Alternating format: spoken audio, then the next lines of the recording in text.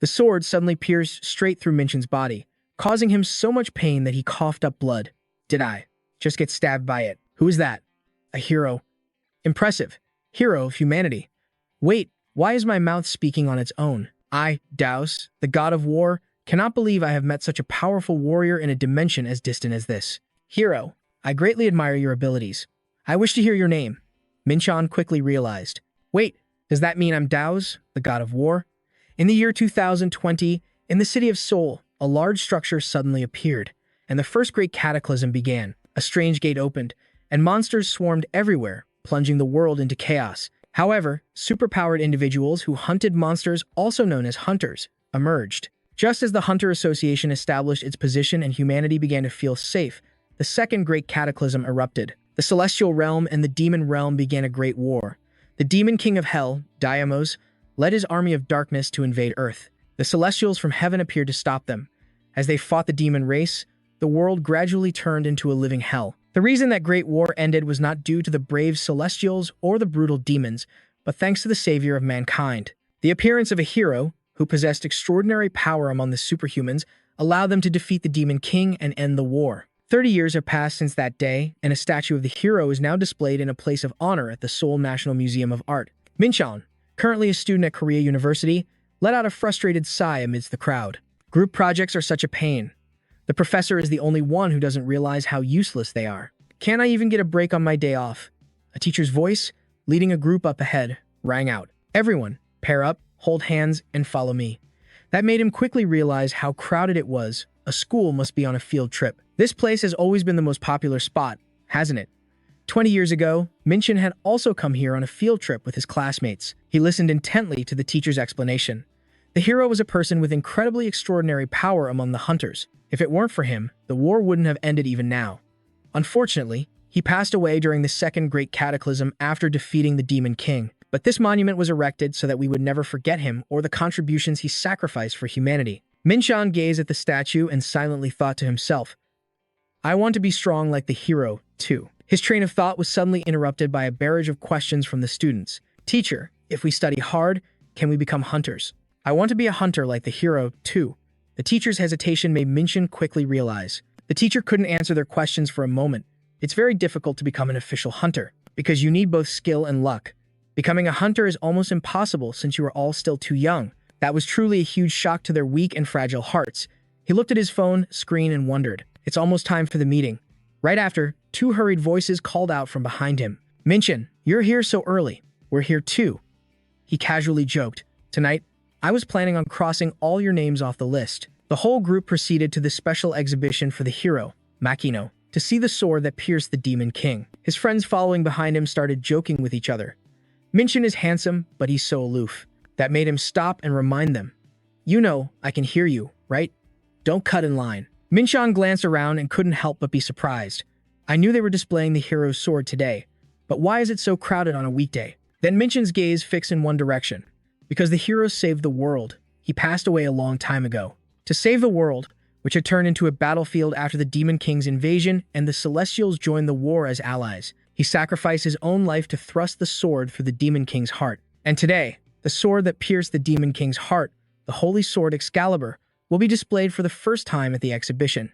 Minchan's group continued to move according to the guide's instructions. Next visitors, please come in. As he walked, he silently thought, this trip should give me more than enough material for my report. Then, Minchin's eyes widened in amazement at the sight before him. That was the sword Caliburn. It was definitely the hero's sword. It looks like an aura is radiating from it. Am I seeing things? The sword seems to be moving. Another aura began to appear, making Minchin quietly wonder, what's going on? Is this some kind of special event? Or is it a demonstration with the sword flying straight towards me? And just like that, the stabbing scene from the beginning of the story happened. The hero gripped the sword tightly and rushed forward, decisively plunging it into Diamos's body, after which the questioning words were heard. The opponents, it seems he doesn't want to tell me his name. But calm down, we'll meet again. Just as Demos finished speaking, he gradually vanished into thin air.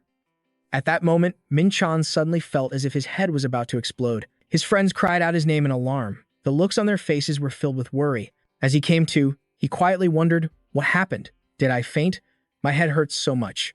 It feels like it's about to split open. Minchan's friends kept asking one after another, Should we call an ambulance? He calmly tried to get his bearings. Did I pass out? But just now, that sword suddenly flew over and stabbed me. One of his friends tried to probe further. What are you talking about? You just suddenly fainted after staring at the holy sword for a moment. Were you daydreaming? Min-chan was startled again. Was it all an illusion?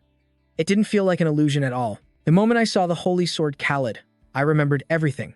23 years from now, creatures will descend and lead the world to its destruction. The Demon King. He is one of the 4 gods who rule hell, the king of the warmongering demons, the god of war.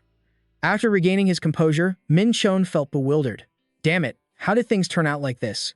The words I said in my past life were meant for me. At the end of the semester, Min-chan's friends couldn't stop expressing their gratitude to him. You did great, senior. I can't believe we got full marks from that strict professor. He just mumbled something to get by. Everyone did a good job. Noticing how pale Min-chan looked, they all tried to persuade him. You should go to the hospital for a checkup. But Min-chan adamantly refused. I'm fine. I'm just overthinking. I have to go. Another classmate walked over and called out, Min-chan, where are you going? What about the end of semester party?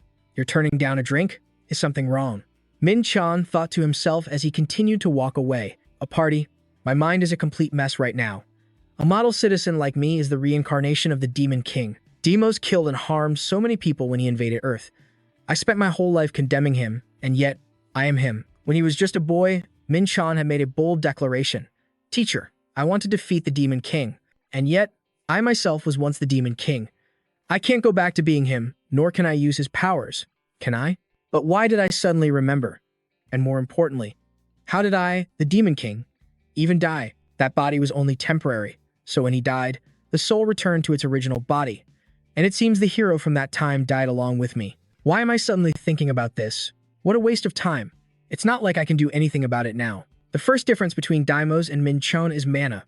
The demon race belongs to the upper world, so sensing mana is just like breathing for them. As for humans, they can only sense a small amount of mana, since they belong to the lower world. I still remember the method. Breathe deeply and concentrate. A notification quickly appeared. Mana detected. Conditions have been satisfied. Perfect. Now I just need to slowly figure out how to use this mana. The system also announced that the status chart was being updated and that Awakener Min-chan would receive the title Player. This made him feel incredibly happy. A question quickly popped into his mind. Is awakening really this easy? Then Min-chan became dejected again. Finding out I was the Demon King in a past life was shocking enough, and now I'm awakened on top of that. I don't know whether to laugh or cry. The system then prompted, say status window, to check your attributes. Min-chan finally nodded in acceptance. Alright, I'll check. He currently possessed 7 strength and 6 agility and stamina. He also had the skill, True Eye, which could observe a target's information through their profile. As for the player attribute, it granted the ability to change the world using accumulated points, which could be collected by hunting monsters. Min-chan was amazed by the attribute, realizing it changed the rules of the world. Just by hunting, I get stronger. It's just like a game. Wait a minute. The upper world and the lower world are divided by something called accumulation points. The demon realm and the celestial realm. Those in the upper world have far more accumulation points and power than those in the lower world. From the very beginning, humanity from the lower world could never compare. That's why someone traveling from the upper world to the lower world must use a different body. That is the rule of the realms. That's the reason the Demon King had to use a different body.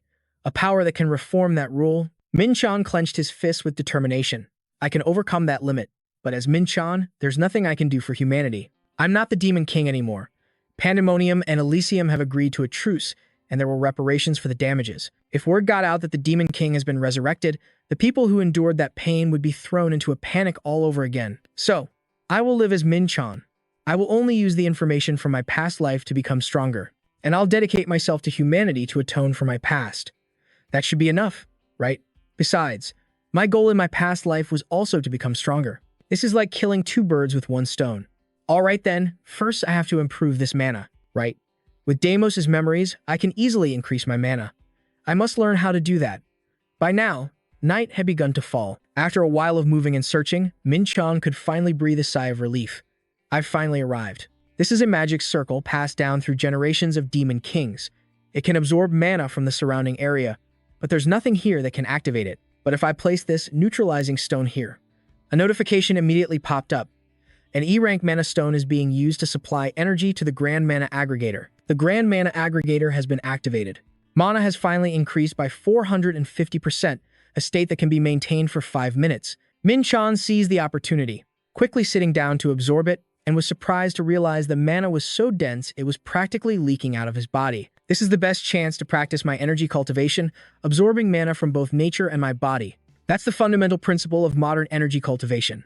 But the technique I learned is a form of cultivation that allows me to accumulate energy from the stars and create a microcosm within my mind. When I was Deimos, I made a deal with a heavenly demon to visit a world known as the Murim. There, I learned an ancient martial art reserved only for the leader of the demonic cult, one that was even more difficult than the heavenly demon's secret art, the ancient star crystal art. I stayed in that world for quite a while and learned various types of martial arts. As a result, my combat skills surpassed even the martial arts of the demon race. Thanks to those martial arts, I was able to dominate the demon race. So, the path forward is clear. He closed his eyes again and continued to absorb the mana. The amount of mana grew, absorbing the flow of the stars. Min-chan's body immediately began to react in an unexpected way. He kept reminding himself that if he lost focus for even a second, his body would be instantly torn to shreds. He carefully observed the next surge of power he absorbed. His body started to tremble from the strain. But Min-chan kept telling himself, if I stop now, I'll either die or go insane. No ordinary creature could withstand this terrifying amount of energy. But I was the Demon King in my past life. This is nothing to me. 5 minutes flew by, and the period for absorbing the grand mana ended. Min-chan had successfully acquired the ancient star crystal art, even reaching the 1-star level. His body was also enhanced by the effects of the ancient star crystal art. All of his skills increased by 5 points at the same time. The ancient star crystal art is a mana-breathing technique that forms a microcosm within a higher state of consciousness. Min-chan stretched and complained, "My whole body is stiff. I wonder if my other techniques have been converted into skills as well." The system quickly displayed a notification. A new power has been formed. Magic power has been converted to chaotic power. Mana now also generates chaotic power. Min-chan's eyes widened in astonishment as he read the information. Chaotic power. He headed home immediately afterward. His status window now showed that his chaotic energy was at 210. His other stats were also on the rise. This made Min-chan quickly realize something. So, is it because of magic power that I have chaotic power now? Chaotic power and chaotic energy. These are terms I've never heard before. It seems this ancient star crystal art uses the power of both light and darkness. Did I only absorb power from the dark nebula because I used to be a demon? If I can truly master this art and absorb power from both the light and dark nebulas, it'll be a dream come true. If that happens, I'll be the strongest being in this dimension. The next morning, Min-chan was at the Hunter Registration Center to get his evaluation so he could officially work as an awakened. First things first, I need to register with the Hunter Association. This was a place filled with both the joy of those who successfully awakened and the disappointment of those who were rejected. Min-chan quickly received his result notification. Unqualified. How tragic. While he was busy reading the notice, he heard a voice ask, "You're E rank, aren't you?" E rank is the absolute lowest. Min-chan looked at her and asked, "Why do you look so awkward? You've already seen my results, haven't you? But can the association not detect chaotic power? It only lists magic power here." He then gathered his courage and asked, "Excuse me, examiner, may I ask a question?" "What's this in the parentheses next to my stats?" She quickly explained. "That's your potential as a superhuman. Superhumans develop by absorbing power from the monsters they defeat in towers and gates. In other words, that's your growth limit." This made him realize something. So, a hunter's growth has a limit. The examiner added that although it's a small minority, some hunters are able to possess power that exceeds the limits set by the association. If you register as a hunter, you don't have to stick to towers or gates. There are plenty of other areas where you can hone your skills, you know? So please, don't be too disappointed. Min-chan could only reply awkwardly, "Thank you." He had just stepped out the door when he heard a welcoming voice. The Y-Sam Guild was ready to welcome and thoroughly guide their new mutants. As for our guild, our name is the Whirlwind Guild. This was not outside of Min-chan's expectations. Just as I thought, these representatives would do their utmost to recruit these mutants into their guilds. 2 members of the guild immediately approached Min-chan. "Please read through this and consider our guild." Their enthusiasm couldn't help but surprise him. Has the news that I'm only E rank already spread here? Word travels fast, but this actually turns out for the better. I hate these kinds of hassles. Except for my magic power, all my other stats are E rank. They say I'm so talented that no guild even wants me. He then unexpectedly received a message from the Hunter Association along with instructions for the Hunter License Qualification Test. Congratulations, Min-chan, on becoming a mutant. This is sent to all mutants who have completed their awakening registration. In order to operate as a mutant, you must officially register with the Hunter Association. The association will hold a qualification test to determine whether you are capable of venturing into gates and towers. A license will be issued based on the results. The test will be held on the second Monday of each month. The message made him wonder. A license test? So I have about 10 days left. Guess I'll have to postpone leveling up then. The Hunter License Qualification Test would be randomly selected from 5 available sample tests. The common point among these sample tests was their ability to assess both the combat and survival skills of the candidate. Minchon now appeared extremely flustered. With my current abilities, I'll be eliminated right from the get-go. In other words, if I want to pass, my physical stats are the top priority. His strength, durability, and stamina were all on the rise. After stopping for a rest, Minchon quietly decided he would try using the ancient crystal technique as a breathing method to improve his own physical condition. No matter what, I still have memories from practical experience in my past life. As long as this body can handle it, that's what matters. During the day, I'll do physical strengthening exercises. His body was also upgraded thanks to the effects of the ancient crystal technique. Pushing himself to his absolute limit, nighttime would be for growth. Through cultivating the ancient crystal technique, 10 days later, Minchon requested to open his status window. Look at these numbers. This past week, I poured my blood, sweat, and tears into this. And the results are unexpectedly perfect. The stat with the strongest growth here is the mana-breathing skill. The power comes from the collision between the light nebula and the dark nebula, which creates chaotic energy. When I trained solely with the dark nebula in my past life, it took me over a year to reach the second crystal level. But now it only took me 1 week.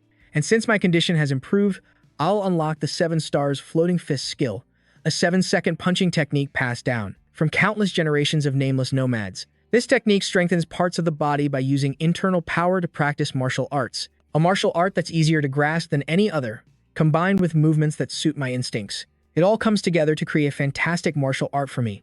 At that moment, the system quickly announced, "You have learned 7 stars floating fist." It can use internal power to fortify a part of the body or to increase latent potential. This would increase his combat ability exponentially. The next morning, Minchon moved while constantly wondering to himself, I wonder what others will think of the martial art I'm learning. It seems the way to activate this skill is similar to the ancient crystal technique. What's this? The ancient crystal technique is C rank, a much lower rank. It's understandable. This is just a basic martial art, after all. If I had a choice, I'd want to learn a high-level one. But if I learn a high-level martial art without a foundation, should I learn cloud stepping? This is a basic key technique, after all. Although the movement technique I usually use isn't cloud stepping, looking at my physical condition, this is the most suitable movement method for me. Cloud stepping feels like you're walking on clouds. Although it's not the type of key technique used to suppress an opponent, it aids in counter-attacking while maintaining your original stance. Its limit depends on mana. Increases movement speed by 50%, amplifies power by 10%. Let's give it a try. His movement speed instantly increased by 50%, consuming 2 chaotic energy per second. This couldn't help but astonish Minchon. This is completely different from what I remember. It's too fast. Is this really Cloud stepping at only 1 star? Isn't this the speed of a 4-star level? What's more, not only is it faster, no matter how strange my movements are, I can still maintain my balance. Could it be that martial arts using chaotic energy are much stronger than those using magic energy? He continued to experiment, then a satisfied smile spread across his face. Should I give it a little test? Minchon channeled all the strength from his hands and struck the ground, creating an incredibly violent tremor. He laughed heartily. I didn't just break it. I crushed it into 100 pieces, and this is just with my basic martial arts. If I could master the ultimate martial arts I possessed in my past life. But before I can even do that, my body might just fall apart. If I have to use it with my bare hands again, I'll have no other choice but to use that. He also received an Awakened license certified by the Hunters Association. Minjun then received a notification granting him entry. As soon as he peeked through the door, he heard a welcoming voice. Thank you for visiting the Yongsun branch of the Union. Could you please tell me the reason for your visit? I'll be happy to assist you. The Union is both an army and a merchant guild formed by various races from different dimensions. They are one of the 3 most powerful organizations in the multiverse, trading items and providing mercenary services. Regardless of the dimension or race, their influence is immense. No race dares to challenge their power. They are an organization that no one dares to mess with. Simply put, they are dirty merchants who profit under the guise of being a neutral organization. As soon as Minjun arrived, he demanded, I want to see the branch manager. She hurriedly asked, I'm sorry, could you please repeat that? Minjun replied confidently, Is this code enough to summon the branch manager now? A man suddenly appeared in a hurry, causing the crowd to murmur amongst themselves. Isn't that branch manager Ma Tan?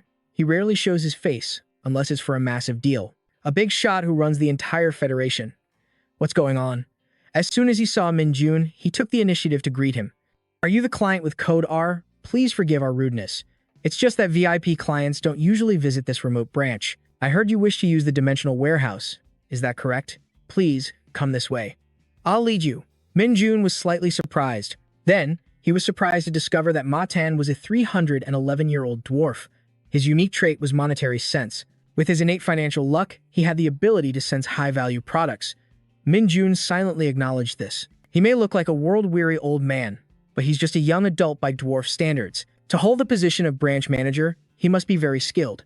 Just then, Matan made an announcement. This is the dimensional warehouse. Minjun continued to follow him inside. Transactions between dimensions usually cost a lot of money and time. The dimensional warehouse is a revolutionary technology created by the Union. This has significantly reduced the time required for transactions. Due to its high cost and advanced technology, it requires verification to see if the user is a manager or a VIP client of the Union. There are only 24 VIP clients, but their identities are top secret, which means even the staff here have no way of knowing who I am. A prompt quickly appeared. Please input the magic pattern for code R. Minjun immediately stepped into position to comply. The status panel displayed a message, calculating reverse encryption.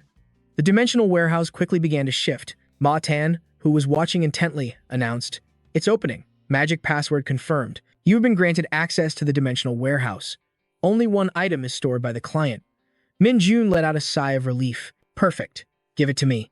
If I'd known I was going to be reincarnated, I would have stored more items. The dimensional warehouse quickly displayed the next message. Client's item has been successfully transferred to Earth. As Minjun observed the item, he silently noted. At first glance, it looks just like an ordinary stone. Now, awaken, Black Star. The Black Star is a multi-purpose weapon created from a dwarf star. It can replicate numerous myths and legends.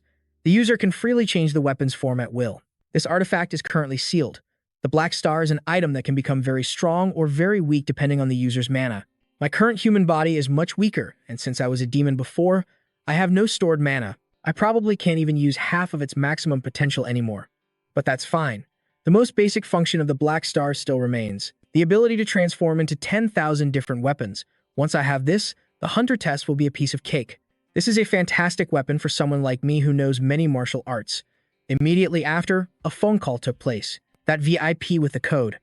He just looks like a normal human, said the voice on the other end of the line. Matan reaffirmed, I saw it with my own eyes.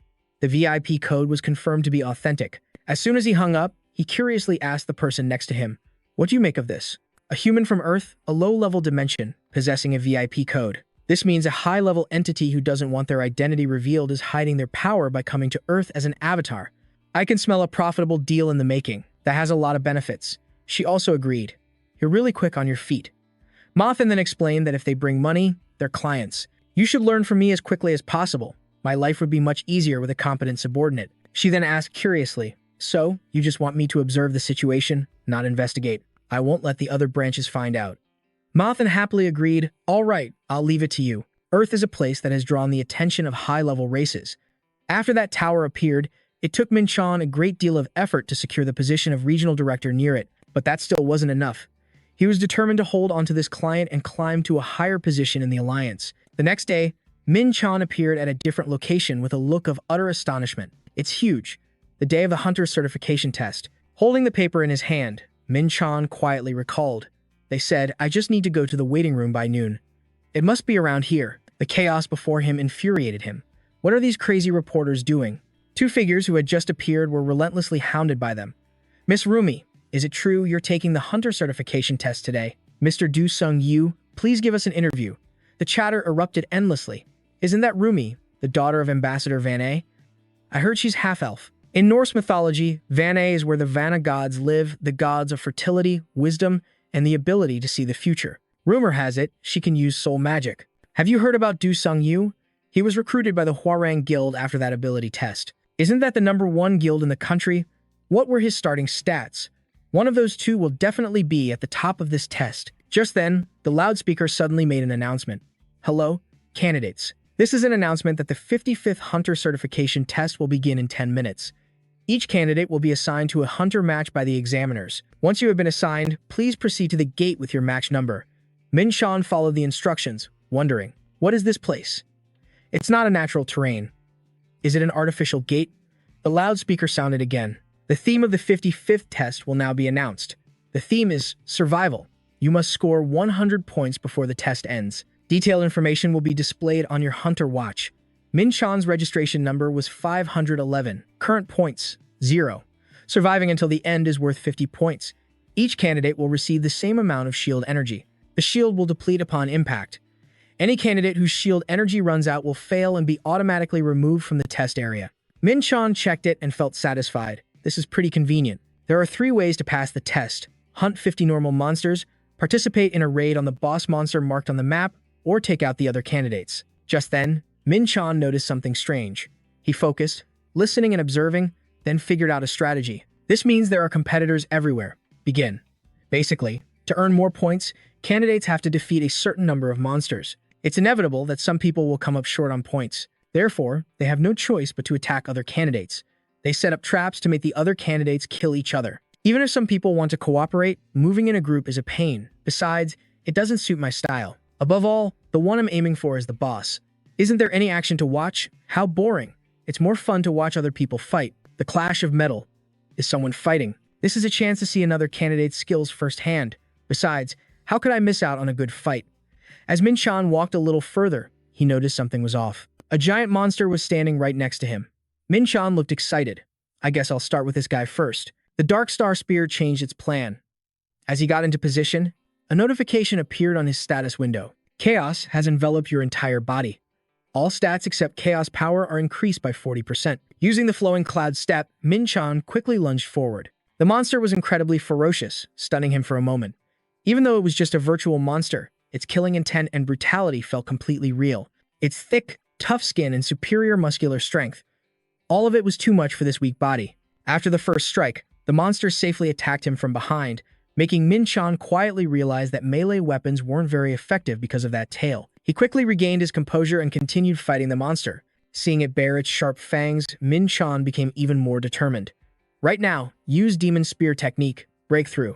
Cost, 8 points of Chaos Chi. The moment the Demon Spear technique was unleashed, it hit the monster with such incredible force that it died instantly on the spot. The system updated with a new notification, you have defeated a monster. 10 points collected. At that moment, Min Shan silently noted that the quality of the dungeon seemed higher than he had imagined. A named monster was worth this much. The boss should be something to look forward to. At the same time, a sound came from behind him. Brother, that guy. He's the one who took the name monster we were about to hunt. The oldest brother of the group shouted in anger, daring to steal from us in broad daylight like this. It seems you still don't know your place, do you? Do you have any idea who we are? We are the famous 3 brothers, the Dark Trio. Min Shan silently observed them. Are they challenging me? It seems they're the ones who caused the fight I heard earlier. They plan to steal points from other participants after they've been weakened by the battle. He then used True Eye to inspect all of their status panels. Their physical stats are several times higher than mine, and their potential isn't bad either. At this point, Yongjin also expressed his frustration. Brother, is he smiling? Do you even understand the situation you're in right now? Min Shan confidently retorted, I don't care if you're the Dark Trio, the Supreme Trio, or whatever else. Stop yapping. Bring it on. The 3 of them began to challenge him in unison. You bastard. Bro, let me kick him in the mouth. We'll let you go if you give us your points. But first, you need to be taught a lesson, don't you? Die. The 3 of them started to charge at Min Shan. He quickly drew his dagger and demonstrated a few basic moves in front of them. Yang Jin remained confident, thinking, You're running right onto the tip of my sword to die, you idiot. Min Shan silently noted that although their teamwork was seamless, he decided to use the sailor's pollen technique. The beauty of creation made Yang Jin cry out in pain. The sailor's pollen technique would reduce the opponent's damage by 30%. It causes the attack direction to be altered, consuming 5 chaotic energy. It increases critical hit damage by up to 50% of your strength, consuming 3 chaotic energy. Seeing his youngest brother screaming in panic, Get away. Stay away from me. The eldest brother confidently assumed, if he gets that close, it'll be hard for him to use magic. Then he rushed forward with a threat. You bastard. Stay away from my brother. Seeing Min Shan successfully dodge the attack, he yelled again, You're finished. Min Shan stood perfectly still, quickly observing the raging flames, then gave a sinister smile before unleashing a counter-weapon. It was the 5 tiger slaying technique. It's a special move from the House of Ha-Buk, a renowned warlord family famous for using practical sword skills in real combat, which made the other two turn pale the moment. Min-chan maintained an incredibly calm posture, preparing to step on the spear and launch himself straight at his opponent. The eldest brother was still bewildered, asking, "What?" But Min-chan had already confidently declared, "It's over," making him scream in frustration, "Impossible." In the end, he collected another 15 points, bringing his accumulated total to 45. Then Min-chan thought to himself, "This guy saved up a lot of points, huh?" Yang-soo quickly approached his teammate and whispered, "Big Bro was defeated, and that guy's weapon," Young-jin confidently asserted. "He must have infused his vital energy into it. It's extremely dangerous." While observing them, Min-chan confidently thought that they clearly had no way of consolidating all their earned points onto one person with their current skills. He then confidently declared, "What starts should also end, shouldn't it? Now, how many points can you guys give me?" The broadcast speaker blared with information again. Participant 450. Yang-soo's shield energy has reached 0. The participant has been eliminated from the test. In the guild's monitoring room, everyone was busy discussing. A member of the Dark Trio has been eliminated. They are rookies being nurtured by the second-ranked guild in the country. Who defeated that trio? Yu Song-yu must have gone a bit overboard. What the guild master says is always right. Discovered by the second-ranked hunter in the country. The rookie with the most potential, personally trained by him, Yu Song-yu. The 3 rookies from the Guma Guild are just small fries to Yu Song-yu. The broadcast speaker made another announcement. Participant 451. Yang-soo's shield energy has reached 0. Participant 452. Yang-jin's shield energy. Everyone gasped in astonishment. The Dark Trio was defeated by a single person. That woman laughed proudly, as expected of Yu Seong-yu, the pride of war. She suddenly froze for a moment, then exclaimed in shock, "Who was that?" She then fell silent in confusion upon realizing it was Min-chun.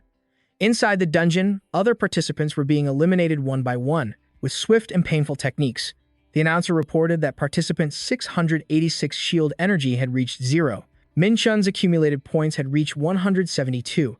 Then he thought to himself, "One named monster, but in the end, I found nothing else. There's not much time left. We've entered the crucial phase of the test.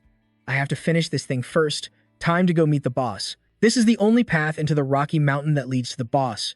A narrow passage that only 1 or 2 people can pass through at a time. At the end of the path was a golem with high resistance, an unruly warrior with the ability to self-heal. Min-chun's voice rang out, asking, "Are you people trying to turn? Is this thing invincible or what? If I take a single direct hit from it, I'm toast. And I can't give it a chance to recover, either. I just have to keep tearing it apart." Min-chun charged forward, swinging his sword at the golem. He could feel the monster's hardness. System notification, no damage dealt. The golem slammed its fist into the ground. Attack failed. Try again. Min-chun smirked confidently. "Oh, wow. Are you really going to tell me what you're about to do? How friendly of you. Things have been pretty boring since I faced that demon trio. But this is a tough fight. If I use the 5 tiger slash again, it'll be too much for my body. So, I'll have to use this, the giant black star axe. System notification. You are using the skill Axe Breaker, consuming 15 points of chaotic power. Min-chun decisively brought the axe down on the golem's arm. The axe skill can only be used by players who wield mana or chaotic power. The skill simply maximizes the axe's chopping properties, but it still exudes an overwhelming power. The golem's body began to crack with small fissures. System confirmation. The attack was effective. Counterattacking. Min-chun smiled with satisfaction. It's working. The size of the wounds doesn't matter anymore. He continued to slash relentlessly at the monster. If I can't use a finishing blow, I'll just chip away at it 10 times, or even 100 times, until it's dead. Jumi had accidentally witnessed the entire battle. She stood frozen, staring intently at Min-chun. Looks like someone got here first. Min-chun was startled and worried. Is someone going to KS me when it's about to die? If Jumi attacks me with her soul magic now, I won't be able to handle both her and the golem. But if I attack her, the golem will recover. I'm screwed either way. Jumi spoke up. Hey, need my help to take it down. Min-chun was stunned. What did she just say? I've been whittling down its health this whole time. He pouted and replied, You're gonna swoop in for the kill now that it's almost done? Huh. Jumi said frankly, No, I don't think you can beat it.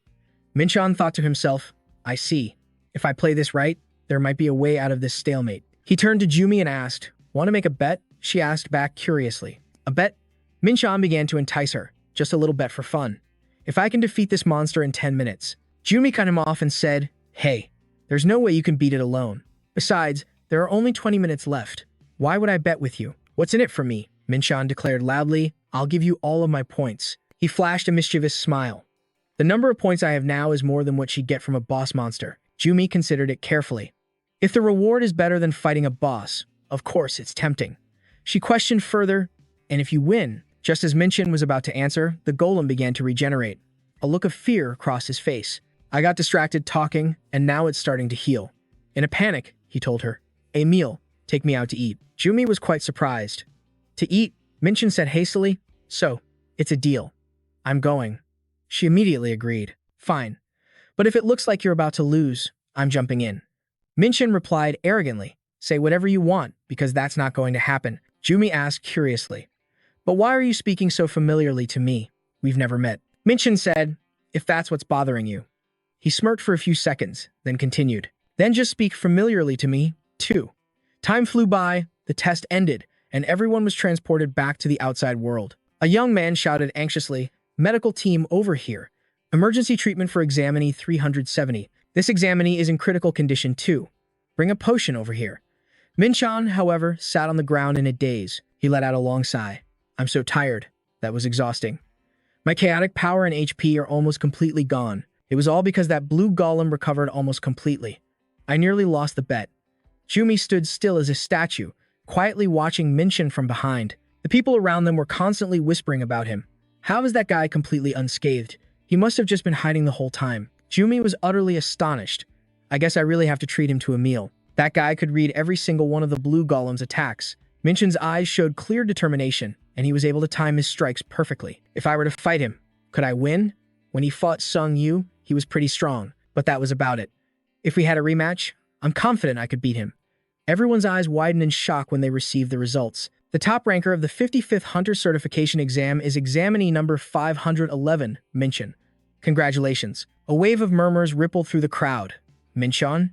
"Sung Yu is in third place." Sung Yu muttered under his breath, unable to accept it. Reporters swarmed him. "Mr. Sung Yu, please share your thoughts on your ranking." He bluntly pushed their hands away. "Sorry, I have no comment." The bodyguards announced sternly, "We will not allow any interviews so that he can rest. We will release a detailed statement to the media shortly." All eyes then started shifting. "Hey, look toward Minchan. Is that him, number 511? He's the top scorer. I should get out of here before anyone notices," he thought. He grabbed the door, but the moment he swung it open, a sea of people outside roared with excitement. "He's out. Hunter Minchan, over here." He quickly looked back, thinking he had to find another exit, but a group of reporters was already there. "Hunter Minchan, please, just one interview. How do you feel about becoming the top scorer?" He was cornered. "How am I supposed to get home now?" Suddenly, Minchan shouted, "I have one condition before I join any guild." He held up 5 fingers and declared, 500 million. "I'll join any guild that offers me 500 million.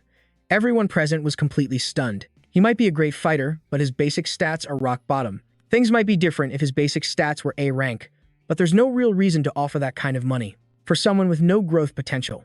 Minchan grinned and thought to himself, "Well, it's not like I plan on joining a guild anyway. I'm just naming a high price so I can go home. Who would pay 500 million for some random nobody who just appeared out of thin air?" Suddenly, a voice rang out, "I'll pay that price." Minchan was utterly shocked. "Wait a minute, for real? A guild is paying 500 million to recruit a newbie. What kind of lunatic is that?" Minchan frantically looked around. "What kind of lunatic is this? I need to see his face." A hand shot up. "Hunter Minchan, over here." He stared blankly toward the arm, which belonged to a chubby man. "Isn't that the branch manager?" Inside a magnificent castle, Minchan spoke seriously with the manager. "What's this all about?" "I'll be blunt. I was just saying that I don't actually intend to join any guild." The manager chuckled and said, "I know. I just want to help my client." Minchan was baffled. "You want to help me?" The manager took out a contract and said, "I want to invite you to be a freelance mercenary for the Star Alliance. You would technically be working for the Alliance, but your contracts will be rewarded, split evenly with us. This way, no one will bother you. Not only that, but you'll also be guided to the gates. You'll be supported by our customer care team and receive tax deductions. Plus, all items you obtain from hunts will be sold at the highest possible price." Minchan considered it. Honestly, the terms were pretty good and the benefits were amazing. He spoke up. "I wasn't aware the Star Alliance did volunteer work like this. The Alliance's motto is that nothing good comes without a price, and all these terms are in exchange for nothing? You must think I'm a child," he said bluntly. "It seems I'm wasting my time here." The manager called out, "Hunter Minchan, all we want is your trust." He was quite surprised to hear that. "What? Trust. Min-chan smirked as he thought, trust, huh? It seems he thinks I'm some kind of huge powerhouse after seeing my VIP code. But what he sees is all I've got. Maybe I've stumbled upon a great deal here. Why would I be foolish enough to refuse? Finally, Min-chan made his decision. All right, I'll sign. Sunlight streamed into the room. The secretary asked worriedly, is a freelance mercenary contract like this really okay? He replied gently, I never do anything without calculating it first. Go back and prepare to welcome our client. Normally, mercenaries for the Star Alliance are incredibly strong, at least noble rank or equivalent. Because of that, freelance mercenaries need approval from management or some other big shot within the Alliance. Even though just having a VIP code isn't enough for easy approval, I can't let this opportunity slip away. I've prepared everything. Now, all that's left is to discuss it with the CEO. A strange man appeared. Good. A mercenary contract, is it? I approve. The manager was quite surprised.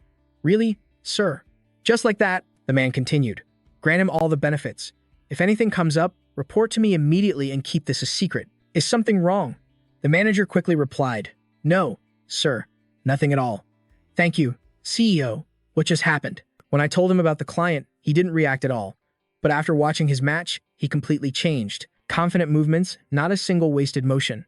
The 20th CEO of the Star Alliance, the Dragonoid Knocker, was intently watching the match. It feels like I'm watching him fight, but it can't be him. That person passed away. Suddenly, a knock at Min-chan's door startled him awake. He was sprawled out on his bed, a sleepy expression on his face. Sorry, I didn't get it. She also realized what the problem was. With a phone like that, it makes sense you didn't get the message. Min-chan remembered he hadn't received the message because his phone had been ringing nonstop. Who the hell got my number and keeps calling me? He invited Ellie inside. This looks like it'll be a long conversation, so please come in. She didn't hesitate to reply. Yes, thank you. Is this what people call a commoner's life? It seems a bit simple for a VIP. Min-chan asked, annoyed. What do you mean, simple? Haven't you looked into how I live? Ellie giggled. Of course not. Sir, we would never do anything to displease Hunter Min-chan. He hurriedly tidied up his room while asking, so, what brings you here today? Ellie began to explain about when he entered the Union headquarters. You presented identification as a mutant, so that's all I know. Min-chan praised her internally. She's good. She chose her words carefully to avoid angering me.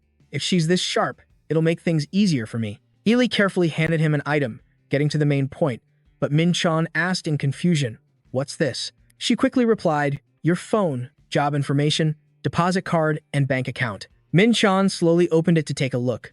A deposit? Huh. How much did I get last time? He was completely shocked when he saw the number.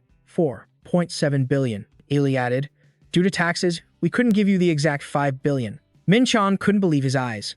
You guys are really paying me this much? Ellie smiled brightly and said, of course. I didn't expect you to be so shocked.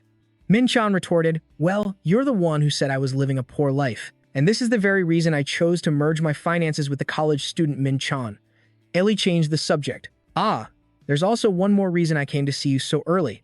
It's about establishing a support team for Hunter Min-chan, and to remind you of the terms and conditions as well as the dungeon arrangements. He said, I think a corpse retrieval team is enough. Ellie suggested, what about tanks and marksmen? They could be very helpful to you. He said confidently, I'm enough on my own. Ellie calculated, all right then, I'll arrange for a zombie expert and a mule to carry your items. Min-chan cut her off and asked, wait, when do I start raiding? She explained, as soon as the dungeon selection and team formation are complete, Min-chan became weary. That'll probably take a while, won't it? My body is getting restless. I really want to try out my hunter privileges. I've already upgraded my attributes and haven't even had a chance to test them. Ellie shot up to her feet and said, it won't take long, because I'm very capable at my job. 3 hours later, she brought Min-chan to a place called the Amsangdong Dungeon, tropical forest terrain. Types of monsters, thorn pigs, smart monkeys, and carnivorous creatures. Min-chan was utterly astonished. You're so talented you can pull this off? Ellie said proudly, I told you I was good. Min-chan could only manage a wry smile. So your confidence is well-founded, huh? A man appeared and spoke up. Is this the rookie who caused such a stir at the recent exam? Ellie quickly greeted him. Hello, Captain. Let me introduce you. This is your support team. The man introduced himself first. I'm Dong Hien, captain of the support team. It's a pleasure to meet you. Min-chan smiled. I'm Min-chan. I look forward to working with you. The two of them shook hands. Everyone began to divide the tasks. I'll be the one hunting in this dungeon. After I'm done, you can all go inside to collect the items. Dong Hyan watched Min Chan step inside. I only joined because Department Head Ellie requested it. The others asked irritably, who the hell is he to summon us like this? Dong Hyan stood there dumbfounded. Min Chan, huh? First time I've ever heard that name. A young man suddenly realized. Wait, is he the top scorer from the recent certification exam? The test was just yesterday, so it makes sense you wouldn't know. Dong Hyan said angrily, I see. Are you insane? Even if he's the top scorer, how can an inexperienced rookie clear a dungeon by himself? Has greed blinded him? If he wants to hunt as much as he likes, he can go call another team. Min Chan easily dispatched a monster. I'm taking the day off. There's no reason to waste my time on this. The monster collapsed to the ground, leaving everyone speechless with shock. Did he just take down a notorious D-rank thorn pig in a single blow? Min Chan smirked and called out, hey, boys. From now on, things are going to get busy, so you better keep up with me.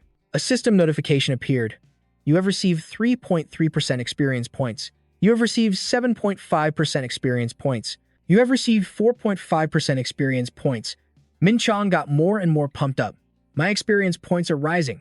They're still going up. The system announced. You have leveled up. Please open the status window to upgrade your stats. In just a moment, Min Chan had dealt with all the monsters. I finally leveled up. He grinned at them. Stat points. You can use these to upgrade any stat you want, but why would I need to think about it? I decided which stat I wanted a long time ago. I'm betting everything on my main power source, chaotic strength. Min Chan was completely stunned. This is insane. My chaotic energy increased by 10% after just 30 minutes of hunting. It looks like getting stronger won't take too long. Inside the forest, the wise monkeys launched an attack on Min Chan, but he took care of them with just 2 slashes. His experience points steadily rose to 6.1%. The monkeys' screams echoed, somebody, please save us. All they could do was watch as Min Chan cheerfully took care of the monkeys one by one. Dong Hyan couldn't help but exclaim, what an impressive fighting demon. What were they saying earlier? A kid with no real combat experience. This fighting style looks like it's been honed to near perfection through hundreds of battles. It seems I'm responsible for supporting an extraordinary child. It's hard to believe those skills belong to a new hunter. Min Chan leaped high into the air, chasing after a monkey. He mercilessly plunged his spear right into the top of its head. Dong Hyan waited with great anticipation, wanting to see just how far he could go. The system announced that both chaotic strength and chaotic energy had increased. Min Chan thought to himself, only the boss monster is left, right? He then spoke to Dong Hyan, team leader, I'm going to try and take down the boss right now. Are you sure? He just forced a smile and said, all right, let's go with your plan. His teammate turned to Dong Hyan and asked, what's wrong? You seem hesitant. He explained, I guess you wouldn't know since you're new. Normally, people attack the boss after 2 to 3 days of exploring the gate because there isn't enough information. You shouldn't risk your life on a gamble like that, right? Min Chan smirked. Why are they wasting time worrying about that? In that case, I'll go fight the boss monster right now. To clear the gate, you need to destroy its core. By looking for the source of the core's energy, you can find the boss monster. When he arrived, all Min Chan could say was, oh my god, an ape, the leader of the wise monkeys. Min Chan wondered, if it's the leader of the wise monkeys, its main magic and skills must be enhancement spells, right? Dong Hyan warned Hunter Min Chan, the ape is a formidable enemy. You have to be careful when facing it. Min Chan immediately rushed forward. You don't have to worry. I just won't give it time to cast any spells. At first, the ape was still laughing playfully, but a few seconds later, its expression turned to horror when it saw someone charging at it. A pillar shot up from the ground. The system announced, you have entered the range of a force totem. Force lightning element is infiltrating the body. Speed reduced by 3 points. Min Chan muttered, how annoying. He used his ultimate skill, Flowering God's Sword, to split the pillar in 2. The ape was even more stunned, and its monkey minions began to charge out. Min Chan silently sneered, you fools. This battle was decided the moment you charged straight at me, without realizing your own weakness. With a single swing of his sword, he wiped out all the monkeys. The ape couldn't believe its eyes. Rage welled up inside it, and the ape let out a massive roar. Dong Hyan could only laugh helplessly. A 2-fold celestial enhancement. It's much stronger than a normal ape. The others were terrified. Leader, he can't fight that alone. We need to go help him now. Min Chan stood there dumbfounded. What the hell are they talking about? They want to help me. The enraged ape leaped towards Min Chan. He immediately used the skill, 5 Tigers Cleave, to deal with something this weak. In an instant, he had split its body in 2. Everyone's jaws dropped in astonishment. The system announced the end of the gate raid. He was extremely surprised to see Elle standing outside. As soon as she saw him, she praised him. Hunter Min-chan, you did a great job. He asked curiously. Have you been waiting here this whole time? Elle answered excitedly. Of course. I had to see it all. After all, it's your first ever gate raid. Min-chan thought to himself, I want to get to the next gate quickly. He asked out loud. When's the next gate? Elle told him it would be in 3 days. Min-chan smiled and said, Good thing it's not tomorrow. I'm definitely busy tomorrow. Also, after those 2 days, please arrange one raid for me every day. Elle asked worriedly, Will you be okay? People usually take 3 to 4 days between raids because each one is so draining, he said in a firm tone. I'll be fine. Oh, and can you introduce me to an equipment crafting expert?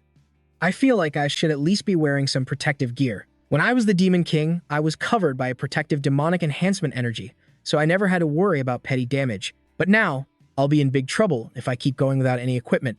Elle replied, I know an expert in the Alliance. I can contact them for you right away. I'll let you know after I've arranged a meeting. It won't take long. He replied eagerly, I'm really looking forward to it. Seeing Min-chan, the gatekeepers scrambled to greet him. Thank you, sir. Please come back anytime. His face was pale. I just spent 400 million. I didn't think the expert they introduced would be so chubby. He doesn't seem very trustworthy at all. He said confidently, You won't be disappointed. I wondered.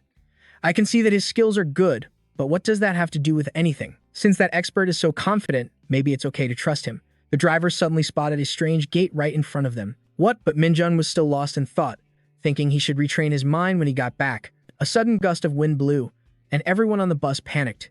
The city's traffic descended into chaos. Min-jun was bewildered. What was that? A sudden accident.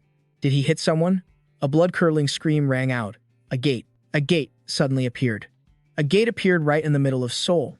Yeah. Min-jun looked outside to check, and it was even black. The one I saw yesterday was blue. Monsters also started to appear, bearing their sharp fangs. Pedestrians were too scared to speak. A monster! It's a monster! A monster appeared. Everyone, run. Everyone scrambled to escape. The monsters showed their ravenous hunger. Humans. Food. Everyone fell into a panic. When is the Hunter Association going to get here? Run. In the middle of the street, a child was crying their eyes out. Mommy, where are you? A monster appeared right in front of the little girl, ready to devour her. It shot an arrow toward her. At that very moment, Min-jun rushed in. How dare you wreak havoc here? He quickly grabbed the child and used his other hand to fight the monsters. Those hideous monsters. The spear plunged into the wolf, killing it instantly. Min-jun said angrily, You're not even worth using my skills on. Just die and become my stats. System confirmation. You've received 2.5% experience points. Min-jun scoffed. These monsters are too low level. They barely give any experience. The system window appeared again. Chaotic energy detected in the opponent you just defeated. You can now absorb chaotic energy. Min-jun was a bit stunned. Absorb chaotic energy. Monsters started appearing in greater numbers. Min-su used his shield. Trying to block their attacks, he shouted loudly, Fire arrows. The monsters continuously shot thousands of arrows toward Min. Min was also getting exhausted. Honey, there are too many of them. My mana is depleted. Min-su replied helplessly. My shield can't take much more. These bastards are also different from the E-rank goblins in the blue dungeon. Both of them screamed in terror. We're going to die. Just as they fell into despair, Min-jun appeared like a hero. This one is mine, he continued, plunging his spear into a monster's head. The other monsters all looked up at him. Min-jun lifted his leg to gain momentum. He unleashed a series of masterful strikes, wiping all of them out. Min-su's jaw dropped in shock. Who are you? Min-jun stood tall, like a world-saving hero. The level of ancient astral arts has increased by 1.5%. Your chaotic energy has increased by 0.3. He turned to the two of them and said, You two go help evacuate the civilians. I'll hold them off. Min gave a strange smile and replied, Yes, thank you. With that, Min-jun turned in another direction. And now, you bastards will become my stats. The scene changes to a cafe where Min-jun is talking to a man. The man cautiously hands him a business card. It's an honor to meet you, Hunter. My name is Sung Hui. I heard you handled that gate all by yourself. A gate that suddenly appears in the middle of the city without any warning would have caused immense damage if we couldn't stop it in time. Thanks to you, Hunter Min-jun, we were able to keep the damage to a minimum. On behalf of the Hunter Association, I'd like to thank you. Thank you. Sincerely. Min-jun replied blankly. Well, it was the right thing to do, Sung Hui added. The association will reward you for clearing the gate breach, and there will also be a cash reward for the monsters you defeated. Min-jun sat there, pondering. So, he's also a hunter from the Hunter Association's security team. Judging by his mana, he's probably A rank or B rank. I don't think I'll need to use True Sight. I probably won't have to see this guy again. I'm not really interested in this guy. I'll have L handle everything. It'll probably take a while. That's what I thought. A week later, Sang Hui came to see him again. Hunter Minjan. It's great to see you again. Minjan replied with a smile. It's Sang Hui. I didn't expect us to meet again under these circumstances. Why did things turn out this way? You ask. To find out, we have to go back 2 days. A C-rank two-headed wolf was Minjan's opponent this time. He finished it off with just 1 strike. Minjan worked quickly, without a single wasted movement. System confirmation. You have reached level 11. It's been a week since the gate broke. By fighting here every day, I've managed to reach level 11. However, leveling up is getting harder and harder. I need to get fully prepared and start raiding higher-level dungeons soon. Donghyun appeared and said, My goodness, you're on a training frenzy again, aren't you? He replied while doing push-ups. It's best to train when you're this focused. So was Donghyun. I could only smile wryly. So arrogant. Please, just give us a break. Ai's voice cut through. Are you done with your training? Min Chan answered apologetically. I made you wait again. I smiled brightly and said, supporting you is my job, Hunter Min Chan. He asked with concern, aren't you tired after your work at the association? And you still took the time to wait for me. I replied, just consider it the branch's way of showing its concern for you. An image of Ma Fan popped into Min Chan's mind. The way these two treated him was like night and day. Is she really the subordinate of that chubby guy? I added, the equipment you requested is ready, so the branch chief is looking for you. Min Chan decided, in that case, I'll probably skip tomorrow's raid. After all, I'm not sure how long it'll take to inspect and test all that gear myself. Suddenly, he heard a roar of cheering. People were so overjoyed they were moved to tears. We finally get a break. Does anyone even remember when our last day off was? It feels like centuries ago. You guys were all amazing. Coming here to fight every day must have been tough on everyone. Min Chan froze. What is with this attitude? I just chuckled. Conquering these gates usually lasts about 2 to 3 days. Dong Hyan seized the opportunity to complain. This heartless merchant just forces us to work endlessly. A explained. Those people have been working at 2 to 3 times their normal capacity, but they didn't complain much since the pay was good. Still, they were bound to burn out eventually. Resting is an important part of the job, after all. Min Chan could only reply awkwardly. Sorry for not being normal like everyone else. How did these two get on the same page so fast? This is really annoying. Before she left, she didn't forget to say goodbye. Well then, I'll see you later. I'll come by to escort you tomorrow, Min Chan. At the Star Alliance branch, the moment Min Chan stepped out of the car, a mob of reporters rushed toward him. Great, another media swarm. They barraged him with questions. Hunter Min Chan, could we have a moment of your time? It appears you played a huge role in the recent gate break incident. What's the status of your contract with the Star Alliance? He answered hesitantly. Hang on, about that. Sorry. He quickly looked for a way to escape, leaving her to handle everything. A was left to face the reporters for him. Hunter Min Chan was the hero of that incident. Has the association finally made its decision? He breathed a sigh of relief as he stepped inside the building. That was a close one. I almost got trapped out there. A cheerful woman came out to greet him. Welcome, Hunter Min Chan. Ma Fan hurried over to him. Welcome. I prepared everything perfectly. Min Chan was incredibly eager. Really? I can't wait to see it, the man laughed. I'm certain you will be pleased. The curtain was pulled aside, revealing a full suit of armor. God's promise and the greaves of Thanatos' trust. Min Chan thought to himself, it's not that I trust this guy, but this. This is beyond my wildest expectations. There were also the earrings of the wind spirit and the ring of Vulcan's vow. After putting on the armor, Min Chan couldn't help but be impressed. This is absolutely amazing. Ma Fan smirked. You like it, don't you? He admitted honestly, it's perfect. To be frank, all of this is far beyond my expectations. The man lamented. If only I'd had more time and a bigger budget, I could have made it even better. It's a real shame I didn't get more support. Min Chan said, there's no need for that. The contract didn't mention anything about crafting support, so this is already more than enough. Besides, I want to maintain a positive relationship with the association. Ma Fan's interest was piqued. A positive relationship? Min Chan explained, yes, that's right, branch chief. Ma Fan's eyes lit up. I'm right here. Is there anything else you need? Min Chan asked with some concern, am I being treated like some kind of VIP? Arrange for me to enter a B-rank gate. Ma Fan shouted in alarm. What? That's impossible right now. He asked, confused, why not? He explained, getting access to a B-rank gate is hard enough, but the bigger problem is the items that drop inside. They're all extremely high quality, which means the competition to get them is incredibly fierce. That's why all gates B rank and higher are subject to strict conditions set by the association. The requirement to enter a B rank gate is to complete 40 or more raids in D rank gates and 30 or more in C rank gates. Min-chan calculated in his head. So even if I clear 2 gates a day, it'll still take over 2. Ma then added. However, there's another way. Though it's not very common, he asked curiously. And what way is that? Ma then replied, you have to fight an A-rank hunter from the association. If you win, you'll be granted permission. Min-chan silently cursed him. Why didn't he mention such a convenient shortcut sooner? At the Hunter Association, an international organization with power and influence rivaling the United Nations, Min-chan asked sheepishly, Hey, you're not still mad at me, are you? About leaving you behind with those reporters. You're not holding a grudge, are you? She replied calmly. You left me all alone and ran away. Oh, I never get mad at people who do that.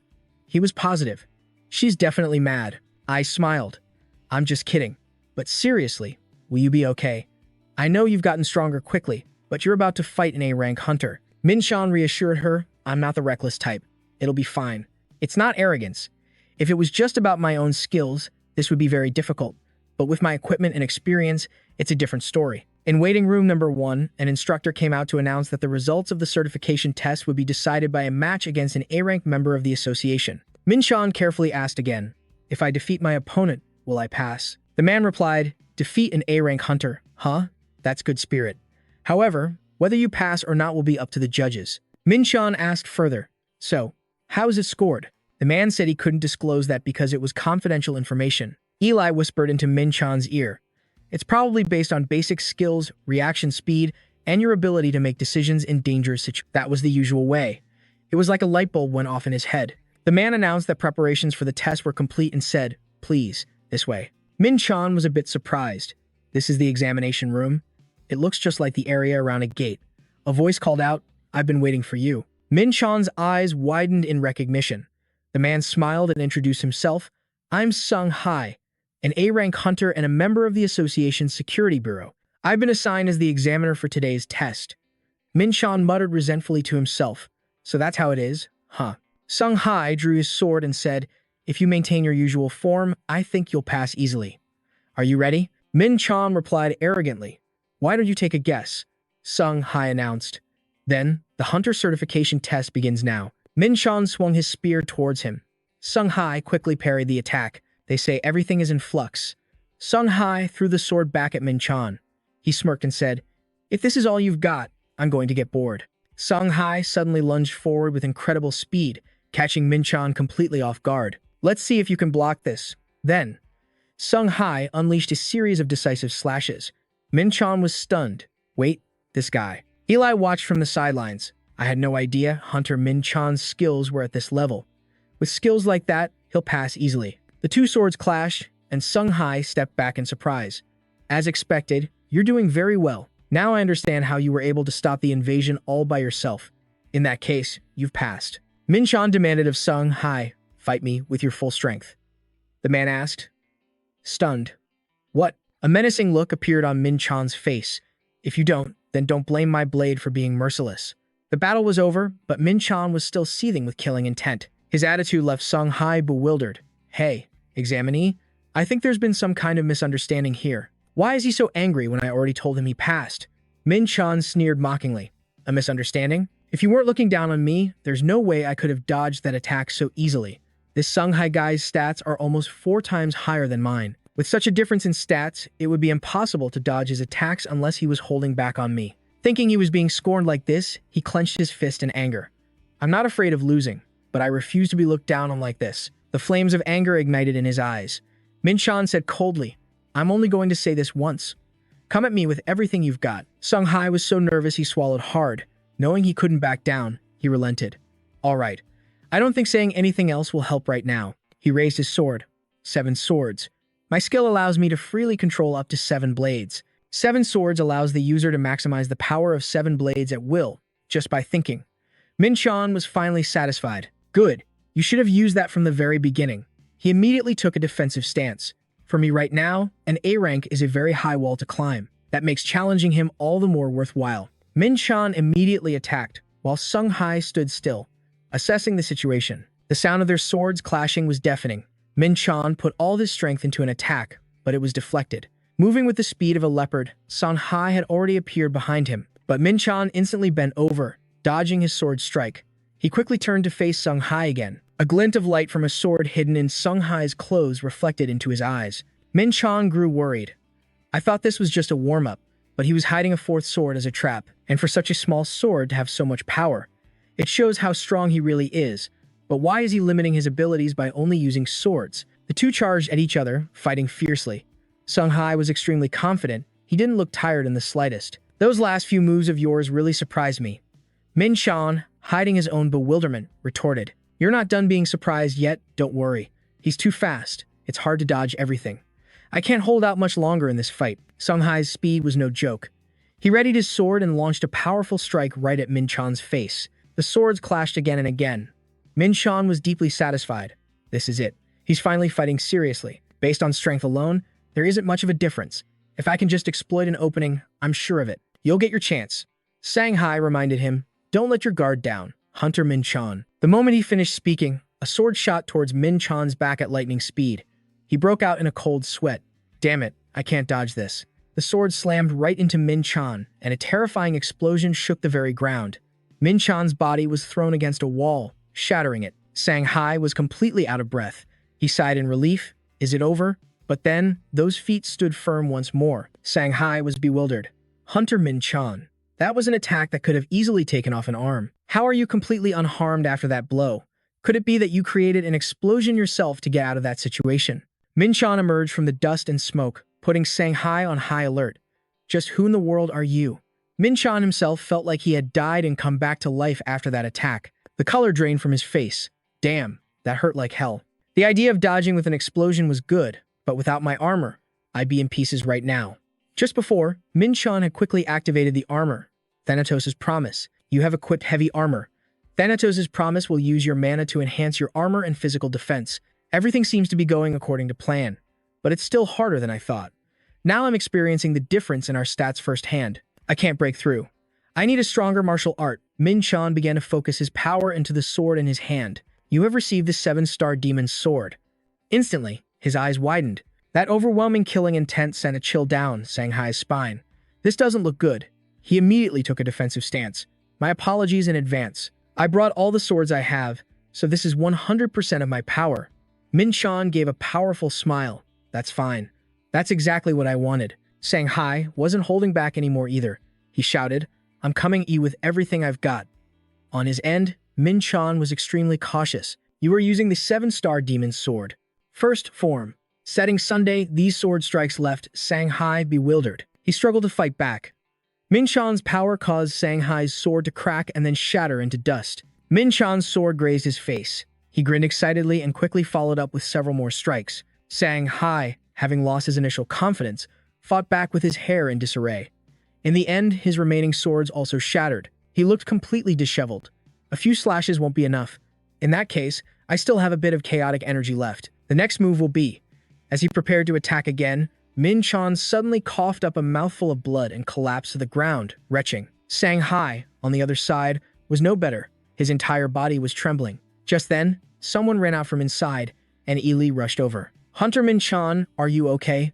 Hunter Song Hai, both young men declared, this has to be my victory. I went through all the trouble of pulling out the 7-star demon's sword, so I have to win this. After they spoke, both of them suddenly burst into loud laughter. Laughing right after fighting left the other two completely confused. What in the world is going on? So, what's the verdict? Song Hai laughed heartily. Of course, you won. After that intense battle, it had been 3 days since he passed the verification test. Min Chan was still continuously training his martial arts on the rooftop. Each of his punches had grown stronger, and his kicks were filled with fervor. Min Chan was very satisfied. Looks like I've fully recovered. Now I can take on a B-rank dungeon. Chunho Gate, Plateau Terrain. Hearing his decision, Ellie was utterly bewildered. Are you really okay? You want to go fight in your condition. You should be getting treatment before going back there. But you're just going to charge in without thinking it through, and a B-rank one at that. Min Chan listened to Ili's nagging while putting on a fur coat. Haven't I told you already? I recover faster if I don't get treatment. It's because the Ancient Star technique can alter my physical constitution. My strength increased by 0.3, and my agility increased by 0.2. Sigh, I've actually gotten stronger. If I were in a continuous cycle of injury and recovery, then sure, I'd have no choice but to rest. But my body has recovered perfectly, so I want to get back to fighting immediately. The group passed through the spatial gate and into a frozen wasteland. It's so cold, Captain. I think this place is colder than any other we've been to. Hey, aren't you cold at all? The others, who were shivering, stared with their jaws dropped as Min-chan walked along casually. He looked completely comfortable in the harsh climate. The wind's not that strong. It's actually pretty refreshing. Min-chan was resistant to the cold thanks to his chaotic energy. To be honest, I was thinking of taking this coat off since it's useless. Hearing this, everyone erupted in worried protests. Good heavens, don't take it off. It'll get even colder later. He just laughed at their reaction. Gentlemen, how are you going to be any help to me in this condition? One of the party members spoke up. I think we should stop and set up the tents. Min-chan agreed. All right, I'll go scout the area while you guys set up the tents. Don't push yourselves too hard. Min-chan walked alone across the thick snow. This place is bigger than I thought. Up ahead, a hairy beast seemed to be waiting for his approach. Min-chan, however, was still unaware of the danger before him. I've been walking for a while now. Why haven't I run into... Behind him, that hairy beast leaped out of the snow pile. It bared its hideous teeth at him. Yeti. Power level 120. Min-chan was excited. Speak of the devil, the Yeti buried itself in the snow again. Min-chan was surprised. It can camouflage itself at that size? How strange. Then, it immediately attacked, swiping twice. Facing this gigantic beast, Min-chan was on high alert. He quickly drew his sword to fight back. Min-chan was very calm. I was a little worried since this is a high-ranked dungeon. But at this rate, Min-chan used his ultimate skill, Prison Tiger Slash, and beheaded the Yeti in one strike. Easier than I thought. He coolly turned his back after defeating the monster. The system announced, "You have received 2.7% XP. Min-chan couldn't stop smiling. D-rank dungeons only give 0.2 to 0.3% experience. The difficulty is the same, but the experience is 10 times higher. I was right to decide to conquer a higher-level dungeon. I should also thank him for all this equipment." At the Hunters Association, a resignation letter was already on the table. Gontek sighed warily. "What the hell are you doing?" Shanghai bowed his head respectfully. "I'm sorry, sir. I went through all the trouble of turning you from a reckless fool into the calm person you are today. Just so you could resign like this? Shanghai, we've worked together for over 10 years. You'd better give me a good reason for this." Shanghai hesitated. "It's a long story, sir. A few days ago, during the verification test, I met Hunter Min-chan." Gontek was surprised to hear that.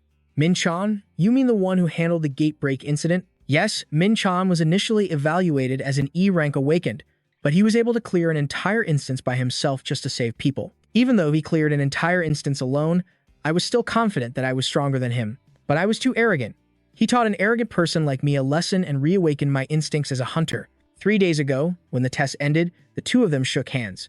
"Hunter Min-chan, for a veteran hunter like you to see my bad side. It's all right. Everything's fine." Shanghai smiled self-deprecatingly. "I've learned a lot from this match. You'll continue to get stronger, right?" "Of course, just you wait. I'll catch up soon." Shanghai issued a challenge. Min-chan didn't understand what he meant. "Sure, do your best. What does this guy want to catch up to?" For someone like me who has awakened this kind of ability, it's hard to get stronger through normal means, but I can still break my limits that way. "Chief, I want to become even stronger." "No, I must become stronger. That's why I'm going to enter the tower." Shanghai clenched his fists. Gontek saw his resolve. It seemed he had already made up his mind. A giant tower appeared in the middle of Seoul along with the first great earthquake. Anyone who can overcome its trials can become stronger, but the risk is betting their own life. Shanghai is a hunter who has almost reached his maximum potential. He doesn't need to go through something like that again. The chief thought it over carefully. Then he suddenly tore the letter in half, right in front of Shanghai. "I don't see any letter. Since you've worked so hard, you're allowed to take a vacation. When you're done, come back to work." Shanghai was deeply moved by Gontek's gesture. He bowed deeply. "I will return after my vacation and see you then, sir." Gontek even joked, "Don't forget to bring me back a souvenir." "Yes, sir." He seems determined on his path to seek strength now. I won't back down either. Hunter Min-chan in the B-rank dungeon. Day 3. Time remaining, 40 minutes and 30 seconds. If I don't kill the boss, monsters will keep appearing near the gate. Since monsters aren't spawning as much anymore, this is the perfect time to go hunting. Min-chan continuously sought out monsters to level up. He received a lot of XP. "You have reached level 15. The system announced, "Your new abilities have been awakened. You have awakened enchantment. You have awakened hellfire." Min-chan was surprised to hear this. what is this? Dong Hyun heard him talking to himself and got curious. What's wrong? Min Chan immediately denied it. It's nothing. Let's rest for a bit, then continue. Authority of Sin. There is an ancient castle known as the Hall of Sin in the deepest part of Hell, and there is a group of entities that have reached the pinnacle of Hell, known as the 72 Demon Lords. The Hall of Sin is where the Bone King race, an omnipotent entity so powerful it could break creation itself, resides. That is the power of the Authority of Sin, but that was in my past life. Now, I'm just an ordinary human, not a demon anymore. I shouldn't be able to connect to the Authority of Sin anymore, right? And both of these authorities don't belong to me anymore either. The Authority of Hellfire is the ability to use Hellfire to annihilate everything. The previous owner of Hellfire was the 11th ranked Demon Lord of Enchantment, Seraphim. Previously, the 55th ranked Deadly Charm was the ability of the demon Seraphim, which could enchant all living beings and make them lose their reason. These are the abilities of 2 demons that I killed. This means that my human body can possess the abilities of those I killed in my past life, telling me to choose one of 2 abilities. It's a no-brainer. How could I even use Charm? Min Jun decisively kicked the Charm ability to the curb. You have chosen Hellfire. The Hellfire Authority is being synchronized with your soul. You can now possess both dark and light energy. The Hellfire Authority is transforming into the Shadow Abyss. Min Jun was stunned by the announcement. It's transforming again? I want to try out my new ultimate skill right away. Just then, 3 monsters appeared. Come at me, you white-headed monkeys. Hearing this, the 3 Yetis were enraged. Let me test my ultimate skill on you. Lately, the common sense I once knew has shattered into 100 pieces. I was reborn in a human body, and a human like me now possesses the relic of a powerful, sinful demon. Having just gained a new power, Min Jun immediately used it on the Yetis. Using Hellfire consumed 150 mana.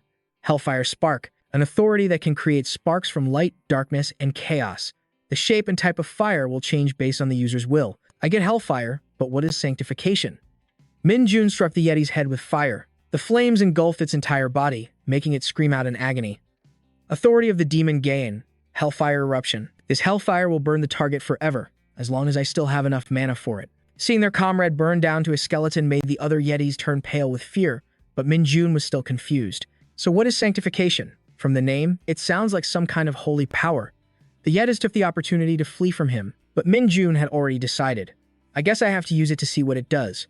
I can't believe I, who was once a demon, am now using holy power. Using Sanctification. Sanctify Hellfire Spark. Holy power can only be used for the purpose of repelling evil, so I can't use it for a direct attack. Another flame erupted before the 2 Yetis, but holy power will increase the user's physical strength when cast on their body. Therefore, it can still support the user in battle. The 2 Yetis were cleaved in 2 by Min Jun's power.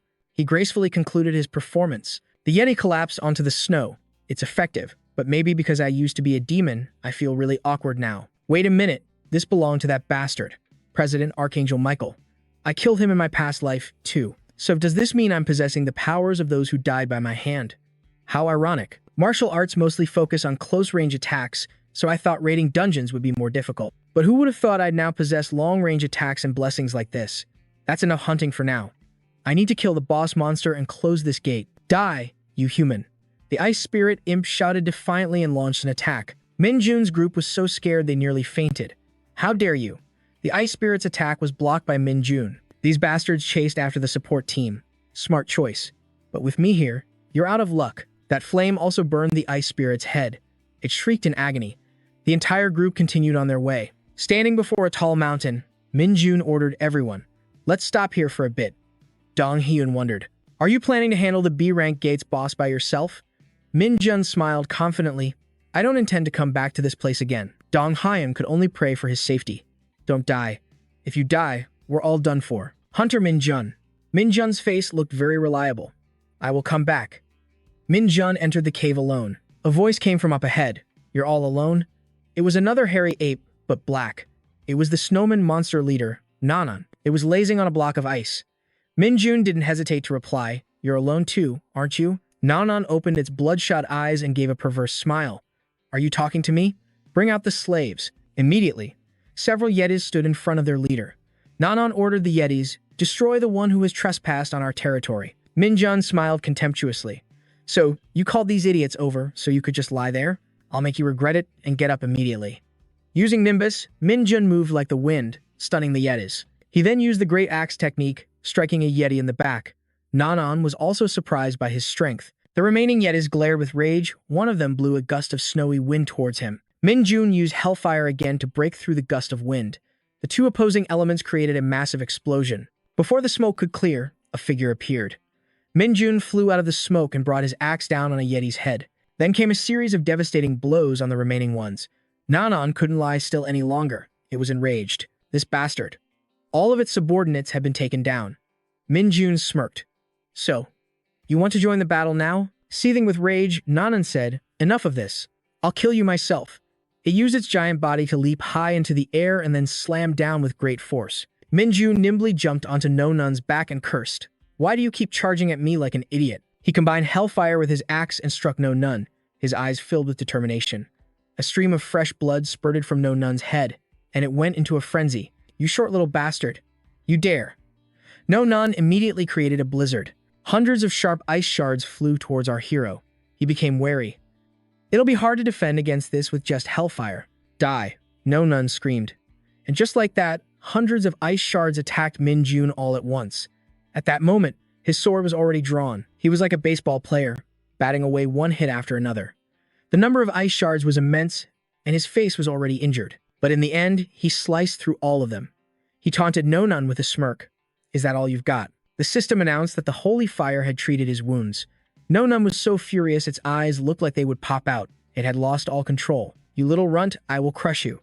While it was out of control, Minjun seized the opportunity, using his star slash and charging towards it. Fresh blood splattered as Nonan crashed to the ground. Minjun was thoroughly satisfied with his performance. I warned you that you would regret this. After returning, Ili offered Minjun a bottle of water as encouragement. You worked hard. Minjun had to agree. Yeah, this one was a bit tough. Ili had to admit it. You're incredible. It's not easy for one person to clear a B-ranked dungeon by themselves. Minjun replied, I'm pretty sure Seo Hee could do the same thing on her own. Ili suddenly frowned, putting her hands on her hips. Hunter Minjun, even if you were an A ranker, no one hunts alone, let alone clear a dungeon that quickly, she yelled into his ear. You should realize what a dangerous situation you put yourself in. Faced with her fury, Minjun didn't dare talk back. He wondered if she was worried about him or just venting her anger. He reassured her. I don't do anything beyond my limits. You don't need to worry about me. Hearing that, Ellie suddenly became flustered. Worried? What are you talking about? I mean, the Hunters Association would be in trouble if something happened to you. Hunter Minjun, this isn't a personal matter. Just as things were getting intense, Dong Hyun appeared from behind them. Sorry to interrupt. When Ellie saw him, she suddenly beamed. Oh, Captain, what brings you here? For some reason, she was suddenly excited. Dong Hyun held out a sharp piece of ice. Could you two take a look at this? I got it from the boss monster's corpse. Ili asked, what is this? Dong Hyun replied, I don't know either. It's a crystal shard I've never seen before, and I can't analyze it. Seeing the ice shard, Minjun felt a little jolt. This thing looks like a useless crystal, but it's a fragment of the legendary grade, level 105 Dranka's Key. A fragment of a key that allows entry into Dranka's Trial, a hidden area somewhere on the 5th floor of the Tower of Trials. This is an item related to the tower. Minjun stepped forward and pointed at the shard. Would you mind if I held on to this? Dong Hyun didn't make it difficult for him. Not at all. Besides, you're the one who has the right to it anyway. Do you know something about this? Minjun immediately denied it flat out. No, I just want to keep it just in case. Please let me know about it when you've analyzed it. I'm dying of curiosity about it. All right. Even with the memories of my past life, this tower is still a mysterious entity. I don't have a single clue about it. Since this thing is related to the tower, of course I need it. Before they parted ways, Minjun instructed Ellie, contact me if you find a C-rank gate or higher. A B rank would be even better. Yes, the branch manager is working hard on it, so it shouldn't take long. Please get some rest until then. Yeah, you get some rest too. Who has time to rest? I'm going to train more. While training, Minjun's eyes suddenly lit up. Since clearing the Jinho gate, I haven't missed a single training session.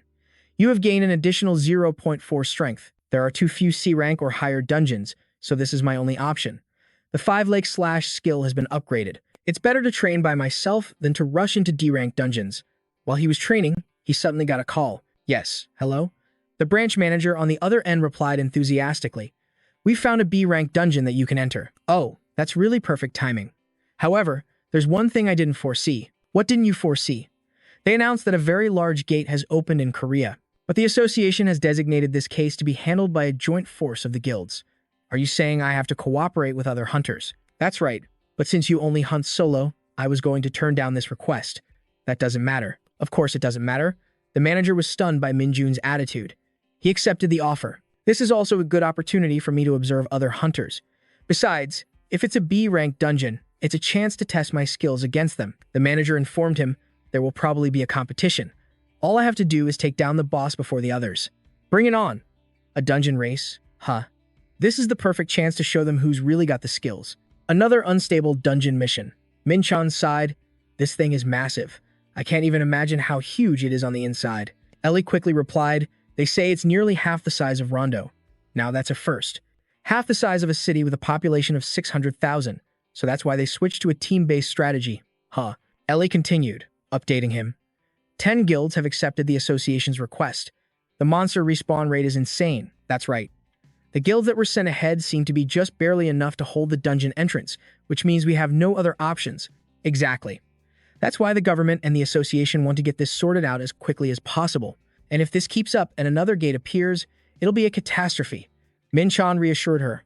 That's not going to happen. Who do you think you're talking to? Seeing his smug expression made Ellie want to puke. You're getting delusional with that ego of yours. I'm just saying you don't have to worry so much. As the two of them walked past, they could hear others whispering. Hey, isn't that the guy who single-handedly held back the dungeon? I heard he completely crushed Sungwoo to take the #1 spot. You mean the great Sungwoo, heir to the Huajiang Guild? Minchan felt a surge of annoyance. Damn peasants love to gossip, don't they? Ellie suddenly giggled. Ever since a rookie appeared and defeated the future heir. Minchan didn't know what to do with her. You're getting a real kick out of this, aren't you? Just how famous are you now, anyway? Hunter Minchan, I'm not doing this for fame. What are you talking about? The valedictorian of the hunter exam who cleared a dungeon gate and now enters another one all by himself. Of course, tons of guilds have their eyes on you. Hunter Minchan, huh? What a pain. Don't you worry, your brilliant partner will handle it all for you. Right. You do you. Suddenly, a voice came from behind them. Excuse me, are you Hunter Minchan? Seeing the orange-haired guy, he couldn't help but judge him. Who the hell is this? The man stepped in front of him and began to speak. It's a pleasure to meet you. My name is... But Ellie quickly stepped forward.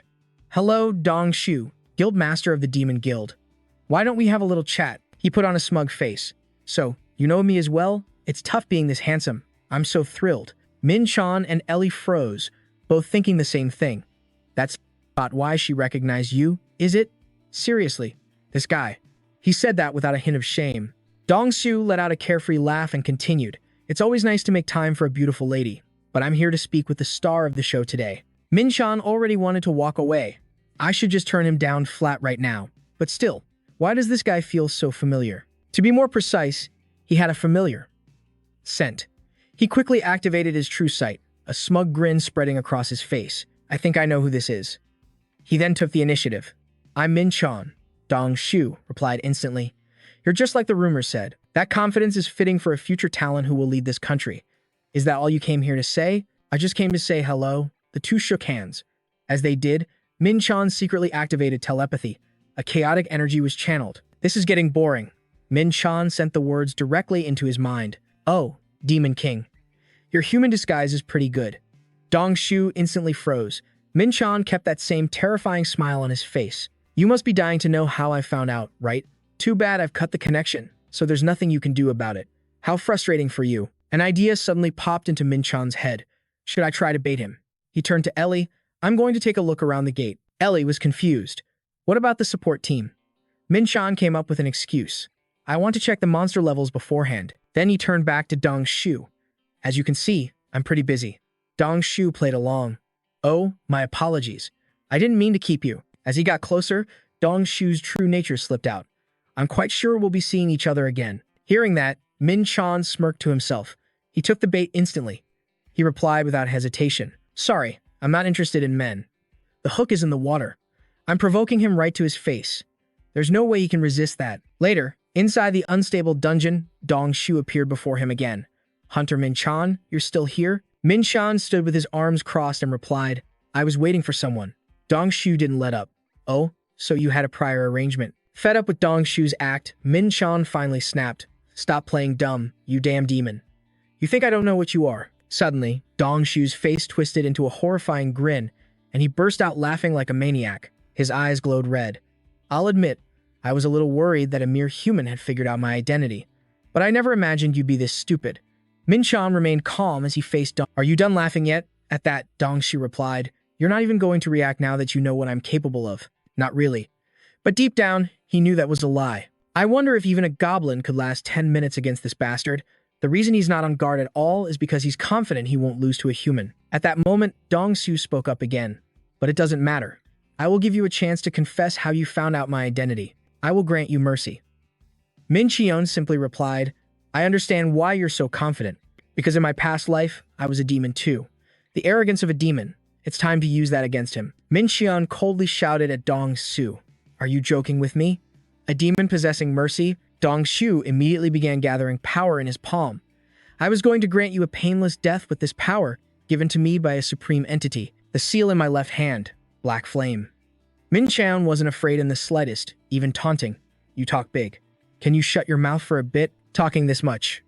Were you bullied back in school or something? Hearing that, Dong-shu was so furious he could spit blood, his face turning red as a chili pepper as he ground his teeth.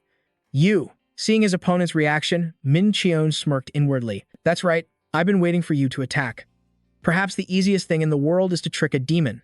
Min-cheon quickly activated Hellfire, using 300 chaotic energy. That blazing aura overwhelmed Dong-xu. The demon Veed saw this and panicked. What is this? Am I trembling? What are those flames? Min-cheon then said, are you genuinely stupid or just acting dumb to only realize it now? Every demon in hell recognizes the authority of sin. Every demon has the instinct to recognize that power. Vede must have realized by now that I am a much higher-ranking demon than he is. Min-cheon then openly declared to his opponent, I am the one who created the era of fire, the father of shadows, and the very symbol of destruction. Veed quickly recoiled, not daring to speak loudly anymore. Min-cheon, like a supreme being, created fire in his hand. Little demon, the Lord of Fire has heard your call. Lord Efreet. Before Min-cheon's imposing aura, Ved was terrified. Lord Efreet. Min-cheon silently observed the person before him. Ved trembled, breaking out in a cold sweat. He immediately knelt down. I, Ved of the Demon Clan, am in your presence, Fire King Efreet. Ved was still in disbelief. But why? Why is his lordship in a dimension as remote as this? He was a great spirit, but was ultimately corrupted into a demon on his quest for power. Fire King Efreet. That damned flame. I mean, that flame is considered the most ruthless of all. Min-cheon stepped forward and spoke, failing to recognize the Fire King as a crime punishable by death. That insolence of yours must be cleansed by my flame. Veed wanted to curse out loud. Cleanse my ass. You just want to kill me with that flame. I won't let myself be killed like this. Just as he was about to risk it all, Min-cheon suddenly cut him off. But turning you to ash would be such a waste. Veed froze on the spot. What? Min-cheon continued, I can't just kill someone who can use mana like you. You must atone for your sin first. Then, he smiled dangerously. All right, if you agree to become my subordinate, I will withdraw the punishment of cleansing by hellfire. Hearing this, Veda's expression changed. Become your lordship's subordinate? That's right. If you become my subordinate, I will forgive your transgression. Furthermore, your talents will not go to waste. This offer is more than merciful. After saying this, Min-cheon thought to himself, this is so exhausting. The system window kept popping up. You are maintaining hellfire. 150, then 100 chaotic energy is being consumed. Hellfire is a destructive power, so it can move on its own.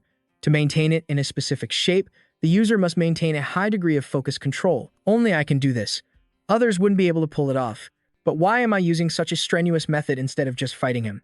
Is it because winning against a demon in this body isn't easy? The difference between races is not something to be taken lightly. If he refuses the offer and counterattacks, then I'll just have to beg for his cooperation. But what are the odds he refused to become the close subordinate of a high-ranking demon king like me? After a moment of contemplation, he spoke again, urging him, answer me quickly. I still have many questions for you. After asking, he worried inwardly. Please fall into my trap. Hurry up. Vade, standing in front of him, kept making strange noises, scaring Min-cheon half to death. Damn it, did he not fall for the bluff? Suddenly, Veda's expression changed and he laughed loudly. I knew a great being like yourself would see my potential. He revealed a smug face. So my potential is so great that even the Fire King Efreet acknowledges it. It's tough being this exceptional. Hearing this, Min-cheon was at a loss for words. This guy is really weird. Vade continued. The others were all jealous of my talent, so they never acknowledged me. But I knew that someone with great foresight like you would recognize how special I am. I will become your subordinate.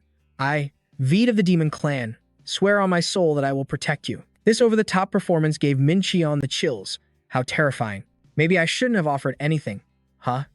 A notification window appeared. The demon VD has sworn his soul to be loyal to you. He will follow any command you give, except for an order to erase his own existence. He explained to the demon VD, "Here, my name is Min Cheon. I understand. Master Min Cheon." Min Cheon continued, "You don't need to be so formal. Don't call me master anymore." VD asked politely, "Then what should I call someone like you, who sits upon a throne?" Min Cheon immediately retorted, "But you were speaking informally just a moment ago." At a loss for words, Dong Shu fell silent, unable to say anything more. After embarrassing him, Min Cheon changed the subject. "Forget what just happened. Besides you, have any other demons come to Earth?" Hearing this, Dong Shu quickly replied, "Yes, my lord. I mean, Hunter Min Cheon. Let me tell you everything I know." According to what Dong Shu said, 5 demons had come to this Earth, including himself. To conquer Earth, they were ordered to build up their forces in South Korea. The Black Baptism. They received the Black Baptism to minimize the restrictions they would face. I don't know who developed this kind of secret art, but it's definitely one of the 4. No. Now there are only 3 space demons left who are connected to the Black Baptism. That Jocelyn, who serves the demon Amodius, is the most suspicious one. But luckily, it seems the Black Baptism isn't enough to overcome the restrictions for those at the Demon King level or higher. Dong Shu boasted, "Among those 5 demons, I am the strongest, so why didn't anyone come with me?" Hearing that, Min Cheon thought to himself, "Good thing they're weaker than I am. If something happens, I'll be safe. But if the Celestial Realm finds out about this, a great war will surely break out." In the past, the Celestial Realm and Hell confronted each other at the tower that appeared in South Korea. After the death of Demos, it was difficult for Hell to continue the fight. The Celestial Realm realized there was nothing to be gained by continuing the battle. Hell lacked the forces because one of the space gods had died. Therefore, both sides agreed to a ceasefire, and South Korea, where the tower was located, became a neutral third party. But the demons have come here in defiance of the treaty because the restrictions are weakening. At this, Min Cheon mused, they must be watching the tower as well. The demon race will do anything for power, so I can't just let this slide. A great war could break out at any moment. I have to prepare in advance. He then said, "Dong Shu, I have an order for you." Dong Shu replied enthusiastically, "Please, just say the word. I will carry it out perfectly." Min Cheon was taken aback. God, why is he so intense? Min Cheon gave Dong Shu a trusting look. "From now on, you will be my eyes and ears." Dong Shu was a bit shocked to hear that. I master Ifrit's eyes and ears. If he could, Min Cheon would have loved to ask him about the situation in Hell or the demon civil war, but that would make him suspicious. Although he can't betray me, it's better to make him completely loyal on his own terms. So, Min Cheon suppressed his questions and spoke casually. "While you're carrying out that mission for Jocelyn, make sure to report back to me on what they're planning." Dong Shu replied clearly, "Leave it to me. I will do my utmost for your grand plan." Min Cheon smiled dangerously. "So reliable. The situation in South Korea, North Korea, South Korea, and world peace. I couldn't care less about any of that. I just can't forgive those bastards who dare to cause chaos where I live. I will destroy your plans." 2 weeks had passed since Min Cheon entrusted Dong Shu with investigating the other demons' actions and came to this place to level up, inside the Pat Bok Dong Gate. Within this gate lies a giant forest filled with many kinds of monsters. Forest monsters with special regeneration, darkness-devouring monsters proficient in magic and curses, and tree monsters that can assassinate you at any moment, and so on and so forth. Min Cheon easily cut through them. To him now, they were nothing more than experience points. To think he could develop this quickly, just 2 weeks after the Chan Ho Dong incident. Real combat truly is the best. In martial arts, people typically master a style by repeating a single stance over and over or by using it in actual combat. Throughout this process, you gain enlightenment and become more and more proficient. He no longer needs to go through that repetitive process, because when he was Demos, Min Cheon had already achieved that enlightenment. The biggest problem right now is that his physical body isn't capable of utilizing that enlightenment. In reality, his current body needs to experience real combat in order to learn the martial arts stances. Once his mental enlightenment and his muscle groups are in sync, allowing him to move proficiently, Min Cheon will be able to unleash the full power of his martial arts. While he was lost in thought, a monster appeared from behind him. It dragged its colossal body in his direction. Min Cheon grabbed his sword. "You're being too noisy." He used the 5 lakes slashing art, sending the battle axe in the monster's hand flying. Having lost its weapon, it threw a punch. Min Cheon took a step back to build momentum, then unleashed a perfectly clean slash. The monster was defeated in a flash. The system announced, You have obtained 0.6% experience. Min Chan grinned mischievously. This is the true power of the sword. Before, I couldn't control its overwhelming strength, so it would just leak out. But now, I can perfectly control my chaotic energy and channel it into this sword. It's all thanks to my martial arts knowledge and my improved control over chaotic energy over the past 2 weeks. My body can't take any more. I need to train more. For now, I need to focus on improving my physical strength instead of my chaotic energy. After finishing his training, as he was heading back to rest, someone suddenly appeared behind him. You're the hunter Min Chan, aren't you? Min Chan turned around and asked curiously, Who are you? At this, the man replied, It's a pleasure to meet you. I am Yu Jin, the leader of Team 3 of the Flowering Sword Guild. I'm here because I have a proposal for you. Many guilds are training to clear the Pakdong Gate, including Dragon Claw, Horizon, and me. But most of them have chosen to enter dungeons instead of competing. However, none of them have been able to secure the boss thereafter. The reason is that Korea's top guild, the Flowering Sword Guild, is here. The Flowering Sword Guild, the undisputed #1 guild, has formed its own team to handle the gate. At that moment, Yu Jin made his offer. Would you like to join us to clear the gate? Min Chan thought to himself, why would they suddenly invite me to cooperate? What are they planning? He asked. Join you? The man replied, That's right. The gate of the scale hasn't been cleared by any team for a long time. The public is getting more and more uneasy about it, so we have to take care of it as soon as possible. Min Chan cursed internally. The public, my ass. Since when has a guild ever been this benevolent? He definitely has an ulterior motive. He said, I understand you need to get the job done, but you guys are the top hunters. Aren't you more than capable of clearing that gate on your own? Why would the strongest team suddenly ask someone else for help? Yu Jin is one of the 3 leaders of the Flowering Sword Guild, rumored to be even stronger than San Hai. A guy like that came all this way just to persuade one person. Yu Jin said, I'm just considering all the hunters who are currently working hard to try and clear this gate. Min Chan laughed. Sorry, I'm allergic to bullshit. The man got angry. Hey, young man, watch your manners. Min Chan calmly asked, and barging into someone's private space is considered good manners. This was a perfect night to practice my ancient star technique, but it's been ruined by this bastard. He deliberately mocked him to get him to slip up and reveal his true intentions, but it didn't work. What a waste of time. It'd be faster to just ask A. Min Chan turned away.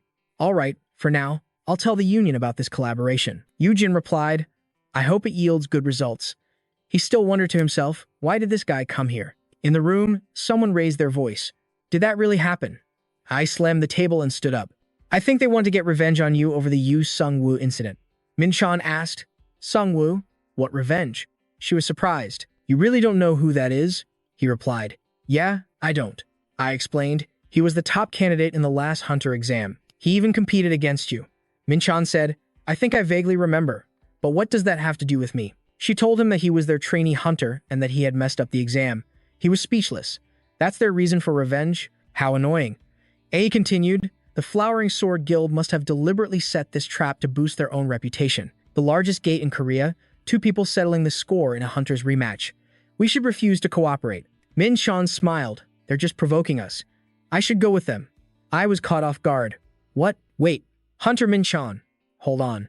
Your opponent has prepared everything to use you for their own benefit. He smirked. That's exactly why I'm going. He would perform on the stage they had set up for him. But don't think you're the only main characters on this stage. You'll all pay the price for daring to waste my training time. The crowd focused on the newcomer. Yu Jin smiled. Thanks for coming, Hunter Min Chan. I want you to protect our guild from the rear. You're our guest, so we'll keep you safe. He didn't object. All right, I was curious about how the Flowering Sword Guild fights anyway.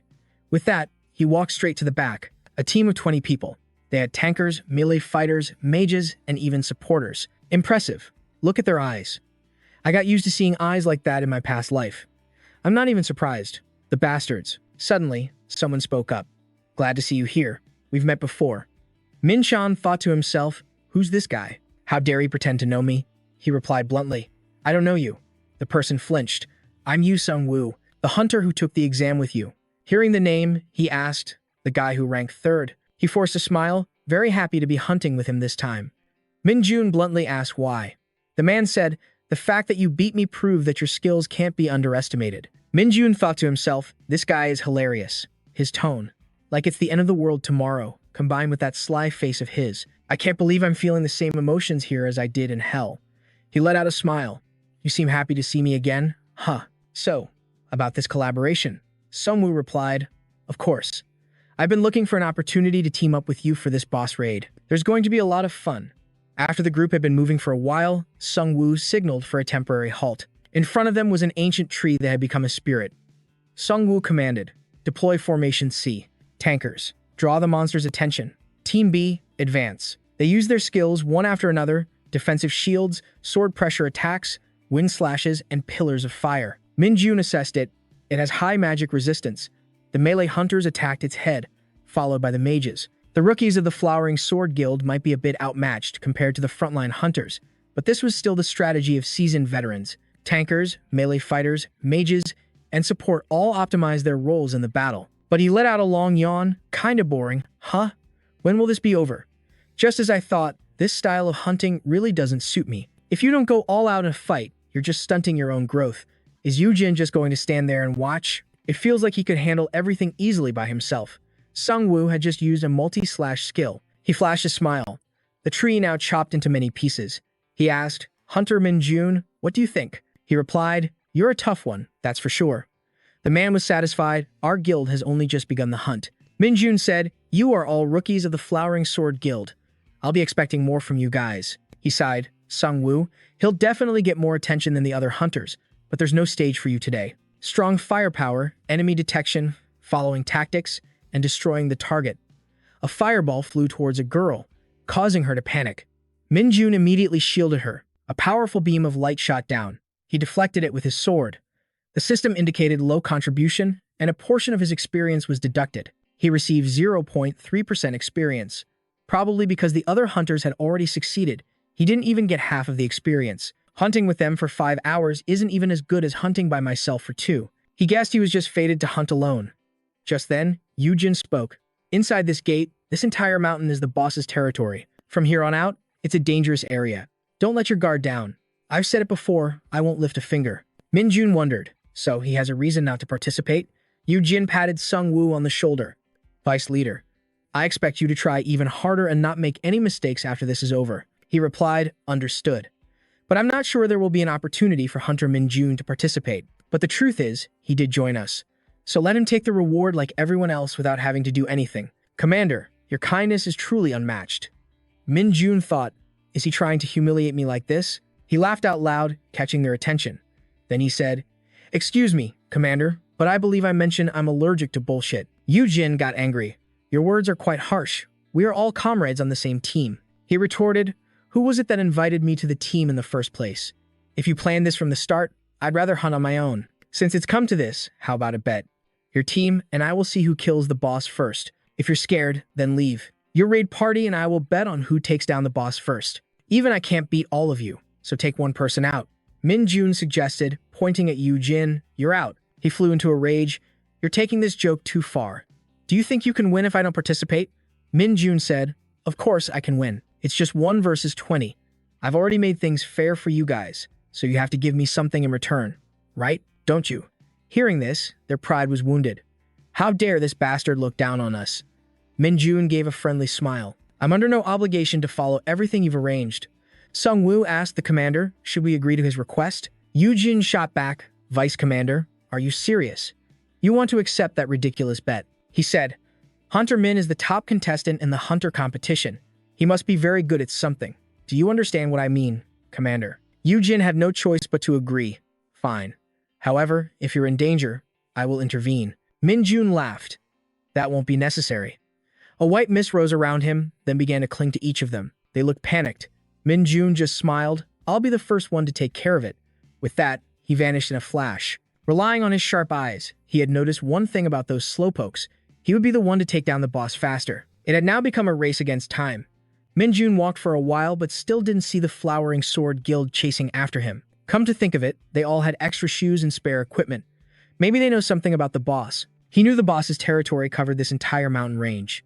If the Flower Sword Guild knew that as well, he had no idea what kind of boss it could be. But is it so strong that the Flower Sword Guild wouldn't dare to act immediately and had to prepare first? Still, those preparations don't really matter. He could just take down the boss first. Suddenly, he felt something. Instantly, a giant monster appeared. Min-jun was surprised. A sandworm? It opened its grotesque mouth wide, as if it wanted to swallow him whole. He covered his ears in disgust. It was as big as a mountain, but also incredibly loud. It roared continuously. Minjun, while blocking its attack, said, "What? Does it understand what I'm saying? I won't be able to hold on if I don't reinforce my guardian's aura. The sandworm has no eyes, but it uses vibrations and sound to find its prey." Just then, it opened its terrifyingly large mouth again. Minjun was a little surprised. So fast, and it has a layer of armor and amazing regeneration. This monster is going to be a problem. The gash on its skin healed in no time. Minjun thought to himself, I can't dodge this attack. He took out his weapon. Then I'll just have to attack to disable it. The Flower Sword Guild still hadn't arrived. They must be preparing a lot of things to face the sandworm. Minjun leaped onto the monster's back.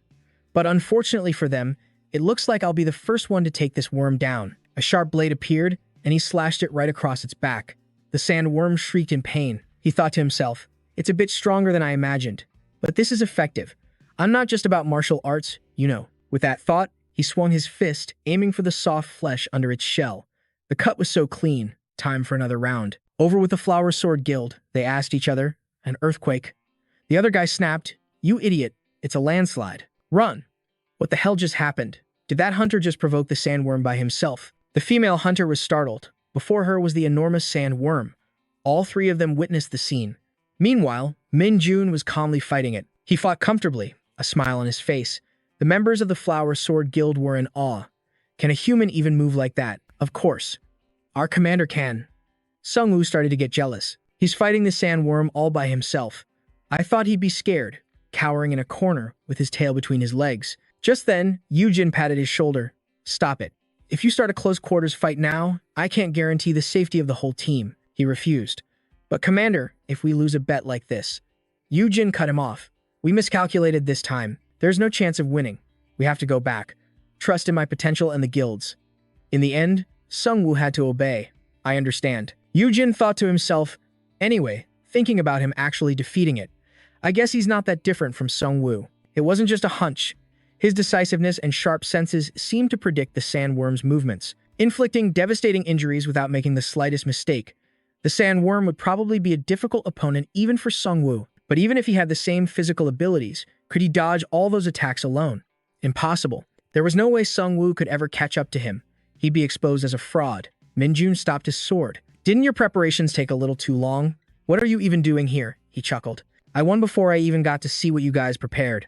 A gate opened, and the Flower Sword Guild appeared to the cheers of the crowd. The Flower Sword Guild's raid team has cleared the gate. Minjun provoked Sungwoo, have fun cleaning up. He thought to himself, of course, they'll be furious. So angry they won't be able to sleep. After saying that, he turned around. Someone was waiting for him. Ili asked worriedly, what happened? He said smugly, what do you mean, what happened? Obviously, I annihilated it. Back at the office, a crisp laugh rang out. Ili said excitedly, you're going to get tons of advertising offers from this. Minjun replied, but that also means you're about to have a lot more work. Are you okay with that? She affirmed, I've always loved this kind of thing. Minjun smiled. You really are a workaholic at times like these. Ili sounded annoyed at that. People like you really get on my nerves. He didn't understand why. She explained, you're addicted to hunting. What else? That hit home. He said there was no need to look for gates for a while. It wasn't because he was annoyed, but because he was planning to try and overcome the trial. Ellie was stunned. Aren't you taking the joke a bit too far? But he insisted that he was serious. Most of the people he competed with in his past life had overcome the tower's trials. Based on their stories, he would receive a reward if he passed all the trials, and he could also get more mana, items, and other rewards. However, you don't always get stronger just by entering the tower. Minjun thought deeply. He would use everything at his disposal. Right. Call the branch manager and tell him I want to see him tomorrow morning. As soon as he got home, someone shouted, Hunter Min-chan, I've been waiting for you.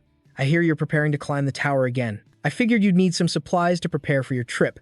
He pointed to a bag. Min-chan asked, this fast? He replied, a talented partner must always be prepared. This is a 500-kilogram spatial bag. Min-chan praised him for being so thoughtful. Ma-fan said with delight, I'm the branch manager, you know. I didn't get this position by just sitting around playing cards. The Federation will sponsor it this time. Please, accept it. Min-chan said bluntly, give me a discount and I'll buy it. I can't sleep well if I just keep taking things from you people. The Star Federation is the kind of place that wants to take back double what they've given. If you're not careful, that's what happens. The Federation's investment weighed heavily on Min-chan because he didn't want to be indebted to anyone. He had to maintain a balance with the Federation at all times. Min-chan added, and I need your help with one more thing. Ma-fan was enthusiastic. Please, feel free to ask. Min-chan said, I need a construction expert. I'm planning to build a training ground. With a giant mana vortex, he would be able to instantly detect gates and more. But since he couldn't always enter dungeons to train, he needed a place with abundant mana. A place where he could set up a magic circle and everything would be fine. Every time he trained, he could activate the magic circle and increase his mana capacity. Ma-fan asked, a magic circle that can store mana. It's a place large enough to carve a magic circle and set up a defensive spell to prevent anyone from entering from the outside. Min-chan asked, that should cost around 700 million, right? How much would I need to cover all of it? Ma-fan said, in my opinion, it would only be a little over 600 million. Hearing that, he said, go ahead with that plan for now and send me the bill for the rest later. The man said excitedly, if it's not enough, I can help you out. Min-chan was speechless. No, thanks. I wouldn't dare accept. Ma-fan said, let me help you. I just want to fulfill your request. Before leaving, Min-chan said, I'm counting on you. My business here is done, so I'll be going. Suddenly, the man called out, there's one thing I wanted to ask you. Min-chan stopped. What is it? He said. To enter the tower without an invitation, you have to be a pure-blooded human, right? Min-chan replied, that's right. The man asked again, so how are you planning to enter the tower? Min-chan then remembered, that's right. He still thinks I'm just a clone of some ancient being. Because the tower system is very complex, anyone using a clone can't be easily accepted in and out, so his suspicion is reasonable. Min-chan asked in return, are you that curious? Ma-fan replied, of course. Very curious. In fact, he thought to himself, it seems he's both curious and suspicious of me, but it's not a difficult question. Honestly, I just need to tell him that I am a pure blood. But instead, he said, it's nothing special. You just have to die. Ma-fan was horrified. What? Min-chan smiled. I said, you just have to die once. The man was confused. What is that supposed to mean? Min-chan thought to himself, well, it's because of my previous life. The reason I can enter this tower is because I was killed by the hero's sword and was reincarnated as a human. Well, I'll tell him when there's no more suspicion between us. Besides, that's already a hint about my identity, isn't it? Whether he figures it out or not is up to him, but that has nothing to do with me. Ma-fan was sad. So you don't fully trust me yet. He was utterly dejected. At a cafe, a few girls were captivated by the young men over there. Look over there, he's so handsome. He looks familiar, too. The other one looks young, but he looks like a celebrity. Should we ask for their numbers? The question is if they'll even give them to us. On the other side of the cafe, Veed said, Lord Min-chan, it's an honor that you've requested to meet me. Min-chan replied, there's no need to make such a big deal out of it. He had set up a zone of silence, a type of magic barrier to block all sound. He said, you're quite skilled at using magic to alter your age, aren't you? The man blushed. Thank you for the compliment, my lord. Min-chan criticized. But don't smile like that. Hearing this, the man immediately looked dejected. Min-chan asked again, have you received any other requests? They replied, not yet, sir. We're currently focused on developing the guild. Min-chan remembered. That's right, you're still running a guild. The Demon Guild. You could call them loyal servants led by the Black Flame. It's been some time since Veed established the guild to expand his influence in Korea. Thanks to his talents and leadership skills, the Demon Guild is now considered a rising power. His stats are also quite good compared to others his age. He's pretty talented. While Min-chan was evaluating him, the man said, now that I am your loyal servant, they will worship you just as I do. Min-chan thought to himself, now that I've made him my subordinate, I have to make him as useful as possible. He asked Veed, do you trust me? He replied, I swear on my very soul to obey you, my lord. Suddenly, he stood up. If that's the case, don't move no matter what happens. He was surprised. What? A powerful energy surged into his head. Min-chan said, don't be surprised. Focus. The slightest mistake could kill you. Different, so he could take advantage of VDE's dark magic. That's why he couldn't teach him any magic that would make him stronger quickly. But using martial arts was a different story. The mind-splitting technique. In reality, this was more like a Taoist art than a martial art. It could help expand someone's mind by dividing it into multiple parts. So why would this help him? Magic is just like calculating a specific formula. If someone could multiply and divide while performing other calculations simultaneously, their magic would undoubtedly grow exponentially stronger. Once someone can use the mind-splitting technique, they can make their own magic much stronger. VDE looked at himself in amazement and exclaimed, Lord Min-chan, what is this power you've just granted me? He said, that is the mind-splitting technique, a type of magic that helps you use your own magic faster and more efficiently. He thought to himself, if you had to fight a demon of the same level, you could now easily overpower it. Of course, he had only taught him the basics. He would still have to train more to adapt. VGE was moved. I've never heard of this technique before. I can't believe you would bestow such great power upon me. Minchin said, but if someone were to attack us right now, we could have ended up in a trance. The two girls nearby misunderstood. Did that guy just grab the other one's head? Are they fighting? Minchin added, I didn't want to do this in a public place, but thankfully, I was able to transfer it to you without any problems. VDE agreed, yes, you're right, my lord. If someone had touched us, the energy wouldn't have synchronized properly. Emergency alert. An A-rank and B-rank hunter have suddenly fallen unconscious. An A-rank and B-rank hunter entered a coffee shop and suddenly collapsed after one grabbed the other's head. Because if anyone interferes with the mind-linking process, both the one performing it and the recipient will be in trouble. But Minchan wasn't just some ordinary person. He was the Demon King. He was completely confident in himself. DE asked, do we need to rent a private room or something? Minchan replied, that's too expensive. Hearing this, he was surprised. Are you that poor, my lord? You still have this loyal servant. Hearing that, he was taken aback. Oh, right. This was a habit from his student days. VDE realized something. Oh no, I accidentally ordered 100,001 coffee. Time to change the subject, Minchin said. While I'm away, focus on practicing the mind-splitting technique. VDE asked, are you going somewhere, my lord? He answered, I need to go back to my hometown before entering the tower. He wondered, are you returning to a higher dimension? Minchin gave a forced smile. Don't worry about it. You'll thank me later. At the station, Minchin told the young man next to him, you didn't have to come all this way. The guy said, this is the only way to make you remember I exist, and it's a good chance to visit my parents, too. Minchan said politely, send my regards to your mother. He was key. The Minchan's childhood friend and also his university friend. It's so frustrating coming all this way to see you, but you're never home. You completely fell off the grid. You even dropped out of school. Minchan reflected on himself, training until morning, phone always dead. His friend had dropped out of school to become a hunter, which left him speechless. He said, thanks a lot. Ki, this said, I'm not done yet. Our friends from university have been freaking out ever since you suddenly got famous. A lot of people surrounded Ki.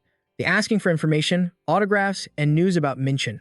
He was also the one who stopped Minchin's mother from flying to Seoul when she couldn't contact him. His mom asked, you can't contact him either? That boy must be in some kind of trouble. I'm flying over right now. He had no choice but to show her the article about Minchin. His mom was completely shocked. After clearing the Batbok Dong dungeon in the middle of the night, he met Ki, the again. It was a good thing they reunited like this. Minchan's mother scolded him fiercely. You damn kid, why haven't you been calling home? I was so worried. After apologizing, he admitted that he'd become a hunter. She asked, why would you choose such a dangerous job? Don't you know how worried I was? He explained. It's not dangerous, Mom. I'm not in danger. Ki found it hilarious to see the powerful hero trembling in fear. Back in the present, Ki praised himself. I mean, where else are you going to find a friend who picks out gifts for your own parents like me? You've got a great childhood friend, you know. Minchan replied, I already thanked you. Just let me buy you an expensive gift too, all right? He had bought him fruit and Korean beef. Ki said, next time, you have to take me to the best restaurant in Seoul. You better be ready. He agreed, all right. In that case, don't even think about coming to my family's restaurant. He added, just so you know, grilled chicken is my favorite. The two said their goodbyes. Ki thanked him for the beef Minchan gave him and left. Left alone, Minchan thought to himself that being too busy to stay in touch was really just an excuse. This is my fault. When I regained the memories of my past life, I became obsessed with becoming strong, and I cast aside everything that was part of Minchan. But the fact that I feel this guilty proves that I'm no longer the person I was in my past life, because a demon feels nothing at all. Standing in front of his house, he thought, I've only been gone a few months, so why does it feel like a whole year? His parents have been running a fried chicken shop for 20 years in the old Nambu market. It draws in a lot of customers, because they fry the chicken the traditional way. Minchan took a deep breath. He really missed this smell. He used to be sick to death of it, from smelling it every day since he was a kid. The fragrant smell of chicken, but after being away for a while, he found himself missing it. His university friends felt it was a complete injustice when they heard he was sick of this smell. Minchan pushed the door open. He felt his heart pounding. His mother greeted a customer out of habit. His father came out and asked who it was. His mother cried out in surprise, my son. Minchan gave a gentle smile. I'm home, Mom and Dad. A whole chicken with glistening golden skin was placed on a plate. The aroma, which awakened all 5 senses, wafted around his nose. Minchan picked up a drumstick. and after admiring the shiny piece, he took a bite. The meat practically melted in his mouth. This was it. The divine flavor made him forget himself. His father said, "You shouldn't have told us you were coming home. I would have prepared some things you like, Min-chan. You said you were tired of chicken." He laughed. "No way. You can't find a taste like this in Seoul. Your chicken is the best, Dad." His father said excitedly, "I'll fry another one for you. Eat up." Min-chan obediently followed his command. After regaining his past memories, he had forgotten about his family for a while. Min-chan was born into a family with boundless love. On his exam day, his mother made him wear warm clothes and he carried a heat pack. His father was worried and wanted him to eat one more chicken leg. After that, Min-chan got into university. His father announced that he would give away 100 chickens for free, with no time limit. They were as happy for him as if it were their own joy. His parents were the people he wanted to protect the most. The reason he wanted to exist as Min-chan was for his parents. He reminded his parents to remember to open their gifts. This gift was the only thing he could give them right now. His father said, "I guess a hunter like you makes good money. You're all grown up now." His mother laughed. "Honey, what are you talking about? He's still just a kid." "Min-chan, thank you. But you don't need to prepare gifts next time. Just save your money."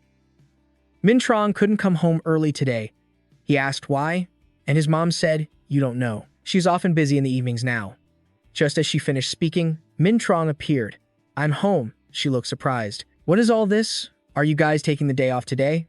The door is closed too. Did something happen at home?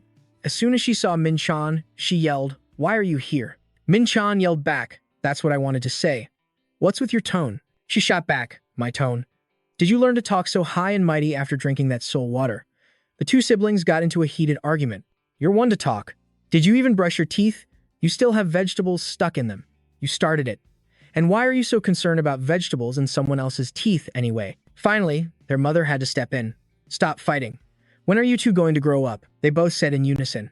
"They're the one who needs to grow up." She was helpless. "It seems my children were rivals in a past life." Hearing that, Min-chan recalled his bad relationships from the past. Could she be one of them? Min-chan went to look at the gifts he brought home. Red ginseng, a massage machine, makeup, Korean beef.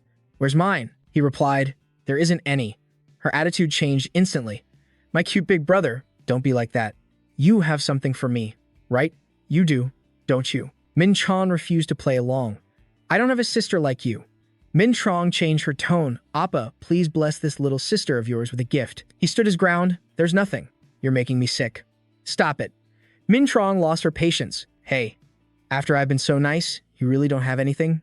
Min-chan took out an envelope. "Here." She jumped for joy. "Thank you, big brother." He replied, "There you go. Know your place." She didn't argue anymore. "Fine. Since you have money, I'll let it slide." She walked over to the table. "Dad's chicken, my favorite." Her dad said, "It's still crispy. I just fried it." Min-chan thought to himself, "This little sister still hasn't given up. Huh." Just then, the news came on TV, reporting that the giant gate in Jeonju had disappeared after 18 days. Min-chan's mother was surprised. "Honey, that gate finally disappeared." A reporter went to Jeonju to check on it. "I went to Jeonju last time and it was huge." Min-chan's mother was relieved. "It's such a relief, nothing happened." Her husband said, "I will protect you no matter what." Hearing that, she scolded him. "Why would you say things like that in front of the kids?" Min-chan thought to himself, "I didn't want to close the gate so soon back then. But since I realized that gate was near my house, seeing everyone's reaction, it seems like it was a good thing." The reporter said, "The hunters all contributed to closing this gate. Present here with us is one of those very hunters. One of the 3 guild masters of the Flower Sword Guild, Hunter Yujin. This time's boss raid was entrusted solely to Hunter Min-chan." His parents were shocked. "Isn't that our Min-chan?" He heard that and spat out all the water in his mouth. The reporter continued, "Hunter Min-chan also contributed during that evaluation. The gate break. That's right. This plan was carried out through a collaboration between the Flower Sword Guild and the League. Why?" Min-chan watched and judged. "If you're going to use a picture, you could at least use one where I look human." Hearing the reporter say the Flower Sword Guild had helped him in the boss raid, Min-chan's jaw dropped. The Hunter exam, the gate break, and now the Great Gate. We look forward to Hunter Min-chan's future achievements. After the reporter signed off, the family fell silent until suddenly, his mother turned to her son. Her face was full of killing intent as she said, "Shouldn't you explain a few things? You said there was nothing dangerous?" Min-chan could only manage an awkward laugh. Where should I even begin? The next morning at their usual chicken joint, Min-chan grabbed his phone. He groaned in pain. "My head. I've spent 2 days just lying around. On day 1, he only told his family the somewhat normal parts and spent time with them. On day 2, thanks to Ki, he was able to go drinking with his friends. After returning home, unlike in his past life, he could enjoy his current life as Min-chan. In his past life, he just ran away from everything by himself, but now he felt like he was truly living as Min-chan. He broke into a genuinely happy smile. He promised himself that he would return even stronger, because he couldn't face others with ordinary strength to protect the people he cherished. He had to get stronger, no matter how dangerous it was. At the train station, he said goodbye to his family. "I'm off." His mother told her son not to do anything dangerous. He said, "Don't worry, Mom, I'll never do that again," she said in a threatening tone. "Don't you ever do something like that, Pat Bok Dong Gate again." He replied, "It'll never happen again." He thought to himself, "If that's how you're going to be, then I'm sorry, Mom." She then said, "Make sure you keep in touch.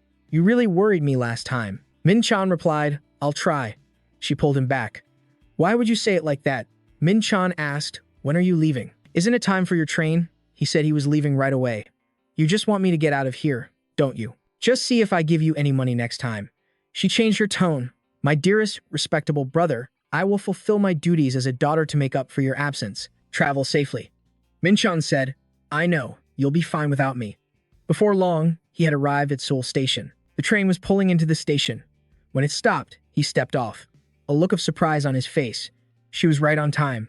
Ellie was already waiting there. He said to Ellie, "You're punctual, too." She replied, "Have you ever seen me be late?" Thinking back, it was true. He hadn't. She smiled. "And that's not going to change." She then asked, "You're heading to the tower, right?" He confirmed. "That's right," Min-chan instructed. "Call Ma-than and tell him to proceed with my request." He was now walking towards the entrance of the tower. This was the entrance to the Tower of Trials. He could feel a powerful energy here, different from the gates. "I guess I should go in?" Just as he was about to open the door, someone called out, "Wait." Ellie asked, "Hunter Min-chan, don't you have anything to say?" He was surprised. "Me? Did I forget something?" She was angry. "If you want to come back safely, you have to say you'll come back safely." It was only then that Min-chan realized. "I haven't said goodbye yet," he thought to himself. "Is that really so important? I'll see her again when I come out anyway." Those who wish to enter the tower will be inside for a period of time. On average, the survival rate for entering the tower is 70%. His physical stats weren't up to par. Being E rank was indeed a bit concerning, but he still had his skills and memories from his past life. He knew Ellie was worried, but he would be fine. He thought to himself that he wouldn't be seeing Ellie for a while. Someone other than his family was worried about him. So he said, "Let's go eat together after I get out." She was surprised. "Go eat?" At that moment, the entrance opened. Before leaving, he said, "That's right. Not for work, but just personally. I won't be gone for long." Finally, he smiled. "I'll be back soon." After the entrance opened, Min-chan resolutely stepped inside. This was the inside of the tower. It felt as if his body was dissolving into the darkness. All his senses were locked. He couldn't see anything, or feel anything from behind. He used the ancient spear appraisal technique. First, he had to use his senses to analyze this place. Suddenly, a voice rang out. "Welcome to the trial." Min-chan wondered whose calm voice this was. "They take away my senses and then welcome me? What an interesting welcome." Then he turned to a specific spot. "Over here?" The other person was, "No way, you can see me?" He replied, "Just a rough outline." The person said, "That's still impressive." With a snap of their fingers, the darkness vanished.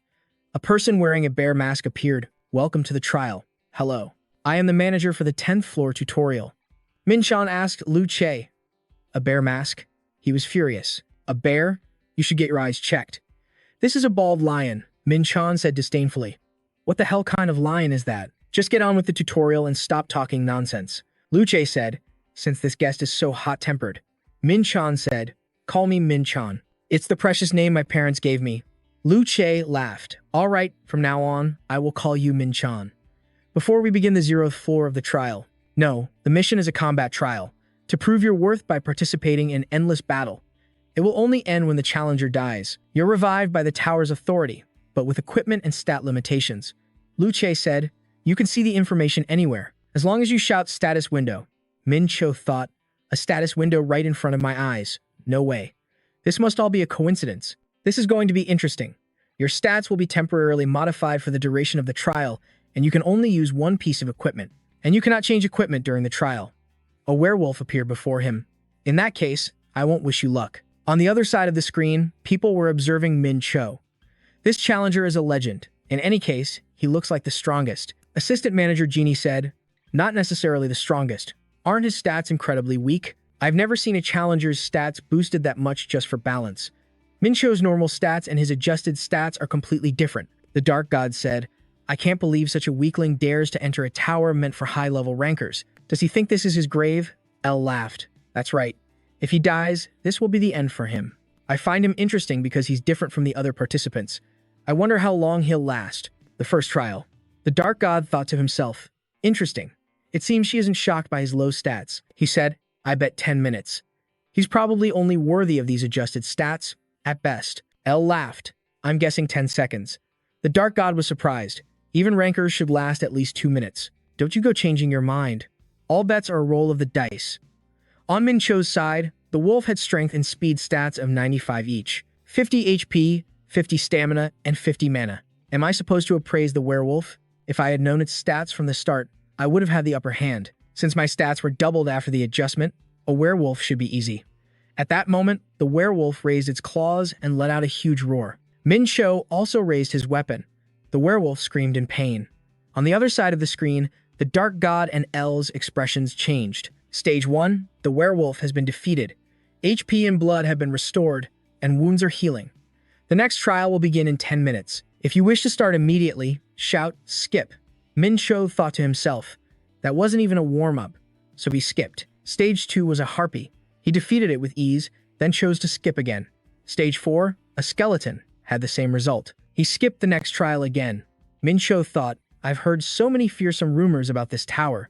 Is this all there is? His 9th stage also ended gently. Too much skipping.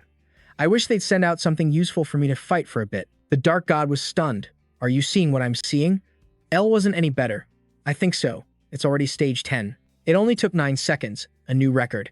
Even a normal ranker couldn't do that. So that's why you found him interesting. L thought. That's exactly the feeling. So it wasn't a coincidence. The Tower of Light. When a challenger goes through the registration process beneath the tower, the challenger encounters a flash of light that temporarily locks all their senses. A long time ago, L had also experienced that sensation, a complete inability to process anything.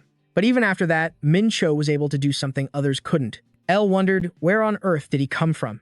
He's going to be a threat to the Seven Swords. By stage 48, the Night Phantom had been defeated. Mincho shouted, skip the moment each battle ended. He thought, when is this going to end? After a while, it became fun, because monsters with higher stats than his started appearing. It felt like he was getting stronger after defeating them. It was really fun.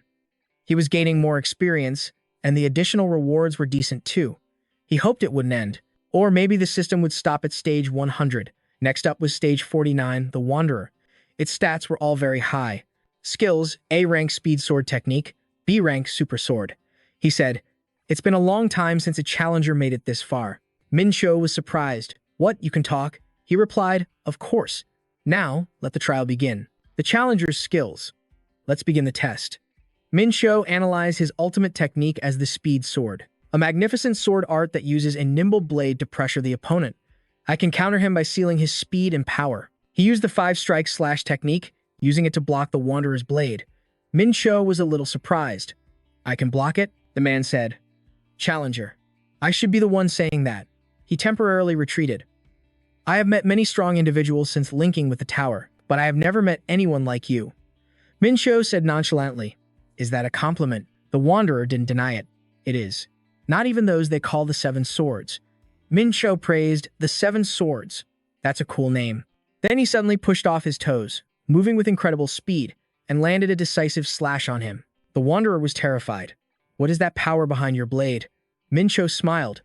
I wouldn't be able to do this if you kept flying around like a fly. Until now, he had only managed to land one hit, but then came a second. The Wanderer was shocked. No way. Am I losing? By the third strike, he was nearly destroyed. An explosion rings out. He's dissatisfied. I should have had the higher stats. All he does is scream. Minchan smiles. The trick to this martial arts tower comes from the number of hits. Instead of simple strikes, linking them together increases their power. Ancient Spear technique gets a 40% boost, and Purification gets a 50% boost. A chaotic energy erupts, amplifying his power. When it comes to stats and chaotic energy, Minchan can't lose. Having higher stats isn't everything. The Wanderer lowers his head and says, there have been 7, not including you. That makes 8. 8 people have defeated me. Min Chan asks, "Are the seven you just mentioned the seven swords you spoke of?" He replies, "That's right. They are the kings, the masters of the tower. I wonder if you can overcome the final trial. It's been a long time since I've had such fun swinging my sword. Floor 49 is complete. The trial will begin in 10 minutes. Min Chan realizes this is the final trial. Without hesitation, he yells, "Skip," and a massive wave of power bursts forth. He's startled by the energy, then breaks into a smile. Damn, isn't this a bit much? Min Chan is suddenly surrounded. A system notification announces, "Hunt 100 soldiers, stunning Min Chan." This is just perfect for sharing as a heroic tale. They all have the same stats. Are they trying to overwhelm me with numbers? I doubt it. If I drag this out, they'll probably just get more buffs. I can handle all of them. Alright, let's get started. I'll take out the troublesome one casting buffs first. Min Chan immediately charges forward. But unexpectedly, they unleash their special moves, fireballs and water arrows. A massive explosion erupts. The soldiers continue their relentless assault. He rushes past them. Spear attacks ambush from the shadows. A slow sigil punishes the prey. They don't stop. A series of curses is unleashed. Min Chan instantly realizes they're casting a barrage of debuffs, giving him no chance to escape. The system continues to warn that Min Chan has been affected by a punishment curse, reducing his abilities and stamina. This time, a great danger is present. They are working together to deploy a magic formation, making Min Chan quite worried. Once they've finished applying all the debuffs, they'll prepare a fatal blow. I won't be able to dodge it. If I can't escape, then I'll fight back. If I do that, they'll definitely. Just as expected, the frenzied soldiers charge forward in unison to destroy Min Chan. But it's a trap. That's right. You'll charge at me no matter what. Now it's my turn. When fighting a large army, the standard method is to create an opening and exploit it. I'm sure these guys, with all their experience, would aim to create just such an opening. This move might have worked against the seven emperors. As he finishes speaking, Min Chan stabs his soldier straight in the face, causing the others to panic. Seizing the momentum, he charges in for a decisive battle. But you can't do anything to me. The consequence of the opening you see is a one-way trip to oblivion. This victory makes Min Chan extremely pleased. The remaining number of soldiers to be eliminated has dropped significantly, down to 97. He continues to open up a new wave of attacks. The relentless strikes cause the number of soldiers to plummet uncontrollably. With the current situation, Min Chan has come to a realization. I don't need to dodge every attack. Sacrifice something to gain more. At this rate, the magic soldiers will be deployed soon. At the same time, their warning rings out, enemy approaching. Mages, protect the perimeter. By the time Min Chan arrives, they have already completed their defensive formation. This makes him click his tongue involuntarily. You guys got into position pretty fast. The soldiers continue to cast Fire Dance to attack Min Chan. A violent explosion erupts, but luckily, he jumps high in time, narrowly escaping danger. They continue to unleash their special move. Ice Spear, aiming straight for Min Chan. Unexpectedly, at that very moment, something matte black grabs hold of the soldiers' weapons. This startles them. Min Chan seizes the opportunity, jumps high, and launches a preemptive strike, bringing it down hard on the enemy, God of War. That's the honorable title given to a demon who has reached the pinnacle through combat. They had to fight to that extent to earn this title. This time, the soldiers coordinate and raise their guard. But just by making a small change, Min Chan can destroy the strong fortress they've created. As expected, the soldiers start shouting defensive commands, solid shield, impenetrable defense. However, all those efforts only tip the battle further in Min Chan's favor, giving him an opportunity to win. Without hesitation, he charges forward with a counterattack. Min Chan is quite pleased this time. An attack like this, even I would have a hard time withstanding it. Any damage to create even a small opening. He quickly gets past the first obstacle. They are too confused to react. In a flash, all of them are mercilessly cut down by Min Chan. What can you possibly do to me when you're this slow?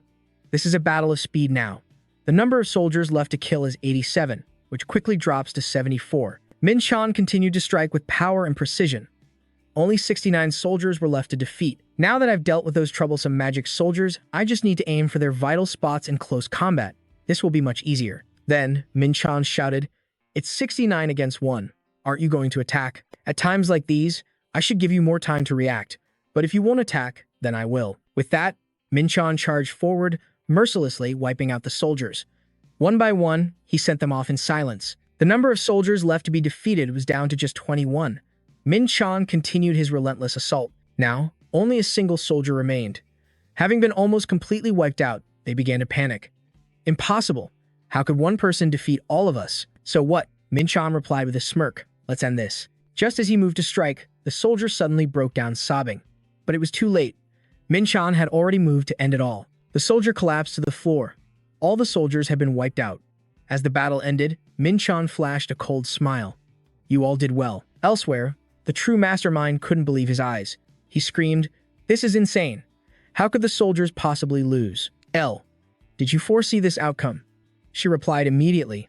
How could I have? Even though I was looking forward to this battle, I never thought he would actually defeat the soldiers. That's because the soldiers fight with a unified will and a terrifying spirit of vengeance, just like top-tier undead. Even a well-coordinated team will still make mistakes on the battlefield. However, the soldiers don't make those kinds of mistakes. They are monsters with overwhelming power who have never known defeat, and yet they were defeated by a single person. Min-chan had become the first person to clear the trial of Floor 0, ranking number 1, above the Demon King. That fact left the mastermind astonished. There are those who go by the grandiose name of the Seven Kings, but none of them could make it here. And what a powerful-sounding name that is. At the same time, a series of system notifications rang out. You have achieved something never before recorded in the history of the tower and have received 1 million points as a reward. Min-chan couldn't help but be curious. 1 million points? What kind of points? How much is a million worth? As an achievement reward, it can't be a small amount, right? Suddenly, a voice spoke from behind him. Congratulations on clearing the trial. He replied nonchalantly, thanks. It was only when he turned around that he was taken aback. Whoa, where did you suddenly come from? Is this an exclusive ability of the tower system or the administrator? Not knowing how this works is making me uncomfortable. The being then asked, you seem sad after clearing the trial. He replied, it's nothing. With that, it started to cry and said, then I'll give you the trial reward. This took Min-chan by surprise. What? This is a mythical grade creation stone possessing the power of creation. They're giving me a creation stone as a reward. It's a gem with the power to create a dimension. But Min-chan knew full well that a stone this small wasn't enough to create a dimension, though it was still quite powerful. Then the system said that this was probably the final reward of Floor 0. Hearing that, Min-chan couldn't help but be confused. What? Even the administrator doesn't know the final reward? Aren't you supposed to know everything? The being quickly replied. This tower hides many secrets. Even administrators only have a certain amount of authority. But how do you know what it is when you've never seen it on Earth? I have my ways. Of course, there was no need to tell him the reason why he knew. The administrator continued. In any case, you understand. The reward is a rare item. It's even more valuable than the rewards from other floors. Hearing this, Min-chan was surprised and thought, is there anything more valuable than a creation stone? If you know how to use this stone, you could get transcendent or mythical grade equipment. If you can hire a skilled craftsman in this tower. Min-chan just smirked and replied, no, I don't need a weapon. This surprised the administrator. That was the best way to use the creation stone. But for Min-chan, using the Dark Star as a weapon was more than enough. I've already figured out how to use it. He gripped the creation stone tightly in his hand and squeezed hard, causing it to shatter into countless pieces. The administrator panicked. Challenger, what are you doing? That madman just destroyed a priceless item, and so, the creation stone was no more. But its power enveloped the space around Min-chan. Chaotic energy is primal energy, and the creation stone contains a power equivalent to that primal force. I'm going to do something no one has ever thought of, which is to absorb the creation stone into my body and transform it into a source of absolute energy. The system administrator was extremely puzzled. What is happening? That energy is surging violently. The creative power within the stone. I'll channel it into my microcosm, the world inside my mind. The proficiency of his ancient star arts began to increase. However, Min-chan still couldn't absorb it completely, probably about 1%. I've likely reached my limit for now. If I push myself, I'll destroy everything. At the very least, a sun has formed. If I can control this power, I'll become even stronger. I'll complete the first objective. The system then displayed a new notification about the ancient energy technique. EX rank star technique, a 4-star skill, can activate chaotic energy, a 2-star privilege. Min-chan couldn't help but feel proud, going from 2 stars to 4 stars. Suddenly, the manager's voice asked inquisitively, Challenger, what did you just do? You've destroyed it. What will you do next? He immediately replied, I only absorbed a part of it. I never knew that was possible. How did you know how to do that? Hearing this, Min-chan thought, what if I just say it was a feeling? I don't know for sure either. There's nothing I can do if you don't believe me. The manager and elf thought to themselves, it seems he isn't lying. It's only natural for the first person to clear the 100th floor to hide a few things. I'll believe you, because I have my own talents as well. As he spoke, the manager reached into his coat pocket, tossed something to Min-chan, and said, take it. This is proof of my interest in you. As if I care? The manager heard this and continued, you don't need to know when you'll use it. But Min-chan really didn't care much. The Eyes of Truth.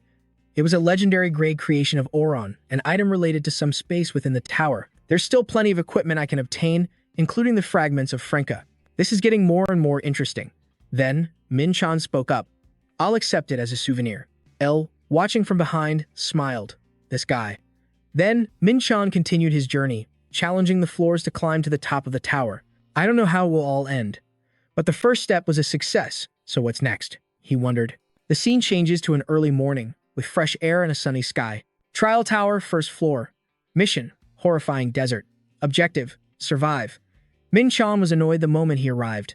To suddenly throw me into a desert, this is just too much. If I didn't have chaotic energy, I wouldn't even be able to walk. Suddenly, a system notification appeared. New terrain confirmed. Search rate increased by 0.01%. Min-chan was stunned. What? 0.01%? Suddenly, a giant monster appeared with a deafening roar, but it was quickly destroyed. Min-chan yelled, "Shut up. I thought I'd traveled so far, but it was only 0.01%. Hearing that just makes me more tired. This is why the 0th floor is the tutorial floor. Please, just let me fight some monsters." And so, over the next period of time, hordes of monsters were attacked and completely wiped out. Min-chan sighed, "So tired. I'll eat something before I go." And he immediately ate some fried rice with dried rations. After the first bite, Min-chan was amazed. Tastier than I thought. But I can't believe the search rate is still only 0.2%.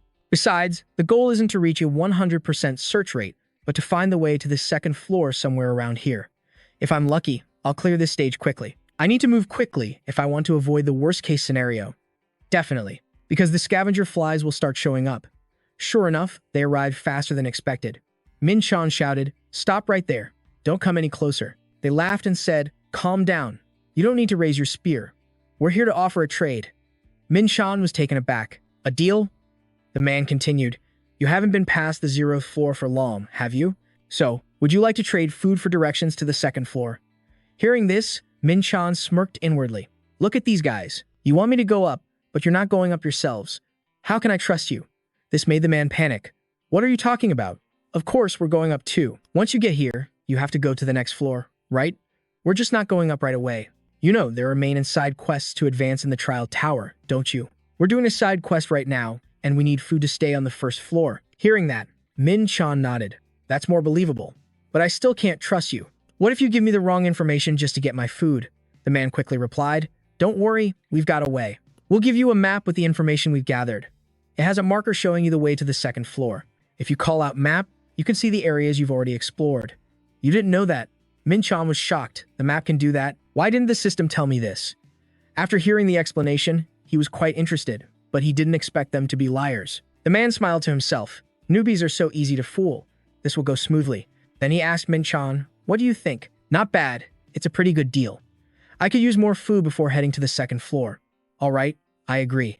Information is the most important thing right now." The moment Min-chan agreed, all three scammers smiled with satisfaction. "Thanks, you're welcome." He replied, "I should be the one thanking you, shouldn't I?" The moment Daigen heard his name, he froze. "How do you know my name?" Suddenly, Min-chan lunged forward to attack. The two lackeys panicked. "What are you doing? He was targeting us from the very beginning." "You idiots. I have the Eyes of Truth skill. Even if you try to hide it, your bloodlust is crystal clear. Is this how you go around tricking people? What did you think I was doing?"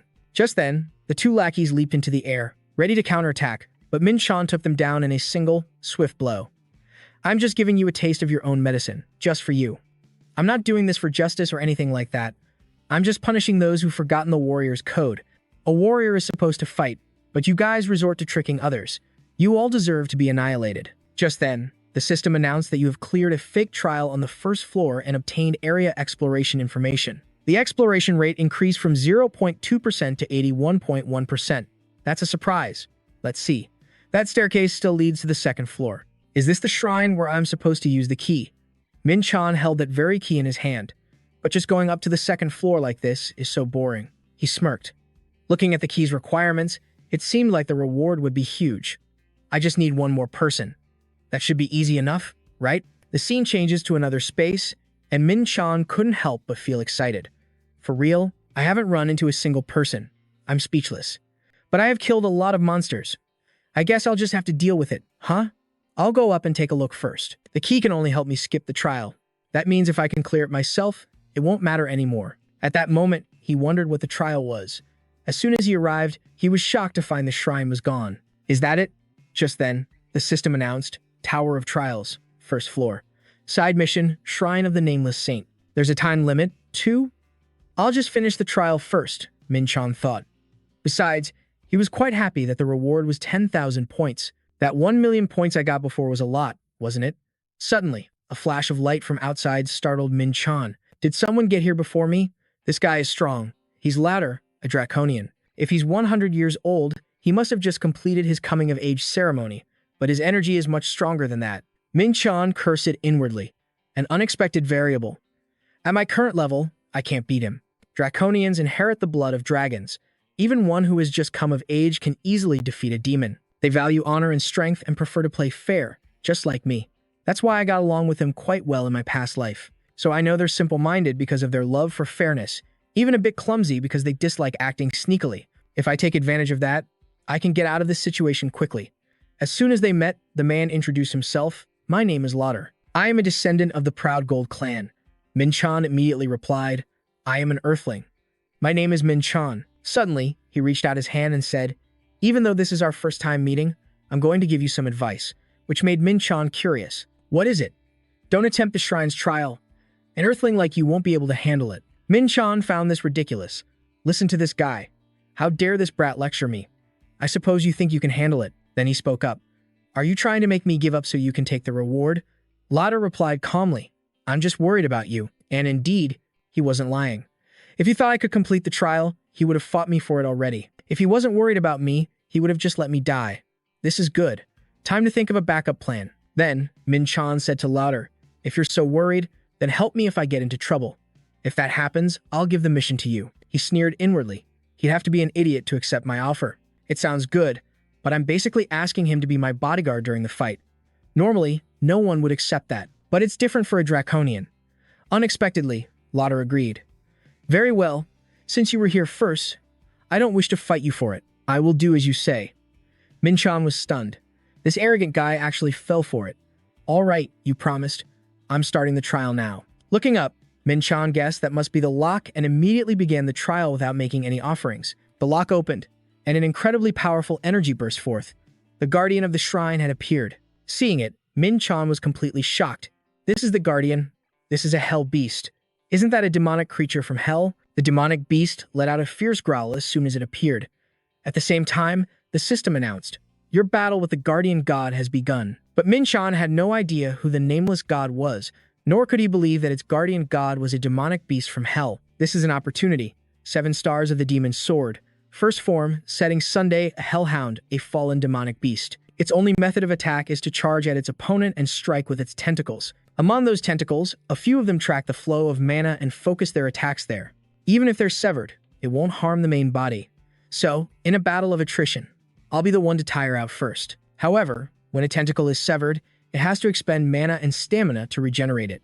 Therefore, there will be an opening in its defense, just like right now. This is it. Min-chan charged forward without hesitation. The opening is here. I have to aim for the main body. And he suppressed the fallen demonic beast with meteor force. The beast was instantly paralyzed. He followed up with the explosive second form of the 7 stars of the demon's sword.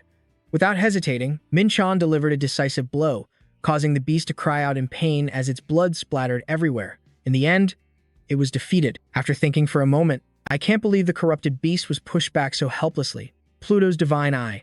That's the eye of wisdom passed down only to the Lord of the Yellow Dragon. It can detect a target's mana and gauge its strength by looking at the size of the color they emit. And yet, he managed to defeat Hell's Hound so easily, even though he barely has any physical strength. The more he thought about it, the more serious Lauder felt it was.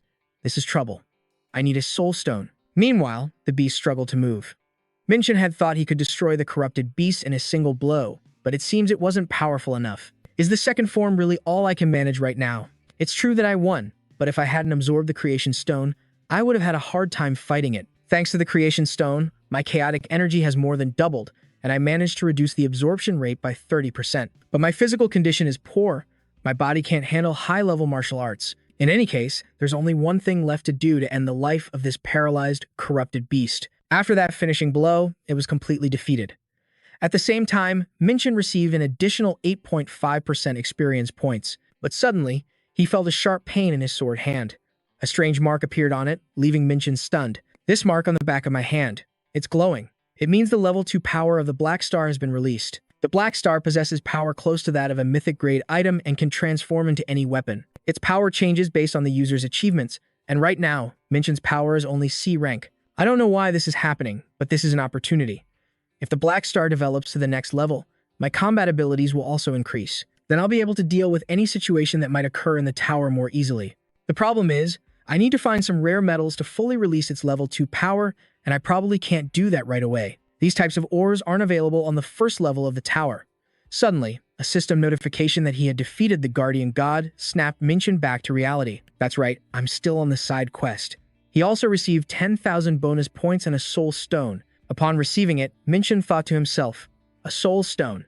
I'm busy absorbing the creation stone, so I don't really need this. Suddenly, Lauder approached and asked, the reward you received for completing this side quest was a soul stone, wasn't it? But his shifty gaze made Minchin suspicious. It looked as if he was ready to forcibly take the stone from him. Why would someone from the dragon race need a soul stone?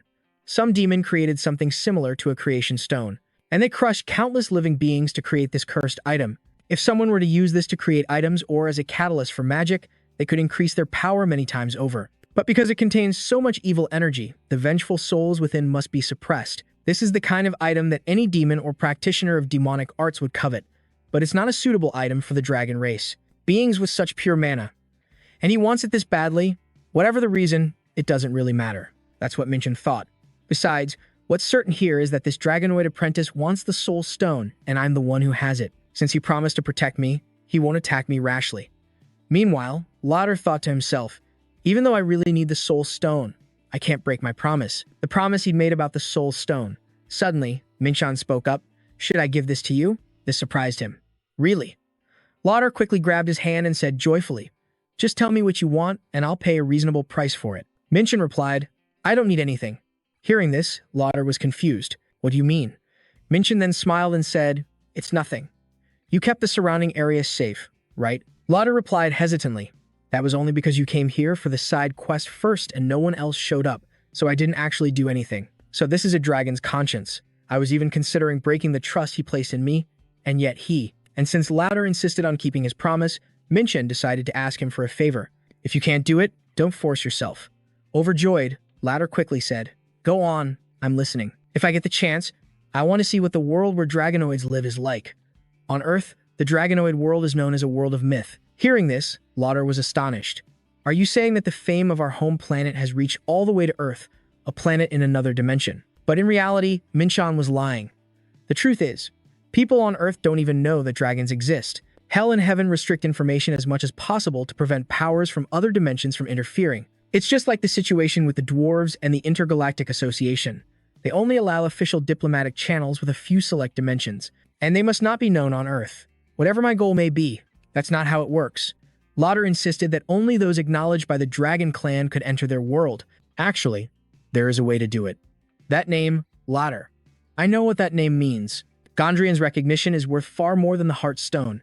Everything is going according to plan. The Dragon Clan isn't the type to leave a debt unpaid. Then, Lauder took out his name tag. If you want to enter the Dragonkin world, I'll give you this as a gift. This left Minchin astonished. Wait a minute, this is a name tag. In Korea, a dragon giving you their name tag is equivalent to them acting as a guarantor for you. The higher their authority, the more valuable the guarantee, so they only give it to people they truly trust. But we just met today. You shouldn't be giving this to me, Minchin thought. Lauder continued to introduce it. This is my name tag. The value of this item was also quite high, which made him wonder even more. If it's this valuable, why are you giving it to me? But because Lauder trusted Minchin so much, he wanted to trust him in return. I really didn't expect him to be this serious. My act must have been too effective since he knows the Dragon Clan's personality. I just thought he would give me some documents as proof of acknowledgement. Minchin laughed and said, today was truly a meaningful day. I've gained a good friend and the Heartstone. I promise I will treasure this name tag. Lauder also shared, it's sad that we have to part ways now. I look forward to seeing you again. Me too. In his heart, Minchin silently advised him, don't get scammed by others. As a result, the system announced that he had passed the Blazing Desert Challenge and received 3,500 bonus points, and he continued up the stairs. Min-chan hummed a tune as he walked. No need to overthink it. I still have plenty of food with me, so there's no need to go back yet. On to the second floor, but as he was walking, Min-chan suddenly felt something strange. Bubbles? I was just in a desert, and now I'm at the bottom of the sea. What kind of weirdo created this tower? At the same time, the system announced that the second floor of the Tower of Trials would now begin. Mission: find the jewel of the ocean. Min-chan truly couldn't believe that he was now at the bottom of the sea after being in a desert. The person who made this tower is definitely a total psycho. Luckily, at least I can breathe now. And I received this, too. An abyss compass. This is a basic item provided to challengers on the second floor. According to the compass, this place is a safe zone. But what is this place? Min-chan couldn't help but think. As soon as he opened the door and entered, he heard a voice, "Welcome. Look at you. You must be a challenger who just arrived on the second floor." Min-chan asked coldly, "How did you know? What else could it be? I can tell just by the look in your eyes. You look like you have a lot of questions. Come and sit over here. I doubt you're planning to give me answers for free." "Of course not. Normally, I charge for information, but I'll make an exception for you. If you buy one item, I'll give you information for free. Then sell me your cheapest item. That'll be 5 points." It was only then, holding the bottle of clean water from Alok's shop, that Min-chan realized. So this is how you use points. In that case, 1 million points is a lot more than I thought. "Wait a minute, you're selling clean water even though we're surrounded by it?" He replied, "If you don't like it, go drink the salt water and croak or something. Whatever. Doesn't the manager here provide any guidance?" "The manager? You think the manager has that much free time? They're not someone you can meet that easily." Hearing that, Min-chan made a connection. Not someone you can meet easily, huh? But he looked pretty free. I guess each manager is different. Then he spoke up. "If that's the case, forget the manager. What's the gemstone that's the objective of this trial?" The Sea of the Abyss is divided into 7 seas. According to what Alok said, this place is called the Sea of Silence, located in one of those 7 seas. Each sea has a gemstone that challengers must find. And when someone completes the challenge, the stone reappears after a certain amount of time. Hearing this, Min-chan felt a bit weary. I want to know more about each sea, but unfortunately, he doesn't have any more information. I guess this is all the information I'm getting for now. Suddenly, he shouted unexpectedly, "I almost forgot something important. You can't get the gemstone just by finding its location. For 500 points, I'll tell you how to get it and even tell you about a useful item." Min-chan wasn't interested. "I'll just go ask someone else," which made him panic. "Wait, 400? No, 300. Newbie, hold on." But in truth, he already knew the guy was giving away too much information for just 5 points. Does he think I'm a sucker like him? I'll start looking for the gemstone here and follow the current that Alok mentioned is around here. That merman. He wasn't tricking me, was he? Suddenly, a giant sea monster approached, startling Min-chan. Is that the gemstone? The sea monster saw someone approaching and immediately fled. Min-chan sneered, "So, you want me to race a fish? Interesting. A normal swimming race would be impossible." But just then, the system immediately enveloped Min-chan in sacred fire. All his stats, except for chaotic power, were increased by 50%. And of course, he had his own way of dealing with that water monster. "Let's compete using what we're both best at." Unexpectedly, its voice rang out, calling, "Dub, you are the first challenger to run on the seabed." Hearing this, Min-chan was surprised. "What? You can talk?" He accidentally swallowed a mouthful of seawater, but looking closer, it had arms and legs. A merman, suddenly, it cast a spell to summon its slaves, and 2 other giant swordfish appeared as the current grew stronger and stronger. Min-chan realized it was trying to stall for time. It thinks it can stop me with this, so he accelerated, shooting upwards and startling the creature. Then the water monster said, "Do you think you can catch me just by swimming up?" However, Min-chan felt it should be more worried about itself than him. Suddenly, a violent explosion erupted. Min-chan lunged forward and snatched the gem from the water monster. Everything happened so fast that it couldn't help but panic. What? And just like that, Min-chan had successfully obtained the Jewel of the Ocean, passing the Ruby trial. The water monster was still in shock. "All the weaklings I've met struggle to move in the water. But you're different. There is a bonus reward for challengers who complete this trial in a short amount of time." Hearing that, Min-chan grew curious. "What is it?" It quickly replied, "You will find out after you've passed all the trials. A reward is given if a certain condition is met. I can't even see what it is with my true sight, so for now, I just have to keep going." Here it is. A wall of raging water connecting to the next sea region. Looks like this won't be easy to get through. The water pressure was continuously increasing and had already reached level 4. His movements were restricted, but Min-chan had to push on and keep swimming. In the blink of an eye, he saw a different space. A system notification appeared. You have reached the Abyssal Sea. I made it out. I'm finally out of the first sea region. I can't believe there are still 6 more to go. But this place looked completely different from the Silent Sea before. In a small village, loud voices echoed. These items aren't easy to come by. Short sword made from the beak of a swordfish, now on sale for 3,000 points. Selling mid-grade healing potions made with alchemy here. Indeed, this safe zone had far more people. It was just like a village. Suddenly, someone's voice called out to Minchan. Is this your first time in this safe zone? He replied, yes, it is. Sorry to bother you, but could you spare me a few minutes? Hearing this, Minchan wondered. What does this guy want? This kind-looking, middle-aged man's name was Jezza. He was a hunter from England. It seems I've given everyone the wrong impression of me. Since we're talking, let me show you around this place, Abyss, a safe zone in the middle of the sea. Ah, no. To be more precise, it's known as a city. Abyss, the region in the middle of the sea. This place connects to all the oceans. If someone can't collect at least 4 types of crystals, they get stuck here. And of course, they can't pass the 3rd floor or return to their old world. Minchan observed his surroundings. So everyone here is trapped. Jezza nodded. Yes, I'm one of them. Back then, I had only collected 3 crystals and didn't even dare to think about taking on the remaining trials because I was afraid they were too difficult. So, I've been here for 3 years now. Minchan felt that was an incredibly long time. He couldn't believe the man had lived underwater for that long. That's horrible. Jezza seemed very sincere. That's why I often walk around to warn people like you, who are on the 2nd floor for the first time, about how brutal the Abyss Sea can be. Minchan asked, so, where is the Central Sea trial? Jezza was surprised and curious. Are you planning to take on the trial right away? Minchan said enthusiastically, yes. There's no point in delaying. He was feeling quite satisfied with his current condition. Thanks to this unexpected meeting, I've gathered all the necessary information. Good. Time is precious. It'd be a waste to sit still when I have so much energy to burn. Suddenly, Minchan realized something was still missing. You can just show me the location, Jezza replied nonchalantly. Ah, don't worry about it. I'm coming along because I want to watch you take the trial. A forced smile appeared on Minchan's face. How am I supposed to pretend to ignore him now? He was given a badge that allowed him to speak. In front of them was a powerful vortex. Minchan shuddered at the sight. That's the trial? Jezza explained further. That was the last person who attempted it. It's a shame. This stage only requires you to endure that whirlpool. Minchan asked, what do you think? Do you think it's difficult? He was just guessing. Anyway, I doubt anyone would fall asleep on this stage. Minchan already had a plan. The monster on the 2nd floor fell asleep in defeat. I'll just try doing the same thing I did back then. In combat, it's still pretty uncommon for a demon to use mana this way. Well, at least for this particular trial. However, the difficulty changes depending on the type of gem. You'll need some special gear to handle the vortex in this trial. But Minchan refused without a second thought. I don't need any gear. I'm going in. Dira quickly tried to stop him. Hey, that's far too reckless. Minchan resisted the urge to scream. We'll see who's reckless when you see the results. Your mission is to withstand the mana vortex until the time limit is up. The Garnet trial now officially begins. As soon as he stepped inside, Minchan realized something. Wait a minute. I don't have to wait for the vortex to get stronger. Do I? I just have to stay in here for exactly 10 minutes. It doesn't matter how I do it.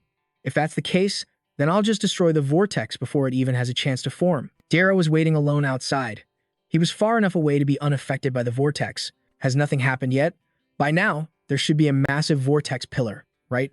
Should I go down there and check? Someone else just arrived. Oh, hey Dara. What are you doing here? Did you already finish the trial? The person next to them chimed in. He's probably worrying about someone else's business again. Dira calmly replied, oh, it's been a while, hasn't it? I'm in the middle of guiding a newcomer here. They took the opportunity to ask. I knew it. How long has that person been in the trial? Dara said about 2 minutes. Just that was enough to startle them. 2 minutes? Then why is it so quiet? Oh my god. This vortex made Dara freeze in his tracks. Why is it so gigantic? All 3 people who weren't even participating in the trial were swept away. What more could Dara do? What in the hell? In just a short amount of time, he's become a completely different person. I've completed the Garnet trial. You look like hell.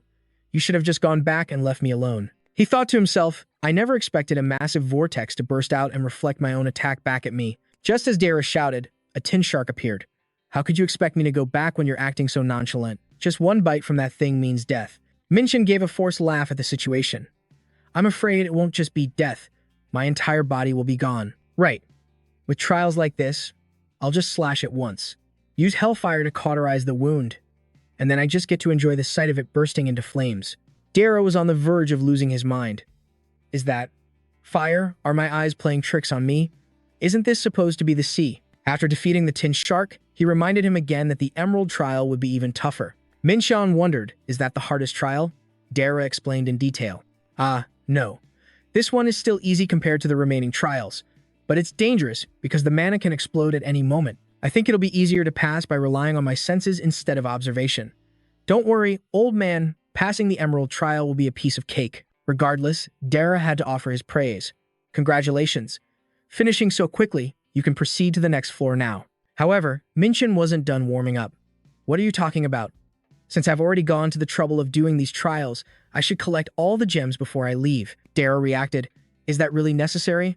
Minshin was more ambitious than anyone. I heard that the higher the difficulty, the more valuable the reward. I'm sure that after collecting all the gems, I'll get some pretty decent loot. He even started to wonder what kind of reward he'd get after clearing all the trials. Maybe they'll even give me a certificate for collecting all the gems.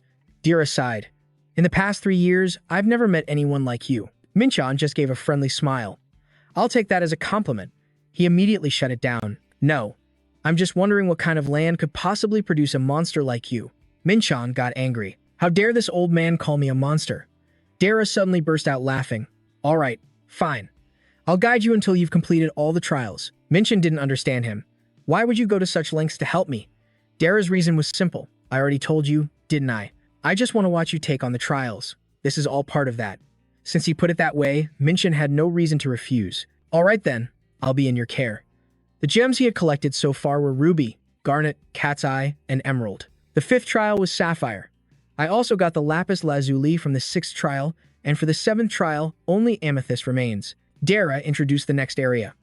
This place is considered the Sea of Death. Minshan bluntly commented. The name's a bit unnecessarily dramatic, isn't it? Dara focused on his job. Almost no one has ever survived this trial. Minshin caught on to the key point. So that means someone has survived, right? He nodded. Yes. The ones known as the 7 Kings of the Tower. Minshin thought deeply. They must be incredibly strong. They even have the title King in their name. Even though I never heard of them in my past life, if even they failed miserably on the final floor, it means I absolutely have to pass. The trials in the tower aren't just for testing pure strength. They also test one's ability to sense the flow of mana. As long as I possess that ability, I should be able to. The trial was over. Minshan turned to leave, telling the man he'd see him later. Zara waved from afar, wishing him a safe journey. Minshin's next trial was to reach the seabed, so this is the Sea of Death. The name sounds epic, but it doesn't really seem all that special, does it? What is this? Minshan was hit by the water pressure, an abnormal condition that paralyzed him. What's happening? Why has the water pressure suddenly multiplied like this? Minshan tried to turn the situation around. I can't let things go on like this. I have to regain my balance. This water pressure is incredible. If I let my guard down for even a second in a mana concentration like this, I'll be crushed flat. Come to think of it, I've seen something like this before in my past life. The 1,000-ton lake on the continent of Mu would drag everything it touched down to the very bottom. As the name suggests, if you fall into that lake, you have to withstand its immense pressure just to survive. But wait a second. Fundamentally, the 1,000-ton lake is different from the Sea of Death, isn't it? At the bottom of the lake, I could at least still move, though it would consume a lot of chaotic energy. The Sea of Death is a combination of high mana concentration, pressure, and gravity. If that's the case, I'm sure there's still a way to overcome this. The concentration keeps increasing, but if I can somehow regulate synthesizing the mana for my body while also absorbing it, I should be able to withstand this pressure, shouldn't I? To do that, I have to make my own chaotic energy resonate with the mana in the environment. Minshin tried to do just that, but it was proving difficult. I thought I had total control over my chaotic energy, but this reaction is too intense. I'll just have to endure this process with all my might. I don't care if I lose an arm or a leg, as long as I can completely tame and absorb the chaos inside my body. Minshan closed his eyes tightly, then slowly, very slowly, opened them. This is the energy from the creation stone. The chaotic energy that was running rampant has calmed down. The properties of the chaotic energy haven't changed. It's still powerful, but it's now mixed with a hint of gentleness. Continuing like this, it felt as if Minshin was reaching for the sun. He was now at a depth of 5,600 meters. Minshin reached water pressure level 50. Is this it? But there's nothing here at all. Well, at least I learned a new way to use my energy, which is a plus. Thanks to the synthesis, it's become much more durable. Still, it feels like something's missing. I guess this mountain is all there is. Minshan's amethyst trial was complete. This is a reward too. Why did they suddenly give me an extra 200 hours? The rewards I'm getting have increased significantly. The reward for this achievement was a rainbow ring. It had a built-in skill that could remove all impure energy and restore his original energy. Minshan could use this skill once every 24 hours. This is just insane. It's slightly less impressive than the blessing of the holy fire, but to make up for it, it provides stats equivalent to wearing 5 volcanic oath rings on 5 fingers. Not moving on to the 3rd floor right away was definitely the right call. A strange voice echoed from somewhere. It's been a long, long time since anyone has managed to pass all the trials of the deep sea. Minshan narrowed his eyes. Who's there? I can't see anyone. The voice prompted him. Over here, little human. This was where the voice was coming from. Minshan was in trouble again. Huh. It looks like the mountain is moving. A figure slowly began to emerge. Little human, you have done well to overcome the trials, with a body that could perish so easily. Minshan was stunned into silence. What in the world? A snake? A gigantic one at that? Ah, wait. Now I know what this is. He seemed to possess deep knowledge about it. The snake that swallowed an entire dimension. Gando. It was once one of the lords of the 72 thrones that ruled hell, but one day, it angrily left the 72 thrones and vanished. The records about it end there. I only remember this stuff because I used to be a dimension lord myself. This is the first time I've ever seen it with my own 2 eyes. Gando spoke calmly, a strange creature indeed. To know my name, you have a human body, yet you possess the soul of a demon. Minshan replied, I have my reasons. More importantly, what are you doing here? He wondered to himself, what is a mythical monster doing in a place like this? And why did it only wake up now? If I connect all the dots from everything that's happened up to this point, there's only one possibility. Please don't tell me this encounter is going to unlock a hidden quest. Gando began to explain without hesitation. Because I made a pact with. As he listened, Minshan thought. A pact. Judging by the words he left out, there must be a powerful restrictive contract involved. Gando doesn't seem like a bad guy. I promise to lie dormant in this place, so the thing you are worried about will not happen. Minshan breathed a sigh of relief. Thank goodness I don't have to fight this big guy. One scratch from him and it would be all over. If he were a little smaller, I'd totally be up for a fight. Gando is acting surprisingly human. Lately, it seems like everyone starts conversations by trying to kill each other on sight. Kids these days have no respect for their elders. Minshan got annoyed. Is this old snake trying to lecture me? He suddenly felt insulted. I have to get stronger, fast. If I were my past self, I would have fought a glorious battle against that massive body with so many places to hit. He asked, what kind of pact did you make to get yourself locked up in here? Gando refused to answer. It's a pity I can't tell you, though it would be better if you knew. Minshan mused to himself. If he was a former lord, he could probably make a few holes. So this isn't because of a pact. This old snake is just too lazy to get out. Gando changed his approach. In return, I shall give you a gift, you pitiful little human. Minshan held it in his hand. Here, what can I do with this? Seeing his confusion, Gando explained. That is a cloak made from my scales and skin. You just need to engrave your own mark upon it. Minshan was now stunned. This thing was more valuable than a rare cloak. These are the scales and skin of a mythical monster. This snake is so generous. He shows so much favor to creatures from hell. His attitude changed in a flash. Sir, I will never forget your warm kindness. Gando delivered some bad news. It seems my allotted time is up. Minshan gave a strained smile. Huh? Why are you suddenly closing your eyes, sir? Gando appeared unexpectedly and left just as suddenly. Minshan always had to put up with this kind of thing. He said everything he wanted to say, and now he's just going to sleep? I have so many questions that need answers, but with him sleeping like that, there's nothing I can do. It's probably because of that pact he mentioned. If I can't solve these questions through reasoning, then I just need to not think about them all at once. Besides, without Gando, this place became completely silent. There wasn't the sound of any living creature breathing, only the pressure of level 50 water, and an extremely high concentration of mana. This environment is much better than a gate. Is this why I was given 200 hours in the air supply kit? I still have 300 hours left in the air supply kit, so I'm ready to take up the offer to use it right now. Outside the trial world, at a certain tavern, one person couldn't stop chugging alcohol, and another couldn't stop talking. Good grief, stop being such a busybody. Did that person pass away after being with you for such a short time? You did everything you could. Just forget all about his passing. Zera looked like he was about to cry. I shouldn't have sent him to the Tower of Trials back then. I didn't think he would pass away like that. Speak of the devil, and he shall appear. Zera looked like he'd been revived. You survived and came back. Minshan scratched his face. Why are you spreading rumors that I kicked the bucket when I'm still alive and well like this? Minshan thought back. Have I been in the abyss for 12 days? A lot has happened, and I've overcome it, my bad habits, and improved my physical strength. I've also mastered the basic martial arts I've been using for so long. I've learned many new skills, too. I've also doubled my stats. It's time to prepare to return to Earth. I need to engrave the cloak and release the level 2 black star. I also have to check on the mission that I assigned to Mathan. Before returning to Earth, I have to visit Zara one last time. Zara spoke without a hint of deceit. I wasn't sure if you were still alive. That's why I was drinking in your memory. The person who was just here left to give Zara some space. I'm so glad. It's such a relief that you were able to return safely. Min-chan was completely stiff. You should be congratulating me. Why are you sobbing like that? He thought to himself, why is a middle-aged man crying like this? I'm glad he was worried about me, but I don't have time for this. After hearing the story, Zara said, you're right. Then that means you passed the final trial. Min-chan nodded. That's right. Zara never stopped acknowledging him. Congratulations on passing all the trials on the second floor. It's truly unbelievable. In the 3 years I've been here, no one has ever done it.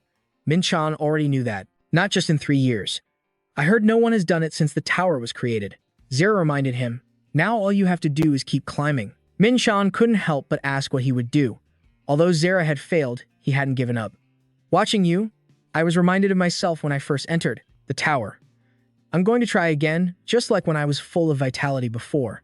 Min-chan smiled. I'll be rooting for you. Zara had met a good friend. Let's meet next time on Earth. No, at the very top of this tower. Min-chan was very happy about this. I hope we'll see each other there. Min-chan returned to his original space. He entered the tower again and ascended to the 3rd floor. Has it been 25 days since I left Earth? It hasn't been that long, but it feels a little strange. A car parked right in front of Min-chan. A cheerful Mathan rushed out. Hunter Min-chan, you've returned safely. Min-chan couldn't bear to look. This is the first thing my eyes have to see after leaving the tower. Isn't that a little harsh? Mathan was completely ignored. Illy said something similar, but didn't get the cold shoulder. You've returned safely. Min-chan replied with his full attention. Yeah, we had plans to eat. Of course, I had to come back. Mathan was both disappointed and flustered. He didn't answer me, but he answered Ellie. Min-chan hated gossip the most. Mr. Mathan, people are staring. Let's go somewhere else. As long as he paid him some attention, he was happy. All right, let's go. The car headed toward their destination. At the same time, Min-chan inquired, how's the construction of the training ground coming along? When asked, Mathan excitedly said, it's finished. Min-chan looked unimpressed. Did I hear that right? He needed a proper answer, but it hadn't even been a month. Mathan spoke about it with pride. Yeah, as soon as we heard, we got right on it. Min-chan wasn't convinced. Was it a rush job? Mathan said enthusiastically. Of course not. Don't you know who I am? Of course, Min-chan knew that the dwarf race was born with a talent for construction. If he's that proud of it, it must be pretty good. Mathan changed the subject. Oh, right. What do you think about moving to a house near the training ground? I've thought it through. You have no reason to keep living in that inn. Min-chan thought this guy was a genius. All right, then go ahead and get it done for me. Mathan happily accepted. Understood. I'll get more built. Min-chan felt this dwarf was becoming an increasingly useful subordinate. I mean, a partner. Oh, that's right. I want to buy something. Mathan was ready to help. Just say the word. I'll buy anything you want. Min-chan's words stunned him. 10 kilograms of midran and 5 kilograms of oj kokum. Can you get them? Mathan's jaw dropped. Those are all rare minerals, extremely rare on Earth. Even if I went to find them myself, it would take a very long time. What are you going to use them for? Min-chan glanced away. They're essential for creating the second stage of the Dark Star. Do I have no choice but to wait? Mathan changed the subject again. What about participating in the auction? In 2 weeks, the Star Alliance will be holding an auction, Min-chan asked. But there's no guarantee they'll show up, right? Ellie passed the device over to him. Mathan lightly scolded her. Hey, Ellie, showing the auction list to an outsider is against the rules. She looked at him and laughed. It's not like you're one to follow the rules, are you? Besides, Hunter Min-chan is hardly a stranger. Min-chan got it. My partners are really something else. Mathan cried tears of joy. I guess I really am that good. Ellie snickered. Of course you are. Min-chan looked at the list on the screen. He couldn't believe that besides the minerals, there was also a fragment of the key. Looks like I have another reason to participate in the auction. This was the training ground. Everything from the restroom to the outdoor equipment caught Min-chan's eye. It's perfect. Exactly what I wanted. Mathan was smug. I'm just that good. Min-chan wondered. But the architect was someone else, wasn't it? Mathan was at a loss for words. Well, about that. Min-chan knew how to joke around sometimes. I'm just kidding. Finishing this in a month is already incredible. He had already laid out a whole list in his head. First, gathering the materials, then choosing the construction site, then building it and enchanting it with magic circles. Even for a dwarf, that would be very difficult to pull off. He must have worked really hard. Mothan added, "Oh, and this place isn't too far from our branch. You can get there pretty quickly from here." Min-chan blurted out, "You're a cunning one." Well, Min-chan decided to let it slide since the result was so perfect. I've decided not to conquer any more gates and to focus on training until the auction takes place. Now that I have a good training ground, let's give it a try. A magic circle formed. Min-chan stepped into it. It's been a while since I've trained. I finally have the perfect place and conditions to practice the ancient star arts. There were too many variables in the tower, and it wasn't certain if there was a place like the abyss, so it was very difficult to train there. What's more, I no longer have to rely on the energy of stars or stones. Now I have something to replace them, and when I mobilize my energy, my fatigue disappears, so I don't need to sleep. That means I can train all day long. Wait, this familiar energy. It's dark mana. Deep inside a forest, someone had arrived in the dead of night. It was none other than VD's group. They are still far from reaching my level. They just need to entertain me a little, and that will be enough. After saying that, he laughed to himself like a madman. What kind of monster would dare ruin a wonderful moment for someone as wonderful as me? Oh my, look who it is. Someone even more wonderful than I am. The voice on the other end was Min-chan's. Cut the crap. What are you doing in Zhongshan right now? VD instantly turned into a well-behaved little boy. What? I'm in Naz. I was about to enter a gate with some guild members, but if you need me, sir, I'll come right away. Min-chan was surprised. Huh? It's not him? It seems he's not lying. I thought it was VD because I sensed his aura, but thinking back, besides him, there are 4 other demons. Could it be one of them? He interrogated him. You don't know of any other demons who have come here, do you? VD humbled himself. That's right. Due to my own weakness, I am unable to confirm the locations of the others. Min-jun was at a loss for words. All right, then let's just focus on resizing the gate. Min-jun changed direction. It's useless. I'll have to do it myself. First, I need to find the source of that dark aura. After all, there's no telling what schemes hell will use to take over the earth. I can't just ignore it. In an instant, he teleported to a forest where a powerful dark aura enveloped the entire mountain. What the hell are those lunatics trying to do in the middle of Seoul? A rustling sound came from the bushes, and a small flash of light appeared right there. It was aimed at Min-jun. If he got hit, he definitely wouldn't make it back alive. An assassination arrow, it was no ordinary arrow. The one controlling it was very experienced. You fool, you won't be so lucky a second time. Before his foe could even make a move, Min-jun unleashed his flying thunder sword swarm. Though the swords were small, their power was immense. Min-jun spotted him easily. Now who's the fool? Min-jun's eyes were fixed on the figure before him. I knew it was him. Because they are archers, dark elves, they have a malicious and incomprehensible nature. So, our relationship has never been good. A part of the mountain was destroyed, and the elves were in a panic. There's an intruder. He's heading south. Min-jun charged into their lair all by himself. Despite being thin and frail, they're proud of their elven heritage, as they are highly skilled in dark magic and archery. Confronting them in an environment with many obstacles is very difficult. However, for me, it's a different story. An elf used magic, you shall not pass. Perish in my darkness. Min-jun charged straight ahead without hesitation as a monster loomed before his eyes. I already know its attack pattern. Now, Min-jun unleashed a truly torturous attack. Infinite Celestial Sword. In a flash, the darkness the elf had created vanished. Because of that, the other elves were also affected. Min-jun moved to the elf's side. How did you all get to Earth? He didn't answer. Instead, he said, take my life, for the Great One. Min-jun was starting to lose his patience. The Great One, my ass. He's spouting nonsense again. He didn't have time to ask anymore. I knew you wouldn't answer anyway. Then I'll grant your wish. Min-jun didn't stop there. He knew they wouldn't talk from just threats. I can't give them a chance to recover, either. Who knows what evil they'll do next. Judging by the energy he's emitting, that guy is pretty strong. A dark elf possessing an enormous amount of mana. Is he the source of the dark aura? But something feels off. Dark elves cherish their own kind. A powerful dark elf, like an elder, would have attacked me with black lightning by now. So why hasn't he made a move? Min-jun stated confidently, you can't move because you're preparing a spell, right? The elf elder thought to himself, spot on. Min-jun pressed on. I'm asking what you are doing in South Korea. I don't suppose you'll answer me. The old elf muttered something. Min-jun waited. Suddenly, the old elf coughed up blood. For the great demon king Deimos. He will invade this world once more and spread death everywhere. Was Minjun getting pissed? So these guys are subordinates of the Demon King Deimos. He grabbed the old elf's necklace. What a load of crap, don't lie to me. Just then, Minjun realized, damn it, he's detonating his energy to self-destruct. Hey, how can you just die after saying that? How dare you use my name? You're all just a bunch of trash. In a secure, high-walled room, Rumi received a phone call. Who is this? Hello? The person on the other end introduced themselves. This is Minjun. We met before at the hunter examination.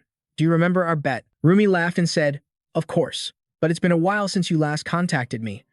I gave you my name card a long time ago. Minjun said anxiously, sorry, I've been really busy lately. Oh, right, there's something I wanted to ask you. Rumi playfully twirled her hair. I hope it's not a personal matter. Minjun mentioned the words, dark elves. They are on Earth.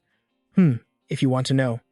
We still have that dinner date we planned, right? 30 minutes earlier, Minjun thought. These fools actually dared to use my name. What's their plan?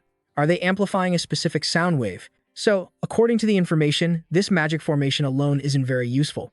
And it seems there are quite a few more of them. I can't possibly investigate everything on my own. I need more information and manpower. Of course, there's no need to worry too much. I've taken on a disciple who is extremely useful in situations like this. Oh, right, he said he was going into a dungeon. He's nowhere to be found when I need him. Of all times, he had to go into a dungeon now. Who knows when he'll finally crawl out of there. And going to the Hunter Association or the Star Alliance for help wouldn't be very useful either. The Hunter Association might just act rashly.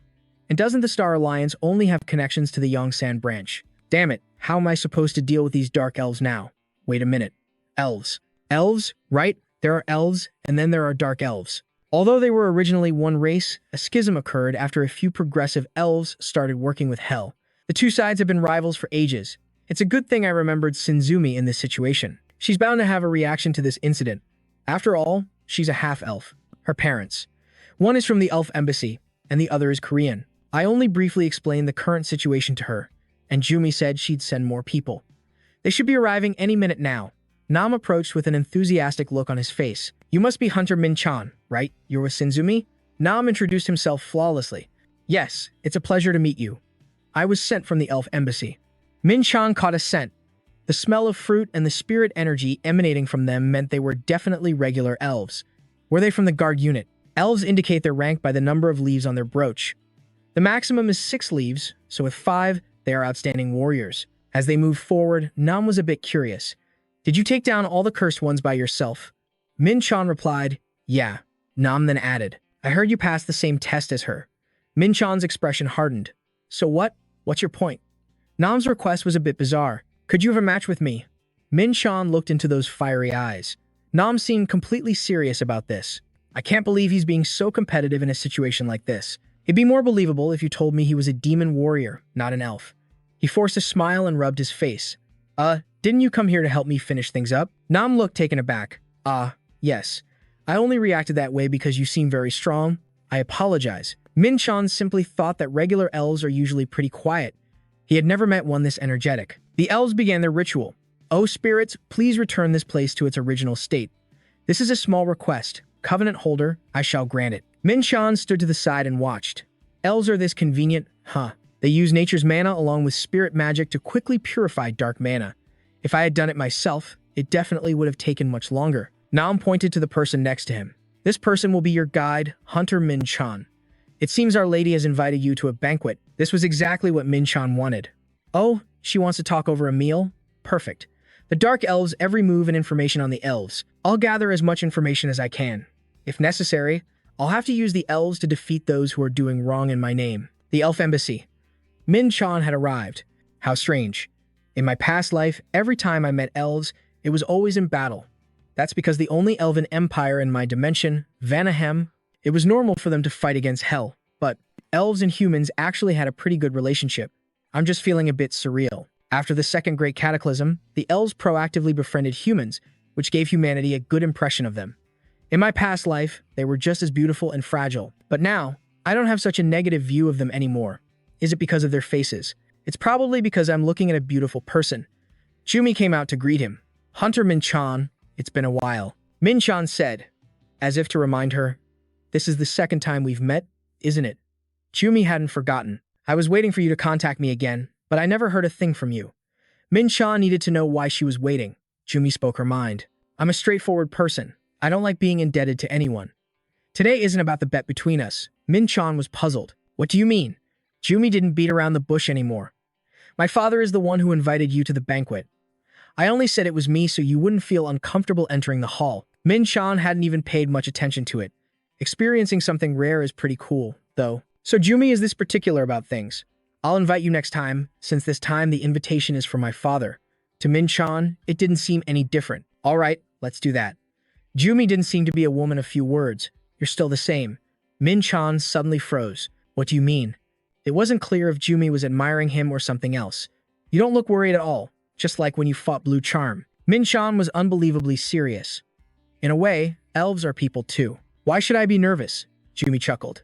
That personality of yours is really charming. Father, I've brought him. The man greeted him. You're Hunter Min-chan, the one who discovered the traces of the Dark Elves, aren't you? I am Varus, the ambassador of Vanaheim. Min-chan recalled that the family name Silin meant they were distant relatives of Vanaheim's royal family. Varus smiled. Oh, so you're interested in us elves? Min-chan replied nonchalantly, it's just common knowledge. Min-chan's mind was already scheming. It seems the elves think Earth is a pretty important place, just like Daeun did. I really want to use my true sight to read his information. This means he's one of the strongest elves in the Vanaheim Empire. I want to fight him. Varus suddenly spoke his thoughts. Your eyes are filled with so much desire. But what a shame, I'm already married. I'm just kidding. Come, have a seat. And my little princess, sit next to me. Jumi wasn't happy. Father, I've told you not to call me that in front of others. Varus changed the subject. We're all hungry, it's better to talk while we eat, don't you think? Min-chan observed everything on the table. Oh, I thought there would be just enough food, but it seems they went through a lot of trouble. I even thought they would only make vegetarian dishes since they're elves. Varus had a request. Oh, that's right. Little princess, I have something private to discuss with him. Could you go upstairs first? Jumi was very well-mannered. Yes, father. Only then did Varus speak. I heard about how you discovered the Dark Elves and fought them. Min-chan didn't hold back. I was just lucky, he said, as if mocking him. Is that so? You have good luck, don't you? A little too much, from what I see. Min-chan saw right through this behavior. He changed his attitude the moment he sent Jumi away. Is he trying to get straight to the point? He's not going to believe what I say. I saw this coming, Varus added. You've helped us. We knew the Dark Elves had set foot on Earth, but we couldn't find any trace of them. Min-chan started to get antsy. This feels more like an interrogation. But Varus wasn't fazed at all. Dark Elves are nearly on par with B-rank hunters. They must have been a tough opponent since you're only E-rank. That made his blood boil. I understand you've looked into me, but why bring up something so embarrassing? You're stalling for time. Varus changed the subject. The informant is an acquaintance of my daughter. Did you plan this since the hunter exam? Is something funny? Min-chan retorted immediately. Do you think elves are the center of the universe? Don't be so ridiculous. I don't have time to waste on things like that. How arrogant, Varus sighed. I can't help but be suspicious of you, Min-chan said bluntly. Is it just because someone at my level shouldn't be able to take down a dark elf on his own? Varus began to cast a spell. That's right, the soul wall. This is a wall that can block all external flows. Even an A-rank hunter can't easily break it. Min-chan saw this as the eternal problem with elves. Is this how elves repay a favor? I can't believe they think I'd use such a petty trick. Is this pathetic method how they capture dark elves? If they consider me an enemy, they should just attack. Varus continued to act displeased with him. Once the investigation team returns, we will decide how to deal with you.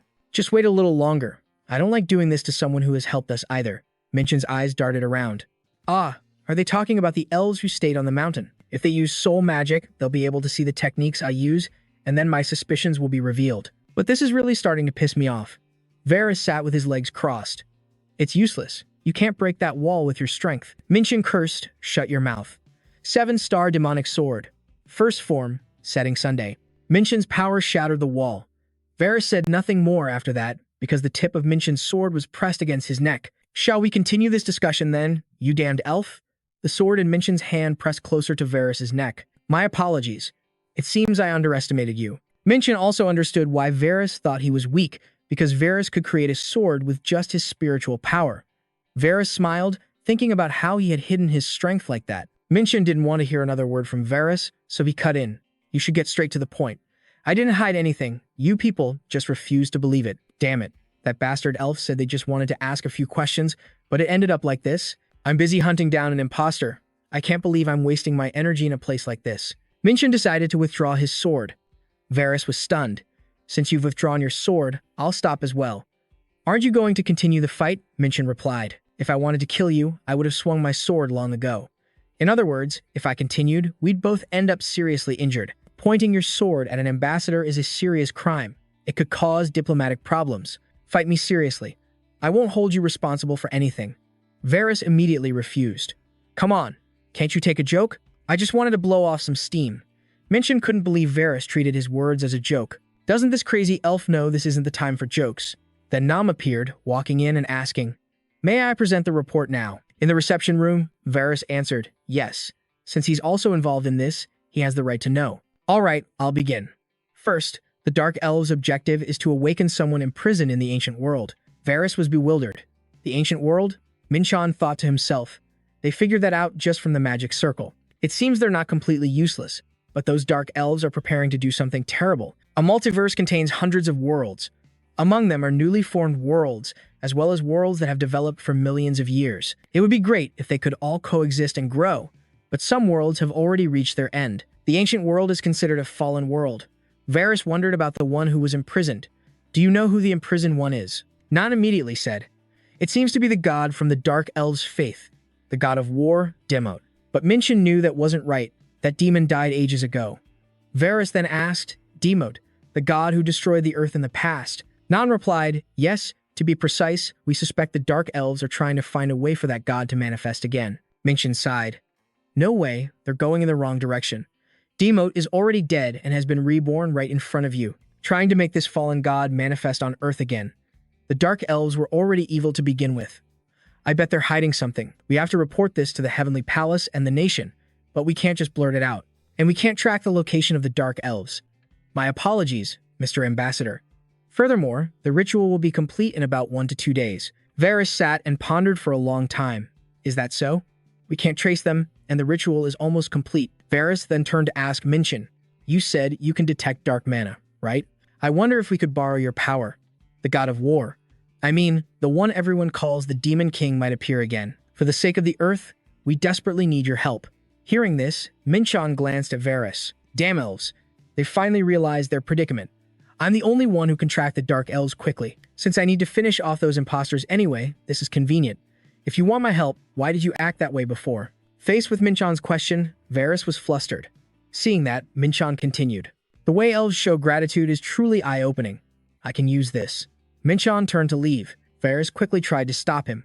Please forgive my rude actions. Fine, Minchin replied, but I'm a bit petty. I'm not sure I can forget it that easily. Varys grabbed Minchin's sleeve, pleading, Don't be like that. This affects everyone's safety. Is that so? But someone wasted a whole lot of my time when I'm very busy. Varys swallowed his pride.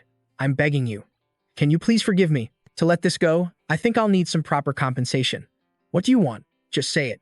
Can you deliver? Of course. I swear on my honor as Varys and as an ambassador. You better remember that oath. Varys answered decisively. Of course. When you get to name your price, you should ask for as much as possible. The sky had begun to darken. Varys handed Minchin a paper to write down the amount. Minchin took it and left the reception room. Leaving the room, Minchin stared at the paper. All right, how much should I write down to be reasonable? Shaking down that damn elf feels so good. What am I thinking? I don't have much time. They first detected the Dark Elves' energy about a month ago. They wasted a whole bunch of time before asking me to track them. But the ritual is almost complete. Both sides are wasting time, but I can't forgive these Dark Elves. First, I have to find the dark mana. If I had enough time, I could find them one by one, but things are pretty urgent now. In that case, there's no choice but to use it. The new mana circulation method I learned in the Death Zone. The key is to assimilate it. You are my eyes. The dark mana will react to my energy. Even if I have to search everywhere, I'll find all of them. The next morning, the sky brightened. Minchin lay in the sunlight, streaming through the door, drenched in sweat. I almost died. Tracking those Dark Elves was exhausting. I converted my chaotic energy to increase the search range. It felt like my brain was about to explode. Luckily, my senses are slow, or it would have actually blown up. But Seoul is so big. There are about 10 suspicious locations. Because the amount of mana is the same in all these areas, I can't figure out which one is the center of the magic circle. Minchin sent the blank check to the embassy. And surprisingly, the embassy replied right away. Minchin sat bolt upright. The embassy must have been waiting for my message. I'm leaving these idiotic dark elves to you. I wanted to catch and cripple them with my own hands, but I used too much power with assimilation. I only have 20% of my energy left. I need to recover all my strength first. Nothing is more relaxing than circulating energy to calm the mind. I used the ancient star technique to separate the energy of the creation stone. The creation stone spun continuously. 2 streams of energy separated from the creation stone, one of light and one of darkness, causing my chaotic energy to increase by 0.1. The proficiency of the ancient star technique increased by 0.1%. Minchan felt his body was much better. What is it this time? Why am I sensing chaotic energy from somewhere else? Did I miss it because I was too focused on searching for dark mana? This feeling. I think I've encountered it before. This aura. There's a gate in District 00. The chaotic energy it's emitting feels very familiar. Mang.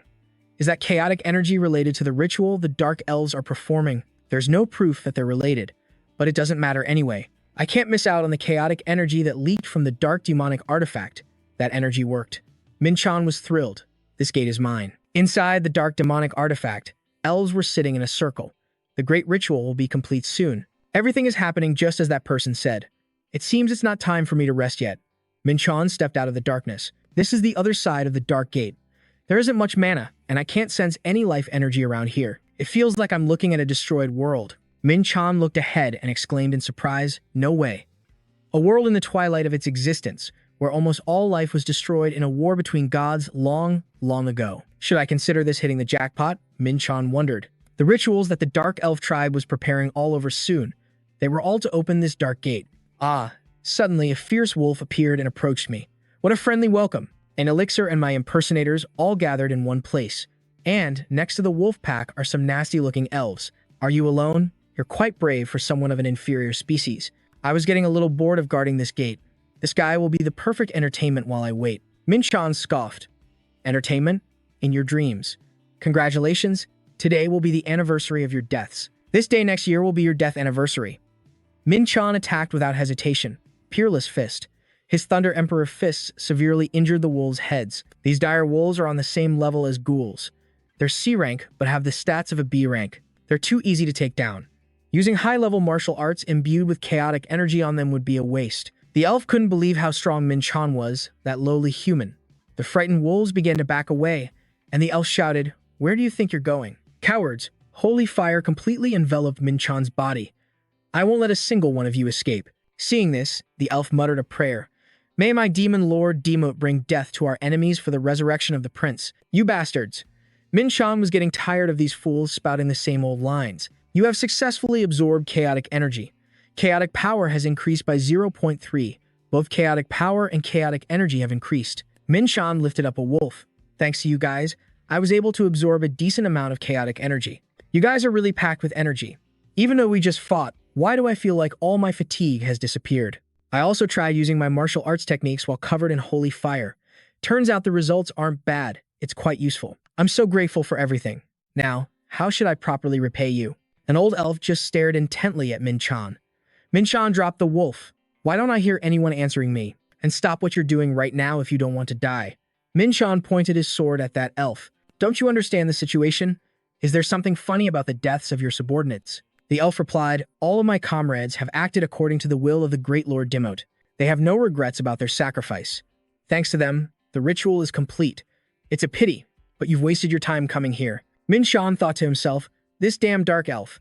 He needs to be beaten half to death before he'll stop spouting nonsense. You really know how to spout bullshit, don't you? What's the point of serving a guy who's already dead? I have no interest in making a fool of myself. The elf cursed at Minchan. You don't know a damn thing. We are not the apostles of some dead god of war. Minchan frowned and asked, then who are you serving? At this, the elf fell silent. Suddenly, there was a strange sound. Minchan wondered, what's that sound? Strange beams of light shone down. Welcome, my lord. Please awaken from your deep slumber and bring chaos to this land. Tremble in fear. Once he descends, a mere mortal like you will be nothing more than a piece of meat. Hearing Minchan say, that's strange, the elf shot back. What's strange? Why hasn't this great entity of yours appeared yet? Seeing the light begin to change color, the elf exclaimed in shock. What? And he let out a terrible scream. Minchan punched the elf in the face. No, the elf cried. This is impossible. We are certain we followed the exact instructions he gave us for the ritual. Minchan burst out laughing. Are you talking about the magic wave amplification circles? I already destroyed the ones in the other locations. The elf couldn't believe Min-chan was that skilled. Min-chan thought, looks like the original elves are doing a good job with the tasks I gave them. It was a bit of a hassle, but it seems it was worth it. Min-chan looked at the elf. Now then, shall we continue our little chat? Who gave you the order to do this? The goblin trembled. The demon lord, Demoth. Min-chan warned the goblin. Every time you spout nonsense, I'm going to cut off one of your fingers. This pathetic bastard. Dark goblins have no shame at all, unlike regular ones, do they? I really want to just chop his head off, but if I still want to find out who's behind this, wouldn't that just cause more trouble for me? Everything shifted in an indescribable way as the air grew scorching hot. It's done. It's just as he said. The intense heat created shards of fire that shattered and rained down, causing life energy to dwindle. The goblin cried out in terror. What the hell does he mean? It's done. What kind of monster was sealed in this place? These damn dark goblins actually managed to summon something incredible. The wolf's leg grew larger and more misshapen. Min-chan braced himself. Those foolish bastards. The divine beast, Benj. Due to an incomplete ritual, most of its power has been sealed. Its loss of reason is the result of experiencing a great shock. The monster from mythology, the god-eater Benj. It had a body covered in black fur and frenzied blue eyes. A monster from the mythology of the Roman Ganner Brotherhood. A god-slayer that annihilated the entire divine Aya race, who had repented for their past sins, and also a monster of destruction that shatters space itself. The goblin scurried over to it. I am the one who has awakened you. The goblin looked at it and continued, Godslayer, you have finally brought chaos upon this world. Benj growled and stomped its foot, the force of which nearly sent Min-chan flying. Such power, just from the air pressure of its leg. It's strong, but something's not right. It has no sense of reason, and it's weaker than I expected. Could its power have been weakened because it forcibly crossed dimensions, even though the wavelength amplification circle was neutralized? In the first place, if it wasn't this weak, I should have been able to see its stats with my true sight. Benj's eyes flashed blue as it glared at Min-chan. So, it's planning to attack me? Since the gate is still a long way from here, I guess I have no choice but to fight. A powerful enemy in an unexpected place. My opponent is nothing more than a slave to its own instincts, filled with bloodlust and hunger. What an interesting turn of events. If that's the case, then I can win. After all, I am both Min-chan and the god of war, Demoth. Today, I'll show you a truly interesting fight, you stupid mutt. I am the greatest fighter in the entire universe, both past and present. Min-chan darted all around Benj's body. You must have plenty of blind spots with a body that big, right? Waiting for the perfect moment, Min-chan unleashed a devastating punch. It's like hitting solid rock. The gap between my attack power and its defense is just too wide, so my attacks aren't very effective against it. And that was an exclusive skill of the Patala Palace. Next up is the 5 tiger slaying technique. Min-chan cursed as his sword failed to cut deep enough through its thick fur.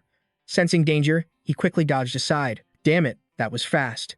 If I get hit by one of those attacks, I'll die instantly. I'll ignore the minor hits and focus on dodging the full power blows, then I'll counterattack. I can heal wounds of that size with holy fire. Anyway, even though it was injured, Benj was still ferocious. You damn furry beast, you think I'm just going to run in circles? Hellfire. Even with most of its power sealed, it's still a mythological monster. Huh? Even Hellfire barely did any damage to it. A powerful energy began to radiate from its body. If you're going to broadcast a major attack that openly, do you really think I'm just going to stand here and let you hit me? If single strikes won't work, this is going to hurt. I'll just have to slash you over and over again. I know that enough slashes will eventually pierce that fur. Like water eroding stone, I just have to attack relentlessly. Min-chan slashed at its head, then used his rapid sword plan to drive his blade into it. You damn mutt, you'll never catch me with that pathetic speed. The nation-destroying thunder fist made the beast's face twist in pain. Min-chan tried to rip it apart, but it was incredibly tough. Min-chan estimated he had only about 50% of his internal energy left. This was a fight where one wrong move could get him seriously wounded. That's right. This is what a real battle feels like. Min-chan glanced up at the crumbling sky. Damn, our fight is getting too intense. Benj lunged, trying to tear into Min-chan with its sharp teeth. Min-chan quickly chanted a spell, freezing its teeth solid. This world is starting to fall apart. Is the shockwave from our battle causing this? And to make matters worse, the damn thing is still roaring its head off. It's taking damage little by little, but I haven't landed a fatal blow yet. My chaotic energy is going to run out soon. Benj began to frantically smash the ground. That bastard is shattering the battlefield. Is he trying to restrict my movements? The more it rampages, the less time we have. And it's starting to move with a strategy. Right. Seeing that sneer, is it starting to regain its sanity? Is that all? If you think you can stop me with just that, you're sorely mistaken. I'm someone who can move freely even in the deep abyss. From now on, it's a race against time. Minjun uses the Rainbow Blessing and is restoring the user's original abilities. Minjun was quickly purified of all wounds and curses due to the blessing's effect. Even the gods who rule over space have at least one fatal weakness.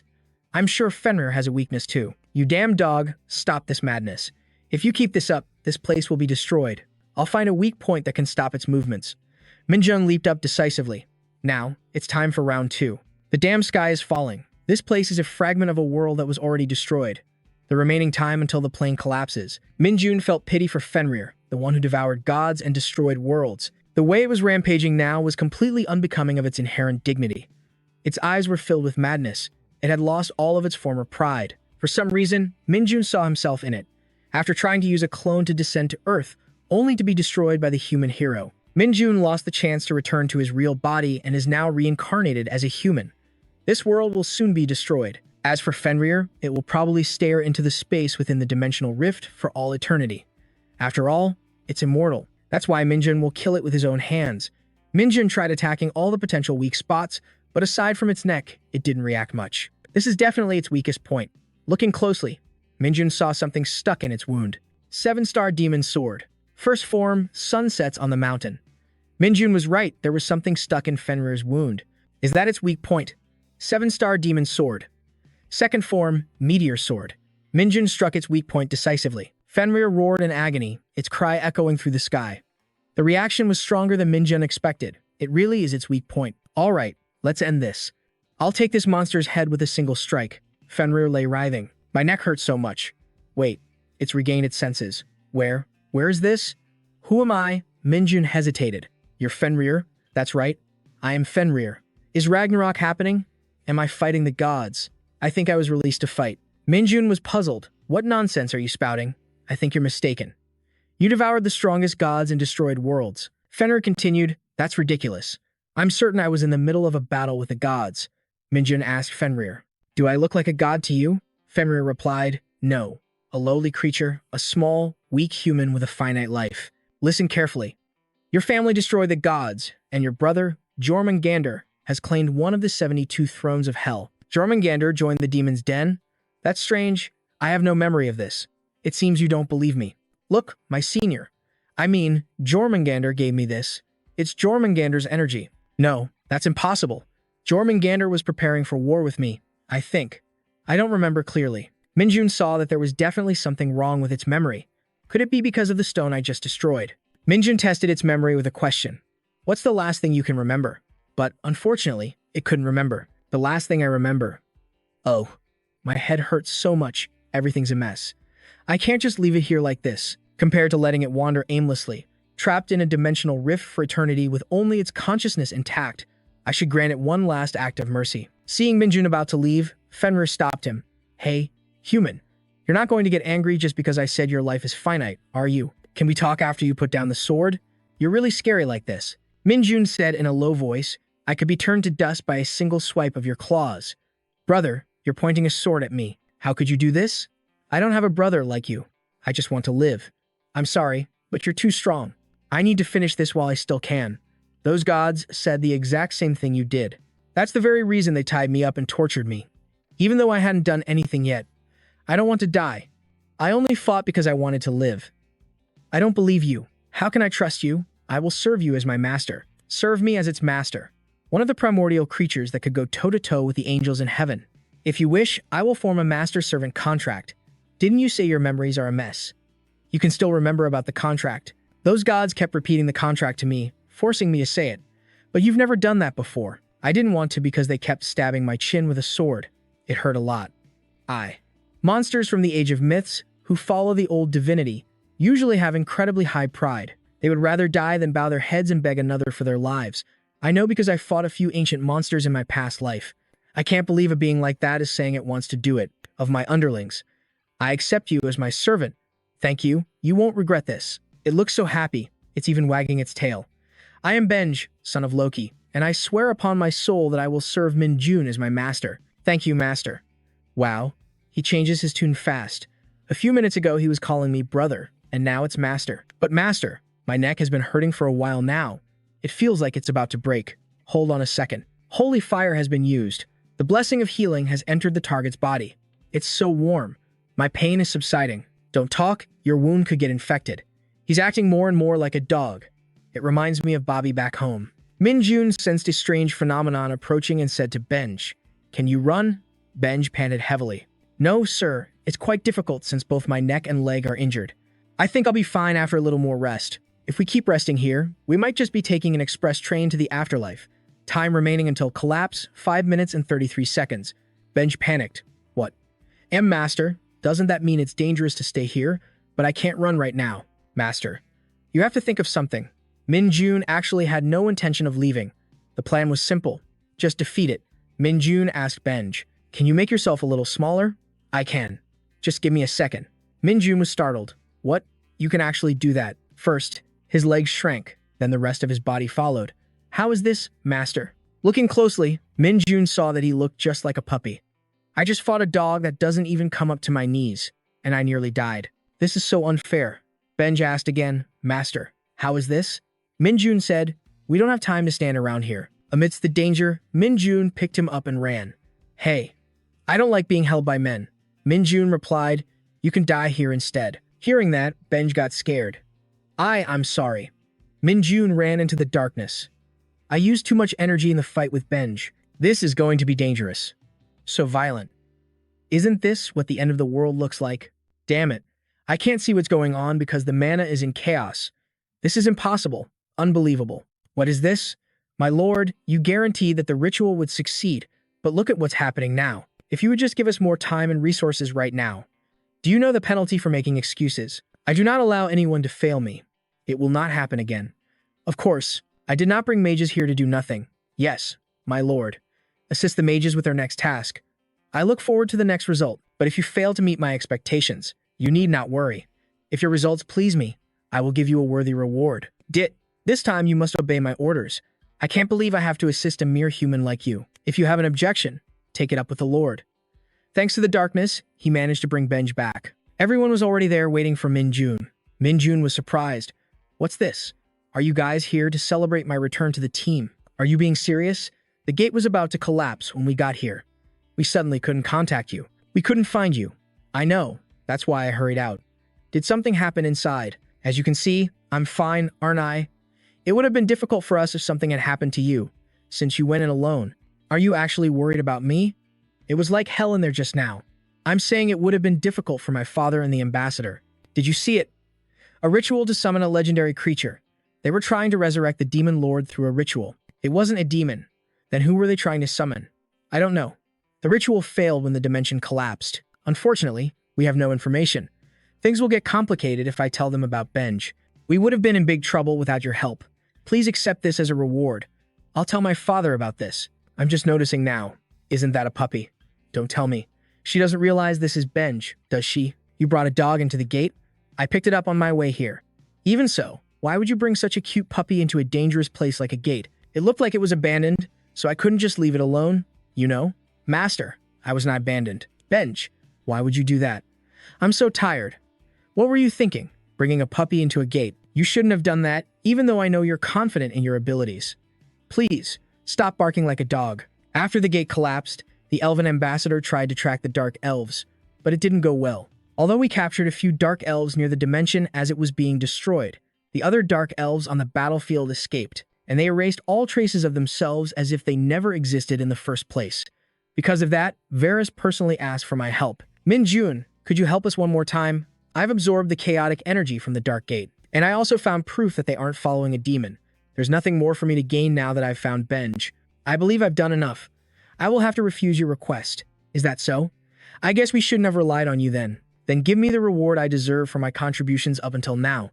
You can't just give it to me instead of a blank check, can you? Of course. Just wait for your reward. Do I look like that kind of person? I'm from a branch of the royal family. I'm not that poor. Let me know if you find out who's behind those dark elves. All right, I'll contact you when we find anything. Since I've confirmed that the shadow elves aren't following me, I'm sure there's some other creature behind them. Seriously, if I find out which bastard it is, I won't let them get away. Master, I'm hungry. I'll rip out their horns and spin them like a pinwheel. Finally, I can get some rest. Why are you so picky? Even though I'm hungry, I can't eat this. Didn't you say you weren't picky about anything when I asked you earlier? It's strange that this tastes sour, spicy, and salty. It's Master's fault for giving me something inedible. What have you been eating until now? I don't know. Back then, I was always full, even though I didn't eat anything. I guess it's still Benji, even though he looks like a fluffy dog. I thought his sense of taste would be very different. So, should I give him the things that elves eat? Elves? Who can I ask about this? She's the most suitable person. Ellie exclaimed, "Oh my, how adorable." Ellie has a side like this. What bloodline are you from? I can't tell anymore. I have amnesia. And is that why I can't transform? I think it has an ancient bloodline. Its scent is very strong. Even famous bloodlines aren't this potent. I'm truly surprised. I can't believe it. You suddenly called me and asked what a spirit dog likes. I thought you asked me because you knew I had some knowledge about spirits. You know about spirits? What an amazing coincidence. What's his name? I am Benji. I think he's become a compulsive liar because of his amnesia. He keeps saying he's Benji. Oh no, the poor thing. Look at him. He wants to protest what she's saying, but he's wagging his tail because she's holding him. He's completely different from Ron Gander. Ellie, don't be fooled. He might look cute now, but before this, he was a terrifying monster who has lived for over 1,000 years. But why do I? Why do I feel like I just lost a dog? The scene quickly changes to the Star Alliance. People are walking back and forth in front of a restaurant. Benji is happily devouring the food on his plate. Ely smiles and pets his head. Go on. Eat up. This is great. I came here hoping to find something Benji would like. Minjun thought to himself, not expecting him to choose the ruby meat, which costs 200,000 won per person. An ancient monster with such a high-class palate. It wouldn't be right to have him eating instant noodles and field rations. She looked up and asked him, "So, when are we going to have a proper get-together?" Minjun was confused. "Aren't we doing that right now?" Ely asked curiously, "Didn't you say you were going to treat me to a meal, not to discuss work like we are today?" He was immediately startled. "Damn, I completely forgot about that." Ely asked with a smile. "You haven't forgotten, have you?" Minjun said evasively. "Of course not.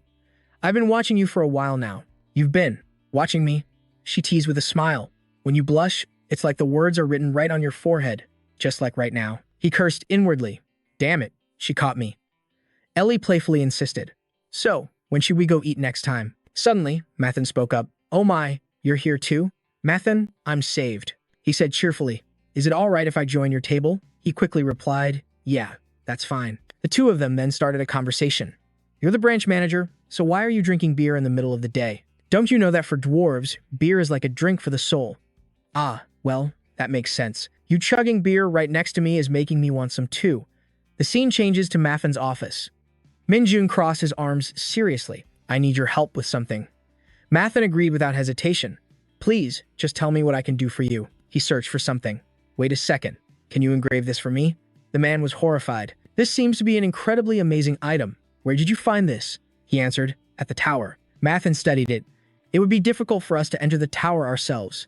Let me try to appraise this." Suddenly, his expression turned to one of astonishment. Mathan told him, "I'm being blocked at the appraisal stage." "Is that so? It would be difficult for me to engrave something on this." "What is this thing?" "A cloak made from the skin of the world's serpent." "The world's serpent? Are you serious?" "This is the first time I've ever touched something so precious. What good does it do you to just touch it?" Minjun smiled. "You can't even engrave a seal on it."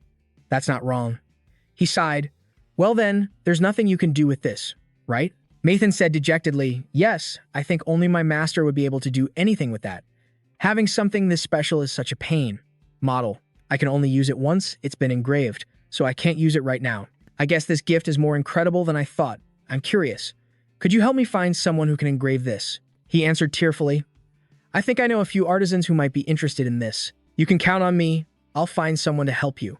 Min-chan handed Mathan a knife. "I have one more order I need to place." "What is it?" "I want you to make something like this." Mathan said, "This knife is quite interesting. Was it made for throwing?" Min-chan praised him. "That's a sharp observation. You're spot on. A throwing weapon. Do you plan to use it as a consumable item?" Min-chan replied, "I plan to attach a string to the end of the handle to make it easier to retrieve." He nodded. "Then attaching an arachne string would be best, right?" Min-chan thought to himself, the Three Thunders hidden dagger technique uses a total of 10 daggers, so it's best if I have a few spares made. Suddenly, Mathan's phone rang. He quickly excused himself. "This is the person I asked to help build the training facility. Do you mind if I take this call? I assume it's something related to the construction." Then, Mathan stepped aside to talk, leaving Min-chan with L. Suddenly, he called out loudly, "Hunter Min-chan." He looked over, puzzled. "What's wrong?" Ma-than was talking about the magic circle being deployed for the training facility. "What about it?" he asked. Ma-than added, "The builder saw the magic circle. She got really excited and said she wants to meet you right away." Min-chan didn't seem too concerned. "She's perceptive, but why does she suddenly want to see me?" Ma-than answered honestly. "She said she wants to buy the formula for that magic circle." Hearing this, Min-chan was surprised. "What? She wants to buy the formula?" The scene changes and a cheerful girl walks in. "Magic circle guy, the one who breathes thin air up high. My name is Hazen, CEO of the Lude Construction Division." He was a little surprised by her hyperactive demeanor. "I'm Min-chan. If you're the CEO, then I guess you must be a high-ranking individual, right? Is she a high dwarf?" Ma-than exclaimed. She started her own company just because she hated working under the people at the union. "Why?" she said, annoyed. "You don't need to explain unnecessary things like that." He recalled what he knew about them. High dwarves are a race that excels at craftsmanship, just like regular dwarves. Each race has slight differences in their area of expertise. If you consider dwarves to be technicians, then high dwarves are more like scientists. Hazen looked at him with sparkling eyes. "Are you the one who drew this magic circle?" "Yes." "That magic circle couldn't have been drawn with knowledge from this earth. There are 8 ancient runes on the surface of the magic circle, but if you look closer, you can see ancient languages used by celestial beings between the runes." Min-chan realized she was wondering how he, a mere mortal, could know the language of celestial beings, which is known only by angels and demons. He asked her directly, "Let me ask you this. What do you think this magic circle is for?" Hazen quickly explained. "The ancient runes on it are all arranged on one side of the circle. This is the type of arrangement typically used to concentrate mana. Therefore, the purpose of this circle is to draw mana from the surrounding area." Min-chan crossed his arms and smiled. "Not bad. I heard you're a friend of Ma-than's. You've got some talent." She puffed out her chest proudly. "I'm 10 times more talented than that short tree stump. Let me be direct with you. I want to learn the ancient language of the Celestials." He replied bluntly, "I refuse to teach you. You won't be able to use it just because I teach it to you. You need a certain soul level to control the ancient runes." She seemed extremely determined. "But you're a human, aren't you the same?" Min-chan observed silently. "The ancient language of the Celestials is a type of power. It can only be used by high-level spiritual beings. Even if I were to teach her, she wouldn't be able to control that power. But I do like talented people," he thought. "Do you really think so?" The ability to find the ancient language of the Celestials, hidden within 18 ancient runes. And because of that passion for magic engineering, she came running all the way here. After discovering those things about the runes, she screamed in fear, but he just calmly walked past both of them. Min-chan thought to himself, "That's enough to pass. Hazen, channel your mana into this." She quickly replied, "Yes, sir." A helpless high dwarf will do what they are told. As she was channeling her mana, a cloud of white smoke blew straight into Hazen's face. Min-chan evaluated the 6 arrays formation, a formation passed down through the generations of the Zhuji family on the Wulin continent. It possesses the power to disrupt a person's 5 senses. Right now, only their sense of sight is disrupted, but gradually all 5 senses will be paralyzed. After a moment, the smoke cleared. Hazen was astonished. "I can see again." Min-chan asked Hazen, "Can you tell me the principle behind the technique I just used? I don't understand it at all." "Goodness." He chuckled to himself. Seeing her reminded him of his past self, body from the past. This is known as a formation. She was seriously copying a magic circle. A monologue kept appearing. Someone who did everything just to become stronger. He wondered, "Why are you showing me this?" Min-jun smirked. "I know how to handle people like her.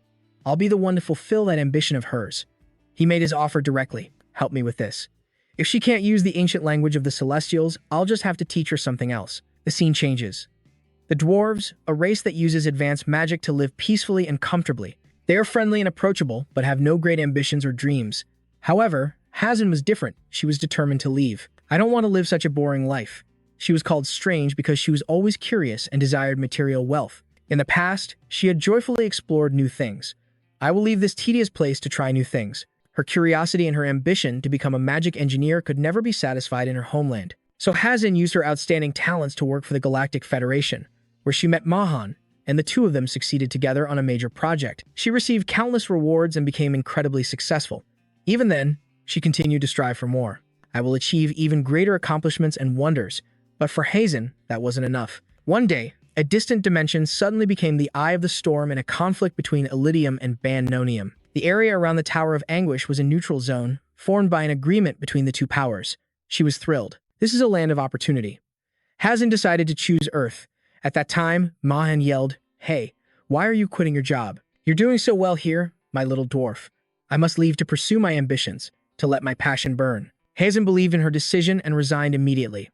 Realizing that Earth had yet to develop its magical engineering industry, she poured every penny she had into starting a business there. By combining magic with construction skills, Hazen significantly shortened the completion time of her projects, and she created additional benefits by placing numerous magic circles around the towers. But she started to see her limits, especially when competing against multinational corporations on Earth and the Galactic Federation. My technical skills are still limited. It was at that moment, during a project for Mayhem, that she discovered an extraordinary magic circle. She was about to meet the client to learn the world's ancient language when Minjun proposed. "Let's work on a project together." But it ended up becoming an unexpected opportunity: ritual magic. It was a new skill that even Hazen, who was well-versed in magic engineering, couldn't understand at first sight. She had no reason to refuse, and so she accepted his offer. "If I can learn this, I can give my company a significant advantage." The scene changes. Min Jun is now looking at the contract with satisfaction. "Perhaps I won't have to worry about money anymore. I've made a deal with Hazen. First clause, royalties. I will teach her how to use ritual magic, and in return she has to pay a fee every time she applies it in construction. Because the Mu continent is extremely isolated, I'm probably the only one who knows how to use this type of magic. They are skilled at controlling Ki, but couldn't develop further, so they have almost no interaction with other dimensions. I was lucky to form a relationship with them through a surprising turn of events." He thought to himself, "She's going to make a huge amount of money once she starts using ritual magic, because its effects are just as powerful as regular magic. Moreover, the conditions for casting it are practically the same." Second clause, absolute confidentiality. "You must never reveal that I am a celestial." Now, the growth of Lingwood construction is directly tied to my own wealth. It would be a huge loss if her company went bankrupt. Min Jun looked at her and remarked, "I've seen eyes like Hazen's in my past life. They are the eyes of someone with enough passion to pursue their goals, someone who can pick themselves up after every fall to reach their dream. In other words, those are the eyes of someone who is guaranteed to succeed. All I did was give Hazen a pair of wings.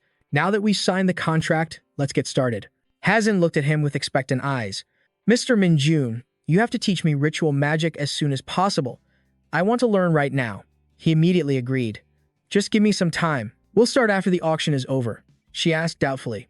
"Why is that?" He calmly explained, "I have some things I need to take care of first. Goodbye, see you later."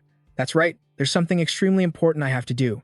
I need to practice the heaven and earth martial arts. I spent a huge amount of money building a training center, but I haven't even had a chance to train in it properly yet. It's not that I didn't gain anything important during that time, but I've only absorbed a small fraction of the energy. I don't know how long it will take to absorb the rest of the world's stone if I don't focus. There are 10 days left until the auction. So, if I can take the remaining aura in the world's stone, convert it into the heaven and earth martial arts, and absorb it, the small universe I've built in my mind will be completed. My ultimate technique will be perfected." The scene quickly shifts. By now, the sky had brightened. 10 days later, Minchan awakens after a long training session. He looks at his status window, satisfied. "All my stats have at least doubled compared to last month. With my current abilities, I can match an A-rank hunter. I now possess the Universal Martial Arts Manual and the techniques to use Holy Fire and Primordial Chi. I can easily defeat 2 or 3 A-rank hunters at the same time. It's just a shame that my leveling speed is still slow. Perhaps it's time I started paying attention to my level." Suddenly, Benj approaches and says, "Master's aura has grown stronger." He asks in surprise, "You can sense it?" Benj replies proudly, "Of course. You might not know this, Master, but you have no idea how keen my sense of smell is." "No, I believe you." Minchin bends down and pats his head. "I see that Benj's stats are still sealed. I was hoping the seal would break on its own over time." "Master, you stink. I'll have to find another way. He was already powerful, but now that he's my subordinate, I will restore his former reputation as an assassin feared even by the gods." Meanwhile, he is grumbling. "Hey, go take a shower before you pet me."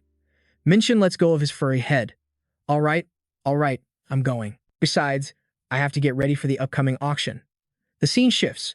A luxury car pulls up to the side of the road. Minchan, now changed, is standing there. "I was wondering why you sent a car today instead of coming yourself. Aren't you busy?" "What are you doing here?" Li winks playfully. "What am I doing here? Well, I came to take our freelance hunter to the auction. You look beautiful." He stands there like a block of wood, thinking, "Huh? Why is she so dressed up? Seeing her like this feels different." Suddenly, she gets close. "Wait, you're not planning to wear that to the auction, are you?" he asks, confused. Is there a problem with it? Doesn't it look neat and proper? She sighs and grabs Minchon's hand. Oh my god, come with me. How can you go there looking like that? The richest people in the world will be there. Eli quickly pulls him away. I won't allow someone our branch is partnered with to be humiliated. Benj praises her. She's quite the go-getter. Where did you learn a phrase like that? After being brought inside, many people were standing there, eyeing him. Hurry up, please. Give this man a makeover. Wait a minute. The professional stylists say, if it's the director's request. Excuse us, we'll be very quick. He watches their hand movements in fear. This is the first time I've ever done something like this. A moment later, she says with satisfaction, let's go. Dressing well always makes a difference. He asks, a bit suspicious. When did you have this suit made? It's very comfortable. Eli says proudly, I had it prepared just in case. Minchon is extremely confused. How could she do this when I never even told her my measurements? She quickly turns away. Anyway, I'll go on ahead. Really? Aren't we going together? I'm very busy. I barely managed to make time to come here. He watches Eli's back as she leaves, thinking, it makes sense, since the Dongsan branch is the one organizing this auction. Eli must be extremely busy working directly for Man. Suddenly, he calls out to Eli, that dress looks great on you. Hearing this, she becomes flustered. Are you kidding? I look good in everything. Well then, I hope to see you later. He feels awkward.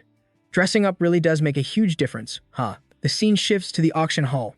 They call it an auction, but it feels more like a party. Benj says excitedly, there are so many people here, master. Minchon reminds him, don't wander off and cause trouble, okay? Hey, who do you take me for, master? Minchon walks while observing the celebrities and political figures. There are a lot of famous people here today. He scolds in annoyance. Don't call me by that stupid name. I'm Benj. Never use that name. Suddenly, a voice calls out from behind. Oh my, you brought such an adorable puppy. Minchon looks back suspiciously. Who is this person? She shakes his hand. Hello, I'm Tron. He replies politely. I'm Minchon. She makes quite a strong impression. Suddenly, his expression turns serious. Wait a minute, Tron. That's right, she's a member of the Holy Guild, one of the top 3 guilds in South Korea. It's a subsidiary of South Korea's largest conglomerate, the Holy Group. She's the youngest daughter of Chairman Chan Sung. She founded the Holy Guild herself and is their leader. So it's her. Huh? He gives a strained laugh and scratches his head. Oh my, I almost didn't recognize such a famous person. She laughs it off. You say that, but you seem quite calm. No, I'm not. He thinks to himself. In any case, the Holy Group is only high-ranked in South Korea. Compared to the rest of the world, they're not that strong. I'll just be polite for the sake of it.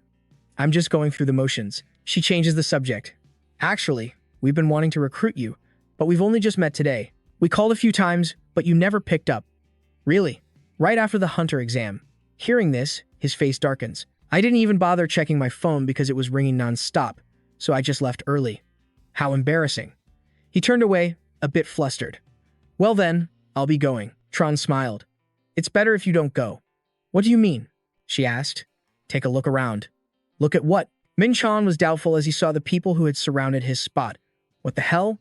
When did so many people get here? It seemed like they were all looking in this direction. From now on, things are going to be a real hassle.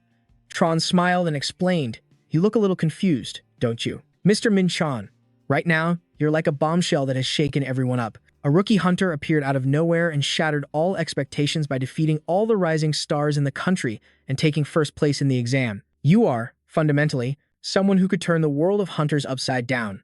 Minchon replied slowly, I have no intention of transferring. She laughed and said, I didn't even bother suggesting it because I already expected that, but I don't think the others feel the same way. He asked curiously, then why are you wasting your time talking to me? Tron raised her wine glass to Minchon, because I want to be your friend. He suspected she was doing all of this just because he ranked first in the exam. She confided, to be honest, I had the chance to watch you fight the Air Guardian. Watching that fight convinced me that you will become the best hunter in Korea. Minchon gulped silently. Back then, I was just a rookie who had barely learned to use martial arts. And yet, she saw my potential even back then. She gently proposed, I want to befriend the future best hunter of Korea. Is that a good enough reason? He raised his guard. This woman is no joke. Minchon refused bluntly. You're mistaken. I'm sorry, but you haven't met the best hunter in Korea. You've just met the world's best hunter a little earlier than everyone else.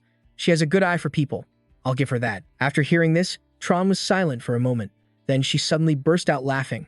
He crossed his arms and asked, You're not laughing at me, are you? She immediately replied, Of course not.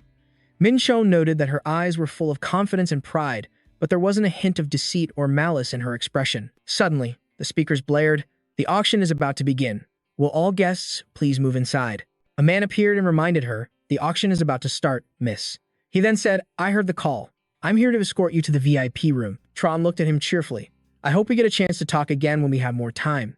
See you later." Min Chan silently watched her figure as she left. Benj remarked wistfully, "She's just as beautiful as I." He sighed, "That doesn't matter." It criticized, "Master's words and actions don't match at all." "Huh, what do you mean by that? There are always beautiful women surrounding you. You're definitely a ladies' man, just like my father," he said, annoyed. "You're not getting any ruby meat for 2 weeks." It immediately regretted its words. "I was wrong. I'm sorry. Please forgive me." He was now standing at the entrance where the gatekeeper said, "Please present your invitation." "Here." "Thank you. We will now proceed with an identity scan. The security here is really strict." After a moment, the person said, "Your identity has been confirmed. Please choose a mask." Wearing a mask is mandatory at the auction, he thought to himself. I can see how much effort the Galaxy Federation put into this. Suddenly, Min Chan noticed something. "Isn't this a bald lion? I'll choose this one." Immediately, a notification appeared. The effects of the illusion mask and lion's illusion have been activated. He thought, "I see." Benj grumbled, "Why do I have to wear a mask, too?" He explained, "What's the point if I'm the only one wearing a mask? I can ensure complete anonymity by using additional illusion magic to conceal my identity. This mask reminds me of the organizer from the tower tutorial." As they went inside, Benj exclaimed in surprise, "It's so crowded." He mused, "I believe the key they gave me will grant me access to a hidden treasure on the 3rd floor." The stage lights came on, and the crowd grew excited. It's about to start. Ma Fan, dressed elegantly, stood on the stage. "Welcome, esteemed guests. I am Ma Fan, the manager of the Dongsan branch of the Galaxy Federation. First, I would like to sincerely thank all of our guests for participating in today's special event." Min Chan tried to hold back his laughter. "Why does he look so awkward?" Benj asked curiously. "Are we here to watch a dwarf's talent show?" "No way." Ellie also came out to replace the man. "Thank you for waiting, everyone. We will now begin the auction." It cheered happily. "It's Ellie. Be quiet from now on." He used the Eye of Truth skill to observe. "I've already looked at the list of auction items, a rare grade protection bracelet, a nameless rare grade executioner's dagger, and a rare grade cockatrice egg." A loud voice announced, "Sold for $2.1 million. Min Chan thought to himself, but as expected, none of it is worthwhile. They're all low-grade items. The items made by man are even better than these. Thank you, Mr. Min Chan. It would be better to have him craft equipment for me instead of buying anything at this auction." The auction continued. A nameless fragment. This is a mysterious material collected from the boss of a B-rank gate. It's finally here. The key to what? Dranka, legendary rank. I inwardly rejoiced. No one's going to want this, because unless they can use the Eye of Truth like me, they won't know its rank or purpose. Eli said cheerfully, "It will be sold to customer 55 if no one else wants to buy it. It's a wonderful appetizer. But now, it's time for the main course." She continued to run the show. "Next up, we have 10 kilograms of Midran ingots and 5 kilograms of Orion CM ingots, materials that can enhance DSA." And just like that, the amount shot up. Customer 79 raises the price by 10%. Customer 101 raises the price by 50%. Customer 32 raises by another 10%. Customer 52 joins in as well, he thought. Dragging this out is pointless. I'll just double it. Customer 55 has just doubled the price. Right after, someone else snatched it from him. Customer 79 raises the price by another 10%. Who is that son of a bitch? Minjun's face darkened. He wants to play hardball. Customer 55 doubles the price again. Customer 79 raises it by another 10%. He cursed inwardly. So annoying, that bastard. Customer 55 raises the price by 50%. Customer 79 raises it by another 10%. Eli's eyes were sparkling with money. The current price was $13 million. Minjun lamented internally. "Are you a little too excited while I'm bleeding money over here? Damn it, Eli. Whatever. If I have to, I'll use the white book." Customer 55 raises the price by 10%. Then came Ellie's rapid-fire questions. "Is there a higher bid? Going once? Going twice? 3 times. Sold to customer 55. He chuckled to himself. "You shouldn't have messed with me, you piece of trash." Suddenly, customer number 79 turned to look at him. The man's eyes were filled with contemplation. The scene changes. He was now taking a leisurely stroll. "I successfully bought the items I wanted, and the auction ended smoothly." It reminds me of the old days. All I had to do was snap my fingers, and I could have anything I wanted. This auction was really fun, but now I just want to get my items quickly. Suddenly, a young man approached him. Hey, you, the Korean guy. Wait. The person introduced himself. My name is Ji Zaffer. Do you have a moment? Minjun was suspicious. Who is this guy? Have I met him somewhere before? No, I've never seen him. He bluntly tried to leave. Sorry, I have something urgent, so I have to go. The man smiled slyly. Don't be in such a hurry. The Midran and Orion items you got. I need them. Minjun asked in confusion. How does he know I was the one who bought them? What did you just say? Ji Zaffer replied calmly. I know you took the Midran and Orion. Don't deny it. Minjun, full of killing intent, taunted. So you're that green-eyed dog. I don't care what you like. What a cute little puppy. He squinted, examining him. But this is strange. The type of illusion magic on that mask was specially prepared by the Interstellar Union. Even I can't see through it. If he can recognize me, then who in the world is he? In front of his eyes, Ji Zaffer's attribute panel appeared. Huh? An angel? Minjun looked at him with a bewildered expression. The scene shifts. They had now changed locations to talk, so in 1 month, you'll have $20 million. Are you asking me to sell the Midran and Orion to you for $20 million? The man laughed and replied, That's right. You and we're on the same wavelength. Minjun fell into deep thought. At first glance, it seems he only wants the Midran and Orion. The man continued to persuade him. In 1 month, you'll be rich. He grew suspicious. Could there be a reason why an Elydium angel would be in such a rush to get Midran and Orion? And how did he get the black holy water? I can feel the same kind of energy from him, but he shows no signs of being fallen. This means he's still an angel, but someone is definitely pulling the strings from behind. First, I should try to probe his intentions, he asked tentatively. Hey, why don't you use translation magic? Your broken speech is really getting annoying. The man quickly laughed it off. No, I don't know that magic. Really? When that's a basic spell, every angel learns. Hearing that, Ji Zaffer immediately transformed. He looked at him seriously. You, how long have you known my identity? I need to know how you found out. Ben wondered, Master, are you planning to fight him? Minjun replied calmly, No, I won't kill him. I still have many things I want to ask this. Arrogant angel, if this were my past self, I would have cut his head off long ago. I've become much softer after reincarnating. Foolish child, watch closely. The man was confused. What? Minjun chanted inwardly, Holy flame, grant life, and at the same time, banish all impurities. 100 divine power has been consumed. If he's truly an angel, he'll have to recognize this famous power. Child, do you still not know who I am? The holy flame was used. Ji Zaffer was instantly shocked. This energy. His mouth hung open, unable to say a word. A moment later, he hurriedly bowed deeply. Lord Michael, I greet you, one of the 7 archangels. He immediately got into character, feigning, I should lower my energy first. The man was completely fooled. Yes, I understand. Minjun said in a stern voice. Now, stop that and stand up. Zaffer insisted, No. I am not worthy to look directly upon Lord Michael. This is why I hate angels. They're so damn rigid. He tried to start a conversation. Child. Yes, Supreme One. You must be wondering why I have descended to the mortal realm, correct? How would a lowly being like myself dare to wonder? No, just shut up and listen. Minjun said that there's actually a rebellion brewing in Elydium. A rebellion? The proof is the purification energy radiating from your body.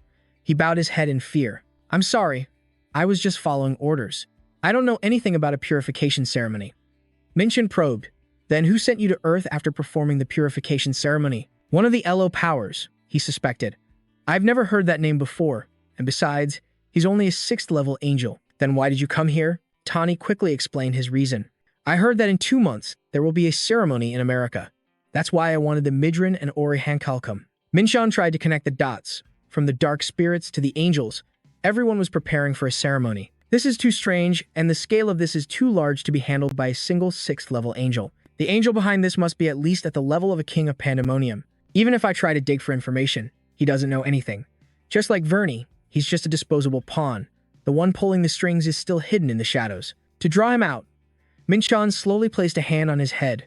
You are still pure. You have never sinned. If there's a problem, it's that someone is trying to back these young lambs into a corner. The sacred flame was used. Instead of cutting off a loose end, it needed to be preserved. Tani was moved to tears. This warm flame. Your grace has forgiven my sins. And so, a scene of affectionate camaraderie unfolded between the two. Tani had become a secret spy. He shouted with enthusiasm, Even if this body turns to dust, I will follow the orders of Lord Michael. To repay your trust, I will devote my all. Minchan believed Tani understood the situation and told him to investigate the ceremony. I'm sure he'll gather some intel. Whoever is behind this, I won't let you do whatever you want with Earth. His expression changed, and he gave a wicked smile. Now, let's go get my item back. Benji, standing beside him, was terrified. I'm sure Master is not an angel. The scene changes. Mathan was now talking with him. It seems you got what you wanted. Hunter Minchin, it'll only make your pockets heavier. What? That sounds annoying, he mumbled. But this blank check instead of gold. Where on earth did you get it? That's a secret. I was planning to use this opportunity to pay off my debt to you. If you want to die early, go ahead. Just kidding. Minshun placed his hand on the pile of metal. Anyway, I've given you the gold, so this stuff is mine now, right? Yes, that's correct. I've been waiting for this moment for a long time. He immediately crushed the pieces of metal in his hand. Eat up. Mathan was astonished. Hunter Minchin, what are you planning to do with the Midran and Ori Hunkalkum? Just watch and you'll see. Darkstar, you seem very hungry. Good grief, do you also go crazy for delicious food? Benji is the same way, but it seems Darkstar isn't picky at all. Mathan, on the other hand, was pleased. Success. I've unlocked the second stage. A description panel for Darkstar appeared. He thought to himself, if I can simulate the weapons from my memories, I can recreate their power. Of course, the limit of the second release is only up to the unique grade. Minshan casually put Darkstar away. But for now, this is more than enough. If I can create exclusive weapons for each martial art style, I'll be even stronger than before. Before leaving, he called out loudly to Mathan. He replied, Ah, yes, Hunter Minchin. What is it? Minchin made his request. I need a gate. Give me the closest one. Mathan accepted the order. Ah, yes.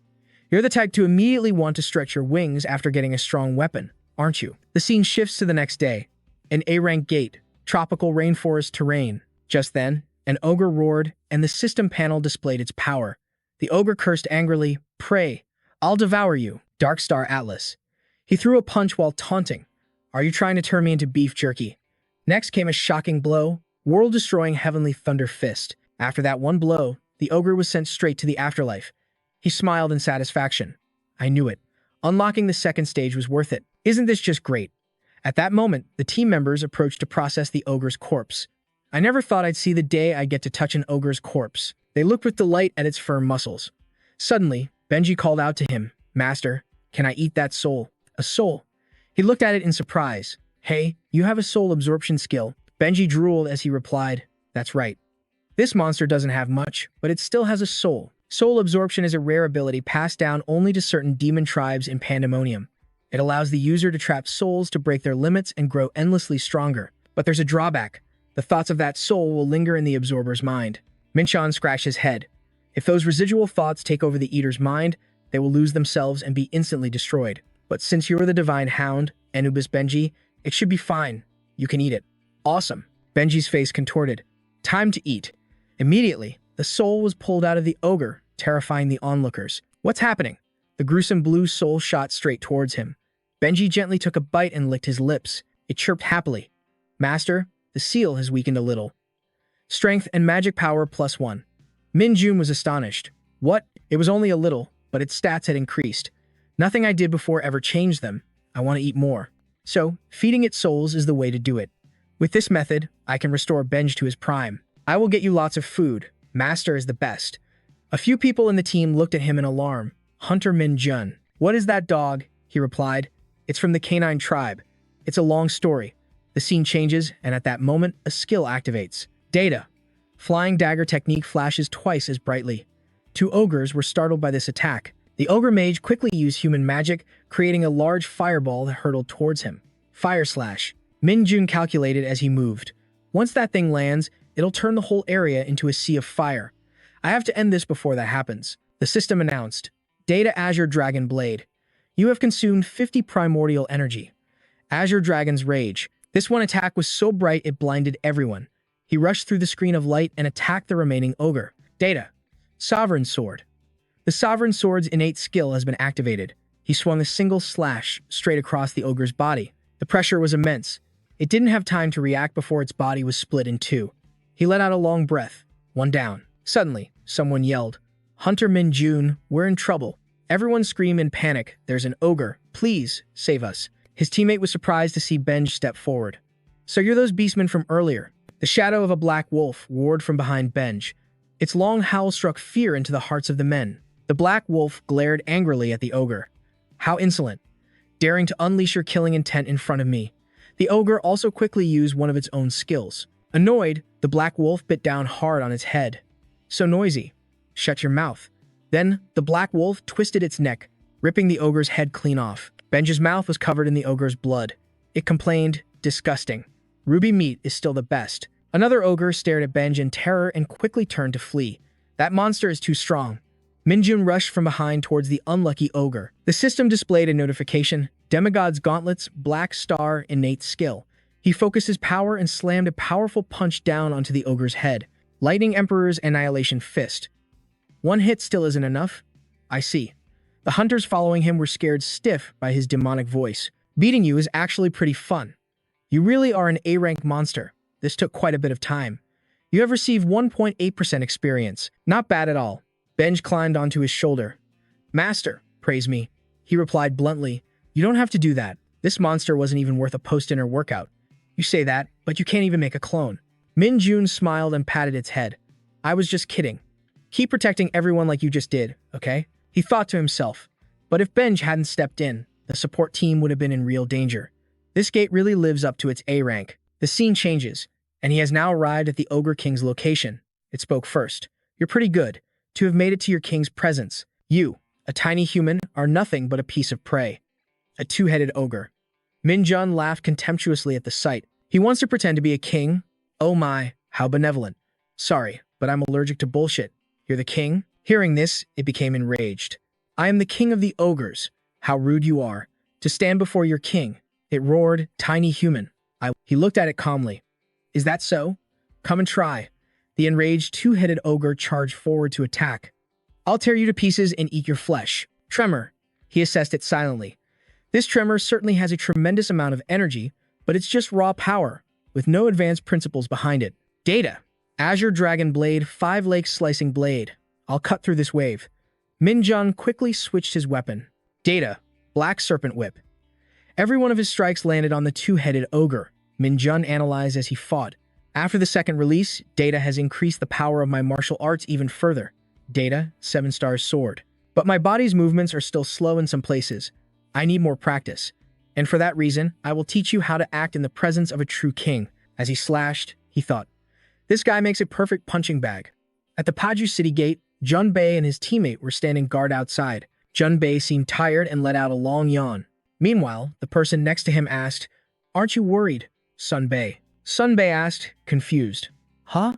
The other young man said with some disbelief, "This is the first time I've been sent to a gate, and an A-rank one at that." Hearing that, Sunbei chuckled encouragingly. "You don't need to worry. Relax, this gate was just formed. Even if we do nothing, a breach won't happen for at least another 2 days," he said with a calm smile. "But it's better to be prepared, you get me? If that happens, we'll just have to run. What else can we do, right?"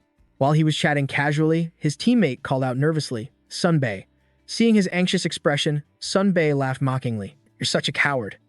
Aren't you worried you'll have to work all night if the raid gets delayed?" At those words, the young man's face turned pale. "An injury?" Immediately after, he listened to his radio and spoke up. Sunbei, there's a response from the gate." Sunbei was immediately stunned to see the glowing gate open behind him. "What? They just went in not too long ago." They probably just went for a quick scout and came back out. I guess it makes sense, since Hunter Mincheon is the only one they brought." Mincheon's group trudged out with their gear. Seeing them, Sunbei bowed respectfully. "Goodness, you've all worked hard." Dong Haeun replied politely, "No, I should be the one saying that to you." Agent Sunbei then continued, "Could you tell me how we're going to conquer the gate?" Just then, voices of praise rang out. It's done. Report it to the association." Sunbei was dumbfounded. What? He thought to himself, I know he's been famous lately, but did he really clear an A-rank gate all by himself? And in only 2 hours, the two of them stood there, stunned, staring at the glowing, now cleared gate. Meanwhile, Mincheon's group walked forward coolly. Benj was cheerful and said, "The souls were delicious." The scene changes, and a luxury car is seen speeding down the road. Min Xion thought, I've been training by using the two-headed monster as a punching bag, and I've managed to adapt to my new power, the black star before it collapsed. I'm recreating the memories of the war god Demos in its soul, using its body. Compared to just honing my skills through practice, actual combat is much more effective. He mused with satisfaction. The gate clear was faster than I expected, absorbing the stone realm, the training in the Dead Sea, and the second release of the Black Star. All these overlapping factors have made my growth speed up significantly. And Benj, he helped me. Thanks to him protecting the support team, I was able to focus on hunting monsters. Now I can get even faster. Just then, Ellie, sitting across from him, looked at a document and said, "We found the next spatial gate. You can raid it tomorrow." Min Xion praised her with satisfaction. "Good work. Just as I'd expect from my talented partner." Ellie gave a sycophantic smile. "Could you give me something more tangible than just empty praise?" Min Xion sighed, contemplating. "Let me think about it." Suddenly, the phone in his hand vibrated. A call? He wondered, but it was an unknown number. Min Xion answered, "This is Jian Min Xion." The voice on the other end replied, "Ah, it's me, little, helpless Nomi." The girl on the other end said tearfully, "The auction is over, so why haven't you contacted me yet?" Min Xion froze as he suddenly remembered. "Ah, chairwoman. Young Wook." He sighed, thinking he had promised to teach her runic arts after the auction. He thought helplessly, "I forgot." He apologized. "Let's meet at my place today." Ellie asked with a worried expression, "No way. Don't tell me you also forgot your promise to chairwoman Young Wook." Min Xion replied warily, "A lot has been happening lately." Ellie grumbled in annoyance. "You're still just making excuses." In another development, I spent my mornings and afternoons raiding gates, and in the evenings, I met with Hazen to teach her runic arts. Because one needs to understand the meaning of each symbol to unleash its full power, I translated and reorganized the entire script of the Mu continent into a system that Hazen could learn. Hazen looked at her achievement and exclaimed, "This is amazing. Can I use it?" Min Xion said calmly, "I'm an outstanding magic engineer, after all, and your teacher is also outstanding." Hazen said, "It's annoying to admit it, but you're right. I'm grateful to you." The scene shifts to Min Xion's battle scenes. As for the spatial gates, I alternated between A rank and B rank. B rank gates give less experience, but there was no other choice since the competition for A rank gates was too fierce. And so, a week passed. Every day, I repeated that schedule without a single day of rest. He clenched his fist with fierce determination. "I have enough primal force now. I need to train my body so I can distribute my power as I wish." He thought strategically. From now on, I should increase my points in strength and agility. The system showed level 29. I can't believe I'm almost at level 30. The scene changes to a snowy region with frozen ground. Someone said to Benj, "I'll watch your back, like last time." Benj replied, "Leave it to me." Inside an A-rank gate, a tundra terrain, Min Xion walked forward nonchalantly and majestically with his teammates behind him. As he was walking, he suddenly stopped because a massive foot blocked his path. Looking at the formidable giants before him, Min Xion was surprised. "Are there Vulcans in this spatial gate?" The system announced. "Vulcan warriors," he thought. The Vulcan tribe are inhabitants of the Vulcan dimension, born warriors. Their personalities are similar to the demon war god tribe, so they usually get along well. I even hired them many times for interdimensional wars in my previous life. But these guys. Thinking this, Min Xion suddenly let out a terrifying laugh. What a shame. I was hoping to meet a true warrior. The Vulcan glared hatefully and said, "A true warrior? Are you insulting us?" Min Xion thought to himself, "They aren't real Vulcans, just summoned entities to protect the gate's core." Then he said, with contempt, challenging them, "Hey, then try and attack me, you half-assed fakes." He thought triumphantly, "They're just weak copies, much weaker than the originals." Right after that, these demonic tribesmen grabbed their weapons and charged forward aggressively like a storm, constantly threatening, "We'll make you. You'll regret saying that." System notification, Harking Atlas Golem. Min Xion watched and thought that must be the characteristic war cry of a Vulcan warrior. He excitedly took his stance. Even though they were just copies, they were very realistic simulations. Min Xion's eyes sharpened as he closed in on his opponent with a formidable aura. A second later, powerful blows rained down on the Vulcan warriors, felling them one by one. The force of the blows made them grimace in pain and cough up blood. Min Xion stood coldly before the Vulcans, his fist glowing with a golden aura. He thought to himself, "But this is still too weak to be called a Vulcan warrior." System notification. You have received 1,196 experience points. You have reached level 30. Min Xion smiled. "Oh, Finally, level 30. I got an authority at level 15, so I'm guessing I'll get another one at level 30. And just as he predicted, the system displayed, the authority inscribed within you will be awakened after tracing the soul's imprint. He wondered, I wonder what authority I'll get this time. Deadly Seduction Authority. He was surprised. Seduction again. The system displayed immortal authority of the demon Jaren. He sank into thought. Jaren, that lord of the dead. Jaren is the immortal pharaoh, a master of necromancy. I always thought he was a bit of a coward, always acting high and mighty from the rear while hiding behind his army of the dead. Minchin considered it with indifference. But even so, this authority is more useful in combat than seduction. After he made his decision, the system announced, you have chosen the immortal authority. Seeing this, Minchan closed his eyes, tensing up. This authority was also changing him. He glanced at the fallen Vulcans behind him. He thought carefully. Since the immortal authority has to be used on a living target, I can't test it right now. Then let's try out the Army of Light first. He then activated the skill, and brilliant golden streams of light enveloped the area. Figures with radiant golden wings appeared one by one. They were Inheria, Iris, Rafit, Sepia, and Fayet. They smiled and said, we greet you, Master. They knelt on one knee, bowing their heads in reverence to him. Minchin thought, chicken wings, angels. He narrowed his eyes, thinking skeptically. No, beings like them don't exist in Elysium. Their appearance is similar, but the aura they radiate is different from that of angels. In terms of stats, they're even stronger than the Vulcan warriors, on par with or even stronger than Auges.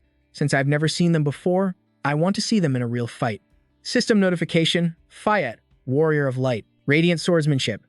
A loud, unified shout echoed out. Minchan glanced over. Humph, a squad of Vulcan warriors. They were rushing forward, eager for a fight.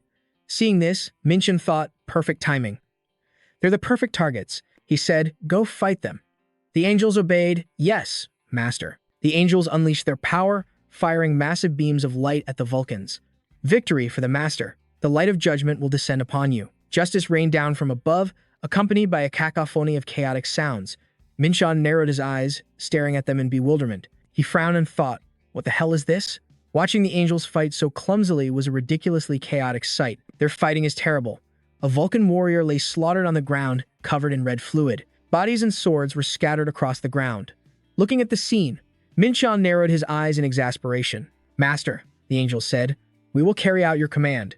Seeing their injured but still smiling faces, Minchan thought helplessly, are you for real? Not only can they not fly well, but they also fight by just swinging their swords without any technique. He buried his face in his hands in frustration. Even though they won, this should have been a battle they dominated without taking a single scratch.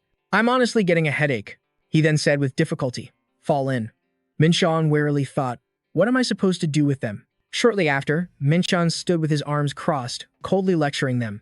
You are all individuals who don't even know how to utilize your own power. You have high movement speed and stats, yet not a single one of you knows how to use them. Not only that, do you even consider your swords to be weapons? Weapons are for stabbing and slashing, and yet you simply swing them around haphazardly. They listened to his reprimand in silence, their faces downcast. Minchin continued, you weaklings. It feels like a waste to even use holy power to heal you. Despite saying that, Minchin still used his power to heal the angels. He used holy fire on Inheria, and their wounds began to recover. Minchan's eyes narrowed as he calculated. At this rate, summoning them for battle is far too inefficient. It would be better for me to fight by myself, even if they are beings with the potential to grow over time. If their foundation is this messed up, that growth is useless. While he was carefully considering everything, one of the angels spoke up. Master, please forgive me, but there is something I wish to say. Confused, Minchin said, speak. Rafit looked him seriously in the eye and declared, we are not weak. Minchan was puzzled by his words. Minchin narrowed his eyes, looking at them with the same indifferent attitude. Even so, that expression isn't convincing at all. Looking at their defiant faces, Minchan continued coldly, what? Did I hurt your pride? Are you testing us? Rafi's eyes, full of both defiance and admiration, met his as he answered. We only lack strength because we were summoned so suddenly. After considering that rebellious attitude for a moment, Minchan suddenly spoke. Attack me, Rafi asked in surprise, pardon me? Immediately after, Minchan leaned in close to his face, his eyes sharp, and said with a dangerous, provocative smile, I said, fight me. I'll teach you all myself. He emphasized, this is an order from your master. Attack me with everything you've got. Rafi, sweating profusely, struggled to answer. Yes, master. Minchan thought, I need to teach these weaklings a lesson. Min Chan then stood in the middle of the cold field and activated his skill, starting the battle. Raffi, standing in the circle with his sword in hand, thought fearfully, what am I supposed to do? I'm clearly stronger and faster, both in movement and energy. But none of his attacks were landing. He relentlessly launched strikes at Min Chan, but Min Chan dodged them all with ease. Min Chan said with disappointment, how boring. Your swings are too predictable. Just as Raffi lunged forward, Min Chan swiftly drew his sword and delivered a powerful, straight strike to Raffi's body. The other angels who witnessed this were stunned. He continued, do you understand now? The consequence of not being able to properly control the power you all possess. Min Chan pointed his sword at Raffi, his tone cold and mocking. You're a perfect copy of those pathetic angels, he thought. What a disappointment. Even though they'd certainly get stronger if they kept fighting, I have no use for followers who are both boring and arrogant like these angels. Just as he turned to leave, a hurried voice called out, Master, please wait. Min Chan said, annoyed, what is it now? Still can't accept your defeat. The angels were prostrated on the ground, expressing their sincerity. I am your sword. Master, I have realized my own shortcomings. Though I am still lacking, I have one desire. I wish to learn your swordsmanship. The other angels also spoke in unison. We ask for the same. Seeing their sincere and determined attitude, Min Chan smiled with interest and thought, what's this? They're casting aside their pride? How interesting. Angels don't admit their weakness so easily.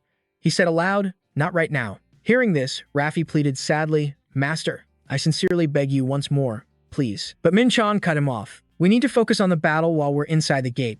The angels looked bewildered, and he thought, it seems they're more open-minded than those other pathetic angels. Min Chan looked at Benj and explained, Benj, they are your successors.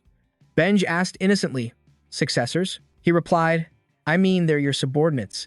Seeing this, Raffi and the other angels immediately looked disappointed and contemptuous. The only one we serve is you. Master, how can we possibly follow the orders of a mere creature? Min Chan turned away and said, Humph, Benj, show them how superior you are. Hearing this, Benj became enraged. It transformed into a giant beast with sharp, steel-black eyes and asked, what did you just say? Seeing this, the terrified angels immediately said, we pledge our loyalty, my lord. Meanwhile, Min Chan thought, since I've tested the army of light, now it's time to use the power of the immortal. He manipulated a magic stone in his hand and calculated the condition to use the power of the immortal. The target must be alive. I'll bestow immortality on a living target, and if it's killed, it will be resurrected as an undead warrior. Watching the stubborn Van Can warriors charging forward, he thought with satisfaction, oh, here they come. Well then, let's give this a try. He then directed the power at one of them. A beam of purple light shot straight into a Van Can warrior. The power of the immortal has been bestowed upon the target. All stats decreased by 10% due to the curse of immortality. The Van Can warrior sensed something strange about itself. What is this? Meanwhile, Min Chan flew in from behind, sword in hand. Are you curious? The system announced, if the target of the curse dies, you can create an undead warrior. Min Chan spoke, you'll find out when you're dead. Then, he swung his sword in a powerful slash to finish off the Van Can. The system announced, the target of the immortal has died. The Van Can's body began to transform, covered by a layer of mystical purple ice. Min Chan was pleased. Oh, immortality points are 10 out of 50. Cracks began to appear in the purple ice, and light shone from within. A massive warrior emerged. Greetings, Supreme One. The system displayed, Immortal Warrior. Min Chan was thrilled, so strong. Its stats are even higher than a two-headed ogre's. Based on stats alone, it could fight an S-rank hunter. He then commanded, Immortal Warrior, destroy them all. The warrior replied, yes, Supreme One. The warrior charged forward majestically with a scepter in hand, summoned its weapon, and attacked ferociously. That immense power terrified even the other Van Can. We'll die instantly if we try to block that head-on. Dozens of Van Can were overwhelmed by its strength. Min Chan watched in silence. What? It's actually skilled in combat, too. The warrior class should be the lowest rank among the undead armies under my command. He turned his head to look at the angels, and thought helplessly, are the Undying really stronger than the forces of light? If they still don't meet my expectations after I teach them swordsmanship, I won't summon them again. Dong Hien watched everything unfold and thought in a daze, Hunter Min Chan. I've heard about summoned creatures like these before. Just how strong has he gotten? The scene changes to another location. Min Chan casually held his sword as he walked, thinking quietly. The maximum number of undead I can create now is 5. It's convenient that I can store them in a separate space thanks to my immortal authority, but unfortunately, they move slowly due to their large size. Above all, the problem is that I don't know the requirements to raise my authority level. Well, I'll figure that out later. For now, I'll just teach these guys some sword techniques. Min-chan calmly instructed the angels. Let's make one thing clear. If you don't prove your worth this time, we will not be meeting again. The angels replied firmly. We will keep that in mind. Min-chan praised them. I like that answer. Then he continued. Let's start right away. All of you, focus. I have to go raid a gate tomorrow, so we need to finish this quickly. Min-chan began to execute fluid slashes with his sword. He thought to himself, these guys aren't suited for the martial arts I use. A sword technique that flies through the sky with many variations to deceive the opponent. The Angelus are best suited for this type of sword technique. The Plum Blossom Sword Technique. The sharp point of his sword flew forward lightly under his control, like plum blossom petals. Min-chan practiced the sword form as if he were swaying graceful plum blossom petals. He sighed in relief. Of course, there's no guarantee they'll understand the technique just by watching a demonstration. It's nearly impossible even for naturally gifted martial artists. He held his sword and asked, do you understand any of it? If you don't, just say so. For the technique to be considered correctly executed, the scent of blooming flowers must be released. The angels replied, I think we'll understand the principle if you demonstrate it again. Min-chan thought in astonishment. What did he just say? He asked again, you understand. With bright eyes, the angels replied in unison, yes, master. He thought in surprise. They fought so clumsily, but it turns out they're martial arts geniuses.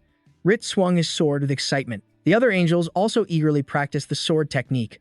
Master, this is amazing. I feel like I'm flying in the sky even though I'm on the ground. Min-chan observed them and considered it carefully. I thought they were sword prodigies, but that's not even the full extent of it. I can't believe they even learned the art of movement, moving with the wind, after just watching it twice. This isn't just about talent, an idea sparked in his mind. This is synchronization linked to the soul.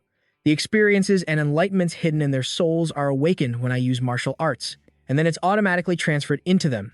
I think they can grow by absorbing my experiences like this. At this rate, it could be on par with the level of my immortal authority. He smiled with excitement, thinking, if I teach these divine warriors various martial arts and train them over time, I wonder how strong they'll become. Afterward, he gathered the angels and said, I have seen enough. To be honest, I was a little disappointed in you all at first. Hearing Min-chan's words, they all looked sad, but they immediately cheered up when they heard his praise. But now you have all proven your worth, and so I will teach you all kinds of martial arts. I will give you your first mission. He instructed them to practice the Plum Blossom Sword Technique and the art of moving with the wind, which I taught to those with 3 stars. You need to reach at least 3 stars to be able to use it in a real battle. Min-chan smiled and announced, to become stronger, if you can do it, I will make you my swords. His words made the angels ecstatic with joy. Yes, master. Happy voices echoed in the night sky. The master has bestowed upon us a powerful strength. I think he will personally enlighten us. This is much more powerful than the light swordsmanship we used before. While the divine warriors were training, I circulated chaotic energy throughout the night and dissolved the energy of the world's stone. Min-chan warily rubbed his neck, lost in thought.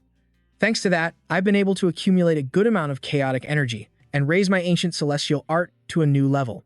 The energy cultivation method has eliminated all fatigue, so right now, I don't feel tired at all.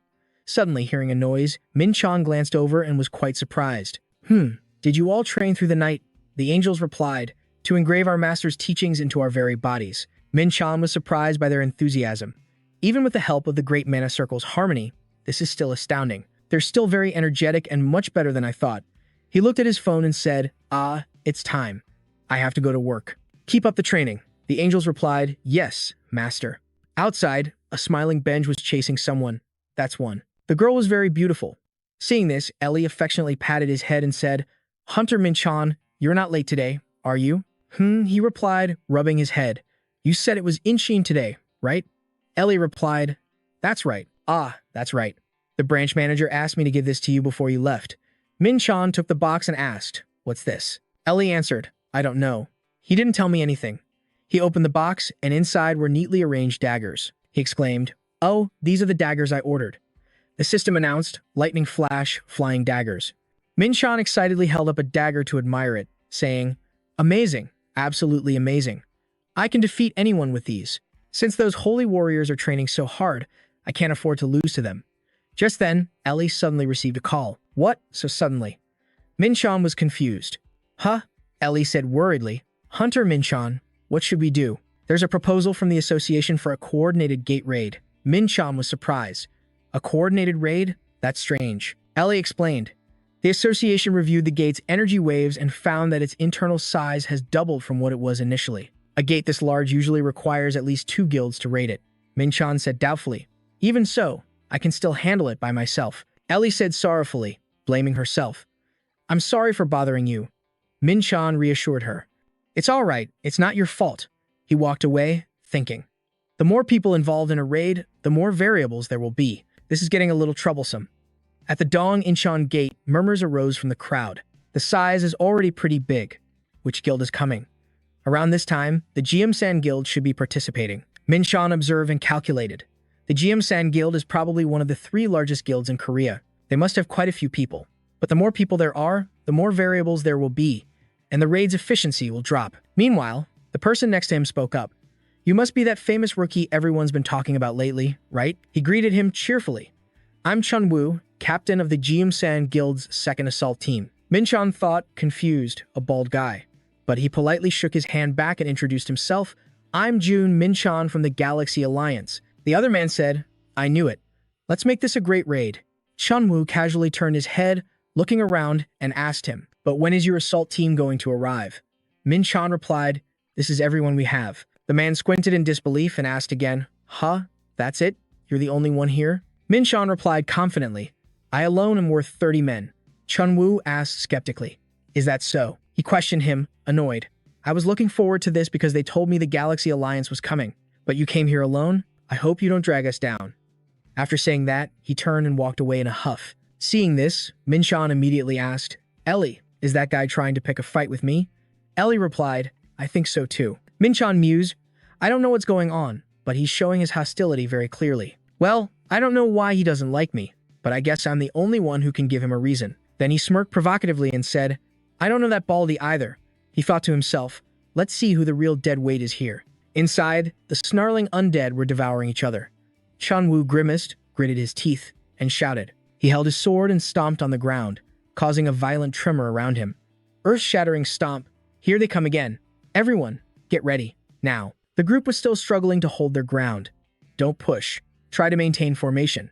Min-chan, on the other hand, was calmly observing the situation. Dong-hyun saw this and asked, Hunter Min-chan, aren't you going to help them? Min-chan replied, it's fine. They're all low-level undead. They'll be fine, as long as they don't screw this up, he calculated. They are all veteran hunters, at least rank 8 or higher.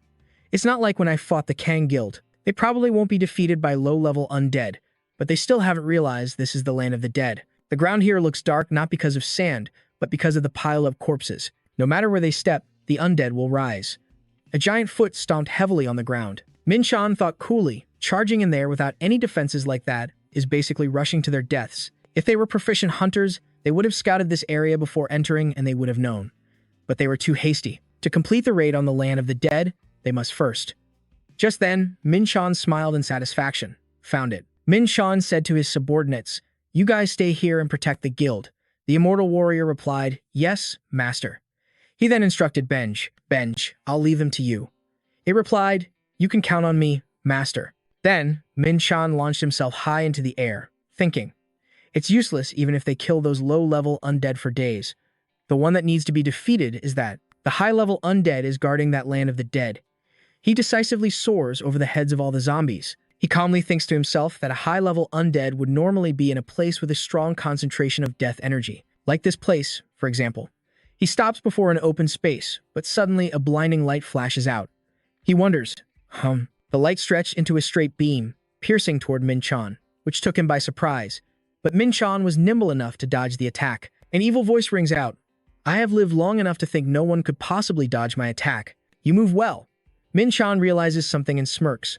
I found him faster than I thought. A large, monstrous shadow appears, bringing with it a malevolent power. The high-level undead, Durahan. Min-chan ponders. The land of the dead is a type of domain created from the condensation of the vengeful souls of the dead. This high-level undead might just be the core of this domain. He glances around, carefully estimating the situation. The Golden Mountain Guild is probably going to have a very hard time. Unless the domain's core is destroyed, the low-level undead will just keep appearing forever. Durahan raises its menacing sword and attacks. I'm guessing you're worried about your little friends over there, aren't you? There's no need. After all, both you and them will soon become one of us. Flames envelop the tip of his sword. The sacred flame has been unleashed.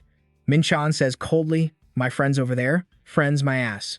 The system announces, "Black star, flashing dagger." Immediately, a dagger shoots forward like the wind, slashing at Durahan. Min-chan strikes with force. Two beams of light, one gold and one purple, representing two frenzied powers, clash with one another. The impact creates a powerful shockwave. A barrage of daggers flies out, skillfully combining to form spinning wheels. At his command, the daggers return to their master's hand. Durahan warns angrily, "This isn't over." It raises its hand and commands, "Rise, my army." Sensing the powerful aura, Min-chan is stunned. It says, "Tear that living thing to shreds." Heeding their master's summons, the undead surround Min-chan one by one. He observes them and thinks, "Mid-level undead, black hoods. Are these magic-specialized zombies? I can't fight them in close combat." He smiles calmly and says, "Are you sure that's a good idea? If they tear me to pieces, you won't be able to turn me into one of your undead." Durahan says arrogantly, "You don't need to worry about that. Go, my army, kill him." The savage undead charge forward, while Min-chan stands still, calculating. Do people lose their sense of humor when they become undead? At his command, the daggers all rise into the air. Min-chan scoffs, "What a boring guy. I'll get rid of these things quickly." Then, Min-chan confidently raises his hand and unleashes his daggers. Flash dagger technique. A second later, each dagger is embedded in an undead, piercing through their auras. "That energy is disgusting," Durahan exclaims.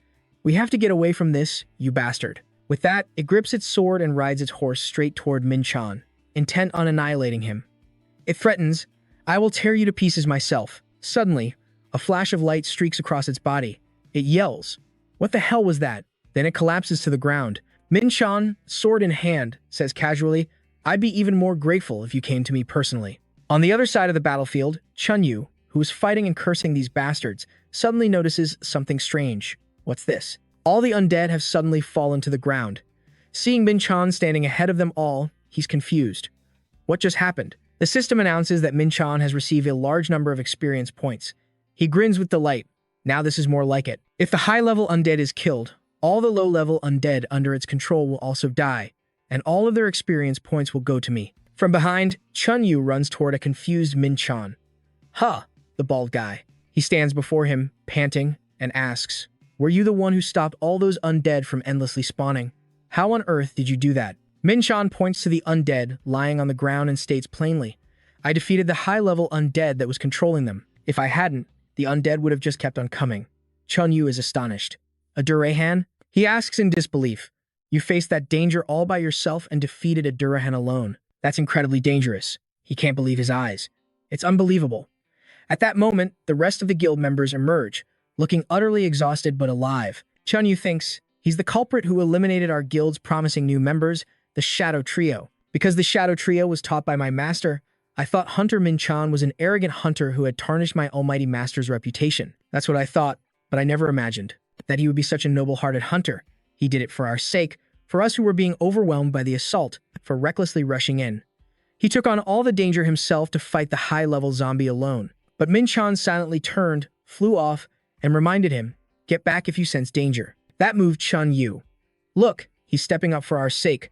That's a true hunter for you." But he was completely misunderstanding the situation. He rallied everyone. "Let's show that hunter we're not a pathetic sight." "Yes, sir." Min-chan found it strange. What was that? Why are they suddenly so motivated? Don't tell me they're trying to steal my kills now that they know how to raid this dungeon. He was also misunderstanding the situation. So, Min-chan resolved not to let them have any of his experience points. The zombie spoke arrogantly. "How interesting. Aren't you afraid? Come at me by yourself." Without hesitation, Min-chan rushed forward with his sword and said coldly, "Shut up and die." With a single strike, it was annihilated. The Soul Eater has been defeated. He fought relentlessly. "You, die." The monster was beaten to a pulp. "You die too." The system announced, "Your speed has increased." Min-chan thought triumphantly, "Great. So far, I've eliminated a total of 4 of the core ones. The only one left is..." He thought seriously. The death energy has begun to gather in one place. That's the sign that the final core one is appearing. A hideous red hand emerged from a puddle of mud. A terrifying, cruel face with fangs emerged. The giant, multi-headed, and disgusting monster appeared before him. Min-chan was wary. The last one is a disgusting creature. Woo, I've seen them a few times in my past life, but I can never get used to that grotesque appearance. Its information was displayed. Chun-yu saw it and was horrified. Hunter Min-chan, let's retreat. That's not something we can handle. I'll go get more reinforcements. But Min-chan held up his sword and said, "No, everyone get away from here. I'll stop it. So don't do anything." He summoned his power, and flames engulfed his sword and his body. Chun-Yu screamed in terror, "Hunter Min-chan!" The beast charged forward. "Interesting. Come join us. We want fresh blood and warm flesh." Min-chan charged into battle without flinching. That thing must possess immense power, but that doesn't mean I'll let anyone else have it. Because after defeating that monster, I'll get an incredible reward. That sight moved Chun-Yu deeply. He's fighting with all his might for our sake. But that wasn't the truth at all. The monster roared fiercely, while Min-chan flew majestically amidst the sacred flames. The violent abomination advanced and growled. "I will kill you, living one. Become one of us." It was as if many brawlers were fighting to control a single body. That's why, despite its terrifying potential, it couldn't unleash its full power. Amidst the supreme flames, Min-chan raised his sword and channeled his power. Sanctification's domination. Monarch's sword. Min-chan glared coldly, raising a hand to control his power. Violent red flames erupted, engulfing his opponent. Celestial art, endless blue sky. He fought the monster with courage. His memories had not betrayed him. It's just one enemy, but it's actually composed of many others. That means every time I sever a body part, its power will decrease. It can't use its regeneration ability if I burn away the parts I've severed. But I have to be careful, because its endurance can reach 600. Its ridiculous stats won't matter if I keep severing its parts and avoiding the heavy hits. The beast's body endured Min-chan's most powerful attacks. Holding his sword, Min-chan wiped his sweat and said with exhaustion, "This is tiring. Even with my experience from the fight with Phinia, this is definitely not easy. I've used up all the recovery charges on the rainbow ring, and my protective aura is almost depleted. My body is starting to feel heavy, but I've managed to cut off a lot of it." The beast had become weak and small. Facing it, he said, "I need 2 immortal warriors here." Seeing them arrive, he entrusted the task to them. "You two handle the rest." The immortals replied, "Understood." At that moment, the beast's face was pale with fear. It screamed, "The Supreme Leader has ordered your execution." The 2 warriors finished the battle. "You have gained 42% experience points." Min-chan picked up an orb from the ground, thinking. Even though it was a giant creature, only a small pile of remains is left now because it was formed from countless corpses. There's nothing else left. The monster's corpse had turned into a pile of filthy slime. Min-chan glanced at the small orb, thinking, the only thing left is the core of the origin of death, an evil item. If I leave it here, it will continue to spawn minions. I should take it. Leaving it would only lead to disaster. Min-chan said to his subordinates, "Good work. Return now." He looked back at the others, who had their heads bowed, and couldn't help but feel surprised. "The Aurum Guild has been waiting for me this whole time. They're not going to fight me for the reward, are they?" He spoke up. "What are you all still doing here?" They immediately replied, "We were waiting so we could speak with you." Chun-Mu said with a firm and respectful gaze, "I apologize for speaking so rudely to you at first. Sir, I misunderstood you." They bowed their heads in gratitude. "Thank you so much for risking your life to save our attack team. We are truly grateful." Min-jun was bewildered. "I get why he's apologizing, but why are they thanking me?" Elsewhere, my schedule changed on my way home after clearing the gate. I announced that the support team needed to rest and that the competition for gates was quite fierce, so we won't be able to secure any more gates tomorrow. Hain also said excitedly, "It's my first time applying ritual magic to a building, too, so I won't be able to see you today." Min-jun narrowed his eyes, frustrated. "Great. Everything I planned for tomorrow just went up in smoke. Oh well, I'll just use the time to hone my skills further."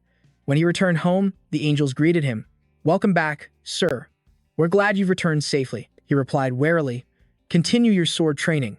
They obeyed. "Yes, master. The angels have improved by receiving a portion of my knowledge, so I don't need to be present, even though an instructor's guidance is normally crucial. Furthermore, the magic circle reacts with their holy power, creating a high concentration of mana. Every time they swing their swords, their bodies are stimulated, leading to rapid progress." Suddenly, Min-jun froze. "Wait, stimulation. This dark, powerful aura emanating from the death core. What if I use it to activate the world stone? It just might work." He then sat patiently inside the magic circle with the death core and began to meditate. Death chi is a toxin that the living should avoid, so even though it's hard to absorb, I have to endure it until I reach the spiritual world. Alright, now, if I stimulate the world stone like this. A fierce, circular flame erupted.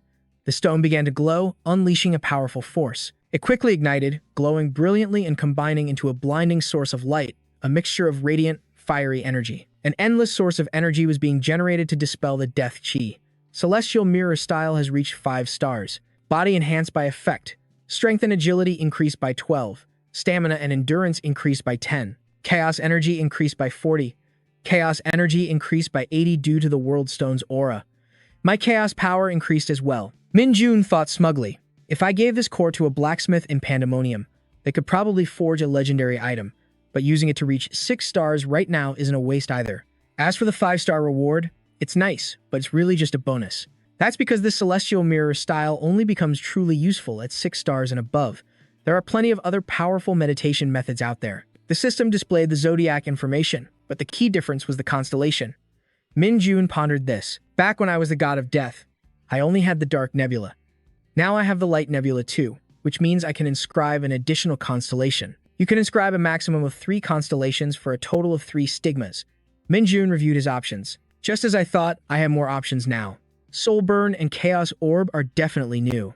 I can pick 3 to amplify my power. This should be quick, since I've already seen these stigmas in my past life. First, the stigma of Sin, a fortress in the higher realms of chaos. Next, the stigma of Holy Fire, which grants the protection of Michael. And finally, the stigma of the Chaos Orb. I'll choose this one because it's the only new stigma that has the power of chaos. Minjun thought, it'll probably be difficult on the first try, but this should be enough. Then the system announced, failed to form the stigma of the Chaos Orb. Minjun was furious. Damn it, it failed. He tried to reason it out. Is it because I relied on the Dark Nebula? Maybe I need to combine both nebulas. Let's do it again. Minjun said with determination. But the system reported another failure. He thought bitterly, why isn't this working? I'll just try it again. What the hell? Give me a break. Minjun cried out in despair. Do I have to try a different method? He wondered. Should I start with the other stigmas first? No, I can't give up like this. I'll try a method I've never used before. Wait. On second thought. Yeah, that's it. I haven't tried incorporating the World Stone's sun into the stigma. What if I connect it to the 2 nebulas on either side? I'm not sure if that sun even counts as one of my stars, but it's the only option I have left. The moment they combined, a magnificent image appeared. The nebulas merged, drawing the sun's energy inward. The Chaos Orb has changed, transforming into the Endless Loop constellation. Minjun was astonished. The constellation changed. I never imagined that the Chaos Orb was actually the World Stone's sun. I was wrong from the very beginning.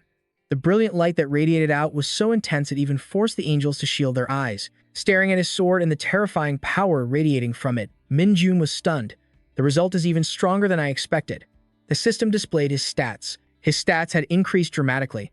He thought to himself, now I can emit a visible sword aura. That means I've surpassed the limits of a martial artist.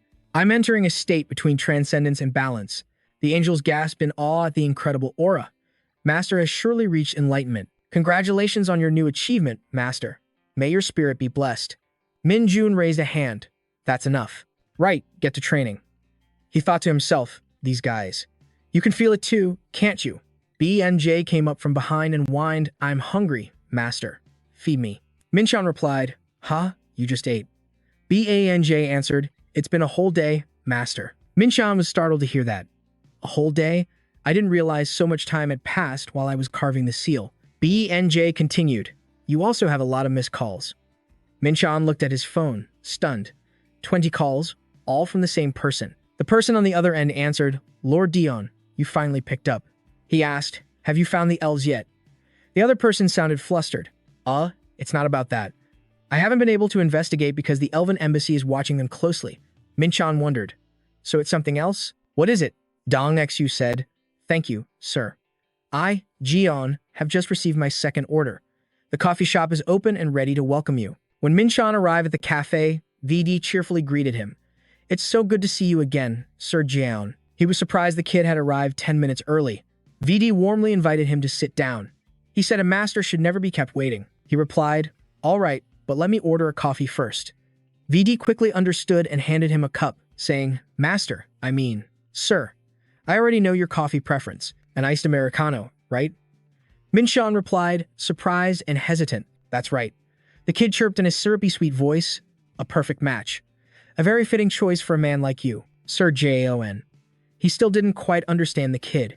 VD's eyes sparkled like stars as he jumped up. He enthusiastically explained the magic of the coffee to Minchan, drinking something cold to soothe the fire that always burns in your heart. Isn't that the trait of someone who wields the power of fire? Minchan lost all patience with him and said bluntly, Why don't you just announce to everyone that you're here? The kid quickly apologized. Minchan asked him, so, what's the second mission you received? He scratched his head in embarrassment. I was ordered to help the dark community establish a base in South Korea.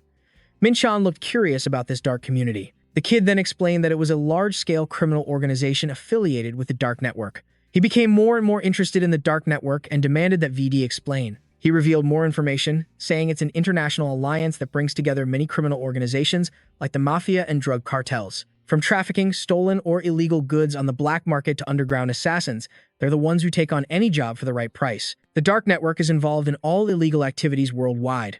The dark community, however, is headquartered in China. VD and Minchan sat down to talk. The kid confided, my orders are to help them get a foothold in South Korea.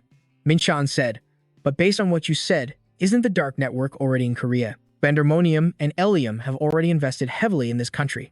South Korea is generally safe, so large criminal organizations don't exist here. Minchan also figured it was a decent country to live in. After all, even VD and Thano were operating undercover here. He said to VD, to put it simply, you have to cooperate with a new branch of the dark network in South Korea. The kid said regretfully, that's right. Unfortunately, due to my limited abilities, I haven't been able to gather any more information. Thoughts raced through Minchan's mind. Would they really send a demon to perform a christening ceremony just to expand their organization? That means this must be a stepping stone for Pandemonium's next move. So, who could be behind it all? He calculated, if these guys are different from the Dark Elves, then could he be involved too? He tried to get more clues from VD, asking what the relationship between Dark Blue and the Dark Network was. The kid explained in detail. If they snuck onto Earth, the network definitely had a hand in it. Minchan reminded him, it doesn't matter anyway. You just need to worry about completing your mission. But I'm worried this will interfere with your grand plan. He said calmly, it's fine. Catching them now is meaningless. Just knowing that the dark community is connected to Pandemonium is enough. He crushed the cup in his hand and said confidently, I have to wait for the real mastermind to show themselves. He told himself he needed to be patient and wait for the right moment. The scene changes to a palace. Minchan was hosting a guest here. As he poured tea, he asked, so, what brings you here today? She stated her reason bluntly. I had nothing to do today. He asked EL, aren't you busy? She replied cheerfully, I am, but supporting you is always my top priority. You call this work? Her tone was casual and carefree as she said, if it weren't for moments like these, I'd never get any rest. Hearing her say that left Minchan speechless for a moment. She then called for the manager. Where's the branch manager? I wanted to ask about enchanting the cloak I brought in last time. The man rushed over, panting so hard he could barely speak. He's been very busy lately and hasn't found a suitable craftsman yet. He continued asking about the palace's situation. What about the new gate? When will it be arranged for me? She answered tactfully. It's hard to say. Too many guilds are fighting over gates right now. EL shared honestly. It's been a week since I cleared the Incheon Dong gate. Things have gotten much more difficult, especially since the Lost Lands mission ended. She explained everything clearly to him. It's the part of the land that transforms after a gate collapses and merges with reality, creating a place where monsters spawn. The areas that vanished during the first cataclysm are called the Lost Lands. Missing land. In South Korea, there's a region like that near the demilitarized zone in Gangwon province. She pointed out that this is where the main attack force is located. The Hunters Association also coordinates with many guilds to clear it out regularly. He calmly enjoyed a sip of tea, lost in thought, but now that many large guilds have returned to Korea, handling the gates has become more difficult. I need to get even stronger. I have to level up to the point of becoming a whole new person. With about a month left before the ceremony, the Divine Doctor mentioned that I needed to return to the tower. He told Ellie, for now, you don't need to find any new gates for me. She guessed his intention and asked, are you planning to go back to the tower? Minjun hesitated like that. Suddenly, she remembered something and subtly reminded him, you know, I think you forgot something. He was dumbfounded, not understanding what she meant. He wondered, what is she talking about? Did I forget something? Minjun guessed it might be related to a gate, but she just smiled, which made him even more curious. She replied, no, think again. He realized he had already paid at the auction. She frowned, looking impatient. I said, think again. He insisted, I don't remember. Ellie lost her patience and told him to his face, no, I'm serious. Did you forget? He still didn't understand what was going on and wondered what he had done wrong. She had to remind him, you promised you'd treat me to a meal. Minjun remembered it and blamed himself for forgetting again. It's completely my fault. I already promised her. He ventured to ask, are you free tonight? She sulked, turning her face away to show her attitude. You think I have that much free time? I'm busy, you know? He tried to ignore it. This coffee is totally worth it. Ellie asked bluntly, So, is there anything else you want to say? In that moment, he awkwardly scratched his head and tugged at his ear. I'm sorry. So, whenever you're free, I'll wait. She put on a proud air, crossing her arms and replying, It's fine. I'm working late today, but you can wait, right? Call me when you're done, I live nearby. Hearing him say that, her heart fluttered, and she smiled. Okay, but you might have to wait a very long time, he said, flustered. Just call before I fall asleep. That night, Minjun kept his promise. The two of them had an intimate meal at a restaurant. Ellie's face radiated joy as she relaxed and enjoyed herself. Just as the meal started, she exclaimed, This is so delicious. He was surprised by this side of her. I never expected to see her like this. Normally, she's always stressed from work, but she looked so happy and satisfied. She savored every dish here. Every single dish was so good it made her eyes sparkle. He remembered their earlier conversation. She chose to eat gopchang, while he thought pasta or steak would be better. He was still pondering it. I can't believe she chose gopchang when I was the one paying. He let his guard down for just a second, and there wasn't a single piece of meat left on the grill. He looked utterly bewildered. She tried to smooth things over. Oh my, the food here is so good. You could tell from her face how much she liked it. He asked gently, How do you know about this place? Isn't it obvious? She shared, Before I awakened, I was a student too. That said, I bet even as a student, you were different from everyone else. A VIP. Hearing that, Minjun looked up at her with wide eyes. Right, Ellie thinks I'm a clone of a higher being. He sat quietly in contemplation. I used the VIP code from my past life to open the spatial storage, so in Ellie's and Madden's eyes, I don't seem like a normal human. They look at me like someone who's just here to have fun. But the truth is, before I saw Kali's divine sword, I was just an ordinary student. Minjun recalled his painful past from the last 6 months. After regaining his past life's memories, his current life changed completely. But both my identity as the god of death and my real self belong to me. So, to belittle one is to deny myself, he told her. Even if I'm a VIP, I still work hard every day. She was surprised to learn this. Really? Then let me be clear.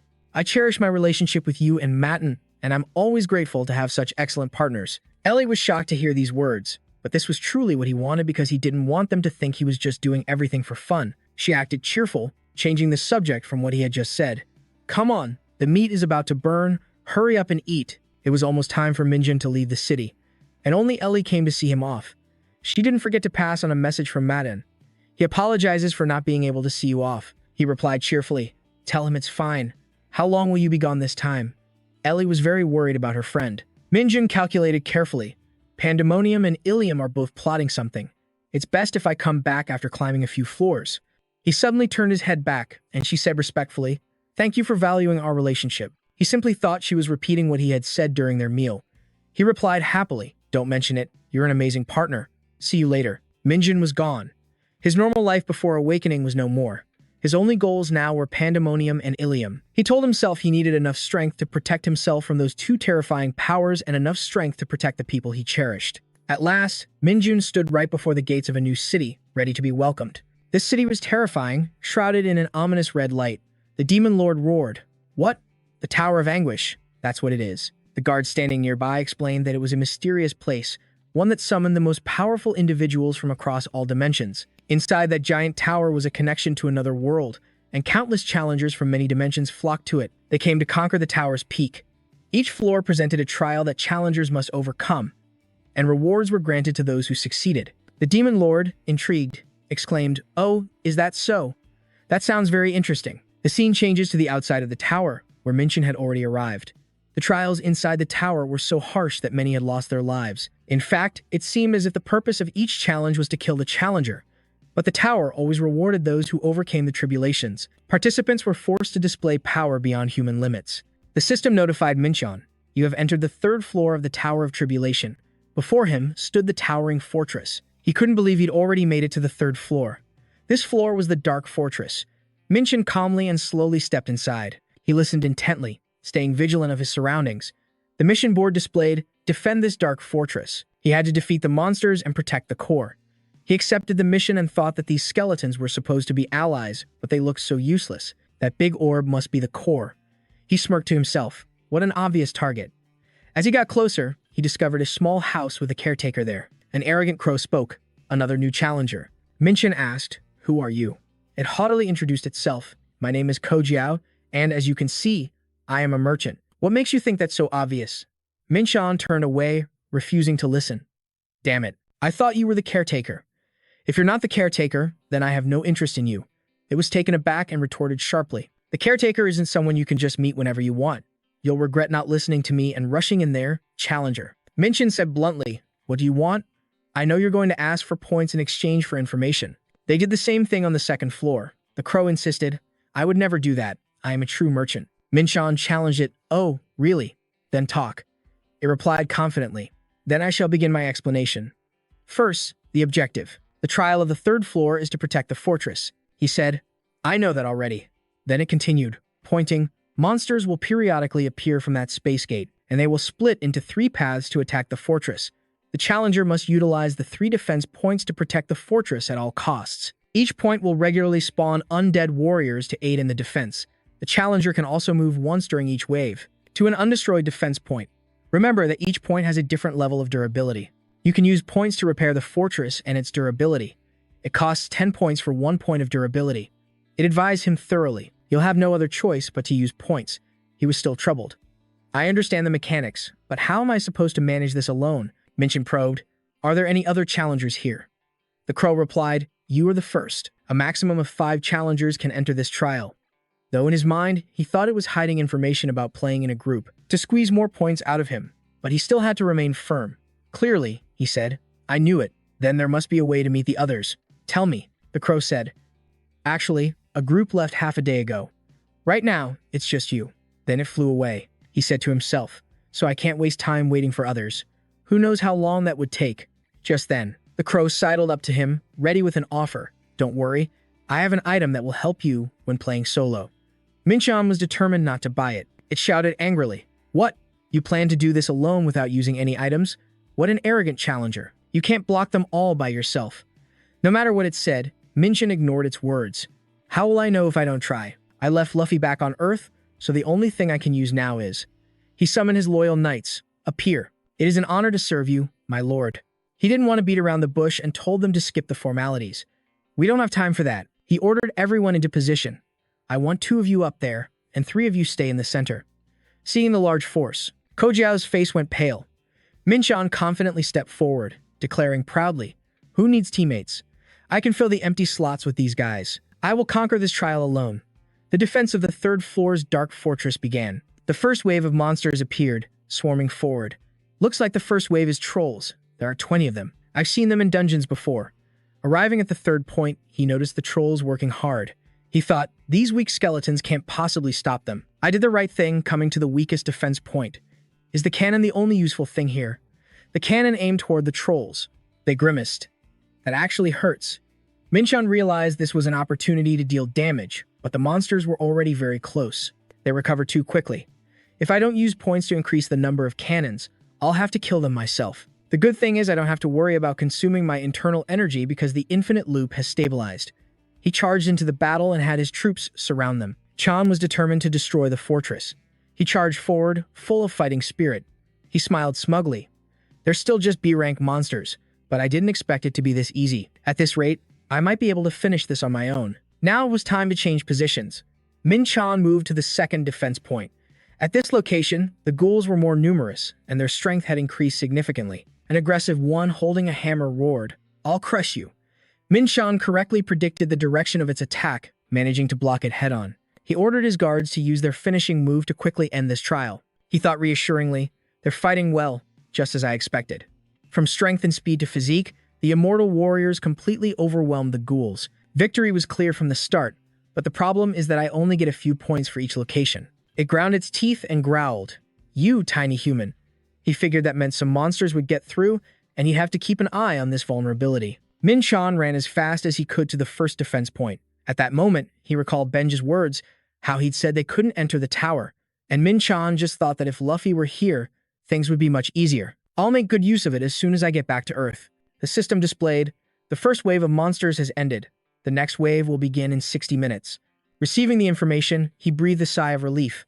I'll head back to the fortress for now. When he arrived at point 1, the 2 immortal warriors were still holding their own against the ghouls, but they couldn't block all 20 of them, so a few had slipped past and damaged the defense point. He said sorrowfully to himself, I managed to get by using the secret art of the 3 worlds, but I need another way. Just then, the crow appeared behind him and asked softly, "It's difficult doing it alone, isn't it?" he said stubbornly. "If you're trying to provoke me, you succeeded." It then asked, "Can't we have a civil conversation?" Min-chan angrily demanded. "You'd be better off keeping your mouth shut." It whispered a tempting offer into his ear. "Why don't you buy a few more cannons? I'll give you a 10% discount." He considered it and made a request. "I feel like each point needs at least 10 cannons. Can I dismantle them when I'm done and take them to the next ordeal?" It replied, "Of course not. That's absurd." He looked for another option, taking more time to think. "Maybe I need to use points, but it'll be a waste if I use too many. I don't need to shoot them all down with cannons, just enough to buy some time. Maybe I have something more useful to use. It could be helpful." It seemed like an idea had struck him, but he calmed himself down. "Wait a minute," on second thought. He held an item out in front of the crow. "I have this." Its eyes widened in amazement. "I've never seen anything like that." "Where did you get it?" he replied. "That's none of your business." This was the treasure chest key he had received from the Floor Zero supervisor during the tutorial phase. An electronic panel announced, "A treasure chest is hidden somewhere on the 3rd floor of the tower. You can obtain a rare item if you use this in the right place." He thought to himself, "Maybe I can get something useful if I use this." The key began to glow. "Where was that light leading?" The crow said, "The spatial gate is over there." "So the treasure chest is there? If I destroy the spatial gate in the process, I can destroy the monster source permanently. Why didn't I think of this sooner?" He chuckled to himself. "Is that so?" But the crow stopped him.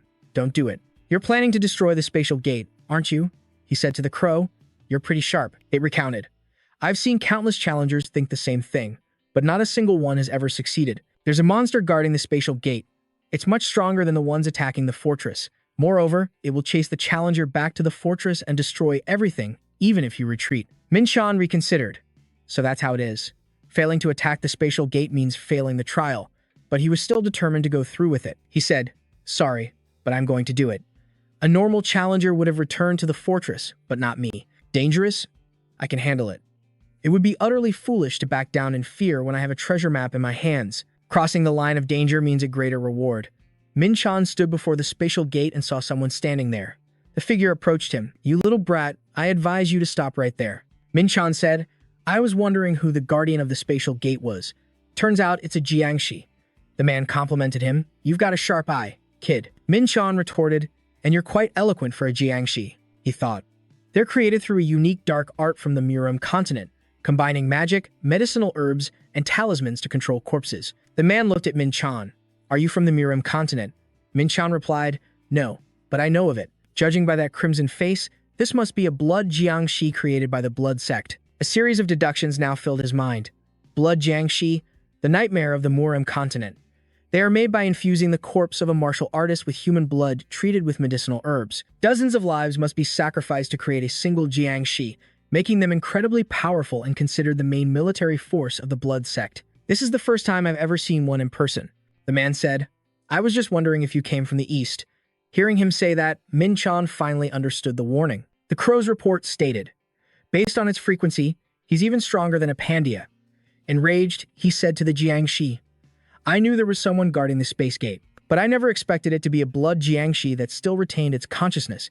He said he made some kind of pact. "I suppose I can't ask you just look the other way, can I?" He denied it. "No, that's impossible." He then warned Min-chan, "Don't cross that line. I am a blood Jiangshi, and I don't wish to see pointless bloodshed." Min-chan found his demeanor quite arrogant. "Huh?" Min-chan boldly asked, "You speak as if victory is already yours if we were to fight. Are you implying I shouldn't even try because the outcome is already set?" "That's right. Don't throw away your precious life in a place like this." Min-chan laughed defiantly, taunting him. "I've already crossed the line." The man was furious, gritting his teeth tightly. The blood Jiangshi flew into a rage, unleashing a frenzied power. He attached a talisman to each of the Jiangshi. Then, he proceeded to use this technique. He did something, and now gray-skinned Jiangshi appeared. Perhaps the iron Jiangshi type. 5 of them is just enough. Min-chan's guards were fired up. Hurry up and deal with them. The blood Jiangshi began to show his true colors as the villain within him emerged. Min-chan said, "He's completely lost his mind. What are you waiting for? Attack." He readied himself to face him. The Jiangshi began to breathe fire, unleashing its attack. Holy flames erupted, dispelling all negativity. But Min-chan retorted disgustingly, "Your breath stinks so bad." And he also thought that normal weapons couldn't harm a blood Jiangshi. "I have to use tangible sword aura to attack." Min-chan unleashed his move, but no matter where he swung his sword, The opponent caught it. He countered every one of his attacks. But Min-chan gained the upper hand, grabbing him tightly and provoking him. Do you think you're some kind of demon or a werewolf? He released a cloud of poison gas and then fled. He wondered, what's with him? Could it be that an all-powerful blood Jiangshi is afraid of me? Even when I strike him with tangible sword aura, he just spews poison gas to regenerate. Is he a monster? He looked as if he had transformed into a different person, possessing a ferocious power. He continued to spew crimson poison gas that filled the sky. Seeing him so out of control, Min-chan realized the situation was getting a little dangerous. The raindrops were saturated with blood demon qi, becoming lethal, as toxins were added to the destructive power of the blood-colored demonic energy. Now I understand why the blood sect was once considered an enemy of the martial world. At this point, the blood rain had reached 10,000 drops. Min-chan was determined, telling himself, that doesn't mean I have to run away right now. Use the soul-suppressing talisman. The attack power of a blood Jiangshi is equivalent to that of a transcendent martial artist. But in the end, dark arts are just dark arts. They're nothing but a cheap trick in the face of absolute power. I'll use the 7-star demonic sword, first form. Waning Sun Sword. He was hit, but it seemed it wasn't enough. He continued to spew the blood rain. Min-chan said to himself, he's not giving me time to manifest my tangible sword aura, and the distance is too great to use the Heavenly Star Sword. I need to get closer. My Azure Dragon Dark Star already injured him badly, so now, I'll use Hellfire. This time, it would be difficult for him to escape. The flames were surrounding him, burning him alive. Seizing the opportunity, Min-chan corrected his attitude. You rely too much on your ability to regenerate. When martial arts are ineffective, I can always use pressure. No matter how tough the exterior is, the inside will always be soft. That's why I'm burning you to your very core. Just because you can't feel pain doesn't mean you're fine. Min-chan spoke directly to him, as the blood Jiangshi was now nothing but a skeleton. A notification board showed the percentage of experience he had gained. He joyfully said to himself, maybe it's because he was so strong that I gained so much experience. This is even more effective than clearing a gate. Coming to the tower was definitely the right decision. Suddenly, he remembered that he had forgotten about the Iron Jiangshi. His comrades had slapped talismans on their faces and brought the situation under control. One of them threatened the creatures. You arrogant beasts, but he wasn't satisfied with his teammates. They hadn't even taken down a single one. It was understandable, though. The blood-sucking art doesn't work on Jiangshi because they are undead, and attacking them is difficult because they are too fast. But the Iron Jiangshi couldn't take down the immortal warriors either, unless they could break through their thick armor to strike the core. This battle was truly defense versus defense. He scratched his head in confusion. They'll fight forever if I don't intervene. Looks like I'll have to finish them myself. Min-chan decided to walk forward alone with his sword, and he sliced right through them. They dropped dead like flies. He said to his comrades, I don't think there are any more hidden enemies. You guys keep watch over this place. Finally, I can check the hidden treasure chest on the 3rd floor. It's time to see what's inside. Min-chan opened the chest to take a look. It was a stone, and the system announced it was confirming a fragment of ozone. Access was granted to Ozon's hidden treasure chest on the 3rd floor. Min-chan went up to the 3rd floor, and before his eyes was a row of treasure chests. He laughed with delight. How lovely. Stepping into the treasure room, Min-chan felt excited. This place is amazing. Everything here is a precious artifact, he exclaimed. There are hundreds of them. Aren't there thousands of them? I wonder if I can take them all. The notification reminded him that he could only choose one treasure from the endless treasure trove. So, choose carefully. He carefully examined the items, curious about everything. This one is so cute, but only one item? He mulled it over. Being allowed to choose one item for himself probably meant he didn't have to rely on luck. If it were just a matter of luck, they would have given me a random box from the start. This is a test to see if I have the ability to identify valuable artifacts. It can't be that hard, can it? He thought. Luckily, I have the ability to appraise artifacts. All right, so which one should I choose? There are only 4 minutes left to decide. In the final few minutes, Min-jun calculated carefully. He reminded himself that he needed to use his appraisal ability on thousands of artifacts at once. First, I'll use the Celestial Mirror School to release my power. All the artifacts are emitting magical energy. The amount and impact of the magical energy they emit depends on the artifact's grade. So, I just need to find the artifacts that retain the most power. After a while, Min-jun was flustered. There were still too many. The number of items appraised in the first round is 189. He said to himself, now I need to use the Eye of Truth to check each item in detail. Items like the legendary Hell-slaying sword, the Sword of Destiny, and the Emissary's Book. After choosing for a while, he felt more at ease. There are only a few items left. They are all replicas of weapons treasured by demon kings or archangels. Don't tell me this is everything. Wait, a transcendent grade item. It's the shadow armor of universal origin. It has many skills. Superior defense, converts damage into magical energy, can self-repair, and can restore its original shape. He picked up the armor and said, "Theoretically, this thing is indestructible. It looks so simple that if I hadn't used the Eye of Truth, I never would have noticed it." And he wondered, did they intentionally hide it so no one would choose it? He sighed, "I have to change its shape first. It's too difficult to use in this form." Notification: the transformation skill of the shadow armor of universal origin has been activated. The shape has been changed into an outfit according to the user's will. Because the material has become thinner, a disadvantageous effect has been applied. He felt this item was perfect. For a martial artist, light and easy-to-move clothing is much better than heavy armor. But he felt a little hesitant. After defeating the blood, Jiangshi guarding the space gate and getting a pretty awesome item, he turned to look at the ashes of its corpse and said, "All I need to do now is wait for what's next." The scene shifts to a room where the crow, K-Dao, was busy preening its feathers, talking to itself in the mirror about that challenger. It was speculating on Min Jun's abilities. Since there's been no notification of his death, he must have given up on capturing the wormhole. It's understandable, since the blood Jiangshi is a tough opponent. Its skin is resistant to aura and can nullify any magic below the 5th circle. It also secretes poison from its wounds and can regenerate as fast as a troll, so no one can defeat it. If he had a brain, he would have turned and fled the moment he saw it. But I wonder why he's taking so long? Shouldn't he have come back by now? I thought he would use some of his points. It's too hard to defend all 3 contact points alone. I'm so bored. Maybe I'll go take a look. It decided to fly to the challenge point, and what it saw was a very strange sight. It wondered, aren't all 3 contact points still standing? Besides, I don't see any signs of a battle. Could it be that he's already captured the space gate? But no way. It was shocked by the scene before it and exclaimed, "What the hell is going on?" The space gate is engulfed in a sea of flames. It was so bewildered that it broke out in a sweat. How could this have happened? No one has ever succeeded before. Ki-Dao looked towards where Min Jun was standing and said, "Something unexpected has appeared. I must report this to the administrator immediately."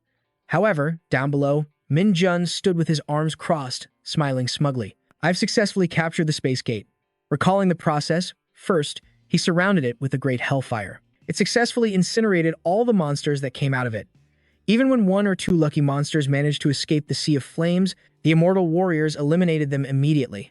Then, he used the eternal purgatory flames to incinerate the monsters. That only made the fire burn even more fiercely. Notification: the 10th monster wave has begun. Min Jun said in a regretful tone, "This must be the last wave." The monsters inside the space gate screamed, "It's so hot. Is this hell? We have to get out of here now." Min Jun continued, "They are S-rank giants.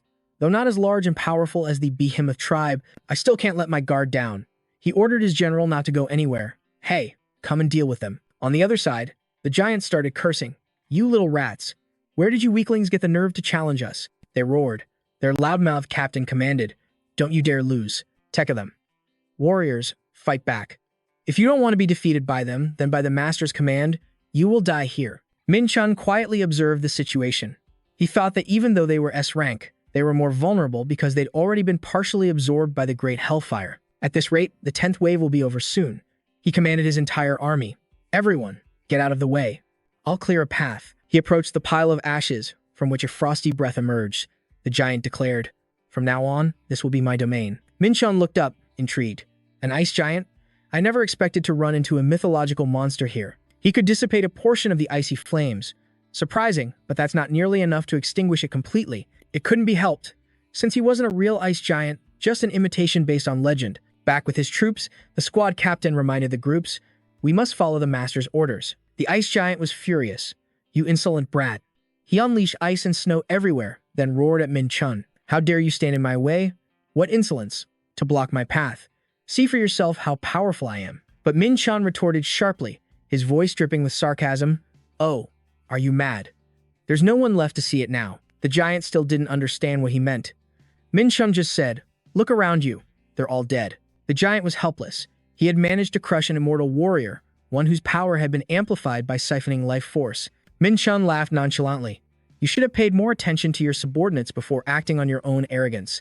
Although it's not 100% perfect, I think he's a pretty good replica." The giant seethed, his voice full of hatred. "You tiny little creature, your insolence is unacceptable. Today, I will take your head and reclaim my rightful throne." Min Chun didn't understand what was spreading through his body. It was the supreme immortal power that had been infused into his body. All abilities have been reduced by 10% due to the immortal's curse. He replied confidently, "You sure talk a lot. Can you just shut up and fight? I like this one. I will make him mine." The ice giant ground his teeth at his attitude. The giant said, "You bastard, don't you dare insult me." The giant grew enraged and began to unleash his power. "You insect." Min-chan saw that this guy had extraordinary power, with stats even higher than a blood zombie. "I think he could even become an immortal warrior at the warrior rank or higher. At this rate, the remaining warriors will all be annihilated, as long as I don't get crushed by this weight." Min-chan looked up at the giant's block of ice, shocked by its size. "It's an ice age. He's blocked my escape route." The giant boasted, "Behold my great power and my ability to control nature itself." He had created an ice fortress, blocking every path. Min-chan thought that he must have realized he's not as fast as him, so he decided to prevent his retreat. "He's decided to use the weight of the ice to crush me." A notification panel appeared. "Skill Ruler of the Frost has been activated. The boundary of the far north has expanded. Strength, speed, and stamina have been reduced by 10%. That's a clever move," he smirked. But he doesn't realize he just dug his own grave. He created a synergy of the art of the celestial realm and sanctification. "Perfect, damn it." He confidently unleashed the great hellfire. "You're no king." The giant was livid. "You damn little brat." For Min-chan, fighting him was just like dealing with any other monster. He might as well use him as a stepping stone. He bellowed, "You brat. What are you planning this time?" Min-chan used every crowd control method to break his ice, and his ultimate goal was to overthrow him. After a while, the giant was heavily injured and screamed in fury, "Damn you. That's satisfying, but a bit dull." He said to the giant, "Your combat sense is pathetic for someone your size." The battle raged fiercely. He declared confidently, "I'll end this quickly." A notification informed him he had leveled up. Gaining more experience points, he smiled, pleased with the satisfying result. "I've leveled up 3 times since reaching the 3rd floor." His general came to report, "Your orders have been carried out, master." Min-chan was surprised. "There are still 3 of them here?" One of the immortal warriors was destroyed in this attack, but overall, it was still a victory. He calculated, "Maybe I can replace one of the 2 I lost with him." He walked past the giant ice fortress. Enemy marked with the immortal crystal has been eliminated. A notification displayed, "New master found. Your understanding of death has improved." He stood pondering for a moment. "My immortality points have increased. So this is how you strengthen a hegemon's power. 60 immortality points should be just enough." An immortal knight approached him. "It is my honor to meet you, master." Min-chan smiled, amused. A knight who uses a sword, and he even knows the swordsmanship of Akazat. Akazat was the sword demon and a rank 20 demon king. He had spent his entire life honing his swordsmanship to the absolute limit. To think he learned a skill equivalent to the blood continents. The immortal general asked curiously, "What's this shape-shifting skill?" He just said, "I can become any size you wish." Min-chan thought to himself about this Azat guy. He'll be a worthy opponent for Enher. A notification appeared. "You have completed the Black Fortress defense round on the 3rd floor of the Tower of Tribulation. It is time to receive your reward." He received many reward points and an elixir for his recent achievement. Even he was amazed to get his hands on a real elixir like this. To explain, an elixir is a precious medicine made from the Fountain of Eternity, located somewhere in the main castle of Ezium. It's made by mixing the fountain's water with countless other precious herbs and medicines. The elixir is a legendary medicine capable of healing all kinds of wounds and pain, and instantly restoring vitality. He quickly put it in his bag, thinking it was best to save it for when he really needed it. There was nothing left to do on the 3rd floor. It was time to move on to the next trial. Right before him was a new door, leading to the next floor. He looked around the 4th floor of the Tower of Tribulation and saw that the place was nothing but bare, gray brick walls. Min-chan began to read the mission. This time, he had to overcome all sorts of traps to reach the goal at the end of the hallway. He thought gleefully, "At least I won't get lost since there's only one path." Suddenly, a figure appeared behind him. He congratulated him for passing the trial on the 3rd floor. But strangely, Min-chan couldn't sense anyone with his heavenly eye technique. Confused, he flinched and turned to look at him. The man introduced himself. "Sorry if I frightened you. I am Greer." However, Min-chan was still wary because he still couldn't read the Overseer's information. He really needed to try harder. He said, "I didn't know the Overseers like to tease people like this." The man replied, "Please, allow me to introduce myself. I am Greer, the Overseer from the 1st to the 5th floor." Min-chan's eyes widened as he looked at him. "Oh, great. Look at this bastard. He cast some kind of spell on me while pretending to bow." He introduced himself to the man. "I'm Min-chan." Greer said, "I came to see you in person because the 0th floor Overseer told me you were a formidable new challenger." Min-chan asked him, "Is that your only purpose?" Acting uninterested, Min-chan turned away and said bluntly, "Whatever." He probably thinks I didn't notice what he did since I didn't say anything. The truth is, I didn't pay it any mind because it wasn't a harmful spell. See you again. You're going to regret this. As he walked away, Min-chan thought to himself, a trap, huh? Attacks from machines are really hard to dodge. Since I can't sense any killing intent, I'll need to use all 5 of my senses to avoid them. Suddenly, he froze. There was a warning sound from the left. He wondered, is this just a noise? Gravity enhancement magic has been activated. Just as he thought, there was another trap below. He quickly escaped from the thorny bush. Damn it, I have to stab my sword into the wall for a foothold. This area is protected by the tower's system and cannot be destroyed by force. Follow the path of the trial. He didn't expect the system to control even these walls. He struggled to hold on, blaming himself. I knew the 3rd floor was too easy. They're definitely testing me now. I better be more careful. If I hadn't used the spirit tiger armor, I'd be dead. It still pierced halfway through. His determination surged. I won't be fooled a second time. I'll use both the heavenly eye technique and sanctification, and I won't let my guard down. But the truth was, he struggled greatly with the traps on this 4th floor. He kept fighting monster after monster until he finally shouted in frustration, "Is it still not over? How long is this going to go on?" Just then, the system announced, "The tense situation has pushed you to your limit. You have attained the 6th sense." He kept wondering, the 6th sense? But my senses were already far sharper than those who've awakened the 6th sense. The karmic energy accumulated in the user's soul has activated a special skill. The 6th sense has evolved into hypersense. I can't believe I unlocked it here. Overseer Greer stood before a series of system monitors. He mused as one of his eyes flashed red. A notification panel appeared. Prophetic ability has been activated. Riker observed Min-chan on the screen and recalled how he had become a completely different person from when he first entered. He thought, his stats, which were originally only A rank, have now doubled or more. He pondered, even if he did awaken the 6th sense, moving as if he knows where the next trap is should be impossible.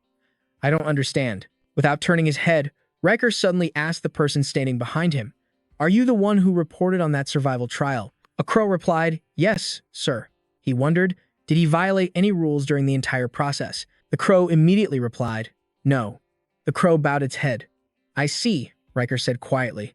He sighed to himself, how troublesome. Riker recalled, "I didn't expect this when the floor administrator, Jezo, reported on him.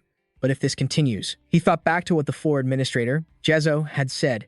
He could reach a color tier level strong enough to face the 7 emperors. He placed a hand on his chin, wondering, no.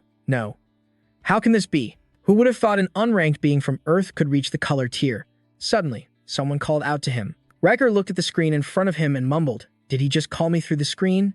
Impossible." Min-chan smiled and pointed at the screen, saying, "No, it's quite possible, because I'm talking to you right now. Don't look away." Riker turned to face him. Min-chan asked, "Have you ever heard of the life flashing before your eyes phenomenon? It's like when a person's life flashes before their eyes, right before they die." Silver arrows flew towards him. He calmly explained, "It's the brain's survival reflex. It scans all information in an instant to find a way to save oneself. A normal person can't endure having their consciousness expanded for long." Dodging the arrows, Min-chan continued, "But Super Sense can artificially expand the user's consciousness." A barrage of arrows shot towards him, but Min-chan dodged every single one. He said to Riker, "That way, the skill user can willingly enter that state of their life flashing before their eyes." A notification window appeared, explaining Super Sense. The skill can be activated manually and also activates automatically when threatened, with a mechanism that significantly slows down the user's perception of time. Min-chan explained that Super Sense is usually awakened by beings with the status of a demon king or an archangel, but it awakened in me because I needed it to overcome my past self.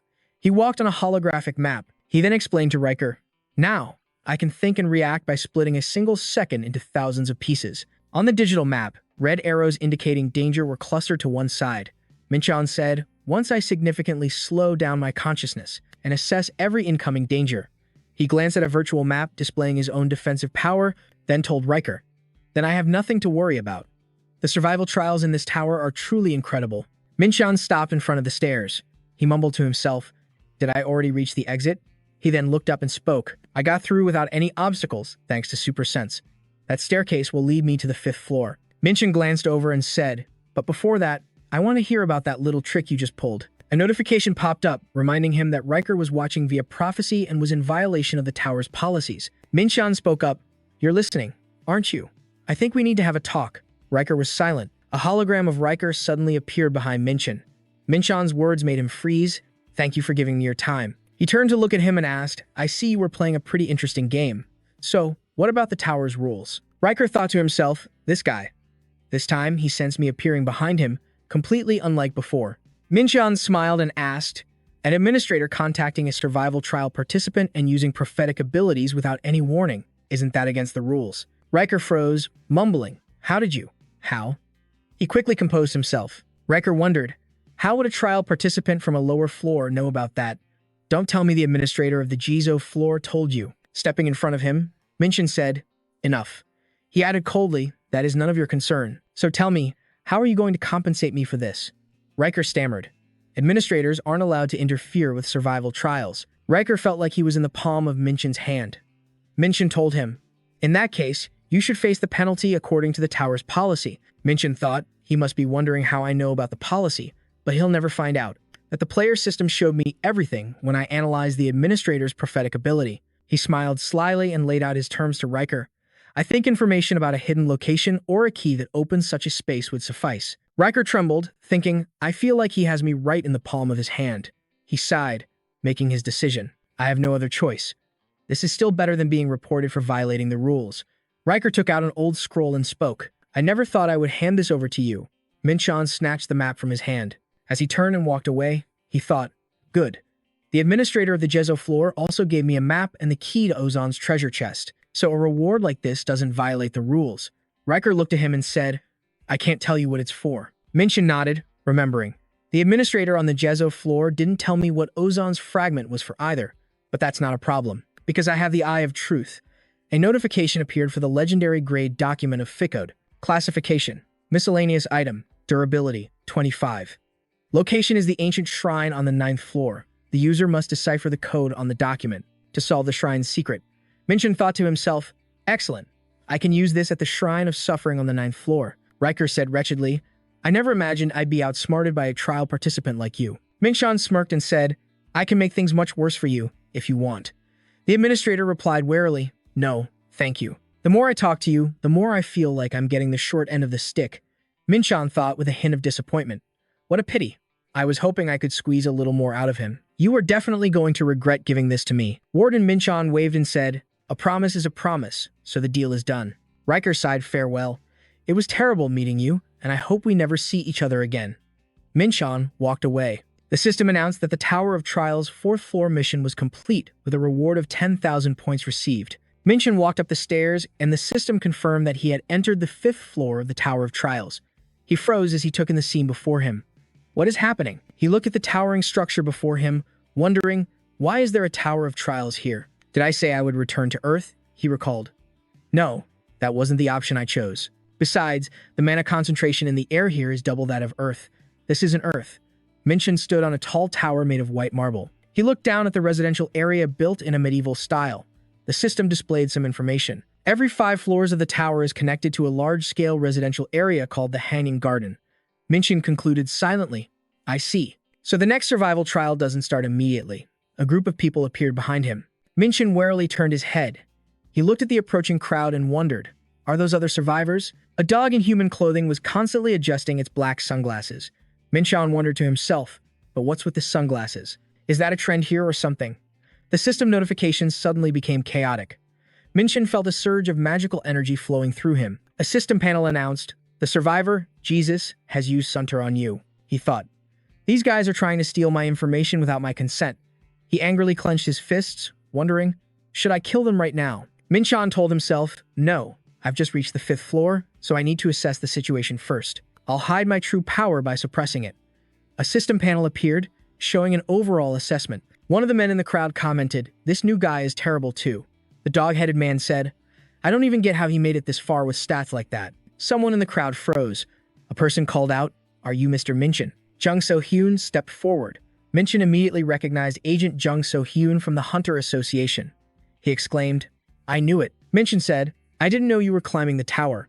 He scratched his head and replied, I'm honored that you remember me. He wondered, I think those guys just scam me with magic.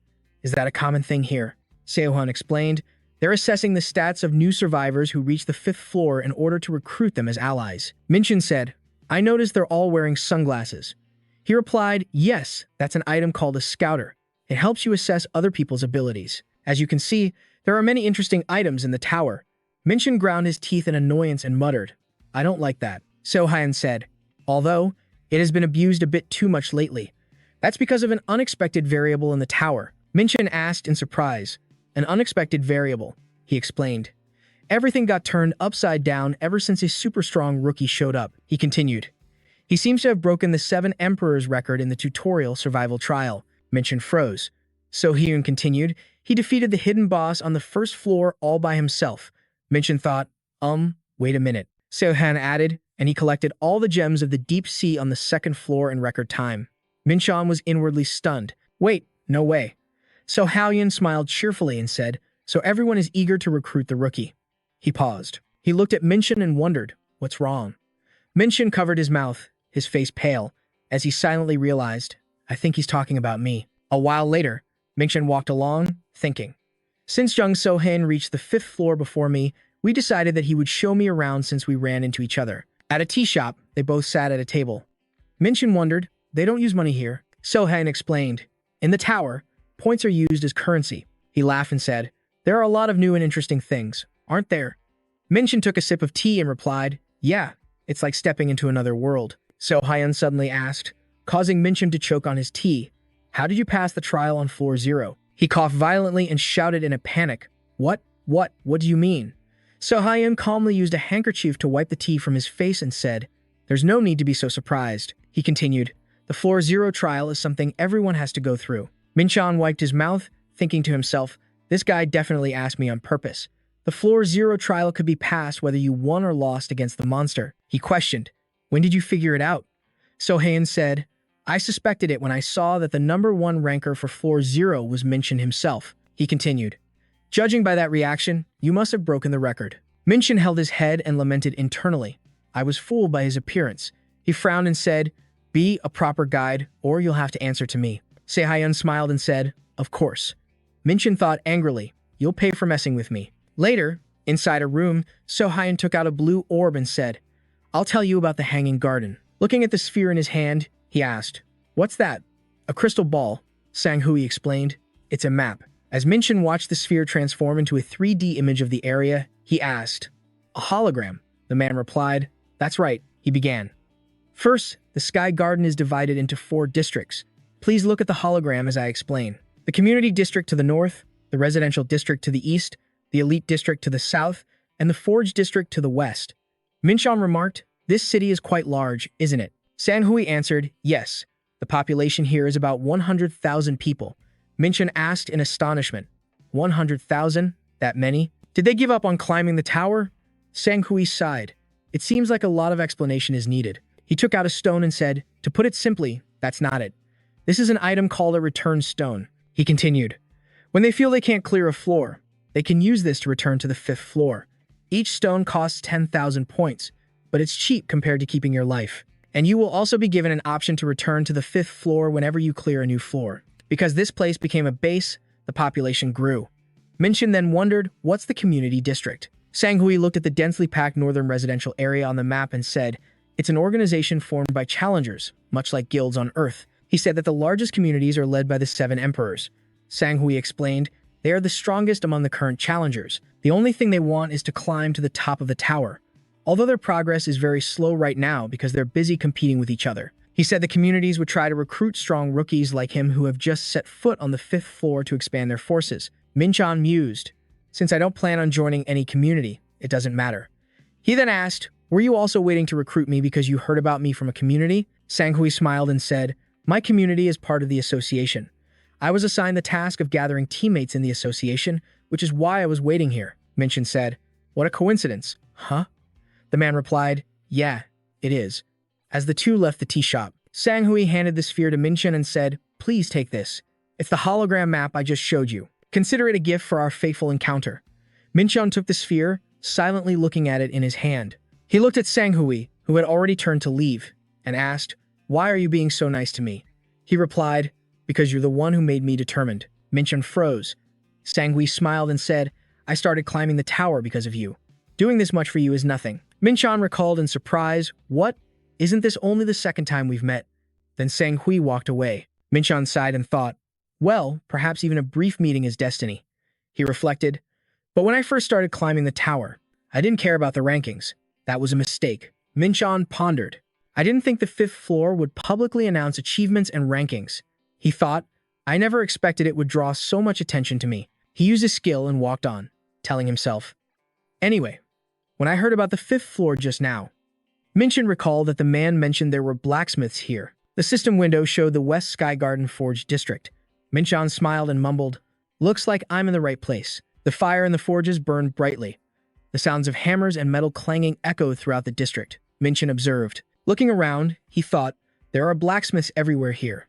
Though on a smaller scale, it reminds me of Pandemonium's armory. He mused. Perhaps this place has a craftsman skilled enough to enchant the cloak that Rongander made. According to what Mathan said, it has to be a master craftsman at least on par with Mao's level. Minchan glanced around, thinking that in a situation like this, he looked at a tall, luxurious-looking building and wondered, it's best to go to the most high-end place, right? He mumbled, they practically built a whole shopping center here. As Minchan stepped inside, a dwarf employee greeted him warmly, welcome. The dwarf looked at Minchan and thought to himself, what's with this customer? He doesn't look special at all. He asked, how may I help you, sir? Minchan said, I want to have an item enchanted. He asked, is there a Mao-level artisan here? The employee thought, is this Earther testing me? He asked, oh, do you belong to any community? Minchan replied, no. The employee used a pen to write something on a piece of paper. He thought, looks like he's just an ordinary challenger. The employee said, we are currently not accepting requests because we're fully booked. You can fill out this request form just in case we take on more. Minchan took the paper and noted, he doesn't show any remorse at all. Even the request form is sloppily handwritten. Minchan suddenly asked, hey, dwarf, what's your name? The employee replied, I'm Atten Hamden. He froze, his eyes wide. Minchan took out the snakeskin and said, this is the item I need enchanted. Atten exclaimed in shock, that's. Then he put the snakeskin away. Minchan said, well, if you can't do it here, I'll just have to go somewhere else. Atin cried out, sir, please wait a moment. Minchan turned his head and said coldly, Atin, was it? I'll remember you. He thought to himself, I don't want to entrust a precious item to someone who can recognize its value, but can't distinguish how important it is. He smirked inwardly. That guy must be trembling right now. I'm also curious to see what he'll do next. Minchan walked out, thinking as he went, come to think of it, this place must have more. A maestro artisan. Of course, if there's really no one else, I guess I can go back to the Blackfort Forge. Maybe then they'll treat me with some respect. He looked around, silently assessing his surroundings. A quick glance revealed that the standards of the other forges were quite high. Even the quality of the items displayed on the street would be hard to find back on Earth. Minchan thought as he walked, but finding a truly skilled artisan is not easy at all. I've seen many master-level blacksmiths, but I haven't seen anyone at the maestro level yet. Minchan stopped short as he passed by a small forge. He turned his head to look inside, lost in thought. The sound of the hammer here is so steady. How can such a shabby forge in the corner produce that sound? He thought to himself. The weapons displayed outside the door weren't very impressive either. A notification panel popped up with information about a sword with fairly high stats, used to destroy weapons, but its function is limited due to lack of maintenance. Minchan wondered, this was originally the highest quality item among the unique grade items, but its function is limited, he mused. It's not a lack of maintenance. The artisan deliberately downgraded its function. He pushed aside the curtain and stepped inside, wondering, who on earth did this? A man with bright red skin stopped hammering as Minchan entered. He asked, who's there? Minchan replied, I'm here to place an order. He silently realized, damn it, it's that blacksmith. The man placed a hand on his chin and mumbled, an order. He told me to wait a moment. The information panel revealed he was Hakan Kantosha, a Vulcan with a hidden maestro trait. Minchan noted, he's not just a Vulcan blacksmith, he's a maestro. At Hakan's forge, the man wiped away his sweat and told him to place his order. You looked at the items displayed in front of my shop, right? You've got terrible taste in equipment. Minchan rubbed the back of his neck, thinking, I don't think someone at the maestro level should be saying that. I don't know why you're doing this, but you must have your reasons. Hakan was lost in thought for a moment, then continued, I won't be held responsible if you're not satisfied with the finished product. He suddenly froze. Hakan stared at the piece of leather Minchan had placed on the table. He exclaimed in shock, wait, where did you get this? Minchan replied, I'm not obligated to tell you. Hakan lifted the leather and asked, this cloak is almost complete. What do you want me to do with it? He explained. This is an artifact that can only be completed by engraving it with runes. I want you to do the engraving. Minchan silently observed Hakan. He's hesitating. After all, This material is something any blacksmith would dream of touching. Let's give him a little push. He took the leather back and said, if you're not confident, feel free to refuse. I'll just go somewhere else, like the Blackfort Forge. Hakan froze. No, he stopped him, flustered. I'll do it. Why did he change his mind so quickly? Minchan thought with a smile. All right then, Hakan said. Oh, you'll have to pay for the materials used for the engraving. He asked, how much? The man announced, 100,000 points. I've already excluded the labor cost. This is just for the materials. Minchan thought to himself. That's cheap, especially when it's being done by a maestro. A system message appeared. You have transferred 100,000 points to Hakan Kantosia. Minchan and Hakan shook hands. He handed the leather to Hakan. The man laughed and asked, no hesitation over such a large number of points. Then let's consider this deal official.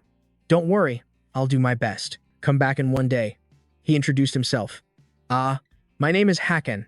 You can just call me Hakan. He replied, very well, I'm Jiun Minchan. He stepped out of the shop and said, then I'll be back tomorrow. Hakan suddenly stiffened. He said, hey, you look like a rookie who just recently arrived on the 5th floor. Minchan wondered, is it that obvious? Hakan pointed towards someone hiding behind a window and warned, I'm just letting you know, there are a lot of troublemakers around here. Minchan was surprised. Who's that? He smiled as he walked away and reassured him, I can take care of myself, don't worry. He thought, he has his cute side, huh? Minchan said, thanks for worrying about me. Hakan immediately denied it. I wasn't worried about you or anything. Leaving the forge, Minchan walked down the street alone. He entered a deserted area and stopped. Minchan glanced towards the person who was hiding and commanded, come out. Adin stepped out, praising Minchan. You got sharp eyes, rookie. He looked up and asked, your name is Atin Hamdan, right? He mused, I thought something would definitely happen after I showed Hakan the Zomium Gander cloak. Has he been following me? Adin said sarcastically. You seem to have a good memory. From inside the alley, 2 men were hiding, waiting for Atin's signal. Minchan smiled and said, what a coincidence. Meeting in an alleyway. Atin retorted, do you really think this is a coincidence?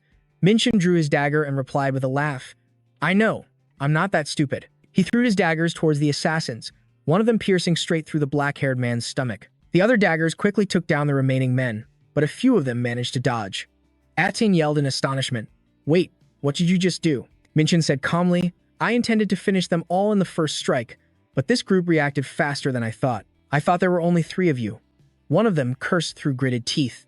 Damn it, Atin, you said he was a rookie. Minchan sensed that 5 of them had just avoided fatal blows, while some others had even used their weapons to block the attack.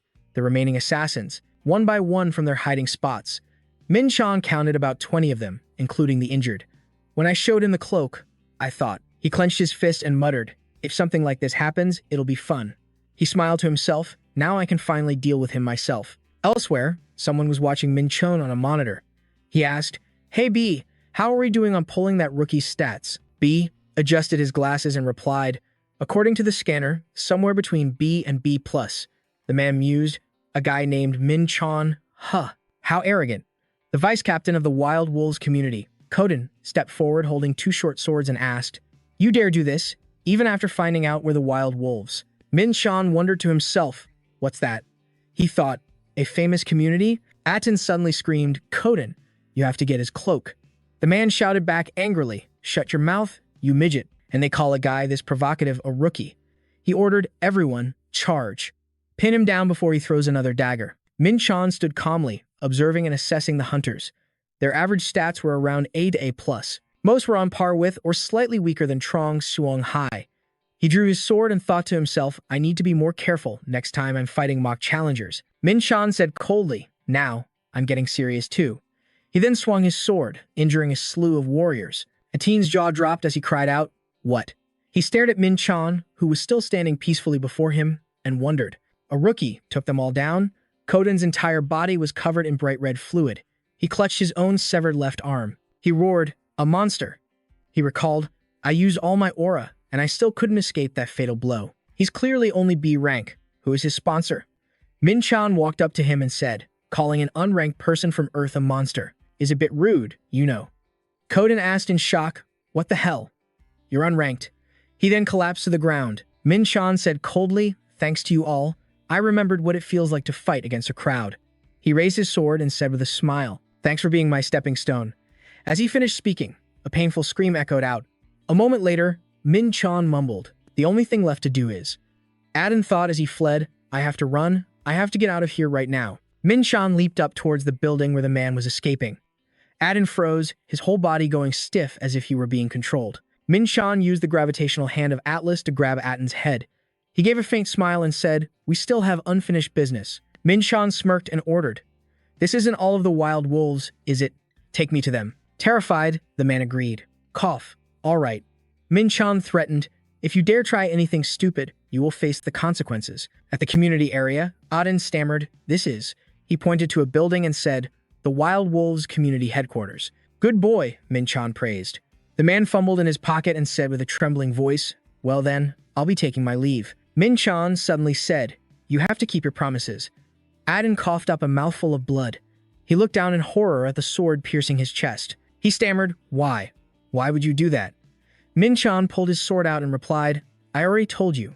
Do something foolish and face the consequences, right? Then he said, come out. I know you're there. A voice echoed, you've got a lot of nerve, rookie. A dark-haired female elf said with disdain, to be so brazen and arrogant. Min-chan looked at the woman and asked, aren't you the captain of the Wild Wolves? The woman replied, you guessed right. She asked Min-chan, what did you do to Koden? He replied, I killed him. She said, thanks to you, our community's vice captain position is now open. Min-chan replied with a faint smile, that's truly terrible. You have my condolences. The captain suddenly said, you defeated Koden, didn't you? I like that you have skills and the guts to bring trouble upon yourself like some kind of hero. At that moment, figures in black cloaks surrounded her. She made an offer. If you join us as the vice captain, I'll forgive you for everything you've done. She continued, isn't this a great offer for you? Min-chan looked at her, contemplating. She's saying this so casually even after gathering all her members here? He scoffed. Why would a dragon's head attach itself to a snake's tail? The captain smiled. She clapped her hands to give an order and then said, it seems the rookie needs to be taught a harsh lesson. Hidden weapons flew towards Min-chan. He stood his ground peacefully as the system displayed protective energy enhanced. He silently judged, these attacks have no aura in them. They're meaningless. Min-chan suddenly said, come forth. He reached out his hand and a spatial gate appeared behind him. Knights began to emerge from the gate. Min-chan commanded, Knight, you are the commander now.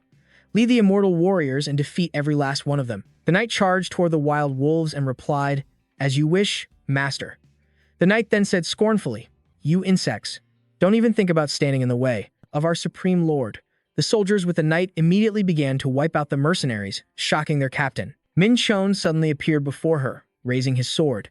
He smirked and said, hey, pointy ears. Hey, we need to talk, don't we?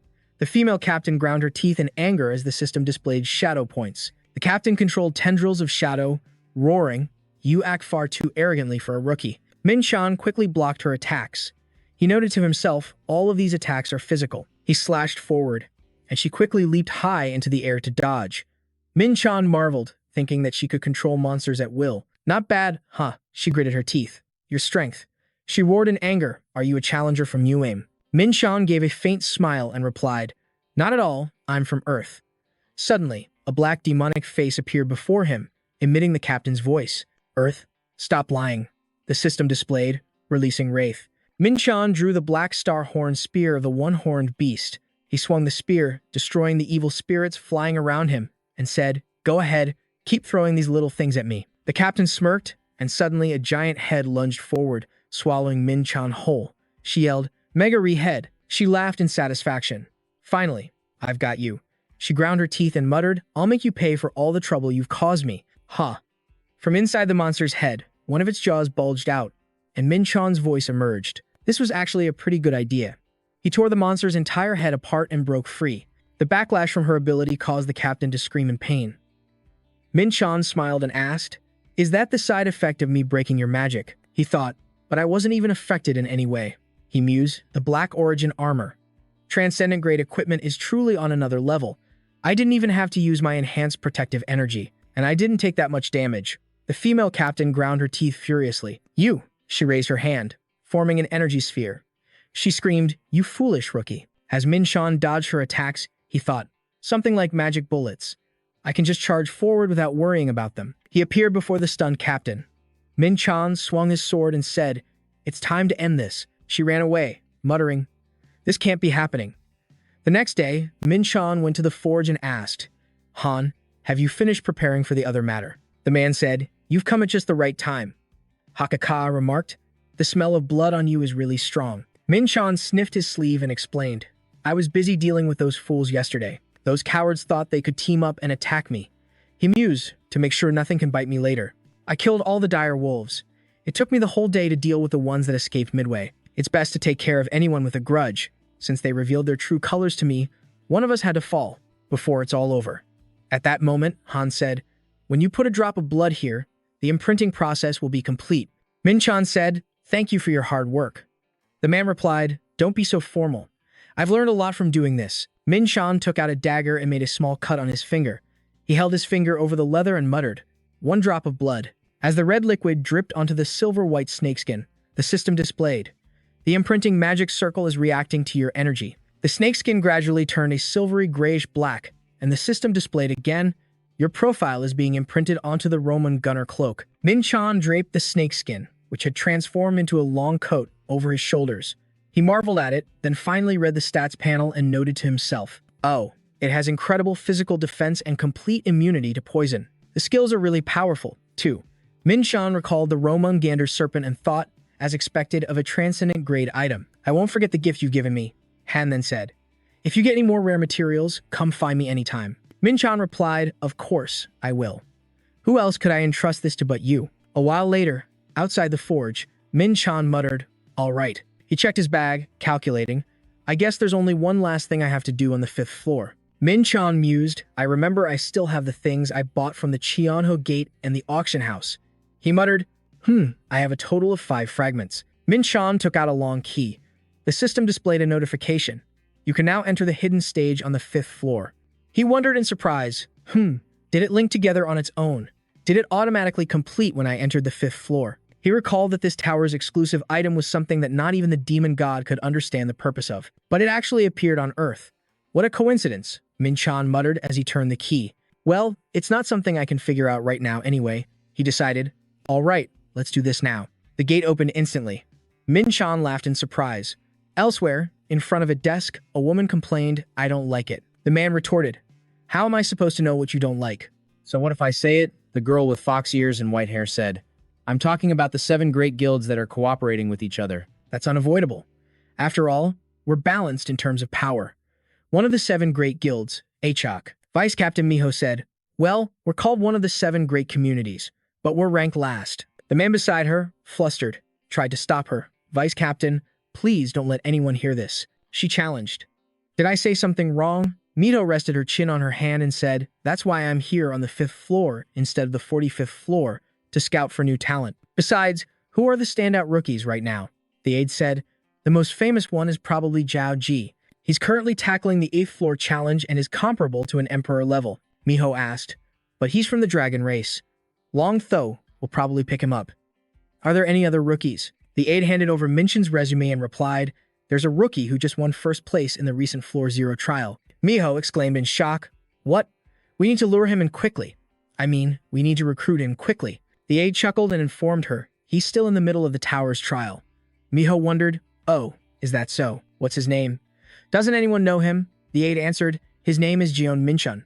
Please read the report first. She wondered again, Could he be from the martial arts continent? She smiled and said, As soon as I find him, I'll hug him tight and bring him into a chalk. The aide was speechless, thinking to himself, I think she's a little too in love with herself sometimes. The aide suddenly said, Oh, come to think of it, I heard an unranked challenger single-handedly defeated the Wild Wolf Guild. Miho asked in surprise, Wild Wolf? Are you sure it's not because they're weak as snails? The aide said, They have a total of 80 members, and their guild master is just a little below S rank.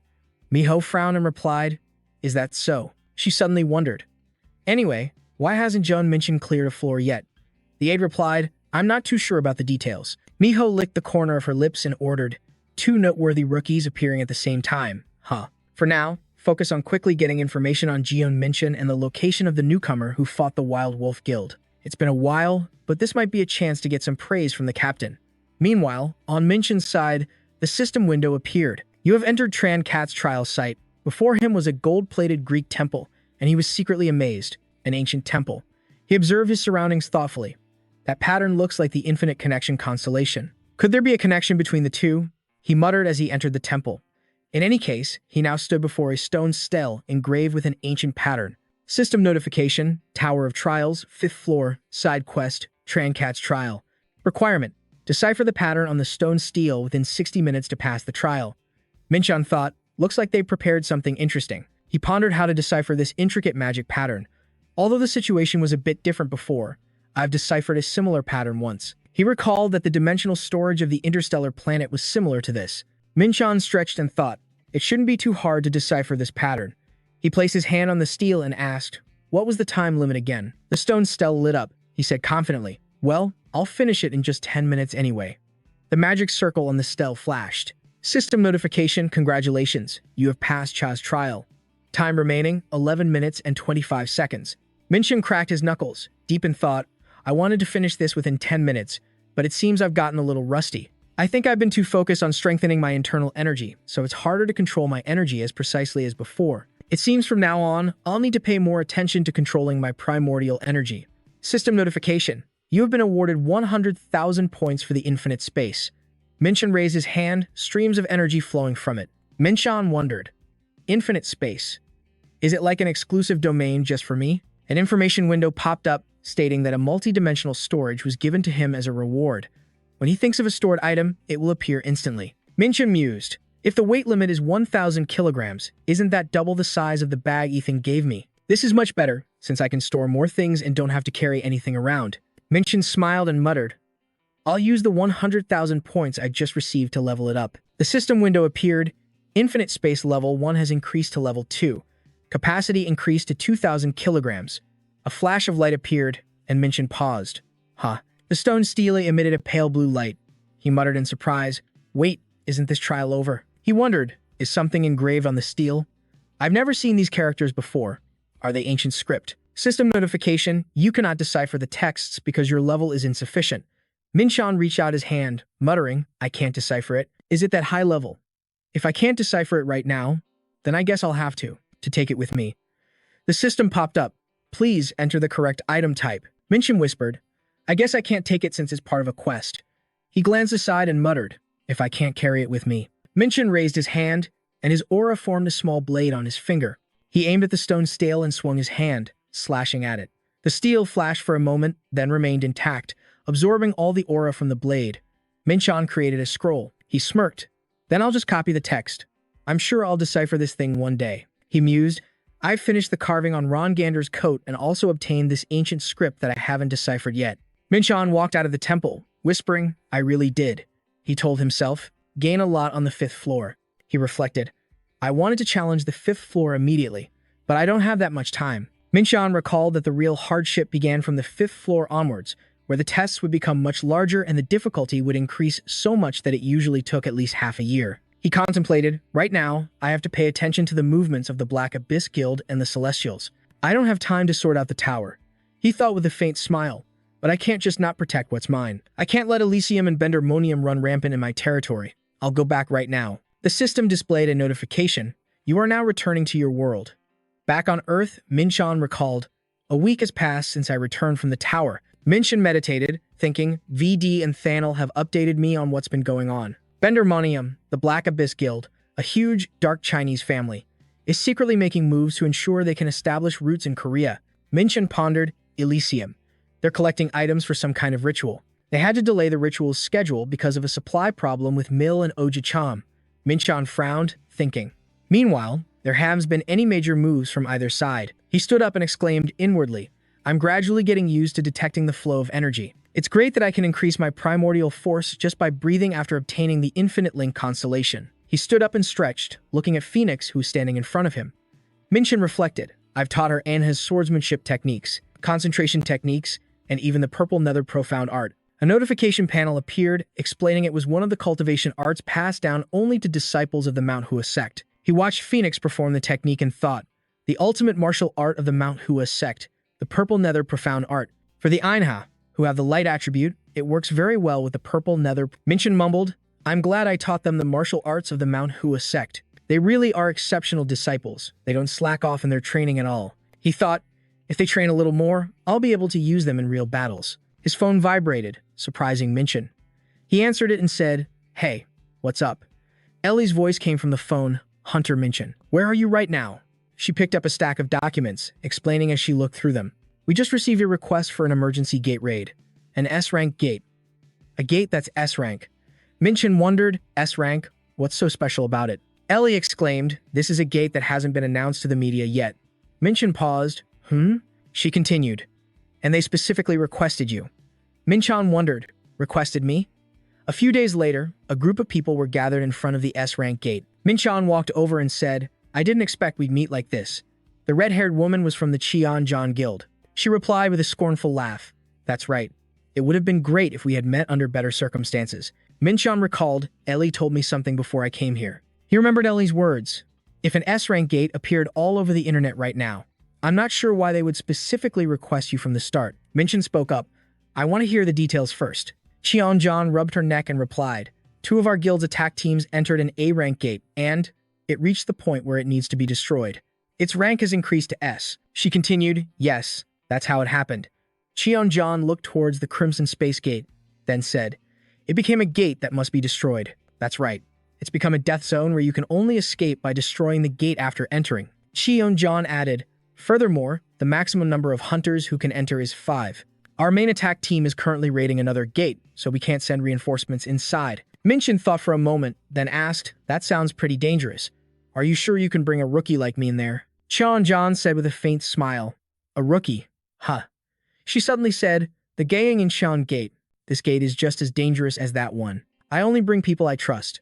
Just looking at the records from the Gayang Incheon Gate is reason enough for me to hire you. Minchin was inwardly surprised. How did she find out that I cleared the gate by myself? A-rank, isn't it? You have sharp instincts, don't you? Trish smiled and replied, thanks for the compliment, but I'd rather hear your answer on this. Minjun thought with a faint smile, I've had my answer from the very beginning. He replied, all right, I'll go in. The two shook hands. Trish spoke first, I'll be counting on you for this expedition. Minjun replied, same here. He thought to himself, besides, it's an S-rank gate. There's no reason for me to turn it down. Inside the gate, trees were everywhere. The two people accompanying Trish were screaming in a panic. Something struck out at them. Both of them fell right in front of Minjun. He looked up, a little surprised. 3 dinosaurs were chasing and attacking them. One of them screamed, it's a black Tyrannosaurus. Another yelled, 3 of them at once? This really is an S-rank gate. Minjun smirked, thinking of them as his prey. Black Tyrannosaurus. Their fangs were sharper than any sword, each one about a meter long. With the immense mana covering its entire body, normal attacks could barely leave a scratch. It was an ancient species of monster, on par with beasts from mythology. It opened its mouth and roared, tearing the sky apart. Black Tyrannosaurus, strength level 450. Everyone who saw it was stunned. 3 black Tyrannosauruses from an S-rank gate were on a completely different level. Trish stood by, observing everything. Minjun just gave a mysterious smile and said, there's no need for you all to waste your energy right now. Those monsters are my prey, he declared, surprising her. Seeing him make such a confident announcement left many people stunned, and they tried to talk him out of it. Young man, what are you doing? A giant monster like that is much stronger than a typical one. We have to work together to take it down, he thought to himself. Not really. That's just how the weak fight. A domineering aura erupted from his entire body. In his hands, he wielded 2 swords, the Black Star Azure Dragon Blade and the Black Star Emperor Sword. This is the dual-wielding swap skill. I'm ready. Let's begin. Minjun thought smugly, thanks to a week of insane training, I can now use a different skill in each hand. He commanded, lead the others and take care of the other 2. Receiving their orders, the Shadow Knights he had summoned obeyed at once. Yes, master. Then, he leaped forward with blinding speed. The black Tyrannosauruses immediately rushed toward him. The Shadow Knights roared, the Lord has spoken. Kill them. He used instantaneous movement, leaving them bewildered and searching for him. Minjun activated his Super Sense skill, calculating internally. They're far stronger than the giants I faced in the Tower of Trials. It'll be hard to fight them head-on. He quickly leaped high into the air, constantly analyzing. But if I can see through all of their movements with Super Sense, dodging their attacks will be a piece of cake. His eyes lit up with excitement. The fight with Fania and Nia was useful after all. At that moment, he struck. Scorching Flame Needle. This is going to sting a little. He slipped behind the monster's back, leaving Trish and her teammates frozen in place. They were speechless, witnessing what had just happened.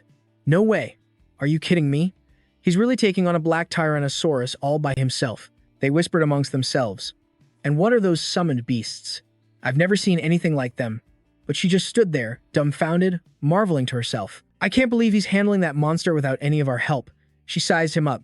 Even a hunter like May couldn't overpower a single black Tyrannosaurus. If he can do this, he has to be at least an S-rank hunter. She couldn't stop wondering. He's not just physically strong. How can he dodge an attack at point-blank range and still counter so precisely? And what in the world are those summoned beasts? The fight wasn't exactly one-sided, but he was slowly pushing the dinosaur back. Watching the monster gradually being defeated, she became certain that the stories people told about him at the East Anon Gate, where a massive explosion had occurred, weren't exaggerated at all. She plotted to herself, I absolutely have to maintain a cooperative relationship with him. Just how much stronger can he get? After annihilating the monsters, he was satisfied with the result. The knights were restored. He mused, we won against the black Tyrannosaurus without too much difficulty. A few of the undying warriors fell, but they were revived thanks to life drain. Minjun was also pleased that he'd earned a good amount of EXP, but this monsoon gate is different from the report I received. I didn't expect its area to have expanded. He used his super sense to survey the area. Even when I focus my primordial energy into my eyes, I still can't see the end of this gate. That means this place is nearly 11 kilometers wide. A medium-sized gate or even larger. Monster corpses were piled everywhere. He thought as he walked, I might not be able to finish this raid quickly. Back at the camp, Trish and her teammates were in a discussion. She asked Sungwoo, have you grasped the details of this gate yet? He replied, I have a clear understanding now. She said, then begin the report. He explained, it's about 15 kilometers wide, with monsters like the black Tyrannosaurus, white centaurs, and black pteranodons. Mitch listened intently, thinking, we've only just entered the gate, yet he's already gathered that much information. He guessed that the team she brought with her was probably her second strongest. Her key members must be stuck in another gate, which is why it's like this. Even so, they were still able to quickly scout and gather information. They even analyzed strengths and weaknesses, and used special equipment to counter them.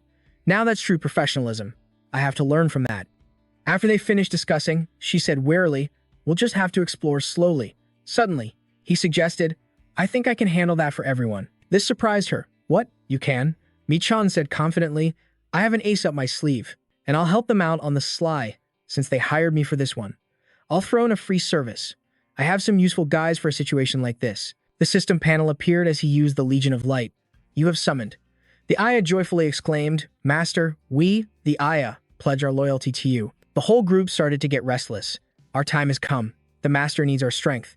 Please give the order. We will do it, even if it costs us our lives. Seeing their reaction surprised him a little. I must have left them in the training grounds for too long, Fiat said excitedly. Oh, Master, I can feel the power surging through my body. The system announced that the power of the holy fire had entered Fiat's body. The power of a light-controlling being has been enhanced. Watching the group frantically unleash their power, he had to admit that the holy fire really did make the Aya much stronger. Although it was a bit of a loss not to use the holy fire on himself, a 40% increase was by no means a small number. He gave the order. There are hunters lost in the gate. Find them. Immediately, Fiat shot up into the sky and replied, Yes, Master. He looked at the streak of light in the sky, thinking to himself, that purple energy. They've mastered the Huishan sex martial arts to a pretty high level, completely different from when I first summoned them. At that moment, looking at the documents on the table, Tron sighed and said, I still can't believe this whole area is 15 kilometers wide, and there are even biotee monsters. She worried, I hope everyone is safe. Suddenly, Mi-chan pushed aside the tent flap, stepped inside, and called out to her. She immediately asked, Have you found the hunters? He replied, We've located people 1 kilometer from here. Hearing this, she said joyfully, Really? They immediately rushed to the location. Let's go. He immediately asked, Are there any monsters here? Fiat reported, No, Master. He instructed, Stay safe. I'll be there soon. After arriving, he announced, We're here. You can all come out now. 2 people hiding behind a bush peeked out to investigate. Reinforcements. He's here to help us. Seeing that help had arrived, they let out a sigh of relief. We're saved. What a relief. But just then, Mi-chan noticed something and said, Something strange. The missing attack team had 30 people. One of the missing team members stepped forward to explain. The gate suddenly changed, so everyone got separated. Hearing this, Tron pressed, You don't know where the others are? Suddenly, the man clutched his head, blaming himself. I don't know. I'm sorry. Seeing things had come to this, he figured the situation was a mess. Even if they were together, it would be very dangerous. We have to find everyone. Mi-chan used telepathy to communicate. Kaba reported, Master, we found another group of humans. He immediately asked, Good. How many are there? he replied. 7. But their situation isn't looking good. He wondered, why's that? He was observing the 7 people, and their situation was dire. There were black tyrant dragons and white centaurs nearby. I'm afraid they won't be able to hold out for long. He immediately gave an order. There's no other way. I want you to join them and hold the line for me. He accepted the order. Yes, sir. He calculated that Cabal would be heading in the opposite direction from Fiat. With just 1 Aya, he probably only has enough strength to buy some time. After relaying all the information, he said, that's the situation right now, which made Tron even more anxious. We have to go save them now. He pointed out that the distance was quite far and there were many monsters in the way, but she still insisted, we have to go. Even if we have to risk breaking through their ranks. The difficult problem now was the number of monsters blocking the path and the long distance. Mi-chan reminded her, if we're careless, we could draw a whole swarm of monsters toward us, which made her hesitate. Then what should we do? He offered a solution. We need to pass through quietly, staying out of the monster's sight. He then suggested, actually, there is a way to do that. And he thought, as if it was all planned, I have the perfect holy relic for this situation. Black tyrant dragons and white beast kens. To save the other hunters, I need to avoid these things. He weaved his way around them, thinking, and I have just the thing for this situation. He dashed forward and used his stealth skill. To move quickly, and without being noticed, I decided to use stealth first. Unlike potions, items, or magic that still leave strange traces, the Cloak of Zongander can hide the body, without leaving a single trace of residual energy. He thought confidently, if I combine it with the Shaolin steps, it'll be even more perfect. He pressed. What's the situation, Kaba? He replied. No casualties yet, Master. This surprised him. Really? Just then, a black tyrant dragon went on a rampage, and the trapped people were struggling to defend themselves. Steel-walled, defensive fortress. They desperately launched counterattacks. Earth spear, black tentacles. A barrage of attacks slammed into the monster, making it roar. The weapons used to restrain it are binding it tightly. Hold it still. The black tyrant dragon continuously took damage. Kaba observed from above. One of them, his face pale, said, no. Witnessing its power take down everyone else, he became terrified. I have to keep them alive. He ground his teeth, cursing himself. I'm so useless. Cat Ba roared and cursed at it. You're the bastard who attracted the monster, he shouted angrily, pouring all his skills into one attack. Watch this. This is the new power my master has granted me. Rushing towards it, he furiously launched a barrage of attacks, while everyone else helped each other up. Min Shul watched and wondered, who's that? An ally? The black-haired man replied, not sure, but he looks really strong. Even so, there's no way he can fight a black tyrant dragon. Watching Cat Ba trying to fly away as fast as possible to escape the monster's sharp fangs, it seemed he had run out of escape routes. Damn it. I got too close, he said, uttering his last words.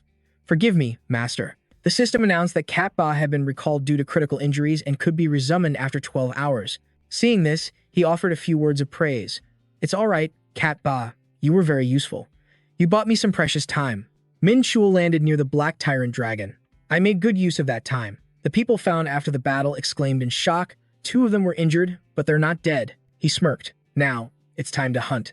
After dealing with the monsters, he casually sat on top of them, thinking to himself that he'd made it just in time thanks to Cat Ba's efforts and had taken down the black tyrant dragon without any issues. After that, the other members of the strike team also joined up safely. The person who took a hit from the treant has also been treated. He concluded that their success was all thanks to the AIA's quick contributions and his proactive use of stealth, but that didn't mean the Sacred Guild did nothing. Miss Chion's group was also working hard to clear out the monsters. She used her flaming fists to land a fatal blow on an ancient dragon. It was also being restrained by the support group behind her. He judged that she definitely didn't become a guild master just because of her background.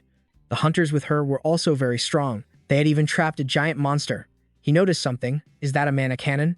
They're skilled at using rare equipment, too. He left, feeling assured that they could probably handle the surrounding area. His next moves also went smoothly. The AIAs continued to fly around, reporting the locations of survivors to me.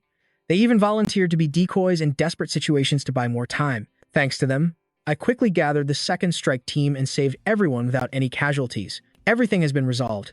Chaim bowed her head sincerely. We couldn't have done it without you. He brushed off the pleasantry. This is just the beginning, she replied cheerfully. Haha, that's true, but I think we should rest and reorganize. We've saved everyone, but that was just phase 1 of the plan. To escape this gate, we have to defeat the final boss. She assessed the situation.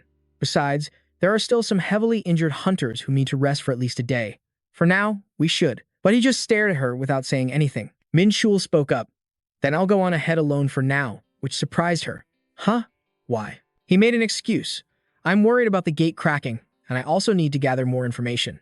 Hearing this, she said with concern, Well then, don't overdo it. He replied, Of course. But he thought to himself, Actually, that's not all there is to it. The behemoth-class monsters hidden in this gate.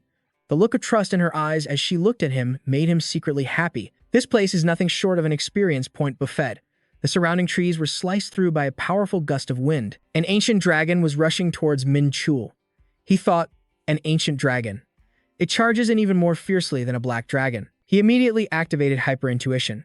He leaped onto its back and unleashed his thunderclap sword style, launching sharp daggers at it. He pulled the wire taut, strangling the monster, and thought how this was exactly like a bullfight. Min Chul continuously chained his attacks. Dual sword, flurry, twin dragon sword, and sword of the monarch. He furiously slashed the monster's body multiple times, making it cry out in pain. It gradually weakened and was destroyed. The system popped up. You have received 4.1% experience. He stretched comfortably. The experience points are rising as fast as I predicted, he said with a bored expression. That's enough for a warm-up. Now it's time to get serious.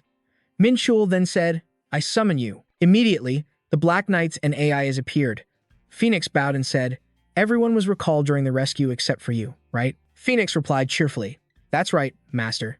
He gave the order. Good, then you'll scout the area. He obeyed. Yes, Master. With an interested look, he said, All right, let's begin. The hunt truly starts now. The ancient dragons in the forest were taken down one by Min Chul's party. Compared to their strength, even the ancient dragons had to fall. In a flash, they had finished off this horde of monsters. Min Chul calculated to himself, 4 days have passed since we entered the gate. During my free time, I usually hunted monsters alone in the tropical forest. Convincing the Sacred Guild to let me hunt alone was quite easy. After he finished fighting, he called everyone. Let's go back. Enra's eyes lit up as she replied, Yes, Master. Min Chul always had his own way of thinking, because if the monsters were left alone, they would rage, and the amount of magical energy in the gate would increase rapidly. That means I have to hunt regularly to prevent a gate break. The hunters from the Holy Church were very impressed to see me continue hunting in a gate where there was nothing left to harvest. To hunters who only think about money, it looked like I was putting everyone's safety above my own personal gain. 2 hunters in the forest wouldn't stop praising me. He doesn't take a single break. He's amazing. In reality, Min Chan didn't care about any of that, but it was a funny misunderstanding. Thanks to that, I gained 5 levels in just a few days of hunting. Now I've reached level 43 and have dumped all my stat points into strength and agility. As for my chaos power, thanks to the mark of the infinite loop, it has been growing automatically without stopping. My strength, agility, and chaos power have all increased by about 10 to 20 points. I'm just a little short of reaching level 45. I'll probably awaken my 3rd authority soon. Lost in thought, Min Chan didn't notice someone calling him. Oh, Mr. John, you're back. What a surprise. Oh, Miss Tron, she asked warmly. Did you just get back? Min Chan replied, Yes, I did. Seeing this, Tron said, Haha, perfect timing. I wanted to discuss something with you. Min Chan was a little curious. What is it? Her expression suddenly became excited. We're planning to raid the boss tomorrow. The scene changes to the next morning. In a mountainous region overgrown with vegetation, Tron's party and Min Chan strode confidently through the forest. They arrived at a place with a very deep cave and exclaimed, Over there is the hiding place of the boss, Vilos. Min Chan felt a flicker of suspicion. I could feel a strange aura coming from that place. Beside him, Tron was shouting orders to everyone. Everyone, get into position. Then, someone immediately activated a magic orb. The light from the orb illuminated the green lightning radiating around it. Min Chan was impressed. The surrounding area was instantly enveloped in a green barrier. Tron explained, Haha, no one on the outside will have any idea what's happening in here. Min Chan asked, Did you just use a presence concealment spell? She answered without hesitation, Something like that. But it's a secret, so I can't reveal the details. Min Chan looked at the magic barrier and thought, This spell can block illusions, conceal auras, and weaken the abilities of a specific target. They've been preparing for 4 days just to ambush this boss. Truly something to learn from. Tron smiled as she watched him deep in thought. A moment later, Min Chan understood and whispered in admiration of them. I can't believe they used it so effectively. Even having to use the celestial runic language. This is the level of one of the top 3 guilds in South Korea. Min Chan slowly approached the edge of the pit. He cautiously looked down. It's definitely down there. So that's the boss guarding the gate core? Down below, a majestic red dragon was fast asleep. Min Chan couldn't help but be shocked. Jivalos. Awe-filled whispers spread through the group. It's huge. It's almost as big as 2 black dragons combined. Hearing the noise, Jivalos suddenly opened its crimson eyes and immediately rose to the mouth of the pit. It let out a ferocious roar. Everyone on the team was suddenly thrown into confusion, unable to believe it was still so powerful despite being bound by magic tools. This state was because they were affected by Jivalos' roar. It caused their fear to increase and their abilities to decrease. On the other side, Min-chan raised his hand to block the effects of the roar. This roar sounds like an enhanced version of fear. Based on this, its stats are even a bit higher than the Frost Giants, but all its stats are skewed towards physical strength. Jivalos, also known as Pum.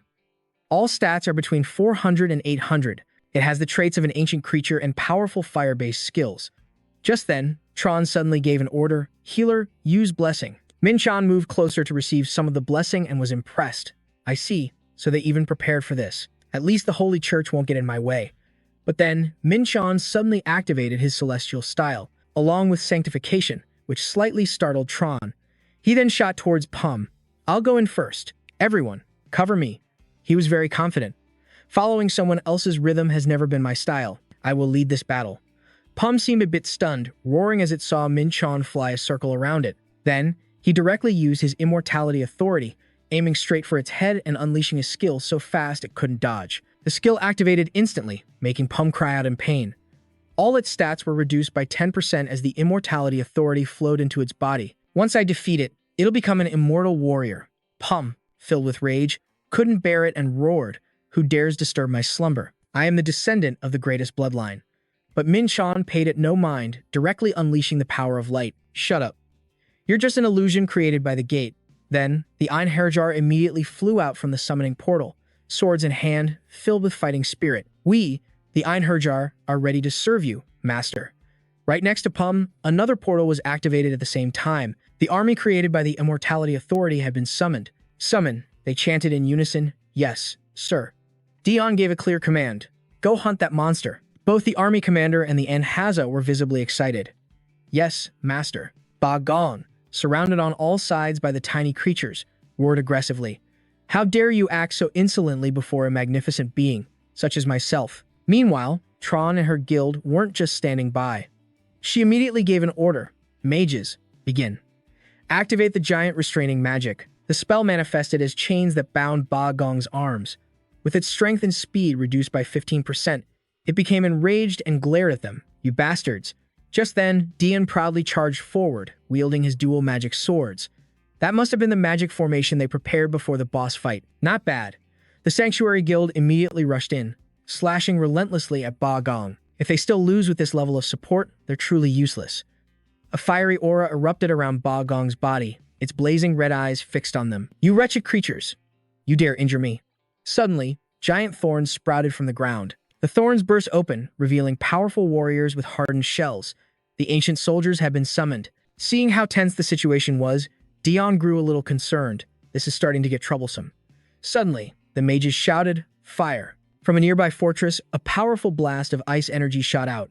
An ice bomb was fired directly at the ancient army, scattering them. Dion glanced toward the cannon, pleased. A magic cannon. They even prepared something like that. With its help, the ancient soldiers will no longer be a problem. Suddenly, Ba Gong roared again, startling Dion. "You lowly insects!" Its entire body radiated a blazing aura of fire and purple lightning, consumed by rage. Dion quickly realized it was preparing a breath attack. Seeing this, Dion calmly called out, "Immortal Knight, go smack it right in the face for me." Understood. The Immortal Knight charged forward without hesitation, using the basic Agacat sword style to slash directly at Ba Gong's face. This truly sent it into a frenzy, its eyes blazing with fury. Ba Gong let out a roar and immediately spewed a fierce, lava-like flame. The terrifying heat forced both the Enhaza and the Immortal Knights to fall back. Dion quietly glanced at the stream of fire behind him. "Good, everyone's alive. Lucky I dodged that." The magical power was so immense it made the ground melt and boil. Even a demon dragon couldn't use this move consecutively. This was the perfect chance to attack before it recovered its mana. But suddenly, he felt the scorching heat beneath his feet. Looking up at Ba Gong, he saw it opening its massive mouth, its eyes streaked with red sparks. Dion thought, another breath attack. No, that's not right. It's going berserk. Panicked, he immediately shouted, "Everyone, retreat now." He hastily ordered, "Stop it! Immortals!" One after another, the Immortal Knights charged forward. Understood. The arrogant Bagong charged forward like a rampaging Tyrannosaurus Rex. Die, you weak creatures. The commander of the knights blocked a blow from its claws and yelled, hold the formation no matter what happens. Do you hear me? The immortal knights used all their strength to hold back Bagong's jaws, preventing it from unleashing its fire breath. But it was still an ancient creature, after all. They couldn't hold out for long, and Bagong crushed the knight in its jaws. Dayan was shocked.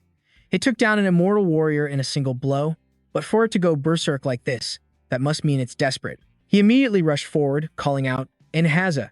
The enraged Enhaza drew their swords and surrounded Bagong. You foolish monster. Watch this. Dion calculated to himself. It's about to run out of stamina. But even so, the Enhaza are no match for it. Bagong grabbed one of them and squeezed tightly. Wincing in pain, the Enhaza could only say with regret, ugh. My sincerest apologies, master. Dion immediately activated a gate. The Enhaza was recalled due to its critical injuries. He then circled around to Bagong's back to assess the situation. Its defenses drop significantly when it goes berserk. We have to use this chance to launch an all-out attack. He then channeled mana throughout his body and into his sword, charging forward. By now, even Tron had realized this was their chance. She shouted, everyone, attack together. Powerful blasts of ice energy shot out from the ice fortress in succession. The mages from the Sanctuary Guild also focused their power, casting spells aimed at Bagong. Dayon bravely leaped above its head to strike with his sword. He plunged straight down. Black Star, 7 stars, magic sword. 7 stars, magic sword, second form. Meteor sword. The blow landed directly on Bagong's head. Immediately, its entire body began to tremble. Blood streamed from its eyes as it roared in agony. Everyone who witnessed the scene was stunned, unable to believe what they were seeing. We just cleared an S-rank gate. They erupted in cheers. How on earth did the guild master recruit a hunter like him? Who was that man, Dan? Anyway, the gates open. Excellent. Meanwhile, the Enhaza respectfully addressed him. Thank you, sir. Master, we thank you. And just like that, we defeated Bagong and successfully cleared the gate. A system notification announced, an additional 17% experience gained, immortality points increased to 200. Dan smiled smugly and reached out his hand. A new host item. As he was collecting the loot, Tron called out his name from below, making him jump. Mr. Dayon. It was only then that Min Chan realized he'd almost used the fallen Yahello as a host for his immortality power. But that would be a huge hassle, because I'd have to share the reward with this guild. I can't just backstab them after helping them kill the boss. The fallen Yahello couldn't be used as a host. He nimbly jumped off Pum's body and asked, what's going on? Taron gave him a polite smile. If it weren't for your help, we would have suffered heavy losses fighting that boss. So, I'd like to give you 50% of the loot. Min Chan was pleased to hear that. Of course, but that's not the real reward, is it? Taron replied with a radiant smile. Of course not. That's just the bare minimum you deserve. Haha, this got him thinking a bit. Is that so? The Holy Guild has the right to decide how to distribute the boss items since they control this gate. Besides, it'd be hard for me to get the items myself without the help of another craftsman. The two of them shook hands warmly. I look forward to our next collaboration. Me, too. I hope we can work together again next time. Min Chan was secretly delighted. This suited him perfectly. Just call me anytime there's an S-rank gate and I'll join. They continued their discussion. How much do you think we made this time? Probably around 30 billion, which is about 25 million US dollars. Over by Pum's corpse, a guild member checking the items froze for a moment. Huh? This is. He then immediately reported back to Taron. Guild master, there's something I need you to check. She looked confused and asked, what is it? The man held out 2 stones in his hand. These were taken from inside the fallen Yahello. Taron asked curiously, what are they? Just by looking, they couldn't tell what they were. Only Min Chan stood frozen on the spot. Those stones were an ancient crystal and a soul stone. Ancient crystal. Type, unique. Max durability. Contains the magic of the ancient world, can be enhanced by infusing it with ancient energy. Soul stone. Unique. Max durability. Seals a creature within. Min Chan bit his lip, trembling. The ancient crystal is the main ingredient to unlock the 3rd form of the Black Star, and the Soul Stone would be perfect for Luffy. In my past life, I had to painstakingly search through countless dimensions to find these. Why have they suddenly appeared now? Taron was surprised when she noticed Min Chan muttering something under his breath. Seeing his eyes fixed on the stones, she thought, I think he really needs these stones, though I'm not sure what for. Based on how he acted during the raid just now, I think he might be an S-rank hunter. It's best to maintain a friendly relationship with him, so Taron generously pointed at the stones. It seems you need these, don't you? This startled him. Ugh, was I that obvious? Min Chan scratched his head, a bit embarrassed. Ah, they're just items I'm interested in. But inside, he was desperate for them. Even if I have to give up some of my loot, I need them. Maybe I should offer something in exchange. She's already figured it out. Anyway, unexpectedly, Taron said something decisive that left him stunned. Then just take them. What? Taron smiled and handed him the stones. Consider it a personal gift from me. I'll reimburse the guild for these items myself. Min-chan was full of admiration. She's so generous. He then silently promised himself that he would proactively help her whenever he could in the future. Meanwhile, the guild members scratched their heads in confusion. But we don't even know how much they're worth yet. Taron crossed her arms, satisfied. This alone is enough to maintain our friendly relationship. The gate at Mount Munchu has been cleared. When we returned, many people were waiting for us outside.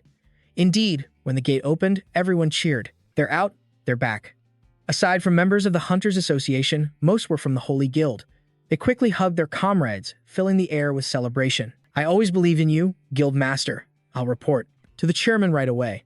And I'm heading straight back to the training center. And as soon as he saw Min-chan, Benj wailed, Master, how could you leave me alone for so long?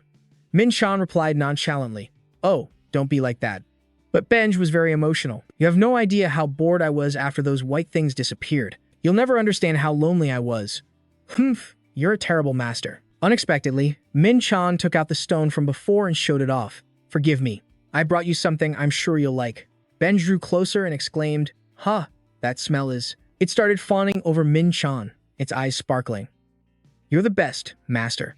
Min-chan was a little exasperated. I thought you were still mad at me. Benj feigned innocence. Humph, Benj doesn't know what mad is. He sighed. Stop talking in that tone. Then he tossed the stone straight into Benj's mouth. It happily opened its jaws wide. All right, thanks for this. Suddenly, its entire body was enveloped in a strange blue smoke. Min-chan watched from the side, a little worried. Is it really okay for it to swallow it just like that? A moment later, the blue smoke transformed into a violent whirlwind. The room was filled with an ethereal blue light. Min-chan, astonished, blocked the wind. Humph, what the hell is this? Defensive magic system activated due to detected impact on the building. At that moment, Min-chan's eyes widened in amazement. This pressure is unbelievable. What is this? I hope the training center doesn't get destroyed. In the middle of the green vortex, Benj is slowly transforming, letting out an excited howl. Outside, Min-chan looks on with surprise. Good, it's absorbing that pressure. That fluffy pup's aura is completely different from before. Benj's form now even carries the likeness of the Great Pum. All of his power stats have spectacularly increased to over 700. Min-chan can't believe his eyes and can only smile to himself. Most of its power have been sealed by an informal ritual. Its stats have all increased by over 300. He's gotten really strong now. Man, I want to fight him. But I should probably hold back. I've already invested all my remaining power into the gate. Having just absorbed that massive amount of energy, Benj excitedly asks, Master, is there more? Min-chan doesn't hesitate to reply, No. Then, he channels his magic into the enhancers once again. He sits down and thinks seriously. If I look back at every battle since the monsoon raid, I should reevaluate them one by one. I've improved a lot through training, including my control over the chaotic energy zone. Although it's not perfect yet, I can now attack quite flexibly with both hands. I've also reached the level where I can mix martial arts with various attributes. But there are still some other combat aspects I need to improve. When fighting giant monsters, I still don't have many effective attacks. The slashable surface area is pretty limited, even when I materialize an energy field using chaotic energy. The martial arts moves I know now are no longer useful. So, I need to learn more martial arts moves that are effective against giant monsters. First, I have to learn about infinite weight. It helps control one's stance by increasing their weight. So, it's very useful for many things, like maintaining my balance while on top of a giant monster. The next thing I need to learn from Shaolin martial arts is a concealment technique called Phantom Shadow. It's an A-rank technique that can blur a person's presence to block sound, energy, and the flow of magic. The last one is Internal Energy Breakthrough. This is a move that attacks the enemy from the inside by transmitting energy directly into their body mass. It will be effective upon contact, pushing magic inside to cause destructive blows from within the monster. The system announces that Min-chan has acquired infinite weight, and he smiles to himself, satisfied. I never thought about using concealment techniques in battle in the past. Maybe my perspective has broadened. It feels strange, but it's a good feeling. Having learned the moves he needed, Min-chan stands up and stretches. The surrounding enhancers now look at him with admiration. I think the master has just discovered a new aspect of his power. It's incredible. Min-chan resolves to himself. It's time to train hard until I can use these in a real fight. A moment later, he's continuously practicing by punching the air. Even though he's just hitting the air, the force of his punches is so strong that it creates a powerful gust of wind. Suddenly, the sound of his phone ringing startles him. I guess I trained a little too hard. Is it morning already? Behind him, Benj wags his tail and asks everyone, is there any meat? They answer awkwardly, no, sir. We are very sorry. A notification for Min-chan states that 50% of the revenue from the looted items has been transferred as promised. However, it also says you'll have to pay a lot in taxes for not refreshing your ranking. You'll understand when you see the amount transferred. Min-chan stares blankly for a moment. Hemph, I didn't know a guild master had to update this stuff themselves. Anyway, let's take a look. Oh, it's still in the 10 billion range. Reading this, Min-chan is completely stunned, but I have to pay 20% in taxes. Why did the rate go up so much? The screen shows a transfer of 12 billion G out of a total of 15 billion, with the tax being 3 billion. Then, Tron doesn't forget to remind him, make sure you refresh your ranking. Min-chan is a bit confused. What's refreshing my ranking? With that, he raises his phone to call Ellie. I better find out about this right now. I don't know anything about it. A voice answers on the other end of the line. Good morning. Min-chan gets straight to the point. I have a question. What does it mean to refresh your ranking? Ellie teases him, putting me to work before I've even clocked in. Min-chan says a bit sheepishly, sorry, I know it's early, but I lost track of the time. Hearing that, she says cheerfully, I'm just kidding. I'm always happy to get a call from you. Ellie continues as if reading his mind. You didn't refresh your ranking after you passed the hunter exam, did you? Min-chan scratches his head in embarrassment. Isn't that the same as the license? She states bluntly, no, it's different. Then she launches into an explanation for him. A license is for checking the degree to which you can survive inside a gate. A ranking, on the other hand, is a tier specifically for hunters. It doesn't update automatically just because you cleared a gate. Min-chan, finally understanding, stammers. Oh, a model. I had no idea. You sounded so serious, Ellie, that I felt a responsibility to guide you. Min-jun asked curiously, so what's my current rank? Ellie asked gently, you still haven't reevaluated since you passed the test, have you? He answered bluntly, yeah. Without hesitation, Ellie replied, then your rank E. Since you haven't reevaluated, you'll start over from the lowest rank. Hearing this, Min-jun froze. I heard I'll have to pay a lot of taxes, too, she said casually. That's just the association's policy. Afterwards, Ellie and Min-jun headed to the association's headquarters. Why don't you take this opportunity to get your rank reevaluated? The two chatted happily as they walked. Reevaluate my rank? You should rank up to make our branch proud. I'm not sure that's the right reason to do this. Come on. I had to bury myself in a pile of your annoying paperwork, Ellie said smugly. Haha. With your skills, you'll definitely get rank A. Min-jun turned away to avoid her gaze, but the process to get it is such a pain. Ellie looked at him, fed up, and scolded. Stop complaining.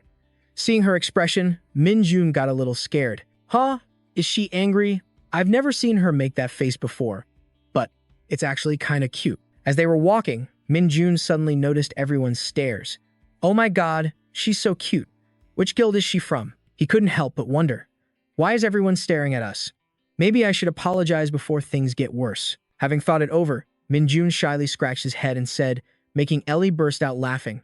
All right, I won't complain anymore. When they arrived, a headquarters staff member greeted them warmly. It's you, isn't it? You're very famous, so I've heard a lot about you. But I never thought I'd meet you here like this. Min-jun was stunned and stammered. I'm famous? Just then, Ellie analyzed with a bright smile. You placed first in the hunter exam, solved the gate fracture incident, and after that, your fame grew significantly. When you cleared the S-rank gate with the Holy Spirit Guild. Min-jun looked at her cautiously. Why do I get the feeling you're messing with me? Ellie flashed her signature smile. Of course not. I would never do that. Even the headquarters staff member seemed a bit helpless. This isn't a place for flirting, you know. Hunters seeking a rank promotion must take a test that requires them to strike a dummy. So please, attack the dummy placed in the center of the training hall. Min-jun asked again, puzzled. Just hit it? That's all, the staff member replied. That's right. Just to be sure, he asked one more time. If I break something, are you going to make me pay for it? The staff member laughed to himself. Sir, I've been doing this for a few years now. Even rank A hunters rarely manage to scratch it. That dummy was even supplied by our own branch. Hearing this, Min-jun smiled smugly as the powerful green thunder appeared in his hand. It's true that it's difficult for a rank A hunter to even leave a scratch on that dummy. That's because they are already at the highest level or first class. He immediately dashed toward the dummy, leaving Ellie and the staff member completely astonished. 7-star Divine Sword. A moment later, in the director's office, WCH said calmly. Barging into my office really isn't like you at all. So, what happened? The person named GCH just now was Leon Tech, the director of security for the Hunter Association. Dasam was seen standing with her arms crossed, looking serious. Don't brush me off. I have some information that you might find interesting. Kim Dasam, the director of human resources for the Hunter Association. GCH rubbed his forehead. All right, I'm listening. In his mind, he recalled the old days. Kim Dasam, a hunter from the pioneering generation who awakened at the same time as me during the first great catastrophe. We've known each other for a long time, so I know her personality well. She's very blunt but tends to exaggerate everything. She's definitely going to mess with me like always, turning something minor into a huge issue. Dasam reported without hesitation. The rank reevaluation unit is getting out of control. WCH calmly sipped his tea. Oh, really? But the news that followed made it impossible for him to sit still. A hunter has destroyed the evaluation dummy. What? The evaluation dummy? I must have misheard you. At that, Dasam grinned with delight. No, you heard me right. The dummy we got from the Celestial Federation Association has been sliced in two. WCH was a bit flustered. How many times has that thing been destroyed? Dasam answered him nonchalantly. Including this time, 5. GCH was utterly astonished. My God. A hunter capable of creating a sword aura to destroy that dummy. It requires immense magical power and profound understanding. Until now, only the 4 S-rank hunters in Korea were capable of doing that. Is Dasam saying there's a 5th hunter with the same level of skill as them? But then, WCH stroked his chin curiously and asked, But why come to me? Isn't that a matter for the Human Resources Department? Dasam replied, a bit hesitantly this time. Because he's the hunter you told me to investigate. Don't you remember? You asked about him 4 months ago. WCH looked shocked again. 4 months? Ah, I remember now. It was the day department head Jo Sung-hee from the security unit, a resignation letter. That kid decided to climb the tower, and he said a new hunter had reawakened his passion for justice, so she told me to let him know if that person came to renew their ranking. Witch shot up in surprise. Wait a minute, who's that hunter? Dasim cut him off and replied immediately. Jun Minchen is the rookie you're looking for. What? How interesting. The log was split in 2. Wind swirled through the waiting room. Minchen casually told Li, I cut it in half because he was so confident it couldn't be destroyed. But then he suddenly ran off. Did I go a little too far? Li laughed and said, Obviously. You just destroyed a perfect product from our branch. Hearing that, Minchen was surprised. Huh? So I made a mistake? No one said I wasn't allowed to break it. Seeing his clueless face, Li laughed out loud. I'm just kidding. It's just that a famous hunter from our association just showed off his skills. Minchen asked again, So, is it a problem that I destroyed the dummy just now? Eli replied, Of course. After all, that product is something we sell to the association. Hearing this, Minchen thought to himself in confusion. You mean as long as the product isn't defective, nothing else matters? Eli added, Our branch is going to get a lot busier once your skill level is revealed. Since we're an extraterrestrial organization, there are some restrictions related to guilds and mercenary activities. But now we have a rising star who's perfect for our operations in Korea. Minchen still didn't get it. I don't understand what a rising star is. All I did was break that dummy. Their pleasant conversation was suddenly interrupted. It turned out 2 strangers from the organization had walked in. They introduced themselves to Minchen one by one. A pleasure to meet you. I am Kim Da-seum, the Director of Human Resources for the Hunter Association. And I am Lee Witch, the Director of Security for the Hunter Association. At this point, Minchen felt quite anxious and nervous. He thought to himself, Kim Da-seum and Lee Witch. No wonder they look so familiar. They're the pioneer hunters who fought directly on the front lines. During the 3rd defensive battle, I can't believe I'm meeting people I've only ever seen in books. This is a real surprise. Then, everyone sat down.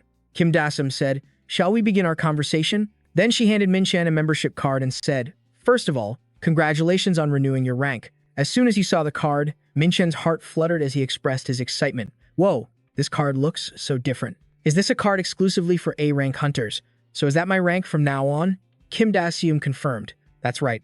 From now on, you are an A-rank hunter officially recognized by the association. These cards aren't usually issued right away, because there are many other factors to consider, like awakening, training, years of experience, clearing gates, and other hunter activities. Hearing that, Minchen was a little worried. Is it really okay to get it this quickly? Then Kim Da-seum continued. But there are exceptions. Minchen was very surprised. Like me? Suddenly, Miss Da-seum's expression became mysterious. She said, That's right. Because the rules don't apply the same way to users of Blade Aura. Minchen broke out in a cold sweat. It's true. I used Blade Aura at a perfect level to split that dummy in two. Then he asked again, is that important? Kim Daseum replied, of course it is, because using Blade Aura puts a person on the threshold of becoming an S-rank hunter. Minchan was surprised. I've never heard of that standard before. Miss Daseum explained, it's classified information, but we're sharing it with you because you are a Blade Aura user. Hearing that, a tense Minchan thought to himself, Blade Aura, huh. So they can identify someone as an S-rank hunter based on a tangible aura field, but reaching that state of transcendence is about controlling that tangible aura field more freely. Does that mean S-rank hunters are people who have already reached that transcendent state? Suddenly, Li smiled and greeted the two guests. Hello, Miss Kim. My name is Li, and I am Mr. Minchan's manager. Kim Daseum said, I've heard about you as well, Li said cheerfully. Do you mean that Mr. Minchan, a freelance mercenary of the association, will be automatically promoted to S-rank, right? Miss Kim Daseum explained again. That's not how it works. The usual procedure is that we convene a meeting to decide whether to recognize someone as an S-rank hunter, so that process can take quite some time. Eli asked again, is there any other way to know when it will be decided? She said, we've already submitted the proposal, so we'll have to wait. It will probably only take a few days. Eli now understood. I see. Thank you for letting me know. At this moment, Minchan was very confused. What on earth is happening all of a sudden? Is me becoming an S-rank hunter really that big of a deal? He glanced at Eli, thinking, she looks pretty happy about this, so there must be a reason. After all, LA always thinks about my best interests first. Then, Mr. Lee Witch spoke up. Your name is Minchan, correct? Could you tell me if you have any plans to go abroad or anything like that? Minchan was a bit surprised, then replied, no, I don't. The model intends to travel. Mr. Wick clarified, I'm not talking about a short trip.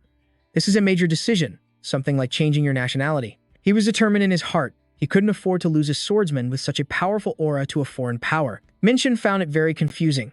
Move to another country? Why would I have to do that? Mr. Wick said, they can help you have a brighter future.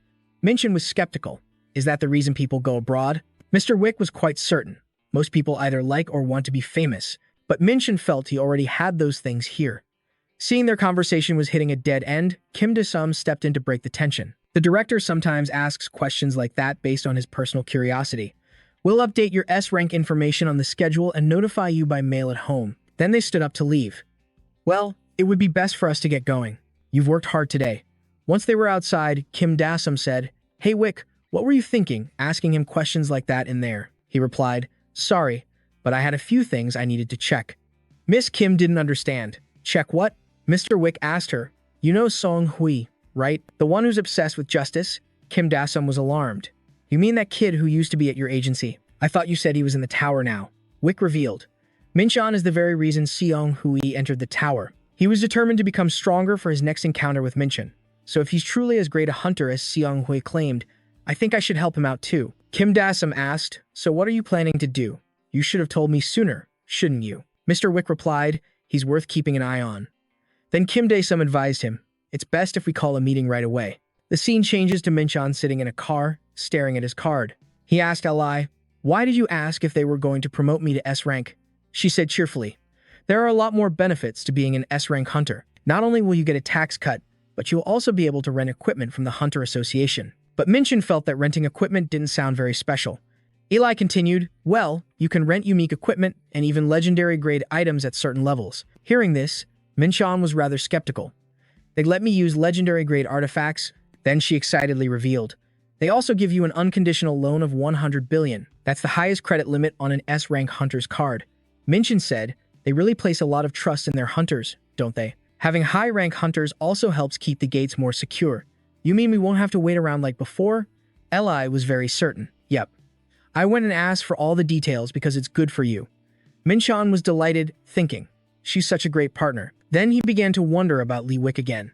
Why did he ask if I would go abroad? Eli laughed out loud and said, For someone so smart, you can be pretty slow sometimes. Huh. Minchan said, annoyed, Stop laughing and explain it to me. She explained in detail. Because many hunters in Korea have already left. Other countries tend to scout for hunters with potential. With a calculating look, Minchan thought to himself, So he's worried that South Korea will lose a top-tier hunter? Huh. He's worrying too much. As long as the Tower of Tribulation is in Seoul, I'm not going anywhere. No amount of money or good equipment can win me over. Because the thing I'm interested in is getting stronger every day. Suddenly, a bell chimed. Minchan asked, startled, Is that my phone? Li said, "No, I think it's mine." She opened her phone and saw a red alert message. She said, "Ah, it's for both of us. Emergency disaster alert, a gate has cracked." Minchin was quite worried. Near Hapjeong Station, that's pretty far away.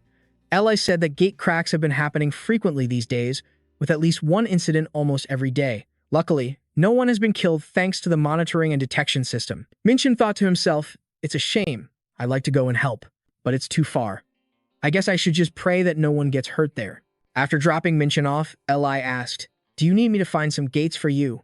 Minchin replied, "No, you go get some rest. You've worked hard enough today." Eli giggled. "Working with you is always fun. Anyway, see you later." Then she sped off in her car. "I'll call you tomorrow." Minchin sighed in relief. The re-ranking process is finally done. I guess I should go train now. Suddenly, he spotted something. It turned out to be Vade.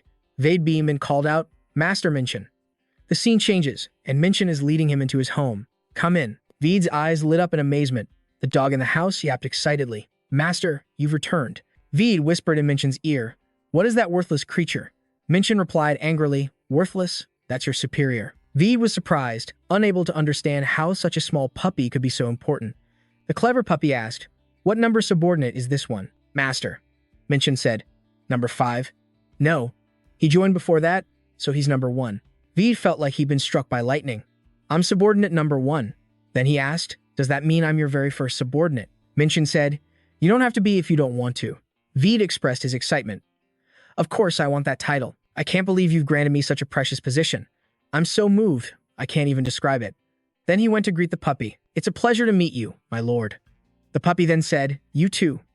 Number 1 subordinate." Minchin thought to himself, "What? Is Vidi this happy just because he became my first subordinate? I can tell he's genuinely ecstatic through our subordinate contract." Minchin asked Vidi, "Anyway, tell me why you were waiting for me." Startled, Vidi replied, "Yes, my lord." Minchin said, "The dark community has finally made a move. Those bastards have finally shown their true colors." Vidi asked, "Have you heard about the recent increase in the number of gates?" Minchin replied, "Yes, I know." Vidi continued, "I don't think it's a natural phenomenon." Then he took out a piece of paper, showed it to Minchin, and said, "I discovered this while helping the dark community expand its influence. Pretty amazing, isn't it?" But Minchin said irritably, "You should have explained this to me first." Vidi said, "The black circles are the locations the dark community purchased, and the red circles are where the gate outbreaks occurred." Minchin pondered this. "So, many locations overlapping with gate outbreaks. Does that mean those guys are activating artificial gates?" VD, very proud of himself, gloated. "Are you surprised by my amazing investigation skills? Though, I suppose this is to be expected from your number 1 subordinate." Minchin replied, "Yeah, that's right. But please don't act like this in front of others." Still, he wondered, "But would the association have been able to discover what you found this early?" VD was quite certain. It wouldn't be easy. "Because I created multiple fake accounts, I could disconnect whenever I needed to." Minchin said, "But you still managed to find out." VD said, "This is all thanks to your sharp mind, I mean, Lord Minchin. I knew you ordered me to uncover their secrets because you predicted all of this would happen." Minchin thought, "No, that's not it. I just got lucky. Anyway, this information is very useful. I'll use my new skill right away. It pairs perfectly with my invisibility skill. No one will notice me moving," the system announced. "Phantom image has been activated. Consumes 1 chaos key per second. Based on the map, this is the location closest to the training center." VD hadn't been able to figure out who had discovered how to trigger the gate outbreaks. He also mentioned there was another location with a magic circle not being used for a gate outbreak. Minchin observed from above. "These vile demons are up to no good again. There are mana stones and magic circles scattered all over the place. Furthermore, they seem to be used for detection and visual distortion. But if I use Phantom Image, I know how powerful San Mun's martial arts are. Presence detecting magic definitely won't be able to spot me. This isn't how I expected to test this skill's effectiveness. But it makes this investigation much easier." Minchin stepped inside to check. The place was filled with lines of mana that he couldn't see from the outside. They're all converging in one place. Time to see where all these mana flows lead. He then thought, "Looks like it's leading to the basement." But when he went down, there was no one there. If someone was here, I could have interrogated them. Suddenly, Minchin was delighted. Found it. But then he realized the magic circle wasn't a skill from a Bendermonium, but it doesn't use Elium technology either. Who could create a magic circle like this? Suddenly, Minchin froze as he realized something. He panicked. "What's happening? My chaos key is suddenly reacting. Is the magic circle causing this?" It's reacting to the key from the magic circle. I don't sense any danger. I'd better check it out. It turns out the magic circle reacts to chaos key.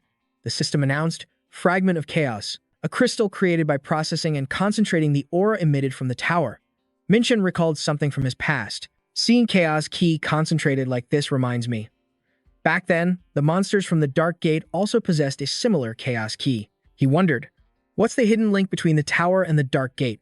But one thing is certain, someone else knows how to use chaos key. Chaos key is a fundamental power created by the fusion of darkness and light. Neither the demons of Bendermonium nor the angels of Elyum were even aware of its existence, let alone how to use it. And Minchun grew uneasy.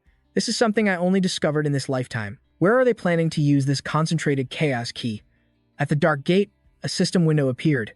Notification. The chaos key has been absorbed. Proficiency level has increased. He was surprised by this information. Even he didn't know he could absorb it. He wondered, wait, I can just take this? The purpose of this magic circle isn't to trigger a gate outbreak. It's used to concentrate energy from the tower and create fragments of chaos. Minchun stroked his chin and grinned smugly. If that's the case, I can make use of them. I'll think about this more once I'm outside. That night, he quietly went up to the rooftop and sat down to study the paper. According to the information VD provided, at least 10 magic circles have been constructed in SE. That's a lot, he said. A small crystal fragment was created just now because the magic circle reacted with my chaos key. But I think all the magic circles are meant to be activated at the same time. I was told they're also building more circles in the countryside, which means their plan is to cause a catastrophe, scan the world, then activated all the magic circles to produce a massive amount of chaos fragments. He thought to himself that he could probably increase his chaos power immensely if he took them all. The one thing that troubled him was the lack of manpower. He calculated carefully and said to himself, I also have to deal with the gate breaches in the countryside, but I can't do it all alone. I can't interfere with the magic circles right now because I'll be discovered too quickly, but ignoring them could cause casualties. I can't let innocent people be sacrificed. All night, Minchun thought about how to make up for the lack of manpower. But this was the first time he had ever made an international call, so he waited anxiously for the phone signal. He picked up the phone and connected to the other end. Hello, Secret Inspector Tanyan. It's been a while. Hearing the call, the man couldn't hide his surprise. He spoke loudly, and Minchun immediately warned him to be quiet and mindful of his surroundings. And at that moment, he thought about how annoying it was to have to fake an angel's way of speaking. He spoke in a serious tone. I am calling to bestow upon you an important order. Tanyan listened intently. His eyes lit up like stars as he exclaimed with joy, Your wish is my command. As the loyal angel Tanyan, I will spend my entire life carrying out your command. Contrary to Tanyan's excitement, Minchun was worried, wondering why the guy was always so willing to put his life on the line. Tanyan received the order from his superior. I will carry out the command. The call is for Lord Minchun. Minchun appeared in the form of an angel. We have recently detected movements from those demonic monsters within South Korean territory. I want you to mobilize all available angels to stop them. And since I must keep my identity a secret, make sure you take all the credit for this mission and don't mention me when reporting to your superiors. He only works for justice and gives all the credit to me. I will complete his order, even if I collapse from exhaustion. Tanyan was so moved by the conversation that tears welled up in his eyes. On the other end of the line, Minchun was genuinely worried, wondering if the guy would be okay. I've succeeded in getting Tanyan's cooperation. I think he once said he could mobilize 5 8th-level angels. Every single one of them is stronger than an A-rank hunter. He also seemed to quite enjoy it when I spoke like an angel. He felt conflicted. I feel like my tongue is about to have an allergic reaction. Honestly, I'm a bit sick of that old-fashioned way of talking. Then, I began my preparations. I told Vio to help the Black Death Society while figuring out their plans. I told him it was an important role, and he became incredibly enthusiastic. I went to various locations to gather information. Based on the map Vio provided, there were a total of 11 locations producing the fragments. Minchun went to observe them quietly. He said, out of those, I was able to check 10 places by going inside. But there was one place that was different from the rest. It was larger and had a lot of security forces. Is there something different about this place? Things will get complicated if they discover my tracks. There's no need to break in and take risks. I'll just keep an eye on this place in case they make any suspicious moves. A few days passed, and Minchun still felt uneasy. He watched Benj, who was always with him, as it asked, Master, is everything really starting now? He was delighted. That's right. Vio just contacted me. Minchun was waiting for the call. He said, all right, just as expected, gate breaches are happening all over South Korea. He told the Legion of Light that they were occurring in all the buildings and properties that the Black Death Society had purchased. If we leave the areas outside of Seoul to the Angels, we can avoid any losses. He was fired up. Let's get going. Benj agreed, and the operation to steal the primordial chaos fragments began. He deployed the team for the job. The plan is simple. We just need to use the invisibility cloak and the phantom soul technique. Benj and I will steal all the primordial chaos fragments. Since there are 11 locations to raid, I'll be in charge of the Gangbuck area. Vio will continue to monitor all movements in the land of chaos. He promised to remain on standby. However, he was a little disappointed that he couldn't participate directly in the raid. The boss reminded Tanyan, "Your role of reporting their activities to me is the most important." "I knew it." Tanyan jumped for joy. "I can't believe you value me so highly as to give me such an important task. All of this is for you, my lord." However, after hearing his joyful words, Minjun seemed bewildered. He asked himself, haven't I been flattering him a bit too much? He reported, "Lord Minjun, those bastards have already entered the gate breach locations outside of Seoul." Minjun replied bluntly, "Let them be. Those angels can't stop me." "That's right. It seems the way to control angels and demons is the same." Minjun rested his chin on his hand, trying to recall the surroundings. "I'm sure I've been here before, but now all the windows, even the entrance, have been completely sealed. It looks like they blocked everything off, all the entrances. They prepared thoroughly, didn't they? But to me, this is nothing." Min Xian ventured deeper inside to scout the situation. The moment he stepped in, he heard their voices. They were hunters belonging to the Black Death Guild. The one in charge said, "When did the door get broken?" There were about 20 people here, all of them B and C rank hunters. Min, Chan, and Chun Wu heard everything. A guy from the Black Death Guild shouted, "You idiots. The intruder is using an invisibility skill." Chun Wu panicked when he heard the man's voice. "It seems he's the leader here. He's pretty sharp." Min Chaeyon immediately took off his invisibility cloak. He asked the group, "Are all the people guarding this place here?" The leader had the nerve to say, "You came alone? How dare you come here? Do you have any idea who we are? You've got guts, walking into this place." Min Xian replied, "You're the Black Death Guild. I guess you let your guard down when you saw I wasn't carrying a weapon." The man became hostile, raising his voice at Min Xian. "If you didn't wander in here by accident, I'm not letting you walk out of here alive." Min Xian laughed in his face, infuriating him. "You think you can do anything else?" Enraged, the man swung his sword. He ordered his underlings, "Kill him for me." They continuously launched attacks at Min Xian with fire spears and acid arrows. But he just stood there, unfazed. Confused and bewildered, they asked each other, "Did we get him? He's too weak. Those attacks aren't even worth defending against." Min Xian used demonic energy reinforcement. The Black Death Guild members were shocked to see Min Xian still standing there unharmed. They frantically ordered each other, "He's still alive. Get him." My super sense hadn't even activated. He drew the Black Star Blue Dragon Blade, which meant this situation wasn't dangerous at all. Min Xian said confidently, "I'll end this quickly." A bloody battle was unfolding. The advantage now belonged to Min Xian. Numerous guild members had been eliminated, and their leader was severely injured. He stammered, asking the intruder, "Who are you?" All of them were members of the Black Death Guild. Even though they don't cooperate with the Hall of Chaos, they are still inherently evil people. No criminal will be forgiven in the land I live in. Min Xian guessed. The Hall of Chaos must have realized there's an intruder by now. I shouldn't waste time trying to get information by sparing them. My number one goal is to quickly get the crystal. He had always craved it. It's better to move to the other locations first and absorb this one later.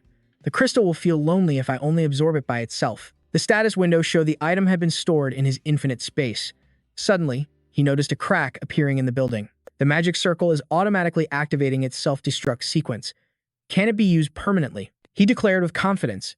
Now that it's come to this, I'll take all of this and head straight to the next location. As for Ben Gyu, I only assigned him 3 locations. I'm sure he'll be fine. Suddenly, someone with their face completely covered appeared. A new group had shown up. The captain appeared. What the hell is he talking about? Just a moment ago, it was just a little dog. Now it has transformed into a giant. It bared its sharp teeth. All of you are dead meat. He's doing a good job. In an apartment complex, the sky had turned to dusk. The voice of a mysterious person was heard, pleased that his hypothesis was correct. A chaos fragment condensed from the tower's energy. Now I can create magic circles from the knowledge and materials received from the Great Calamity. This man let out a faint smile. He realized he could now create many different circles. With this, it should be possible to complete the research. Someone told the professor that this wasn't the time for admiration, which rather surprised him. He informed the professor that all the magic circles outside of Seoul had been destroyed. He thought, how could they be destroyed so easily? They're all B rank. But he grew tense upon hearing that the stench of those winged bastards had been detected. The professor realized it was the angels, but the other person didn't know how they found the gate. Seeing him wonder about the next step, the professor told him that creating the chaos fragment was the intermediate stage, and now they needed to act sooner than planned. A group of people ran in yelling, "Ha!" He asked what was going on. One of them hastily said, "Magic Circle 5 has been destroyed by the enemy." Another piece of news was that Magic Circle 3 was also under attack, and they had lost contact with their side. Ji-Hit yelled, "Make them report the number of enemy troops first." They had lost contact with Circles 2 and 4 as well. The professor figured the angels had gotten involved, so it was time to go. Seeing him about to leave, Ji-Hit asked if he wasn't going to stay and observe the chaos fragment. When asked if he wasn't taking it with him, the professor said he'd just teleport it. Then he turned and asked him to keep an eye on the chaos fragment, because we need it for the virtuous king's next plan. He disappeared while the man was still confused. Ji-Hit was annoyed. Because he was favored, he was always the one getting saddled with work. Hearing a report about an intruder, he turned and asked where. The subordinate's face turned pale as he said, "There's one. Here." And as a battle raged upstairs, Ji-Hit heard it was only one person. He wondered where those winged bastards got their information, then flew into a rage that someone would dare charge in while he was still here. The glass windows of the apartment complex were shattered by the explosion. Duck Kwan's men were on high alert, as the enemy consisted of only one person. Min Chan stood firm with his sword, listening to them gossip about him as he prepared for round 2.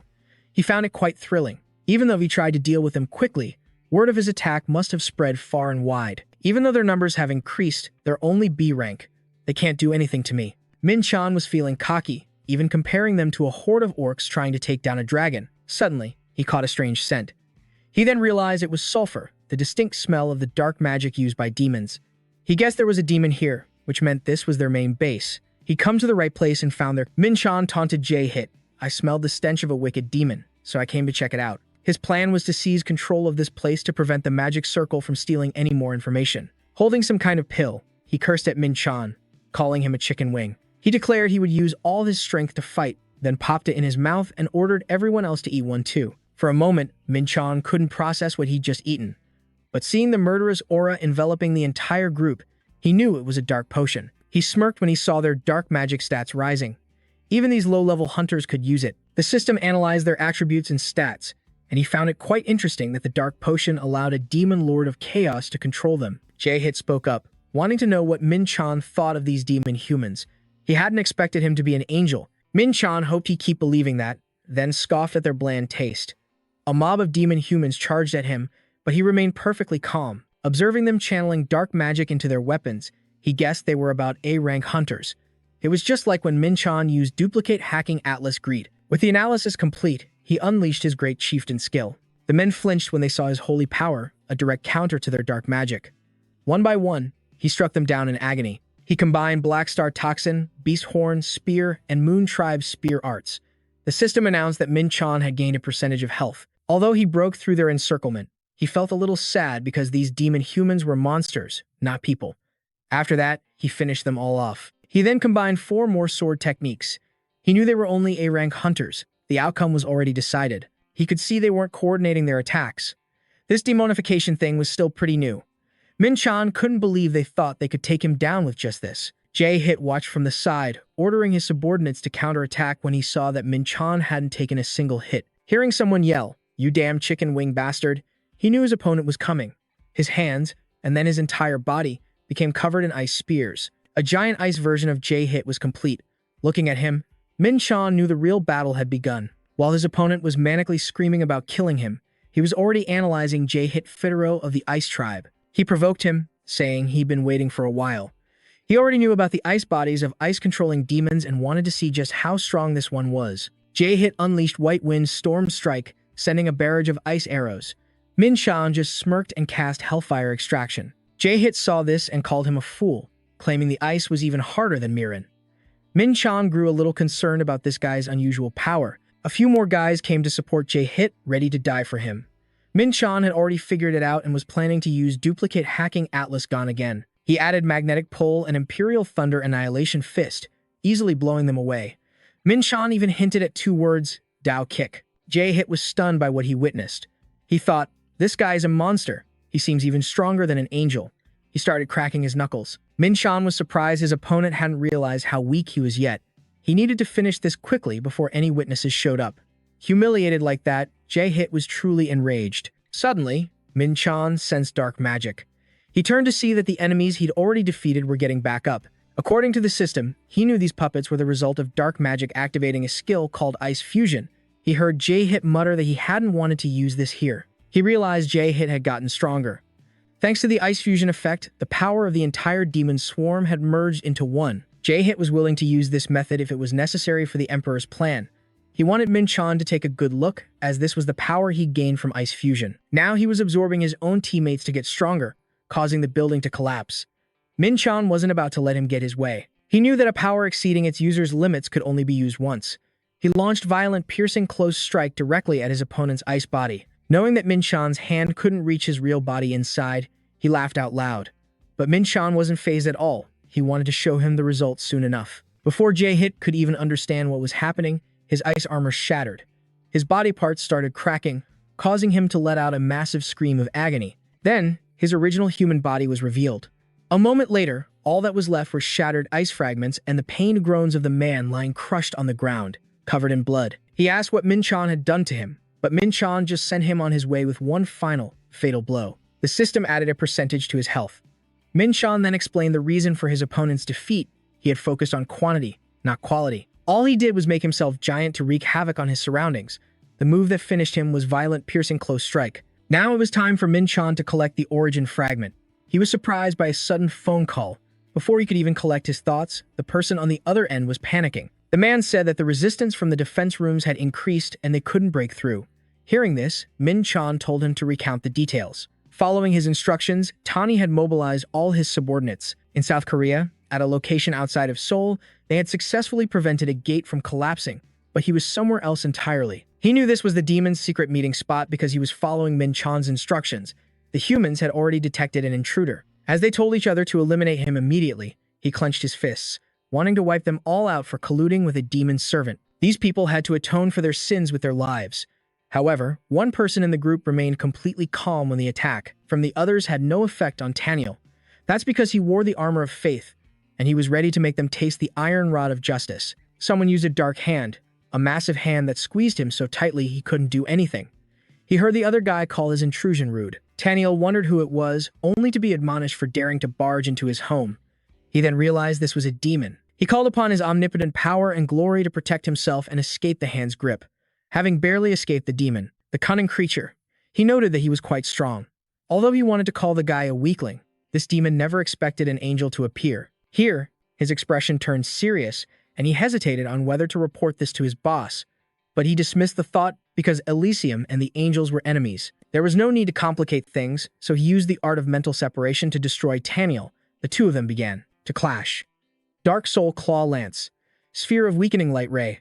Taniel used this technique to fly high into the air, wanting, in the name of the Holy Spirit, for the Holy Light to purify all these demon minions. Seeing that he couldn't destroy this high-ranking demon, he wondered who he served. The last attack had no effect on him. His purpose now was to use Taniel to resurrect Demos. Certain that victory was in his grasp, he didn't want this to continue. Suddenly, he heard a strange voice call out, and this demon child felt his hair stand on end. Taniel noticed something strange about him. He didn't understand what was happening, but this was his chance to escape and report to Min-chan. Over the phone, he listened as Taniel recounted everything, including his escape, and reassured him that his life was more important and that he would be there right away.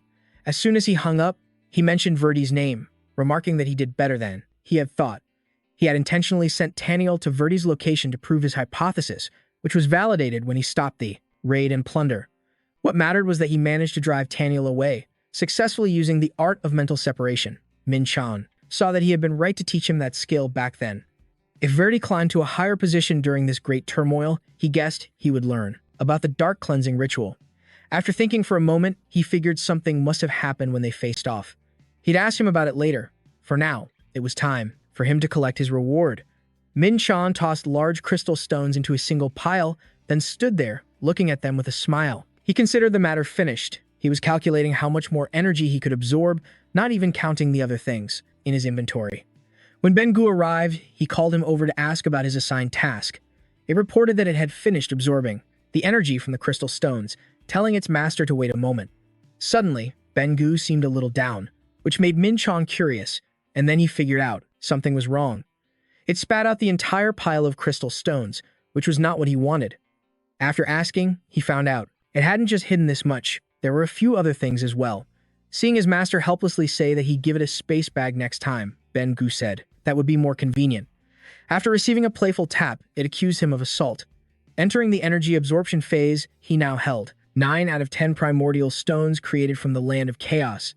This item was the crystallized energy of the condensation tower, formed into a giant mass. Min Chan began to absorb its energy. An abundant source of power enveloped him, abundantly. Only when he felt it brimming within him did he crack open his eyes. All of his power stats had increased significantly. Just one session had raised his strength to rival that of a martial artist. He figured those guys would die of anger if they found out. With the power in his hands, Min Chan could even defeat a mid-ranking demon. His next plan was to reconstruct his body. He needed to set a date soon. 2 days later, in the VIP room, Verdi had grown stronger and came to happily thank his master. Thanks to his sole achievement of stopping an angel from taking the primordial stone, he was praised throughout the land of chaos and rewarded with a spirit fruit of night, an item that increases a demon's power. Taniel was happy that he was also promoted to the rank of an elite within the angelic ranks. Min Chan told Verdi that he wasn't the one who gave the heart of darkness to him, but that he had repelled the angel thanks to a blessing. Min Chan then asked Verdi if he heard someone's voice during the fight. He recounted that Asmodeus himself had praised him. At that moment, he had praised the child of the demon race for a job well done. This made him ecstatic, and he thanked him profusely. This time, he had even invested heavily in the primordial stone shard. Hearing the name Asmodeus, Min Chan paused, in thought. The demon king of depravity, rank 8, once a holy seraphim in heaven who fell due to his lust for power, a fallen archangel. He was skilled in scheming, political manipulation, and building his forces. In his past life, Min Chan had a deep-seated grudge against him. He even suspected him of being the one behind the dark cleansing ritual and had found something on Taniel that he still didn't understand the reason for. He then asked Verdi if he had any news about Asmodeus and his cohorts and learned that Rowland's actions were connected to him. He then heard that the primordial stone was being transported. His plan set. Min Chan was suddenly asked if there was a problem, to which he simply said no. No, he was so excited before he left that it left me speechless. Knowing the demons have evil intentions, I'm guessing someone knows how to control the power of the Chaos Stone, but they still transferred it to Kesho, a place no one can enter or leave. Over at the Interstellar Alliance headquarters, Mathan was delighted to see Min Chan again. He told me that thanks to me, his business is booming and he's about to become an S-rank hunter. When Min Chan acted humbly, the man started listing off more ways to make money, amazed at how many people were talking about him. Ely was struggling as a manager because his boss kept taking on more work. Min Chan sighed, thinking this was typical of the Interstellar Alliance, but they were like brothers, after all. And since he also needed to get stronger, he was willing to do whatever it took. When Ma Fan asked what he needed, Min Chan requested entry into the Forbidden Land, but that required the association's approval. Hearing that they had prioritized his request within a few days was music to his ears. This old man's flattery skills had definitely improved. Min Chan wondered what else he wanted to tell him. The moment he heard he'd have to spend time doing a photo shoot, the color drained from Min Chan's face. He could see how excited the man was about the promotional campaign. As South Korea's 7th S-rank hunter, he was racking his brain trying to figure out how to refuse when he excused himself to take a phone call. The boss and his subordinate were celebrating that the photo shoot schedule was finalized. Meanwhile, Min Chan received some news that was loud enough for the other two to overhear. They immediately turned to look at him. He told the person on the phone that he would be there right away. Before leaving for his emergency, he didn't forget to remind them about his request for the Forbidden Land. After they said their goodbyes, Mathan and Ellie were extremely curious about what was going on. A few hours later, Min Chan walked into the shop in Gunsan and greeted his mother. She was surprised he'd arrived so quickly. When he asked where his dad and Min were, she told him they were somewhere with a large crowd. Knowing his dad went to pick up his sister but hadn't returned yet, he grew suspicious. He then vanished right in front of his mother, startling her. Even as he flew swiftly across the rooftops, he was still worried, as this kind of thing had happened many times before. Meanwhile, Min was being protected by their father.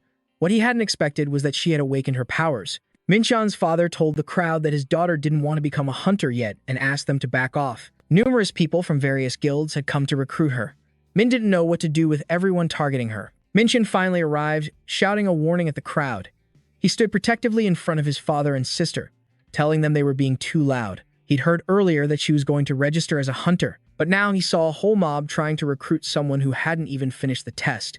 To treat an ordinary person who didn't know anything like this, and on top of that, it was his family. Min Chan gritted his teeth in anger. Standing by his family's side, he told the crowd to get lost. One guy, realizing this was Min's family, tried to negotiate. Before the man could even mention the benefits of his sister joining their guild, Minchin lifted his foot and used his heaven-shattering elephant fist, cracking the ground beneath him as a warning. He threatened the man. "What were you saying? Go on, I'm listening." Seeing this, the rest of the crowd was utterly terrified. Watching them all run away, he thought to himself that they knew when to quit. Otherwise, he would have beaten them to a pulp. Meanwhile, the center's employee, who had been directed to the Interstellar Alliance, then he turned to his father and sister, telling them it was time to go, not forgetting to tease Min for crying. As the young girl experienced the first shock of her life, back at his office, Ma Fan had a premonition that the floor repair bill this time would be huge. At Minshan's family restaurant, a loud voice asked a question, and his face turned grim. He knew the other guilds would flock here, but he didn't expect it to be this intense. Everyone was staring at Min in disbelief because her initial stats were incredibly high. He sat to one side, thinking, she's only awakened 10%, and my sister is already a C+ rank. If she awakens further, she could become an S rank. It wasn't her stats that surprised him. What truly shocked him was her skill. She had Transcendent Sword. Until now, only one person had ever possessed that skill, the one who fought Minchin, the hero. Thinking back now, something felt strange. In his past life, he was stabbed through the heart and fell at the hero's hands. Even though the hero was exhausted and severely injured, his wounds weren't life-threatening. Yet, the historical records stated that he died along with Minchin. Then Min was reincarnated on Earth into this very family. He strongly suspected his sister Min was the reincarnation of the hero. The more he thought about it, the more unbelievable it seemed both the Demon King and the hero reincarnated into the same family. His mother's voice cut in, asking for his help. If your sister wants to be a hunter, please find a good guild for her. He asked his mother, does she really want to be a hunter? His mother said Min was seriously thinking about it. He understood that his mother had no intention of stopping her. They were worried because they didn't know her full potential yet. They said that both siblings were as stubborn as mules and couldn't be stopped. Hearing that, he felt like she was scolding him too. He decided to take care of his sister, while his parents were busy arguing over which one of them the kids took after. Thinking about how troublesome the Interstellar Alliance was, he decided he couldn't let his sister get involved with them, or his own identity might be exposed. So, he picked up his phone to find a guild with good connections where he knew a lot of people. With only one option left, he made the call to Miss Tran. As he was leaving, he told them he would try contacting the Holy Guild. His parents, seeing how much Minchan had become, agreed. The conversation with Miss Tran went well, and Min would be able to grow within the Holy Guild. The next day, when asked why he was leaving so early, he explained that he had a lot to do. Hearing his sister call his name, Minchan turned back. She thanked him for everything and promised she'd be stronger the next time they met, stronger than him. He was about to flick her on the forehead as a warning, as if to say, trying to be stronger than me, little sis, then gave her a painful flick, telling her she needed to train more. As he left while his little sister was still grumbling, he reminded her that the Holy Church would be in contact. On second thought, he decided to just let go of that whole hero business. No one could be sure if both he and the hero were reborn on Earth. For now, he needed to focus on the task at hand, the Star Alliance. Sipping his tea, he recalled asking Hain to analyze the magic circle and investing $15 billion into the company's gate project. Just then, Mothan called out to him. He immediately asked if the other matter was taken care of. The old man held up a document, showing that he'd received the permit. Now, he could enter the Lost Lands. They arrived at the Pazu Unification Bridge, and the Forgotten Land lay right before Minchan. Ellie had explained earlier that this was a long stretch of land near the ceasefire zone, and the only way in was through this bridge. The northern part of the DMZ also connects to Kaesong. Looking at the guards, he couldn't help but note how strict the security was. This meant the Black Death Society had been given passage by the government. He didn't know what they planned to do with the Chaos Stone Fragment, but why were Ma Fan and Ellie with him? Hearing they were there to help him hunt monsters, he sighed at their persistence. Minchan explained that the raid required a monster handling expert and a tracking expert. With their two roles assigned, everyone agreed. Ely and Ma Fan accompanied him into the Forgotten Land. Since Secretary Flake was his go-to for finding people, Minchan asked the old man about his role in the Star Alliance. He was speechless to learn they just hired temporary staff for the job, realizing the old man had intended to tag along from the very beginning. But hey, it was better than nothing, right? He thought to himself that while they were forming a raid party, its real purpose was to investigate the Black Death Society. They also knew he was a VIP, so there was no reason for them to be suspicious. The three of them slowly advanced, sensing many chaos stones up ahead. Not too many people should know about this. He wondered how Ellie would react if she found out Benj was his spirit beast. It was best to keep it a secret for now. So this was the Forgotten Land. The scenery was completely different from the other side of the bridge. It was utterly desolate. He told them they were heading to Kaesong, recalling that the Black Death Society had gone there. He considered asking Phoenix to scout ahead, but then he remembered how conspicuous his companion was and decided checking the map was a better idea. Ellie called him over to look at something. It looked as if someone had passed through here a few days ago. The grass was trampled down. He was amazed by her sharp observational skills and guessed these were the tracks of the Black Death Society. He told her to follow the trail, but there were quite a lot of them. Min-chan praised her, saying that someone from a high-level organization was truly remarkable. Seeing her light up at the compliment, he felt grateful. After all, thanks to her, they were finding those guys this quickly. Ellie had an uncanny ability to find paths, and her eyes were exceptionally sharp. What's more, she could even track by scent. They soon reached a side road where the footprints led. It looked like many people had passed through. She pointed over to the side, showing him some claw marks. There were a lot of monsters around here. They were A rank, so fighting them would boost his abilities quite a bit. But the Black Death Society was his top priority. He was thinking he'd deal with the monsters after he was done, but then he heard Ellie say there were signs of a battle here. Suddenly, he moved in close, called out to her, and told her to get back as he shielded her with his body. The monster's roar was so loud that it made Mothan and Benj extremely anxious. Ellie said she was fine, but her face was completely red. He used his ultimate exorcism ability and then assigned Benj to protect the other two. He told everyone to get behind him. He could sense they weren't attacking him since his extrasensory perception hadn't activated. Then he wondered, was he not focused enough? Ellie was about to be injured. He immediately used the first form of the 7-star demonic sword. The monster let out a massive roar and launched its attack. They were a species that hid among the trees, making them difficult to avoid for the entire journey. Suddenly, he announced that something had appeared and ordered his iron-armored knights to protect the other two with an armor tomb. Ellie asked him, "If you're protecting us, what about you?" Min-chan assured her he was fine and would be right there, telling her to just keep following the trail. The Forgotten Land was the end of the real world. It contained many gates that opened to other dimensions and was now the domain of monsters. The moment he stepped inside, it was no longer just about tracking, so he decided to change his mind. As Ellie also discovered numerous signs of a battlefield, every monster that appeared was cut down in a single slash. Even the ones disguised as tree trunks couldn't escape. Using this chi technique, he was certain he could annihilate all the monsters. Using the ancient heaven induction art, Min-chan would soon wipe out all the fiends. Afterward, Mothan gathered anything of value. The old man was extremely skilled, having reached a master's level. Min-chan was determined to protect them until the very end. Looking ahead, Ellie suddenly exclaimed with joy. They had found a residential area up ahead. They'd reached Kaesong. He took out a vial of red liquid and told them to drink it.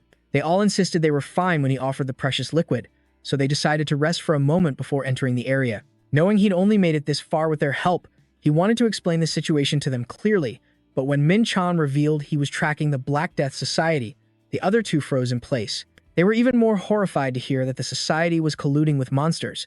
Hearing their fears, he didn't deny it. Illy wasn't worried, since she had the hunter Min-chan with her. But Mothan was afraid, knowing he was a VIP.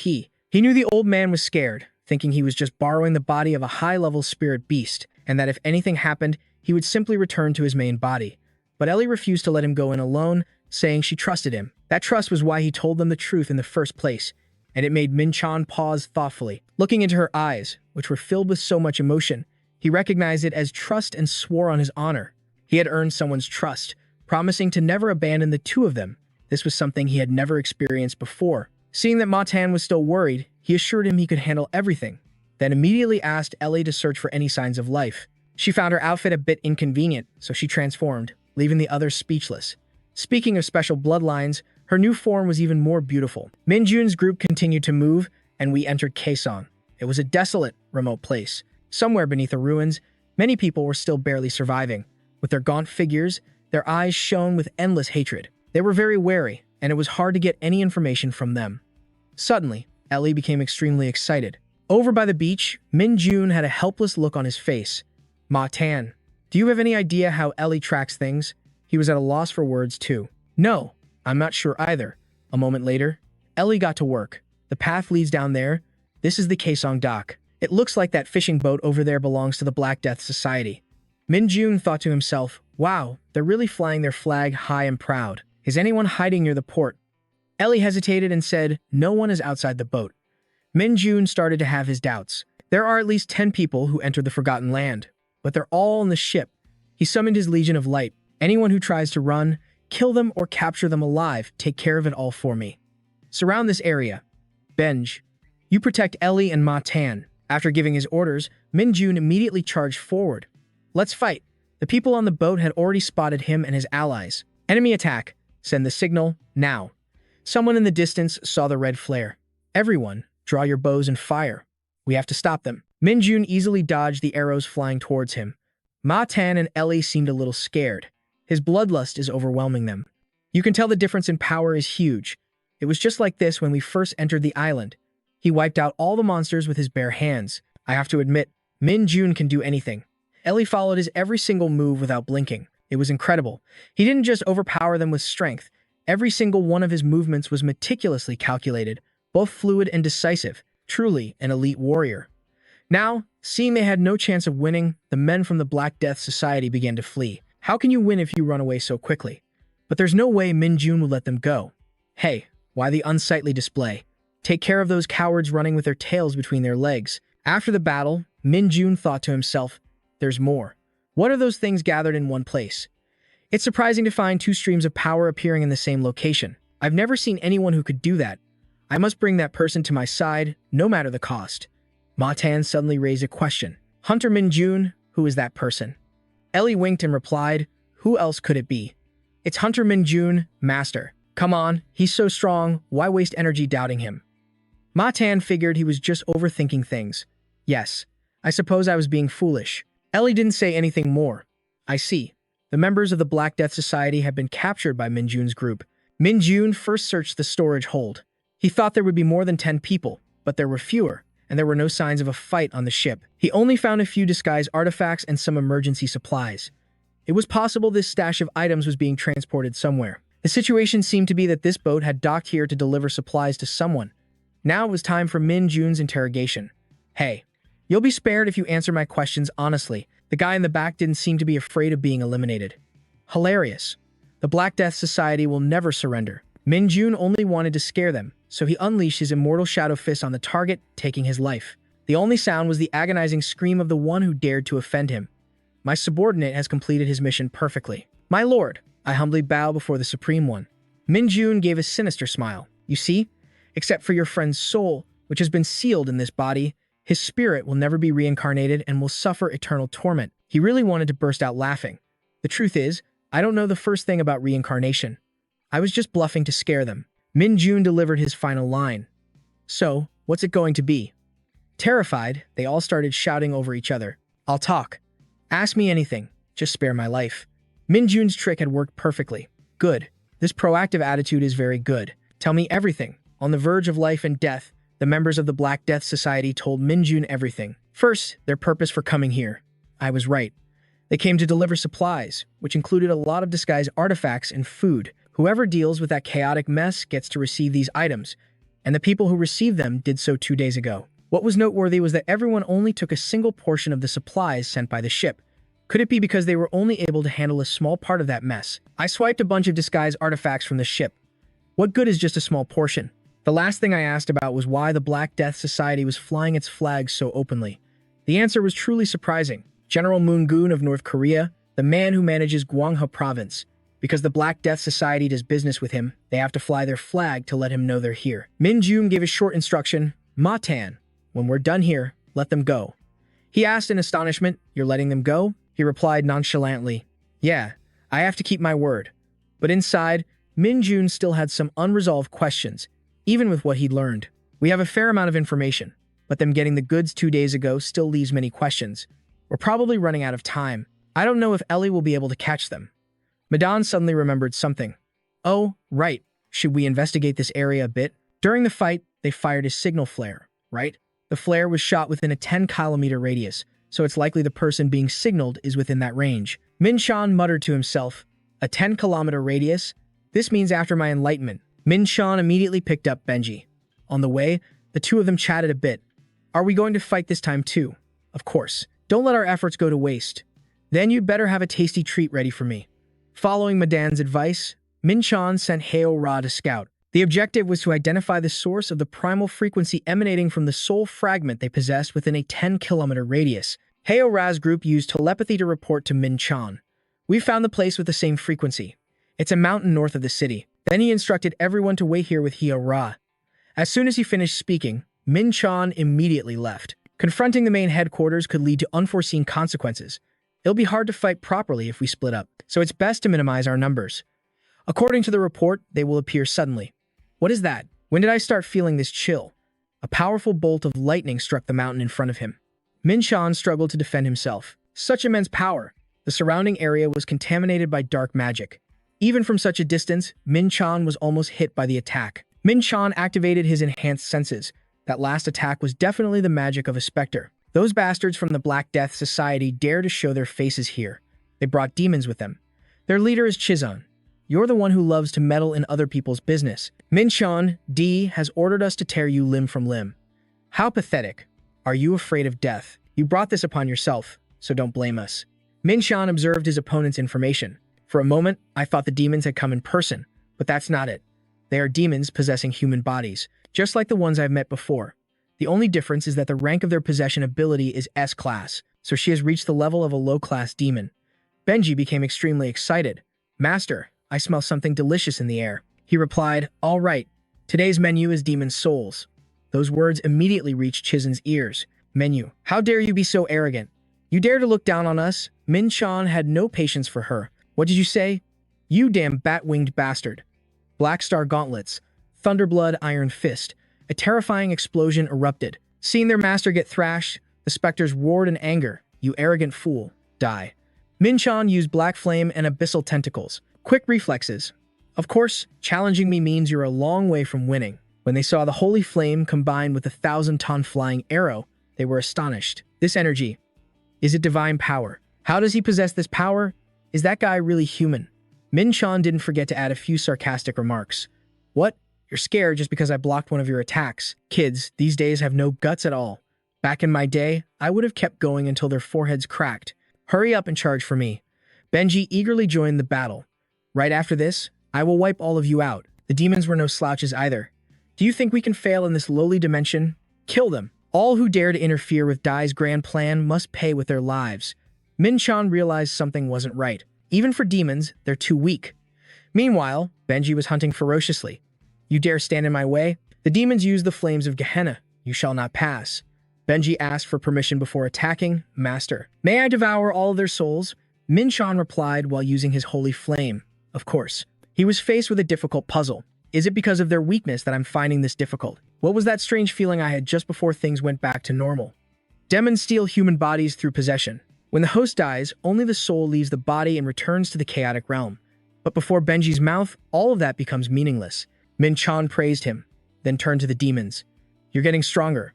In that case, I'll hear a little about your group. You're a demon society that uses the Thunderblood Iron Fist, and you're excessively arrogant. Do you belong to the Yo-Pung Society? Thinking with your muscles, baseless arrogance.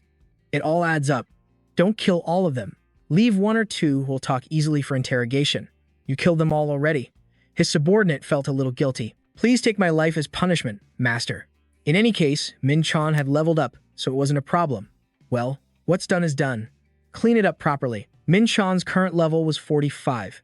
The Seraphim's ability, Fatal Charm, emits a seductive aura that bewitches the mind. The Demon Bale's ability, Demon Eye, turns everything it sees to stone. All right, it's time to choose my third ability. It seems I get to choose one every 15 levels. In this situation, I'll choose Demon Eye. Wait, was Charmed. Come to think of it, Min-chan must have already chosen his ability. He was using the power of charm. The power of charm is fundamentally effective against enemies of the opposite gender to the user. But the members of the Destruction Guild, they're all genderless, lacking any specific sex. And yet, the power of charm seeped into the demon's mind. Kathum. Min-chan saw that it was working perfectly. Even if they look human on the outside, they're still demons on the inside. Now then, let's have a truthful little conversation. Kathum slowly opened his eyes. Where am I? Who is this? Such an attractive man. The person he was admiring was none other than Min-chan. Are you awake? What is your name, and how old are you? He looked the man straight in the eyes and replied, Kathum, a proud member of the Destruction Guild. I am 586 years old. Shidu, lying nearby, couldn't hide his anger. Hey, Kathum, have you lost your mind? Min-chan gave a ruthless command. Benji, eat that one. One talking mouth is enough. Now then, since the charm spell is working so well on you, why don't you tell me everything you know? Are you all trying to escape the restraints of the lower dimension by some means? Kotham bowed his head and said, actually, the research is nearly complete. Min-chan pressed on, and that method requires soul fragments, doesn't it? If so, how long will the possession last? And once it's over, will you return to your original bodies? Kotham confessed everything. Yes, the possession will fade after 3 days. Once we leave the host, we will return to the Chaos Realm. Min-chan thought, so, what do you plan to do during the possession? Kotham said, by infiltrating this dimension. We plan to join forces with Commander Mo in North Korea and turn Seoul into a sea of fire. Min-chan thought he had misheard. What? Why Seoul? I didn't know anything about this. They were targeting Seoul, even if it meant cooperating with the North Korean army. Why do these guys always target Seoul? The demons from hell had been plotting to turn Seoul to ash for a long time. It seemed they were aiming for the tower. The soul fragments must have been gathered from the energy overflowing from the tower. Min-chan then said, all right, I have a few more questions for you. It would be difficult to invade Seoul with just a bunch of low-level demons. What else did you prepare? And who prepared your possession rituals? Kotham recalled faintly. Before the ritual was complete, we encountered some interference.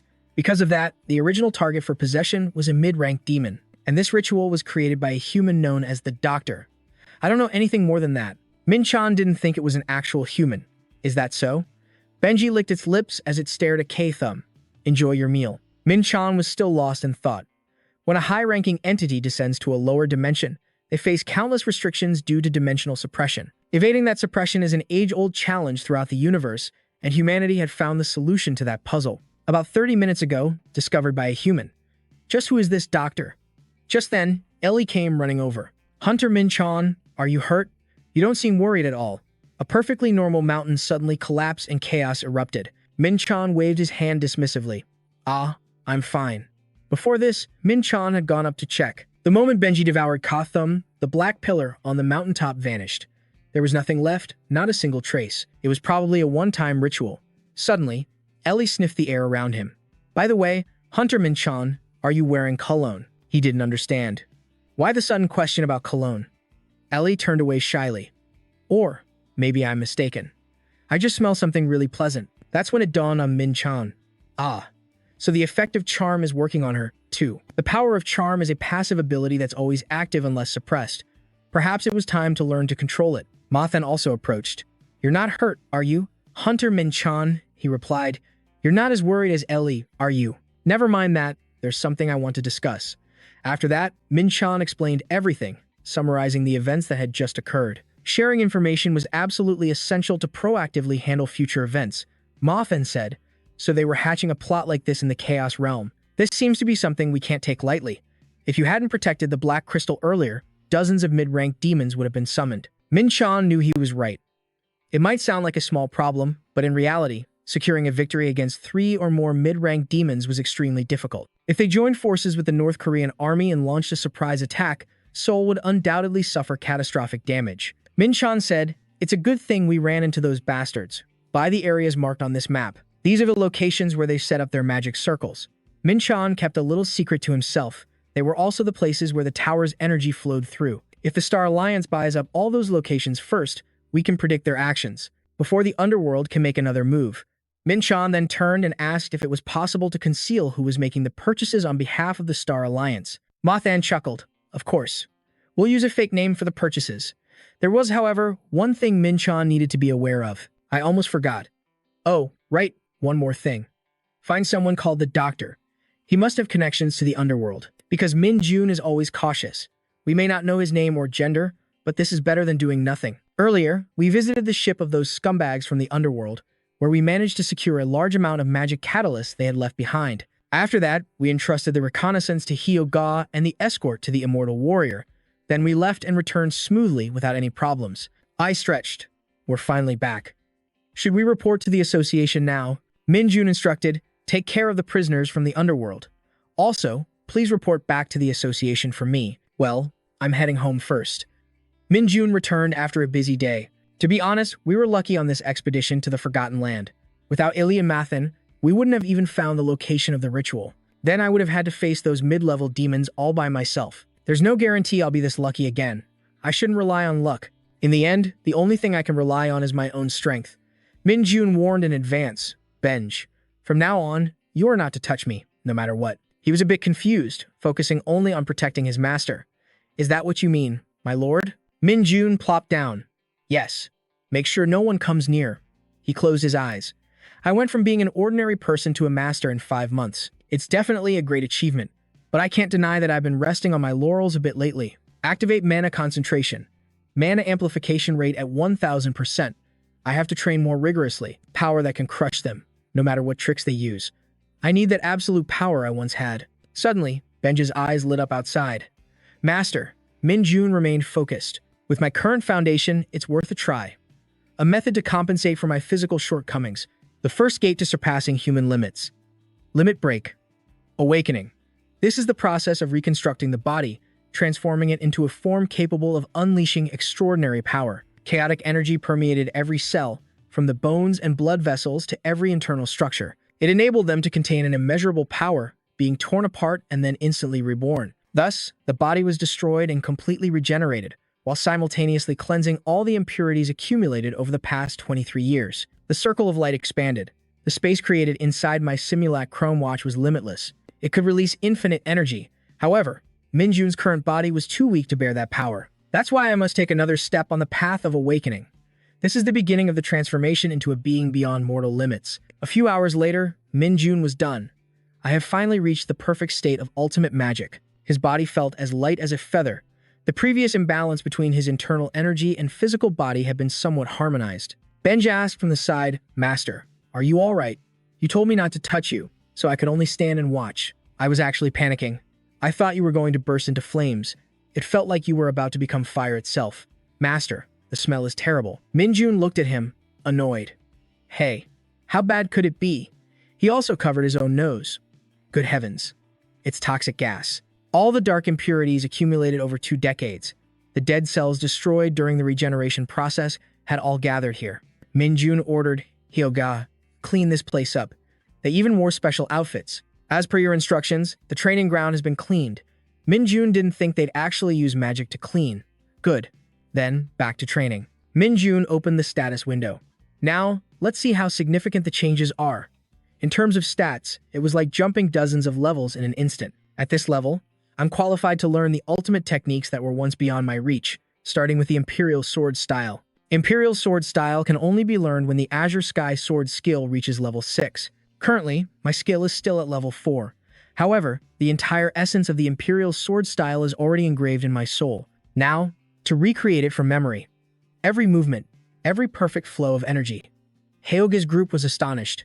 Incredible. The Master's aura is completely different now. Just being near him creates a suffocating pressure. Min Jun had completely mastered the Imperial Sword Style, just as I expected. Although it can't yet compare to the 7 Stars Demonic Sword in terms of power, in terms of energy consumption and stability, this skill is far superior.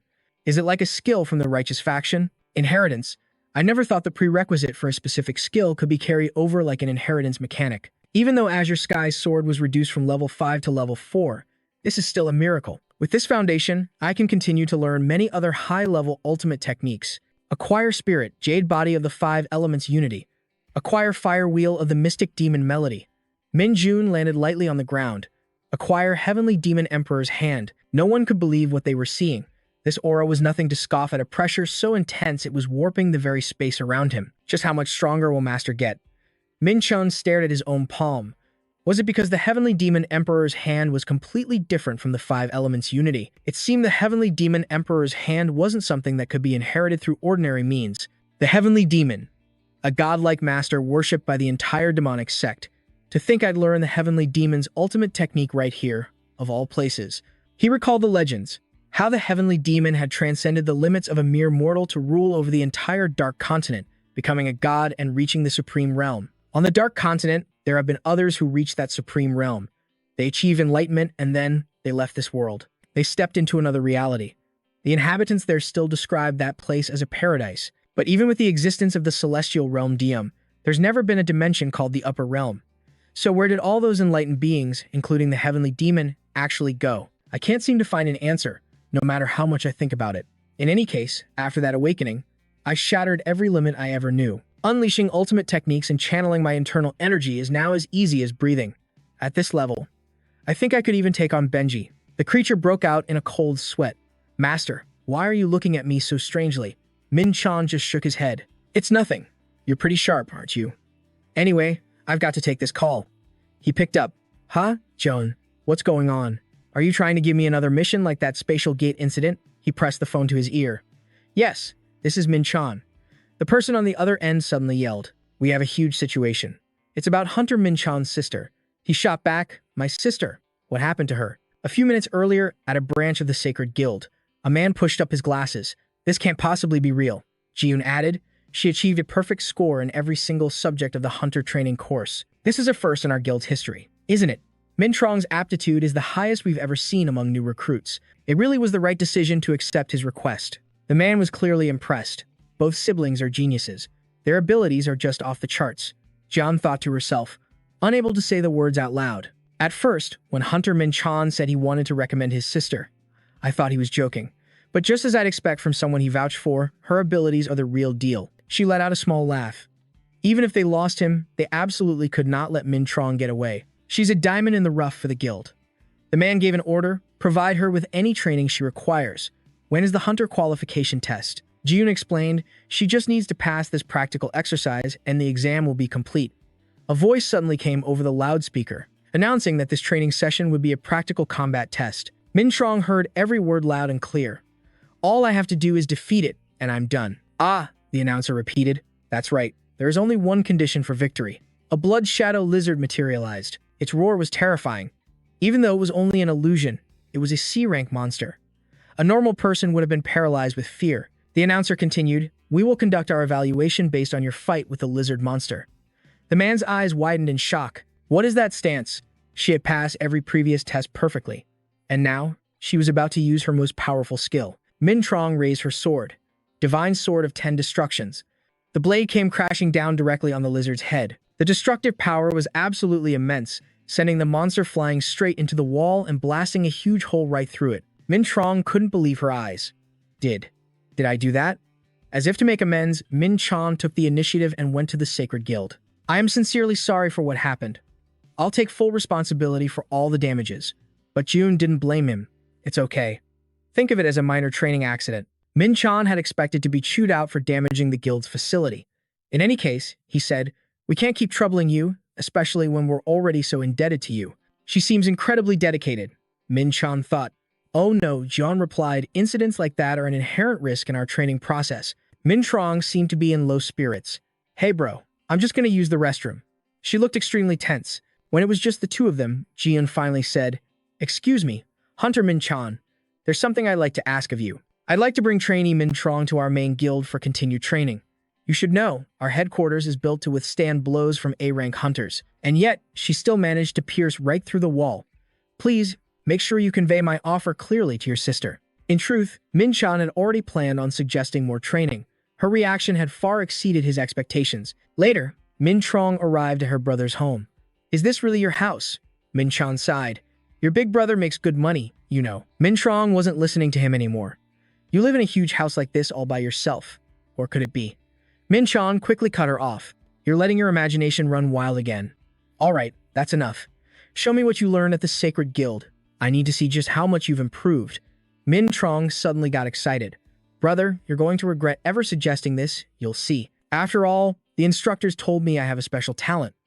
Min Chan replied, barely opening his eyes. Me? Regret it? I'm an A-rank hunter, remember? Now just do as I say. He said this because he was still half in doubt. The hole in the Sacred Guild's wall was made by the Transcendent Sword. I need to verify whether Min Trong is really his reincarnation, hero or not. Min Trong lunged forward with overwhelming speed. Don't underestimate me just because I'm your little sister. Min Chan had to brace himself to block the blow. She was unbelievably fast and strong. In just a brief moment, she had summoned full-body magic armor. There was no doubt about it. Min Trong possessed extraordinary talent, and her combat instincts were incredibly sharp. She moved with confidence, without a hint of hesitation. It was hard to believe she had only just awakened her powers. A tenacious, fearless fighting style, just like a legendary hero. At this rate, anyone would think she was a descendant or even a reincarnation. How interesting. Min Chan used his Seven Suns strike, and Min Trong struggled to defend against it. Where did that come from? She quickly used a powerful strike to turn the tables. This only intrigued Min Chan even more. Hey, who's going to destroy that cursed building? For some reason, Min Trong suddenly threw her weapon away. Seriously, are you teasing me by acting like a big brother? Or a fist? Min Chon was 30% speechless and 70% helpless. He hadn't said anything that outrageous, but he had already made Min Chon boil with rage. Her scream was so loud that it could be heard outside. After a while, Min Chon was on the ground, panting heavily. Min Chon, on the other hand, was completely unfazed. Giving up already, Min Chon retorted, "Don't mess with me. I'm just catching my breath." Min Chon walked closer to her. "But you're gasping for air." Min Chon shouted, "It hurts so much. Don't touch me." Min Chon sighed and used holy fire. "You're overreacting." He watched as she slowly recovered. "Of course it's going to hurt. After you chased me relentlessly and took all those hits. Her potential for growth is truly astonishing. If guided properly, Min Chon could surpass even the hero from her past life." Min Chon asked, "In your opinion, what was your weakness in that last fight?" Min Chon answered succinctly, "Speed." That wasn't what Min Chon was getting at. "The problem is that you fight in close combat but don't use any special skills." Min Chon immediately shot back, "But when I charge in, you can't even draw your sword in time." Min Chon walked over and picked up his weapon. "Then you should be finding a way to stop me from charging in, right? Here, let me demonstrate." Min Chon said with a smile, stroking the wooden sword. "It's easier to understand with a direct lesson. Teaching the possible reincarnation of the person who took my life in a past life. How ironic." Min Chon got into her fighting stance. "This time, you better be ready." Min Chon observed her movements, so she's adding feints into her attacks. That's not a bad idea, regardless of whether she's my sister or the hero from a past life. Min Chon wasn't going to teach her so easily. "You're still too green." "So, different from what you imagined, isn't it?" Min Chon asked in astonishment. "How did you predict my attack?" Min Chon chuckled. "By reading your body movements and mana flow. There's no point in fighting if you can't read your opponent. Even the most powerful skill is useless if it doesn't hit its target." Min Chon was on the verge of freaking out. "Then teach me how to do that." Min Chon asked bluntly. "For free? Even if we're family, a deal has to be clear. Promise me one thing." "A promise." "Bet your very honor on it. Promise me that no matter what happens, you will not take my life." Min Chon started to get worried. "What's wrong with you? Big brother, are you being serious right now? Stop joking around and just tell me your conditions." Min Chon simply repeated his words. "Even today, the moment the hero's sword pierced, my heart is still vivid. I don't want to experience that feeling ever again. It's fine to raise another hero, but at the very least, I need to take some precautions." Min Chon didn't think he would be this serious. "All right, I promise." Min Chon wanted to be certain. "Then let's make a blood oath." Min Chon was at a loss for words. "Do we really have to go that far? I, Min Chon, sister of Min Chon, promise to never harm you. Is that good enough? It doesn't seem like there's anything special about this." And with that, Min Chon felt temporarily at ease. "All right, the pact is made. A pact sealed with blood and honor. The older Min Chon gets, the stronger this bond will become." Min Chon got back to the main topic. "All right, let's start training. First, take off all your clothes." Min Chon nodded. "Okay, you understand." "Huh? What did you just say?" "Big brother, right now." Min Chon didn't know how to phrase his words. "Hey, that's not what I meant. If I'm going to teach you how to circulate your internal energy, your mana first needs to." That evening turned into a huge argument between the two. After getting beaten up, Min Chon was finally able to explain what he really meant. "What I'm about to teach you is martial arts. To be precise, it's not a skill from this world. That's why a normal instructor can't teach it to you. First up is mana control. We're going to learn the law of the mind. I'm going to transfer my energy into you. Memorize that feeling." Min Chon focused her entire mind. Min Chon was transferring mixed energy through Min Chon's back. Before long, this energy stream would begin to flow throughout her bloodstream. This follows the true principles of martial arts. The technique I'm teaching Min Chon is the great internal key mind law of the Shaolin Temple, also known as the muscle tendon change classic. Compared to the heavenly demon's sacred art, it's unparalleled for mastering pure martial arts. Essence art. The energy accumulated in the reverse bone meridian is incredibly pure and stable, completely unshakable. Just mastering the law of the mind is enough to strengthen bones and make muscles firmer. And upon reaching a certain level, the practitioner can become as hard as a diamond. Indeed, this law of the mind is perfectly suited for Min Chon's fighting style. Ideally, she'd also understand the ancient texts of the Shaolin Temple, but since she's already in sync with the principles of the law of the mind, she'll learn quickly. Min Chon finished transferring the power. "Now that you've observed, try it for yourself." I use my observation skill. The meridians in her body are now open. Now it's just a matter of how well Min Chon can control her mana. Isn't this impressive? She grasped and absorbed the flow in just one try. At this rate, Min Trong's talent will surpass even Veda's. Min Trong felt an unusual surge in her spirit. My senses are sharper, and power is flowing through my whole body. So this is martial arts? Big brother, this is amazing. It's so cool.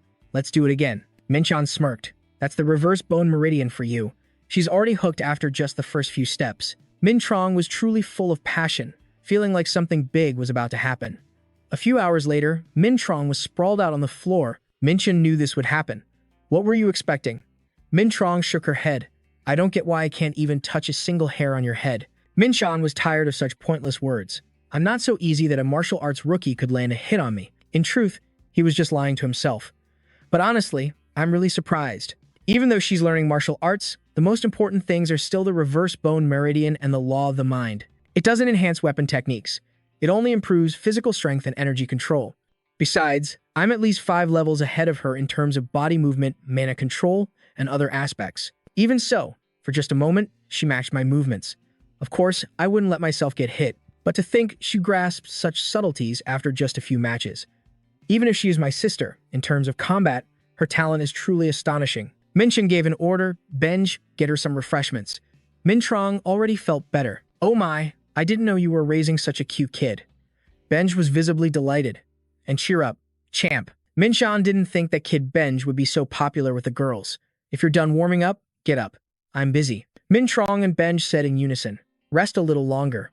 You're acting unreasonably busy. Just rest for a bit. Master Minchan's blood was boiling. I'm not kidding. Get up, now. After that, Minchan supervised Min Trong's training for several days. I taught her the fundamentals of combat, like reading movements and footwork techniques. I took her back to the sanctuary's lodging. As she left, Min Trong always said the same thing. Just you wait, big brother. I'll train hard and defeat you. With a solid foundation, she can handle everything from here. Take that potential and train hard. Now, the next thing I needed to do was go to the coffee shop to meet Ely. You sent your sister off, haven't you? Did everything go smoothly? Minchan sighed. That kid is just overflowing with energy. She completely wears me out. She laughed. It's strange to hear words like that from a hunter like you. Minchan changed the subject. How is the branch doing? Ellie covered her mouth and smiled. Everything is fine, almost too fine. That might actually be the problem. Thanks to you, Hunter Minchan, things are improving, which just creates more work. Minchan took a sip of water. That's not exactly sarcastic, is it? Ellie added. We're even planning to produce merchandise under the Hunter Minchan brand. Minchan wondered why he had to endure such humiliation. Have you found that professor yet? Ellie didn't have much information. There's something fishy going on. Even the underworld hunters don't know anything. The association said they will publicly protest this matter with Heaven and the Hall of Chaos. Minchan thought it was simpler, just a matter of paperwork. Ellie suddenly became curious. Are you planning to go to the tower? That was exactly what Minchan was thinking. As expected, she's very sharp. Ellie looked smug. Who do you think I am? Actually, I have another gift for you. If you return safely this time, I'll give it to you. Minchan was looking forward to it. All right, have the gift wrapped and ready. I'll be back to pick it up soon. Minchan's conversation was over. Afterward, Minchan sent a request through Ely and Hassan to analyze the fragments of the Chaos Circle. She also helped with various odd jobs, like managing the training grounds, reincarnation, training Min Trong, and handling missions for the Interstellar Alliance. Everything was done. Now, it was time to return to the tower. In the High Hates Mountains, rare minerals lay buried. Minchan's goal was to gather minerals. Before heading to the 6th floor, I stopped by the Information Guild on the 5th floor to gather some preliminary intel. Given the abundance of minerals, the objective this time was indeed to collect them. The completion condition was quite simple, but the annoying part was someone saying this to him. Looks like you're going alone. For this 6th floor, it's best to join a community or hire support from the 5th floor. Minchan knew this was originally a mission that required teamwork. Is this some kind of tunnel leading straight down? It looks like I can get ore this way, but I'll probably have to go pretty deep. Is this about survival? There's a loud noise up ahead. The precious gems are ours. Such powerful energy so early on. Minchan didn't expect monsters to come crawling out of the walls. It seems they were awakened when they sensed my presence. The information system. They only provide the basics and never mention anything about this. Their stats range from A to B rank. Both the front and back are blocked. There's no escape. If that's the case, the only way is to charge straight ahead. Sword Emperor's formation. No matter how durable or defensive they are, they can't withstand this level of sword energy. The experience points just keep pouring in. The path seems to be getting narrower. Ants this time, judging by their size, they must be the ones who dug this tunnel. Spear Horn Sword Emperor. Chain Spear Formation. Min Chan stirred up the entire Mount Hayat, which was even more effective than hunting monsters at the Dimension Gate. All right, this is mine number 67. Is it a public mine? I don't see anyone around. Does that mean I can just start mining here? What? I can just touch the wall without a pickaxe or any tools. Interesting. With this kind of gathering, you can't use just one hand during the process. So that's why they recommend working in a group. Over there is a different path from the one I came from. Am I about to run into other adventurers? One of them said he should also check the condition of his weapon. It seems Mitrang had noticed Min Chan. Are you trying to conquer the 6th floor all by yourself? With such scrawny arms and legs, you dare to come in here alone? Min Chan replied nonchalantly, then that means even adventurers like you should be careful here. Mitrang laughed loudly. If you're a righteous warrior like me, it's no problem at all. Urged on by his comrades, he then said, we're a bit tired too. Let's take a break. I'm completely worn out. I can't even move. The others were speechless, then started muttering useless things again. Min Chan wondered, are they planning to stand guard for me while I mine alone? Is this a genuine act of goodwill, or is there some other motive? How could I possibly know? As if reading his mind, Mitrang said, letting go stops the timer. Min Chan had completed mining at mine 67. If you continue mining at this mine, all the ore you've gathered before will be erased. This means each mine has its own collection limit. If the trial just required you to return with this, it'd be way too easy, Mitrang hinted. If you're alone, it's best not to get greedy. Just go back up. It gets more dangerous the deeper you go. It's very risky to be alone. Min Chan clearly didn't care. Besides, the quality of the ore on the lower levels also gets higher and higher. Mitrang didn't force him either. You're right about that. We'll meet again if fate allows. Only Min Chan remained. So, they went down. I get it now. This challenge has a standard difficulty to pass, but to get a high score, you have to risk your life. This is a high-risk, high-reward type of challenge. Undead Knight, from now on, I'm entrusting my back to you. With this on the line, how could Min Chan not be greedy? He took out the Crimson Star Earth Chain. First, he had to learn a martial art. The martial arts master of the demonic cult, Yu Haiyan, was once imprisoned in the heavenly prison for a long time, bound completely in iron chains, an environment where he couldn't even move a single finger. Yet, Yu Haiyan mastered a martial art entirely within his mind. The concept was to use the very iron chains that bound his body to counterattack. And thus, the heavenly earth-shattering art was born. The Flying Lightning Dagger skill isn't suitable for dealing with mutated corpses or the ants on the 6th floor, and the Hellfire skill is too dangerous to use in a narrow cave like this. So, learning the heavenly earth-shattering art is the right choice. Min Chan asked first, did anyone approach while I was training? The Undead Knight replied, no one at all, sir. Min Chan decided to try a different path from the group he met earlier. Alright, time to go deeper. Mutated corpses were everywhere. The gems. Don't you dare take them. Min Chan didn't give it a chance to say another word, cutting straight to the action. The Undead Knight charged forward to clear out the enemies. Do not block the master's path. With one side secure, Min Chan had his loyal knight protecting his back. If we keep going like this, we'll reach the bottom floor soon. Warrior ants and mutated corpses appeared at the same time. Indeed, the deeper Min Chan went, the more types of monsters he found. But to him, they were just walking piles of experience points. This was a test where the more rare ore you collected, the higher your score would be. Ever since discovering that the deeper he went underground, the more rare and high-quality ore he could find, Min Chan decided to head to the lowest floor to pass the test with an outstanding score. He had entered the deepest region of Hayat. It seemed the mountain's magical energy was beginning to affect his senses. They're not going to let me go down easily, are they? What a troublesome habit. I have to block the sensory disturbance with the anti-chaos shield, but it's also about time for the next ore mine to appear. Right then, someone approached from behind. Wait, stop. Min Jun glared at him. It looked like a demon from the Doom tribe. This is Gehenna territory, and mining is forbidden. You're allowed to pass through, but any suspicious activity will mean your death. Min Jun understood now. So this place belongs to the Gehenna Guild, composed entirely of descendants from the Hall of Chaos. He looks like a newly promoted demon. I want to slice this guy in half right now, but I don't want to cause any unnecessary trouble. Besides, he's on my side. Wait, does that mean I can get mithril here? That must be why they've deployed soldiers. Mithril is a rare resource, very difficult to mine on the lower floors. From a guild's perspective, monopolizing the mining rights is a huge temptation. The problem is, the deeper I go, the rarer the ores I'll encounter. Does that mean all those mines are also controlled by major guilds? If so, this is going to be a real hassle. Min Jun stood before a cave that looked like a freshly dug tunnel. The Immortal Knight nodded, seeming to confirm it. Min Jun wasn't sure if this was an opportunity or a dead end, a path no one had ever taken. For now, I'll try exploring it. I can sense monsters, but are they fighting each other? It's not challengers. The monsters are killing each other. This is quite surprising. Are they fighting over something? It looks like the ants are at a disadvantage. This fight will be over soon. I just need to deal with the soul crystals. Just like that, the ants activated some function and vanished one by one, shocking Min-jun. What? Self-destruction? How unfair. They were all my experience points. In that case, I'll just finish them off myself first. There's another character here, too. Now, Min-jun just had to deal with the ants. Alright, all cleared out. Who just cast that spell? What's this? Did someone else get down here before me? Xe shouted. It is I. We finally meet. Min-jun felt like he was in an anime. Are you the one who's talking? Xe was making him think he was having delusions or hallucinations. Indeed, it is I. Your humble servant. I am Princess XX. Thank you for saving me. He never thought he'd be playing the role of a prince on a white horse in this world, even though Min-jun had no such intention. Isn't it only natural to save someone in danger? Xe acknowledged him as her prince.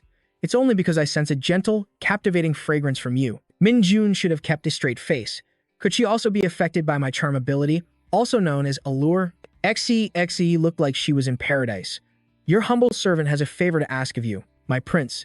Min-jun sighed. I should have suppressed the passive side effects of my charm magic back in the tower. Xe began to explain tearfully. I have a mother. She is still very powerful, as her lifespan is thousands of years long. However, because my outstanding talents surpass even my mother's, she despises me. Just now, my mother set a trap by creating a new pattern during battle and imprisoned me within it. Prince, please help me escape this floor. A system notification appeared. Princess XX wishes to escape the influence of the Ant Queen and establish a new colony. Min-jun remembered something. A hidden quest? The reward is adamantium, a rare mineral comparable to orichalcon, which I bought at an auction before. If orichalcon is famous for being the hardest metal in the universe, adamantium is known for its exceptionally superior magic sensitivity. With it, I can forge new equipment and even successfully inscribe powerful magic formations. Min-jun accepted the quest. All right, I'll help you escape this place. Xe was deeply moved. Just as I thought. You really are my prince who came on a white horse to save me. From now on, please call me XX. You don't need to use such formal titles. Min-jun felt a little creeped out. Why is her face so red? XX led him through a web of complex and confusing tunnels. By communicating telepathically, they avoided fighting the ants they encountered along the way. Xe asked confidently, What do you think of my authority?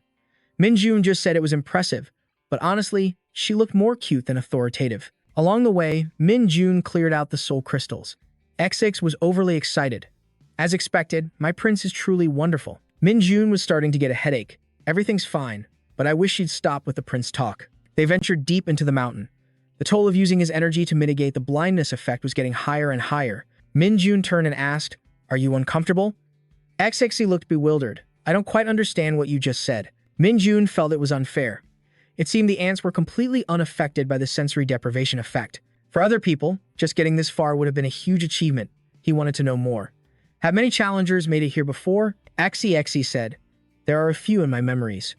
They met my mother and had conversations. They introduced the challengers to a tool to start the conversation. An electric door. Min-chan felt it was more of a threat. The people in that guild knew that the Ant Kingdom had already prepared a successor, even if the queen were to die. They chose to negotiate with the queen and ensure the stable operation of the mine. Min-chan took a few steps forward. How much further do we have to go? Xe skipped along happily. We're here. That's the treasury. My mother has precious items stored in that room. To expand my influence, I must obtain the adamantium and the royal jelly. Min-chan asked curiously, So, does your telepathy work on the guards at that door? Xe was helpless. They are my mother's personal guards, so they're very difficult to control. Min-chan thought they seemed very strong. In that case, should I use my forces? The immortality ability has been applied to the enemy. The enemy affected by the immortality crystal has perished. A new host has been found. Awareness of death has increased. Although all stats are reduced by 10%, it's still better than many other curses. Dark Star Earth Chain. Horned Poison Chain. It's a shame I can't target multiple enemies at once. Join the army now. Continuous Spear Strike. Reinforcements are coming soon, aren't they? But that's not a problem. This is an opportunity for Min-chan to expand his forces. You're not the only ones with allies, you know. All of you, advance. Min-chan stood and watched his army fight. I'll resurrect the ones I've defeated. Your current immortality points are 280. Right now, I have 4 knights and 4 warriors. I can create 2 more warriors in the future. As they walked, XE said, "You are truly amazing, my prince." Wait a moment. This place has a double lock mechanism. It'll take about an hour to unlock. Minshan thought that was a bit long.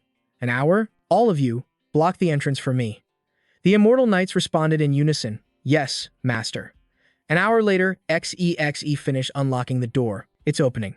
In front of Minshan were glittering objects. Now, let's see how much there is.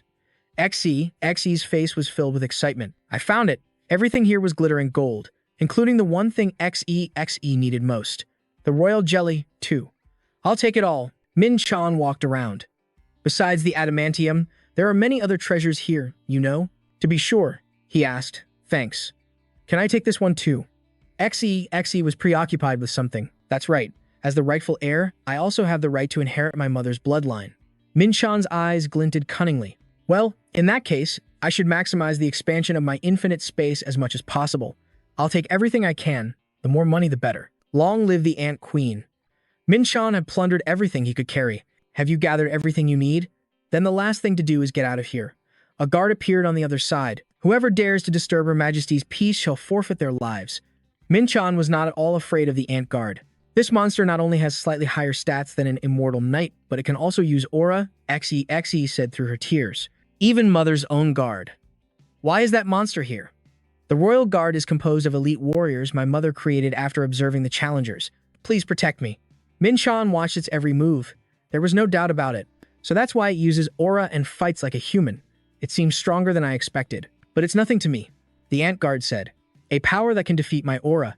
I've never heard of such a thing before. XE climbed onto his back. Just as I thought, my prince, you're amazing. Minshan reminded her, hold on tight. From now on, it's going to be a long, drawn-out battle. All of you, block the exit for me. His eyes narrowed. If there are hundreds of royal guards unaffected by difficult terrain, it'll be very hard to capture the queen. In that case, we have to get out of here before they catch up. XE couldn't understand what was happening. Why are the royal guards here protecting the treasury? Minshan said as he ran, I don't know either. They're supposed to be guarding the area deep inside. It seems your mother is under a lot of pressure. All the immortal knights have been destroyed. The path to the exit Minshan wanted to take was blocked. Is this the right way? Is there another path? XE looked around.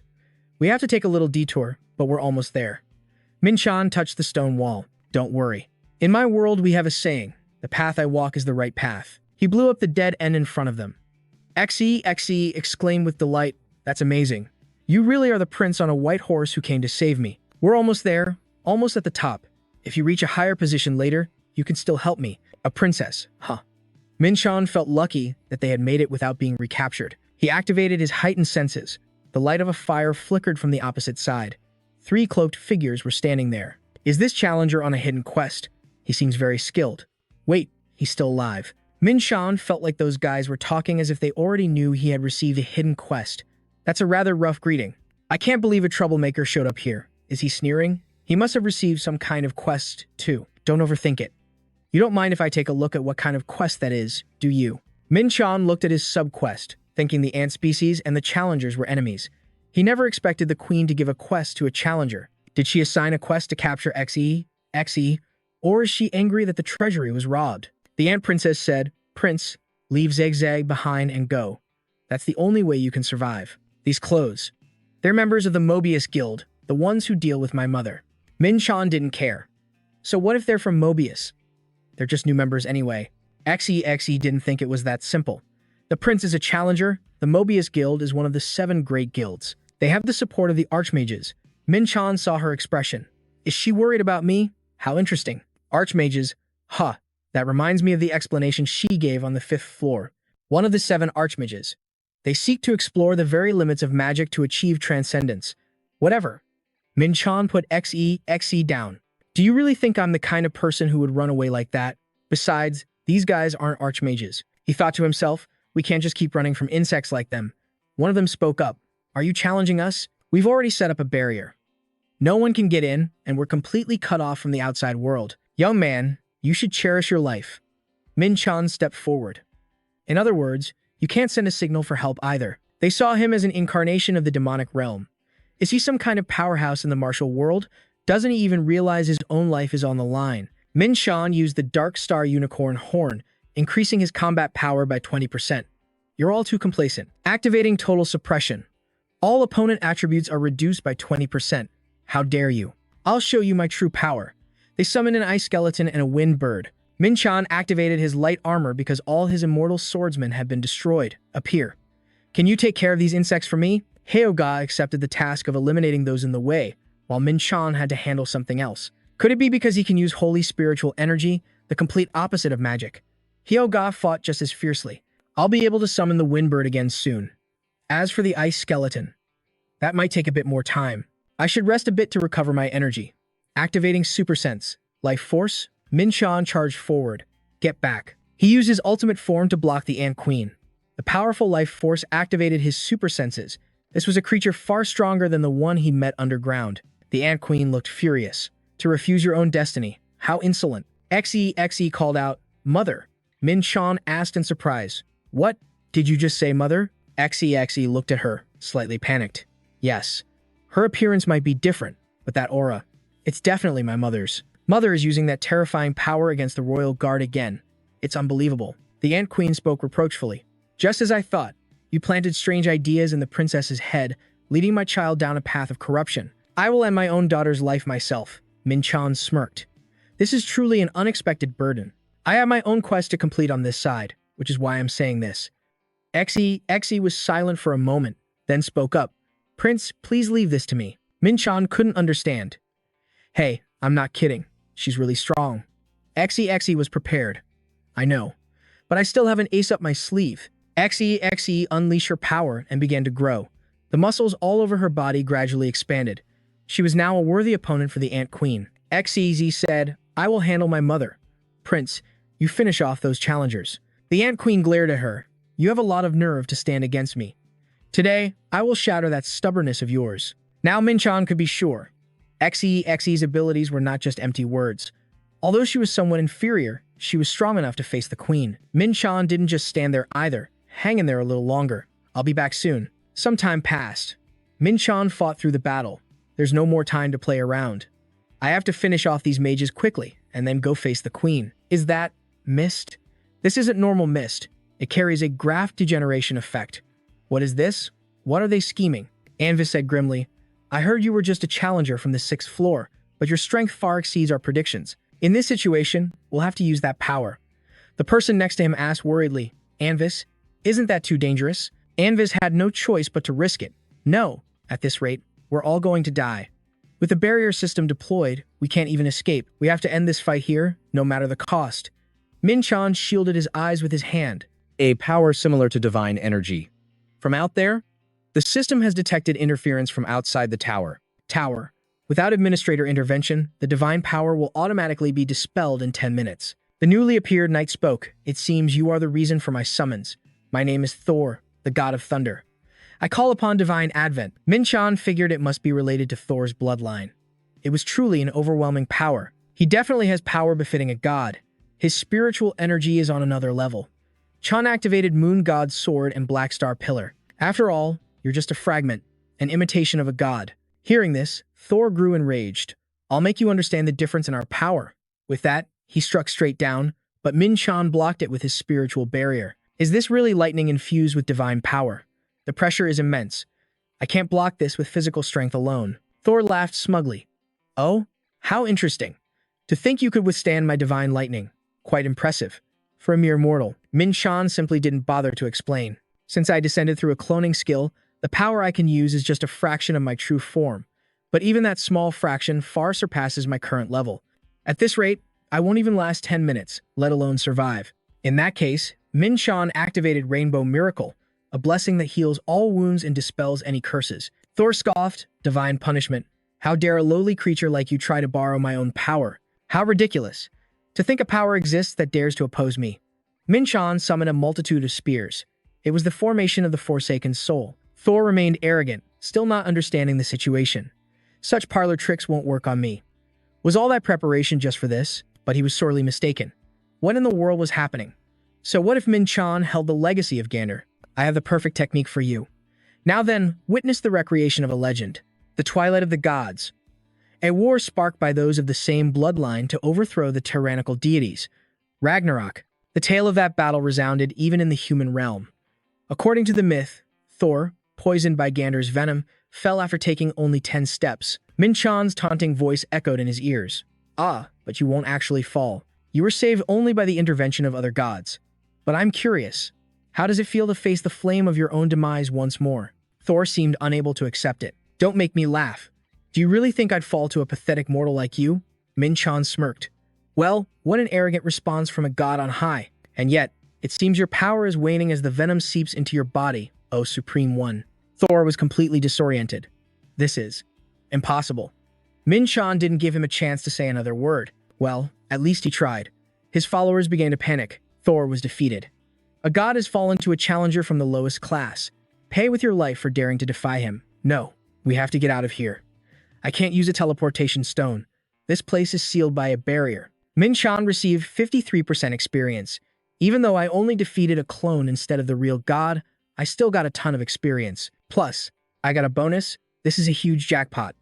Of course, none of this would have been possible without this cloak. Gander's cloak. Encountering an entity who can use the power of the gods is a big deal at the top of the tower. But if I hadn't obtained this cloak on the second floor of the tower, I probably wouldn't have won. 10 daggers were sacrificed to fool the enemy. Alright, I've made the most use of it up until now. Still, it feels like a waste. In any case, I've taken care of the puppets. All that was left was the severed arm, dripping with red blood. That hurt so much. You are my creation, yet you are so detestable. You are approaching your death. It's not over yet. Min-chan's voice rang out. That's right. You tried your best, X6.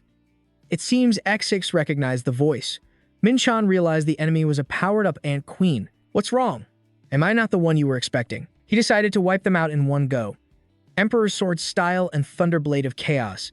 Even though this isn't your real body, those screams sound pretty real. XXE said from the side, in our divine form, we feel all the pain. Mother has probably suffered a severe mental blow and fainted by now. Min-chan nodded. Oh, so that's how it is. Let's go. We need to leave this floor. Min-chan's hidden mission, evacuation, was complete. Oh, this is also considered a mined mineral, adamantium. This needs to be changed. But, aren't you worried that your mother is in pain? We should use a less painful method. Xe's eyes suddenly lit up. By the way, who are all these cool-looking knights? They sparkle like stars. Did we surprise you, Your Highness? Protecting you is our duty as knights. Your Highness, Xe is absolutely stunned. Oh my gosh, what magnificent knights. Min-chan, on the other hand, wasn't a fan. Stop spouting nonsense and focus on what actually matters. You're worrying over nothing. I'm going to the 7th floor right now. What about you? Xe asked. The 7th floor? Of course. I will follow the prince to the very end. Min-chan was a little surprised. You're going to follow me? You have to help XEC find a place to stay. Wait, this goes all the way to the 7th floor? Is this what they call a hidden quest? Well, there's no harm in trying. I accept, Min-chan said. All right, let's head upstairs. XXE was extremely excited. Please take care of me, Prince. Min-chan passed the breath trial and received 700,000 points. Combined with what I found in the treasury, this has been a huge haul. XXE giggled. Indeed it has. Thank you, Your Highness. The 45th floor of the Tower of Trials, the Sky Fortress. The man touched the stone in front of him. These were the names etched on the tablet. 3 red-ranked apprentice mages had been wiped out. According to their soul traces, the last place they appeared was the 6th floor. They were participating in the Mithril Mine expedition on Mount Hyatt. It seems someone interfered with their mining operation. The subordinate asked for instructions. Master, should I send a team to investigate? The man seemed to agree. Do it. Although the 6th floor of the tower is designated as a no-conflict zone to ensure the stable mining of rare minerals, by consensus of all 7 churches, it would be troublesome if someone were to disrupt this. Since the atmosphere is unstable, send a 4th-floor disciple to investigate. The subordinate quickly complied. Understood. I'll send someone to investigate right away. All for the ultimate truth. The man repeated the same sentiment. That's right, all for the ultimate truth. Min-chan entered the wild forest. What's going on? It's burning hot. He decided to scout the surrounding area first. Just as the Information Guild said, this place is similar to the Death Dimension, isn't it? Survive for 28 days here. The Death Dimension is an ecosystem where every living thing is a predator, making it difficult for even beings from higher dimensions to survive easily. If I were alone, surviving here wouldn't be a big deal, but the problem is, I have a companion. The tower's system interfered with Min-chan's items, and there was another problem to solve. The food he brought from outside was inedible. I didn't expect it to prevent me from eating my own food. All the food and water stored in his spatial bag had become impossible to eat or drink. This probably implies that I'm not allowed to just sit still for the entire 28-day trial. Min-chan began his summons. Stop wasting time. Appear. Haria. Survey the nearby terrain and native creatures. They spoke in unison. Yes, my lord. I would sacrifice everything for the glory of the princess. XXC put on that admiring voice again. What wonderful nights. I'm counting on all of you. Min-chan was getting sick of it. If you keep spouting useless chatter, I'll cancel the summons. XE, where are you planning to stay? She just remembered. I'll find out now. Min-chan said things no one understood, but just as expected, he kept his true thoughts to himself. The upcoming tasks may seem daunting, but let's tackle them one by one. First, I need to find a safe place to stay. I've survived in the death dimension before. This won't be difficult at all. Before getting started, Min-chan warned, because this place is like another dimension, you have to be extremely careful. Do you see those palm trees up there? Keep a very close eye on them. He immediately heard XX's scream. The tree dodged my attack. She stood to one side, watching and trembling. Prince, it's dangerous. Min-chan charged forward, using his Dark Star Fang skill. XX heard a strange sound. These trees even roar like monsters. After slicing through a branch, Min-chan seemed pretty thrilled. An axe really is the perfect weapon for felling trees. They lure their prey with nutrient-rich fruit, then suddenly attack anyone who gets close with their roots, turning the tables. This entire ecosystem is full of creatures like that, understand? XE was now more scared of him than the monster. From now on, I'll only listen to you, Prince. The Haoria called out from a distance, Master. Min-chan glanced at the scouts. They returned just in time. The Haoria had finished scouting the perimeter and returned. Piet gave the report. This area is so vast we can't even estimate its size. It's at least 3 times the size of the gate where Horus appeared. As for notable terrain, there's a mountain and a river nearby. The mountain is about 300 meters high. Min-chan stroked his chin, thinking, a 300-meter mountain, very convenient for observing the entire region. For now, let's head towards the mountain. A massive footstep shook the ground beneath them. Min-chan knew exactly what it was. Oh, an Ao bear. So this is your territory. The Ao bear is known for its indomitable spirit and matted, steel-like fur. Min-chan didn't consider it a formidable opponent at all. As expected, this place is identical to Cathan, right down to the monsters that live here. They appeared. However, just like the monsters in the tower's trials, their strength was weaker than the originals. Min-chan thought about how to deal with it. XE, that creature looks delicious. Let's take it back. I need to prepare for what comes next, too. With their immediate need for food solved, they could also start setting up a base here. The ants would handle the construction of the base, while Hyo-Ra would guard the perimeter. But 4 units likely wouldn't be enough. Min-chan stepped forward and said, "Wait for me a moment." His undead forces had been completely wiped out on the 6th floor of the tower, so he needed to create a new undead army. Min-chan placed undead crystals on every monster in sight, then took them all down by clearing out the area around their base. The system detected a new host, and his understanding of death increased. Min-chan had created 50 new undead warriors. Greetings, Master. At last, Min-chan lit a campfire. So tired. I need to eat something. Seeing the food, XE couldn't hold back.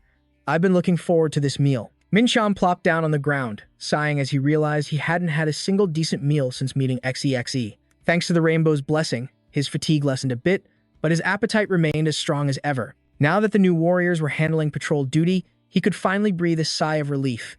Nearby, a group of strangers holding weapons smirked maliciously. Min-chan was about to start eating.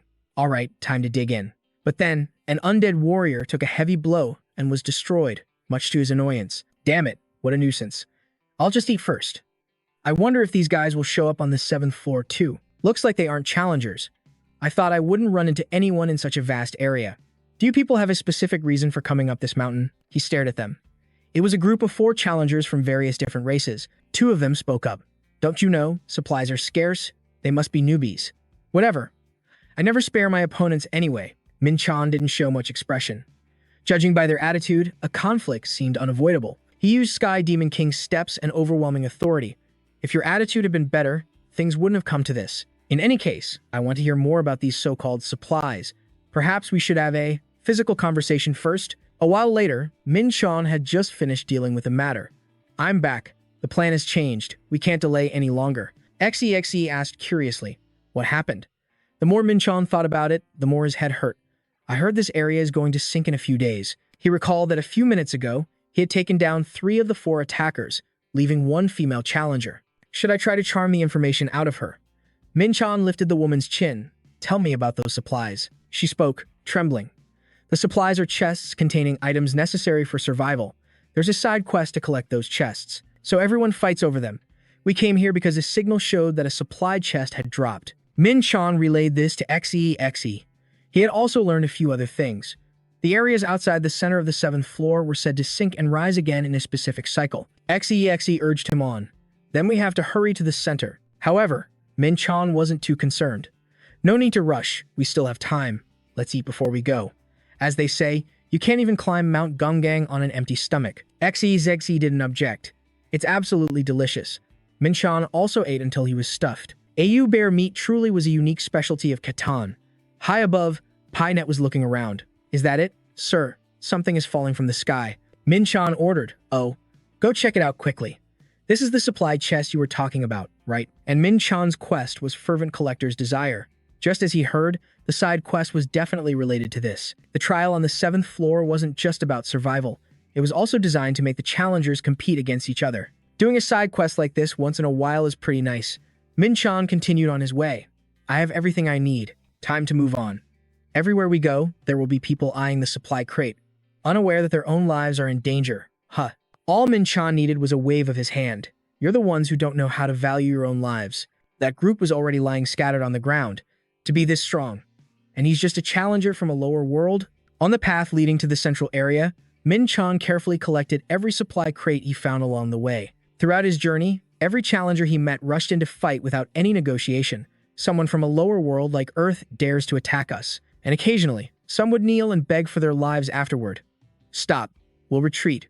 Please spare us. Min Chan didn't know the meaning of soft-hearted, but I hate leaving loose ends. To have no regrets, he eliminated every single one of them. Even if I spared you, you'd just stab me in the back sooner or later. Taking a person's life was never pleasant, but in this lawless land, there was no room for hesitation or pity, especially in the current situation, where the supply crates were the fuse for competition among challengers. Min Chan had to be even more ruthless. After many days of travel, the two of them finally entered the central area of the Catan forest. XECs seem to really like this place. The ley line energy here is overflowing. Something has been bothering me. The only place not flooded is the central zone, so it's attracting all the challengers. I can adapt to any situation, but XE might have a hard time. Should I send Hora out to scout and act as her bodyguard? Ahura appeared with a panicked expression. Master, something is approaching you. Min Chan, however, remained perfectly calm. What kind of creature is it? According to one of the Horas, they're very fast and hide in the bushes, making them hard to observe from the air. The words had barely left his mouth when the creature appeared suddenly in front of Mingchen. He pulled out his black wood star chain. It was fast, but not that strong. Mingchen subdued it in a single move. This was a dragon fang viper, crafted from a dragon's tooth. A dragon fang viper isn't a naturally born monster. Could there be a dragon in this forest? The only fortunate thing was that it was sloppily made. If it had been a perfect specimen, it probably would have taken a bit more effort to deal with. Min Chan activated his hypersense. His body reacted before his mind could even process it, moving at an unimaginable speed. This was no ordinary opponent. Min Chan used his 10,000 shattering dragon strike in one direction. Someone from the bushes managed to block it. He had poured more energy than usual into that attack. Lauer's eyes narrowed. He slowly revealed himself. Wait a minute. Could you be Minchen? He searched his memory. This guy was a challenger he had met on the first floor during Lauer's trial. I can't believe I'm running into you here.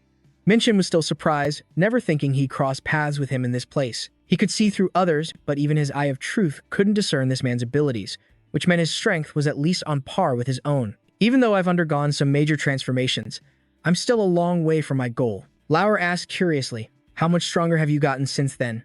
Minchen replied nonchalantly, probably not enough to surprise you. But Lauer didn't back down.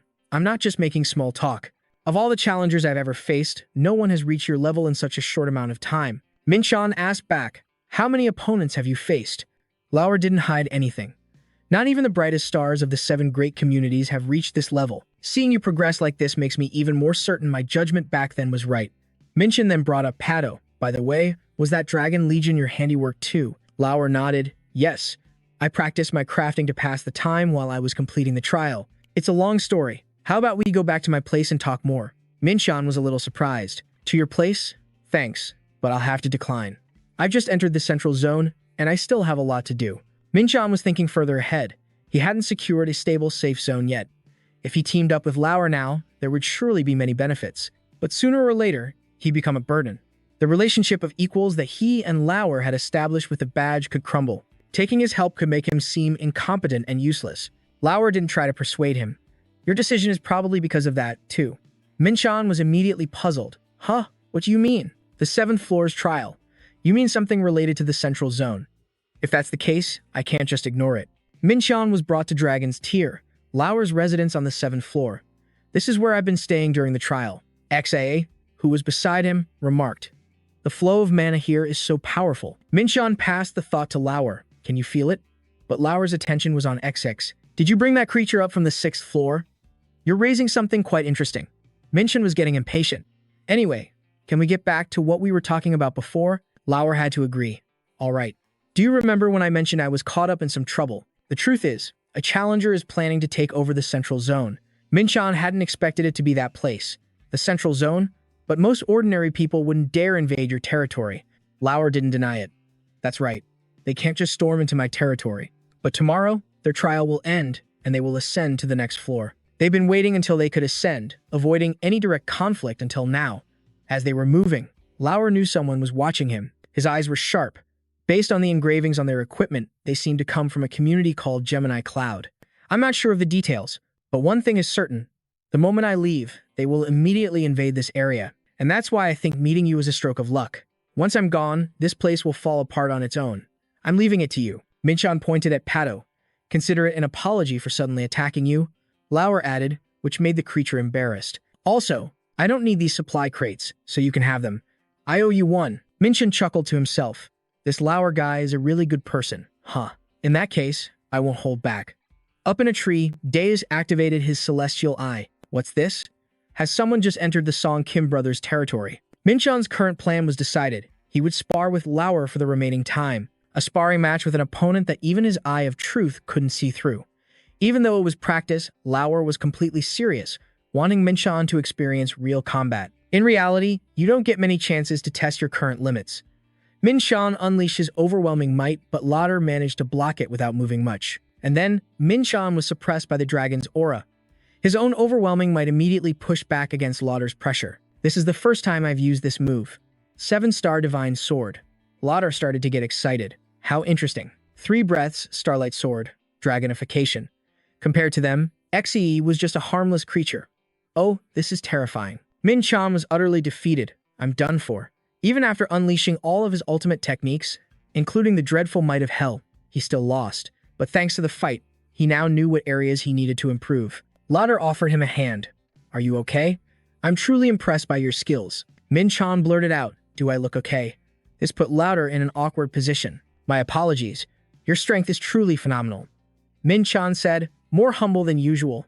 I underestimated myself. It's fine. I already knew there was a huge gap between us.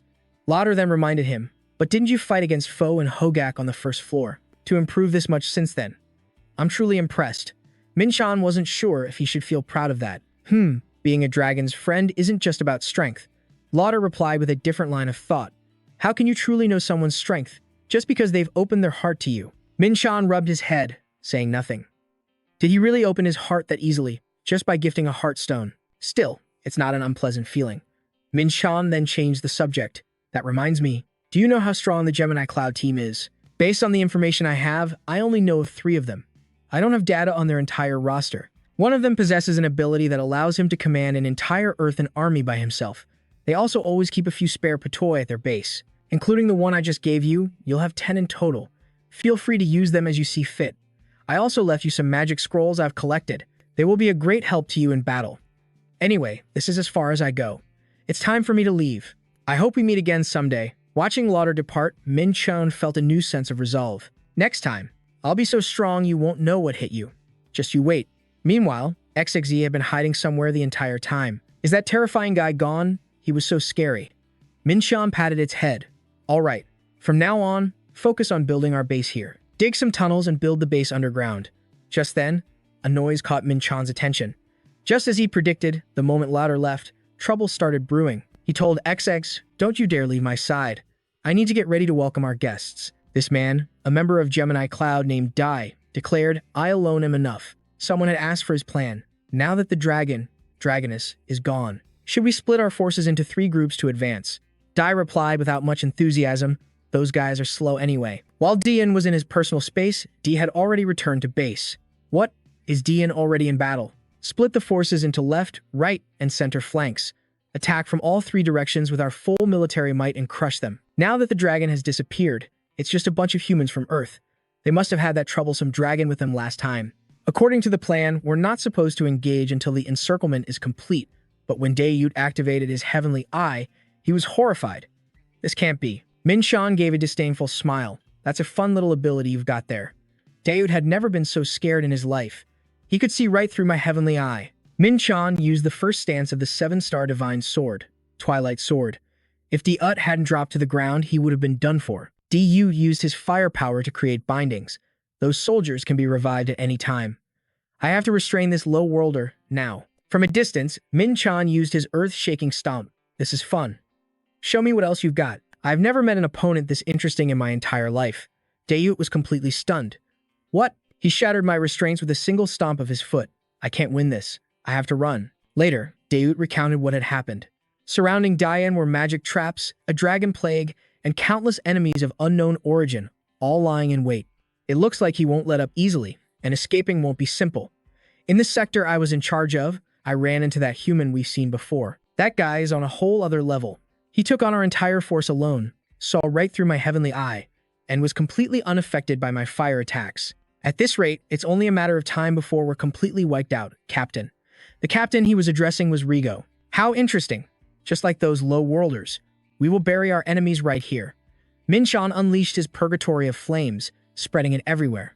So this is the main force. You're definitely on another level. Your numbers are impressive, but if you think you can win with numbers alone, you're dead wrong. The corner of Rigo's mouth lifted into a slight smirk. So it's you. I've never heard of anyone from the lower world possessing this much power. Min Shan laughed in reply. Likewise. I've never seen anyone as strong as you.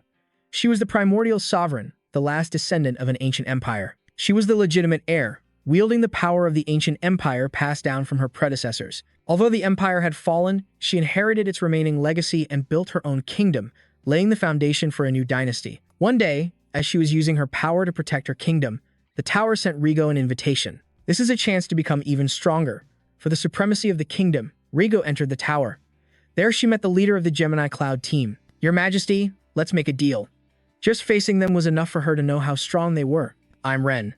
Rigo had never faced such a tough opponent in her world, and that made her excited. She was determined to become as strong as the challengers on the higher levels. After that day, I stayed in the tower for a bit, and also ran into a few challengers from Earth. Rigo screamed as loud as she could. What in the world is that monster? Minchin's repeating spear techniques swept through the soldiers. Their only strength was their numbers. Minchin focused intently. They're quite persistent. As long as I find an opening, this won't be too difficult. As expected, there are no pushovers. I'll be at a disadvantage if this fight drags on, so I have to deal with these soldiers quickly. The 8 trigrams formation was established, and it caught Minchin's attention. Using a military formation combined with such a bizarre tactic, quite clever. But it's useless against me. Heavenly Demon's Domain. Rigel shouted a reminder. Doit, why are you just standing around? He's in a bit of trouble. My fire magic isn't working anymore. Although Rigo was scared, her arrogant expression hadn't faded. I am the undefeated goddess. I can't lose in a place like this. But Minchin had already closed in on her. Doit screamed. This is impossible, Captain. The thing in front of Minchin is just a clay pot. I thought I hit my target. That was a very clever substitution. Rigel was actually hiding over here. That was close. If my wide area attack had been a little slower, I would have died. This is hopeless. There's no way we can win like this. We have to wait for Diane to arrive. Min Shan had already bound Rigo tightly with chains. I figured everything out, with the eyes of truth. He approached his opponent, struggling on the ground. Now, have the tables turned? You better stay still, kid. Doit said in a defiant tone. We are the Gemini Cloud team, and we will definitely retaliate. Min Shan felt a bit annoyed. If you were afraid of that, you shouldn't have started a fight in the first place.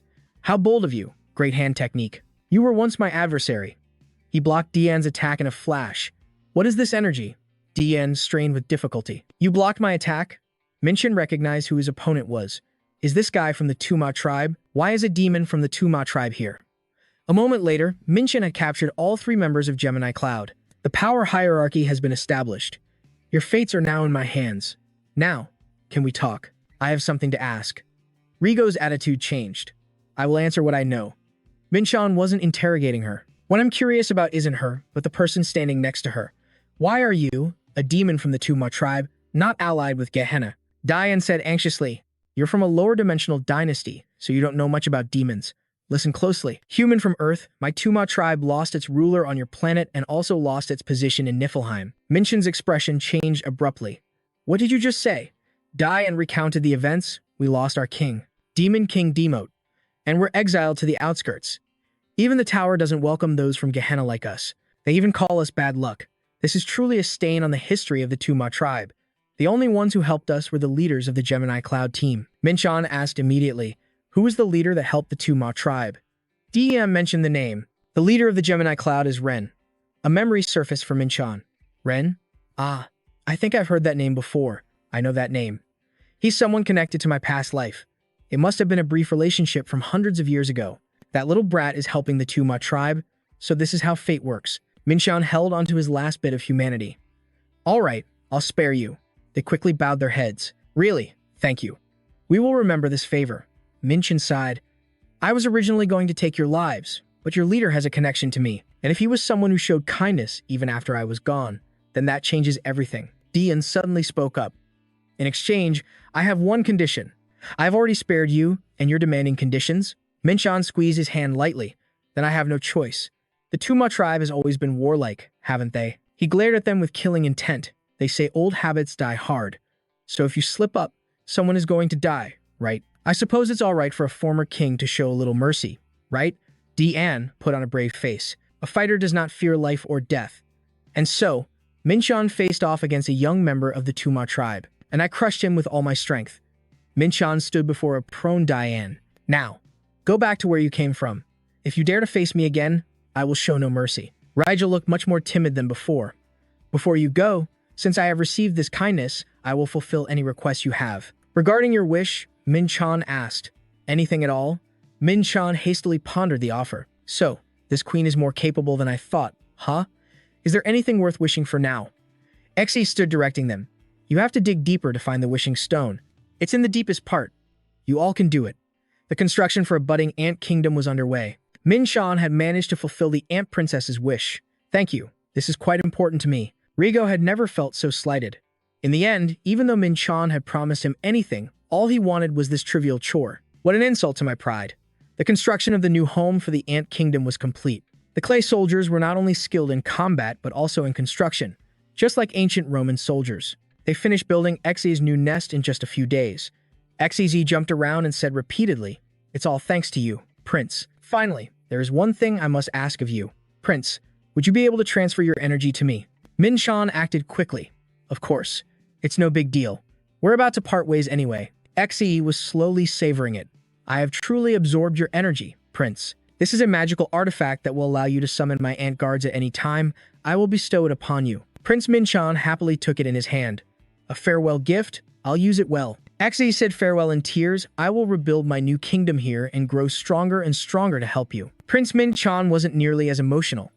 Ants at the level of personal guards will definitely be very useful, and so, the ant princess's escape from the 6th floor came to a happy end. And with that, the Gemini Cloud group had achieved their goal. Well, thanks to this, I've also completed the commander's orders. That's true. But then, Minshan looked at the Urn of the Forgotten God, an item that can simulate divine power. I never expected a quest like this on the 6th floor. I really want it too, but I'm indebted to Ren, so I can't just let them take it. I heard Rigo's group tried to take over the central area to complete a secret mission. They said they needed to place an item in a ceremony in the central area to imbue it with divine power, so I went along with their plan. Rigo grabbed his hand and gushed. You'd do that? I'm truly grateful. Thanks to you, I've managed to save face. Minshan felt a bit hesitant with the contact. This queen is really straightforward. Rigo expressed her gratitude with great intensity, and not long after, she successfully imbued the ritual item with divine power, just as planned. Perhaps as a way of saying thanks, they offered to follow and protect me without me even having to ask. Even though I already had 3 immortal warriors, having more guards is always better, so I didn't refuse. That guy just kept challenging me to a duel, and so I diligently taught him. Your control over dark magic is still far too crude. It's been a long time since I've had the chance to focus on training my holy spells. I need to reach the 7-star level to be able to engrave the achievement of defeating Tho into my constellation. Thanks to Lauder leaving dozens of supply boxes, I didn't have to worry about food anymore. Thank you. Thanks to you, I can continue on comfortably. And just like that, time passed, and the day for Rigo's group to depart arrived. She said, "Do you have any parting words for me?" Min-chan really couldn't think of anything. "I already thanked you for your help before." Rigo shook her head in exasperation. What a boring man. That's enough. Min-chan from Earth. Don't you dare die in some forgotten corner. Make sure you conquer the tower. I hope we meet again soon. Min-chan scratched his head without replying. I've never been called slow-witted before. After that, I stayed in the central area and comfortably focused on cultivating my internal energy. Occasionally, a few challengers would show up, but I used my signature move to drive them away. I couldn't be bothered with the side quest of collecting supply boxes. At least until the trial ends, I want to make sure X6 can get settled on the 7th floor. And then, the remaining time was up, and it was time to leave the forest I'd been in for 28 days. Ah, come to think of it, there's still something I haven't dealt with. In a rather old district, Min-chan called out, I'm back. This person was the blacksmith, Han, from the 5th floor's Sky Garden. That voice. That's definitely the one from Earth. You made it back alive? Min-chan laughed. Only thanks to good equipment. He recalled that harsh time. While clearing the 6th and 7th floors, all my gear got torn to shreds. So, I stopped by the 5th floor to get some new stuff. Han seemed very surprised. I thought they were just items with unique stories, but isn't this a bit too much? Min-chan had also finished selling off the treasure he just cleared out from the Ant Empire's treasury. The first items I ordered were pants and shoes, and I paid 1.4 million points upfront for the labor. After settling everything, the first person greeted me. Hunter Min-chan, are you hurt anywhere? Do I look like the type to get taken down so easily? Elise said excitedly. But still, it's the tower we're talking about. Someone is waiting to see you. You should probably go wash up first. Min-chan didn't understand. Huh? Why are you suddenly acting so weird? Ellie covered her nose. You smell terrible. Min-chan hadn't bathed for a whole month inside the tower, so he went to a nearby public bathhouse and cleaned himself up. As they walked, Min-chan said, How did you know my size and have new clothes ready for me? Ellie chuckled. I just remembered the outfit you wore at the last auction. It seemed Min-chan was getting a little suspicious. So someone really is waiting for me? Ellie nodded. Yes, it's a gentleman from the Rosenberg family. They're an extremely wealthy and powerful family in England. Min-chan froze on the spot. Someone like that wants to see me? Then, he slowly pushed the door open. What the hell? I have no idea what's going on. A stranger was already waiting for me the moment I left the tower. The moment he saw the man, he called out, Ah, is that you, Deizaga? This was a connection from the 2nd floor of the tower that extended all the way to Earth. Min-chan walked over. You wanted to see me here. You must have passed the trial, then. Deizaga acted politely. It's all thanks to you. After 3 long years on the 2nd floor, meeting you gave me the courage to keep going. And now, Deizaga had become a cheerful gentleman.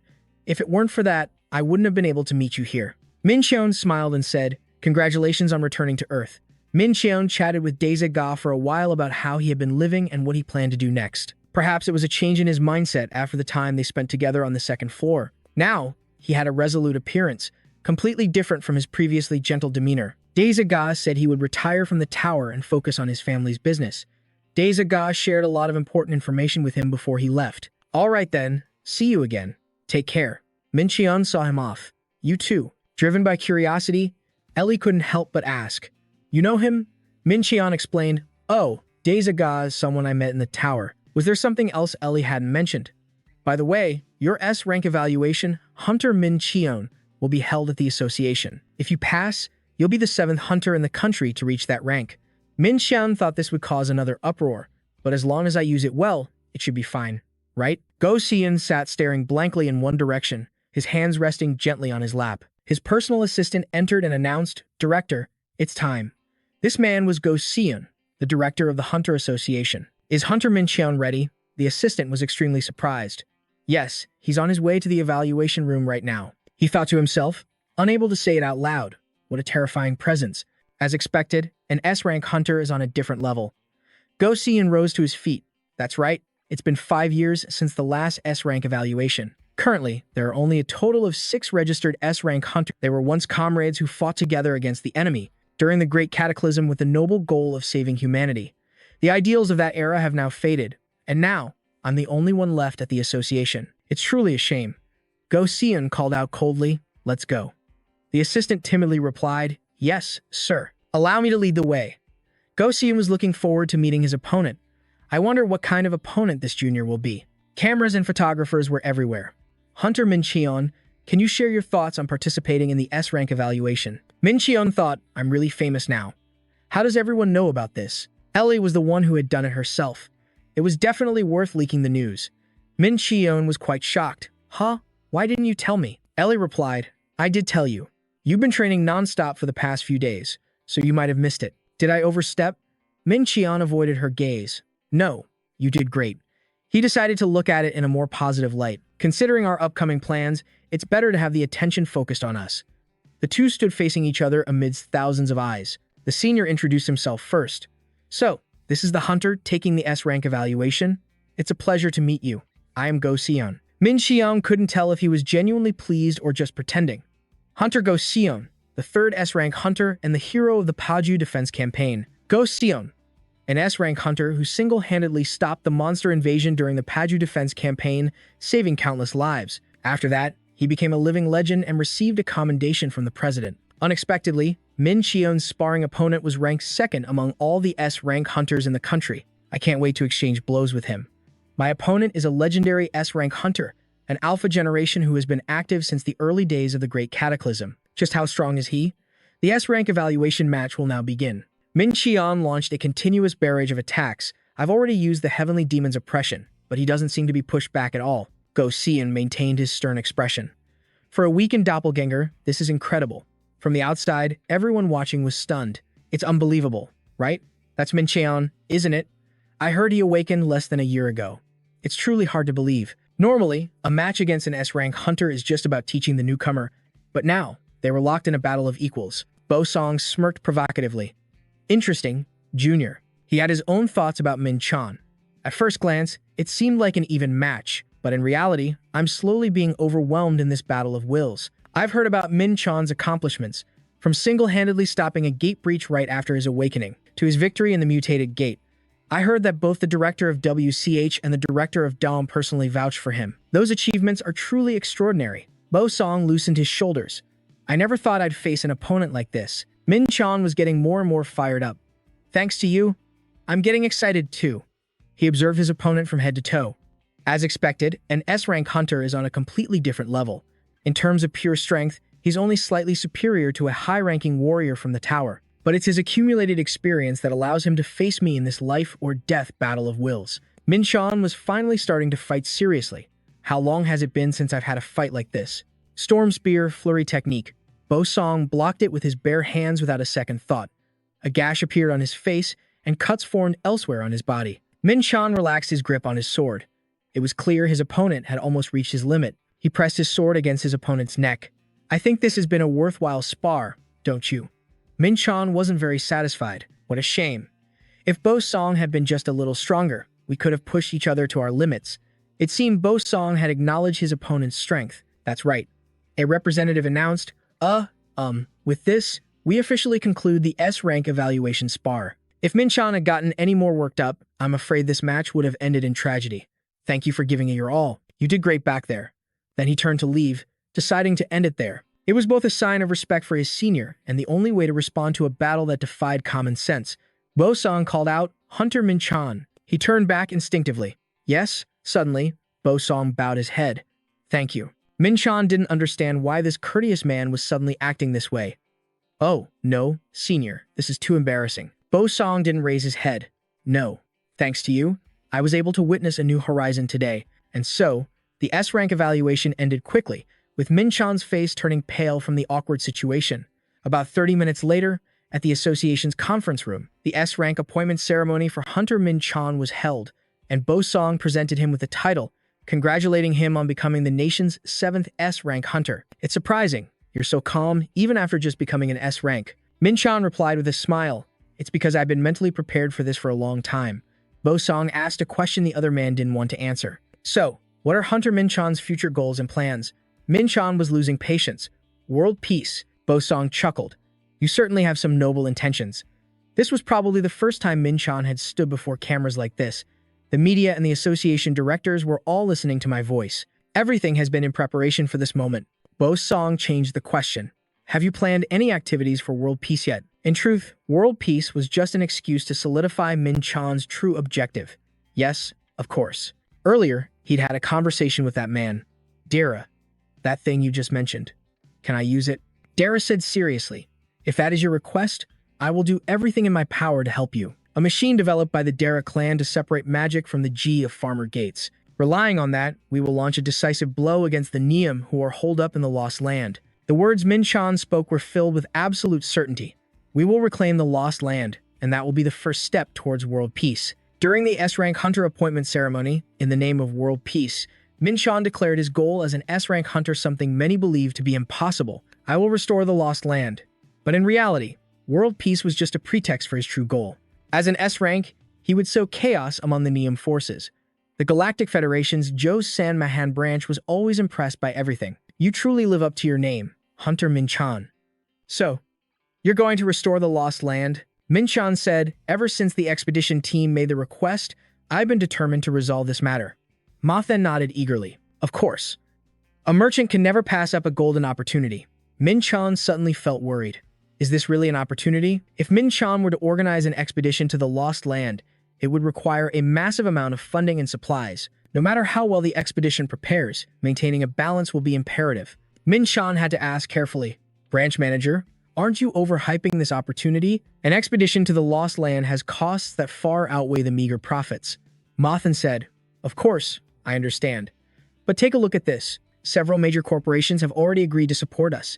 Min Chan read the figures on the document. So, they're all rallying under my name. What on earth do they think they're investing in? Mothan asked, you're not planning on using the Thorn Farmer there, are you? It's still just a prototype. Min Chan considered it carefully. I can't guarantee that the land linked to the gate can be restored to its original state. Mothan seemed to be considering his words. As you said, the Thorn Farmer is a prototype, so its success or failure doesn't really matter. You should know that the higher-ups are already aware of this. What's important is the expedition itself. What if we actually succeed? A huge explosion. A resonance effect will erupt. Min Chan decided to ignore that for now. Thanks to you, things will definitely go much more smoothly. Mothan said cheerfully, of course, you can trust me. Thanks to the Galactic Alliance's preparations, Min Chan was also informed that Farmer Jur would be in Korea and ready for use within 2 weeks. The next person he needed to meet for the Lost Land expedition was Cheon. It's been a while, said Cheon of the Holy Spirit Guild. Welcome. Min Cheon asked after her. By the way, how has my sister been lately? Cheon shivered just thinking about it. How long has it been? Hunter Min Jung took first place in the Hunter Qualification exam 2 weeks ago. If she keeps this up, perhaps Korea's 8th S-rank hunter will come from our guild, Min Cheon said with some concern. But if an incident like last time happens again, please let me know beforehand. Cheon agreed immediately. I'm just grateful that you trust me enough to leave her in my care. Min Cheon didn't beat around the bush. All right, let's get straight to the point. I didn't expect the Holy Spirit Guild to participate in this expedition. Cheon looked surprised. I thought you already knew. We've borrowed a rather interesting item from the United Kingdom. If the expedition is successful, it will be a major shock, Min Cheon thought, considering the consequences. Among the 3 major guilds in Korea, only the Holy Spirit Guild had shown interest in participating. The risk of this expedition was extremely high, and the chance of failure was not small. Cheon, however, thought more positively. Even if we fail, it will still help us get closer to you. Hunter Min Cheon, I don't see that as a loss. On the contrary, I see it as an opportunity. Korea's 8th S-rank hunter, and the guild that restored the Lost Land. At that point, the Holy Spirit Guild will surpass both Hwarang and Gungsan. Isn't this our chance to become the #1 guild in Korea? Min Cheon felt that her ambition was indeed immense. Perhaps it was because Cheon was a direct descendant of the chairman of a massive corporation. All right, so what exactly can your guild mobilize? Cheon gave a brief summary. 3 attack teams, all B-rank or veteran hunters and above, along with food supplies, support for collecting byproducts, and much more. Min Cheon nodded. It was a significant investment. Cheon added. In addition, Hunter Minsu will also be participating. Min Cheon knew him. Isn't that the S-rank hunter from the Holy Spirit Guild? Cheon confirmed.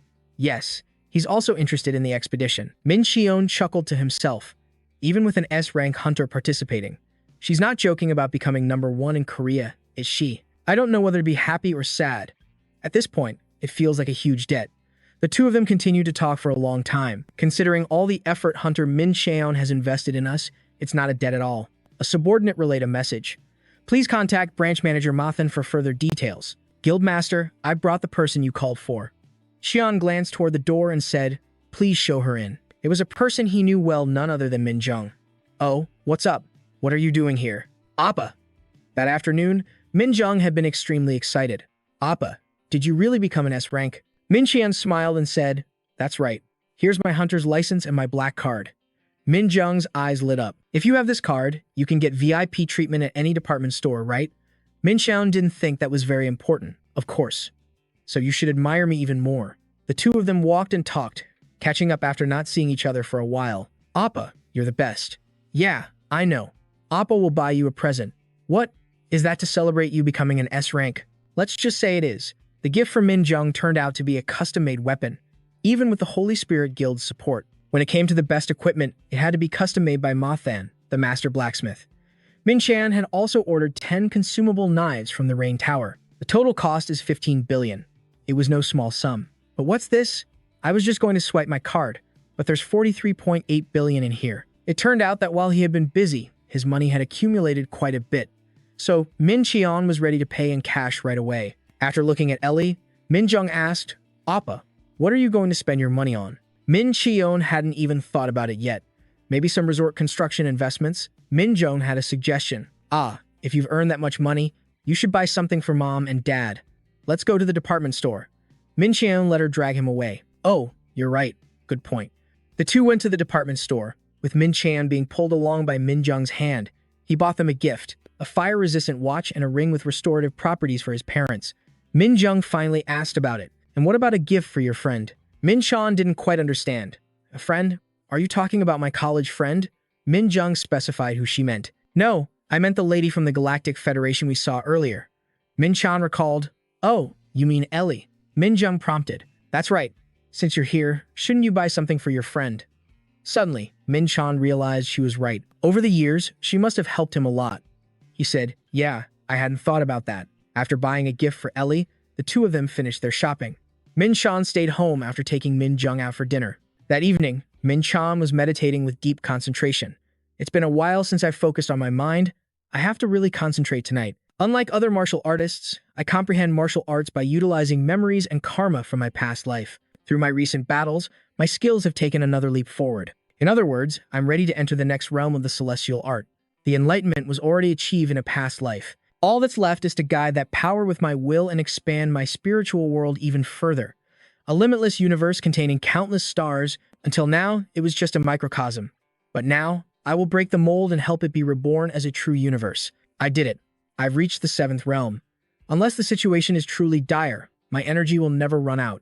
And this Cosmic Flow skill possesses special privileges and instant power boosting skill that can be used as a trump card, a passive effect that enhances my senses, raising my perception up to 300. When combined with my extrasensory perception, it will bring me close to the realm of a superhuman. And what's more, I can finally carve new constellations to continue building the 6th floor of the tower. In fact, you could say that the whole reason I trained the celestial art to the 7th level was for this very purpose. Now that I've achieved it, why hesitate to use that power? I will carve the karma of the gods into these constellations. After reaching the 7th level of the celestial art, my mental world expanded even further. Now, Min Qian could even inscribe 5 more constellations. These are the ones I can inscribe right now. They're all very useful. But Mythical Hunter will definitely be a great asset in the future.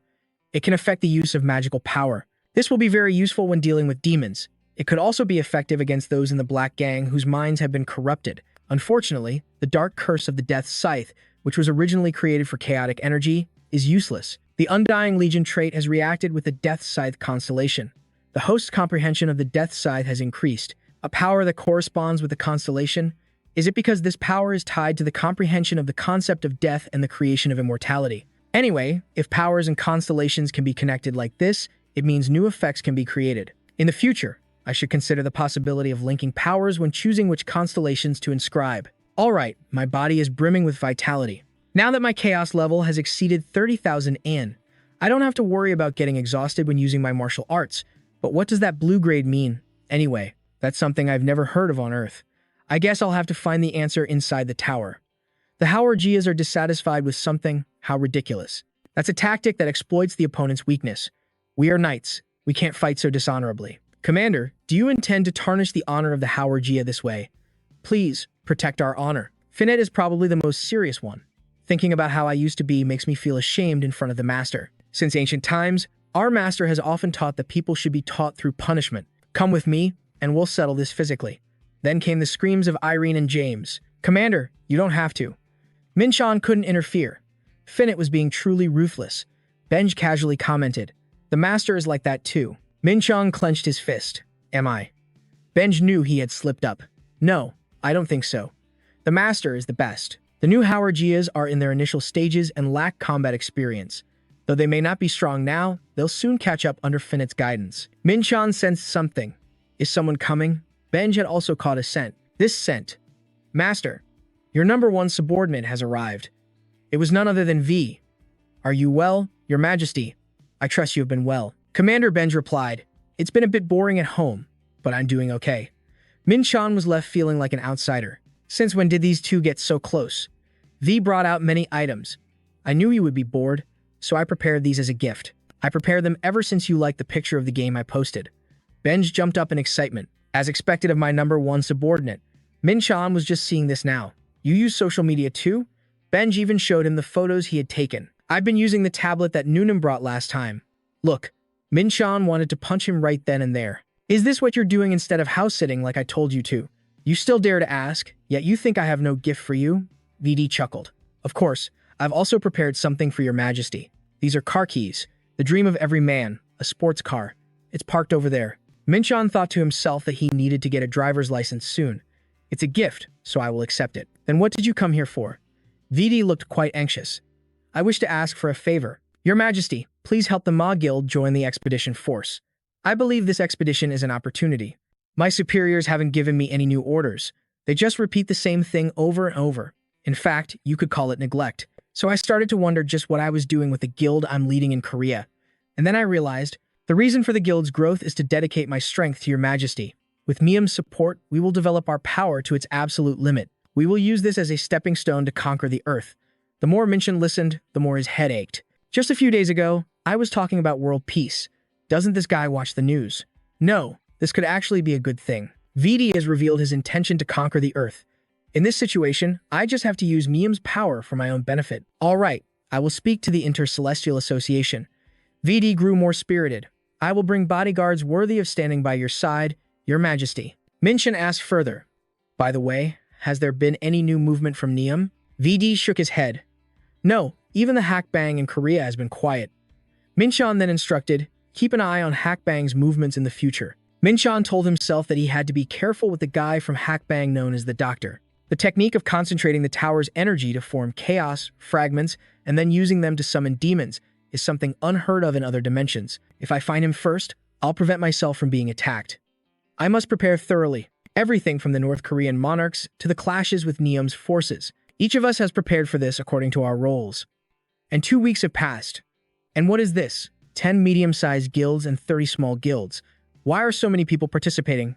I said with a laugh. There's still the selection process, too. The expedition force has been organized. Minchan pointed at the number of people. Look here. There are over 1,500 people. Are all of them joining the expedition? I explained.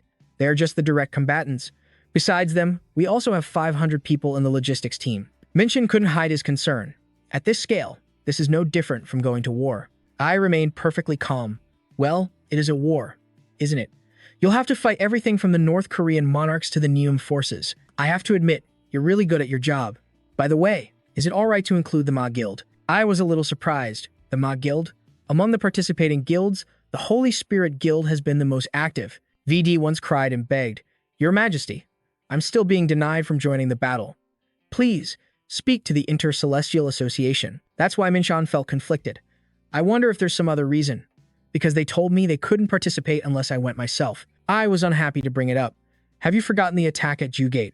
At that time, the leader of the Ma Guild blatantly ignored you. Of course I still remember. How could I forget how that man publicly provoked our hunter, Minchan? Minchan also felt it was pretty tense back then. The Jugate conquest was a long time ago, yet she still remembers and is even angry on my behalf. Well, it was tense back then. Ah, whatever. It's hard to get a moment alone with A. So Minchan rummaged through his pocket. Wait, I have something for you. Here, a gift. When they went to the mall to pick gifts for Minchin's parents, the gift he bought for Ai was Mintrong's suggestion. Minchin spoke sincerely. You always work so hard for me, so I prepared this to express my gratitude. I observed it for a long time. A necklace? Thank you. Minchon was quite satisfied with his sister. Not a bad reaction. Mintrong did a great job. I didn't put it on right away, perhaps intending to set it aside for the moment, but Minchin urged her. Hey, you should try it on now to see if it fits. I put the gift down. It will fit. If you return safely from the lost land, I hope you will put it on me yourself, please. Minchon thought she was going to ask for a different favor. Well, since she put it so delicately, I have no choice but to return safely. At the Paju Connector, the action plan for the expedition to the Lost Land. First, move to the monster settlement that we discovered during our previous pursuit of Hak Bang. This area is also known as Point A. The main objective is to establish a base after conquering the region. Second, as the expedition becomes more serious, the entire force will be divided into 3 units. Each unit will be assigned a Thorn Farmer, and will then advance toward Kaesong. Team 1, commanded by Minsu of the Holy Spirit Guild, leading 14 squads. Team 2, commanded by Dong Shu of the Ma Guild, leading 13 squads. Team 3, commanded by Dong Chun of the Black Moon Guild, leading 12 squads. And the others are not assigned to any group. A special solo mission for Minchan.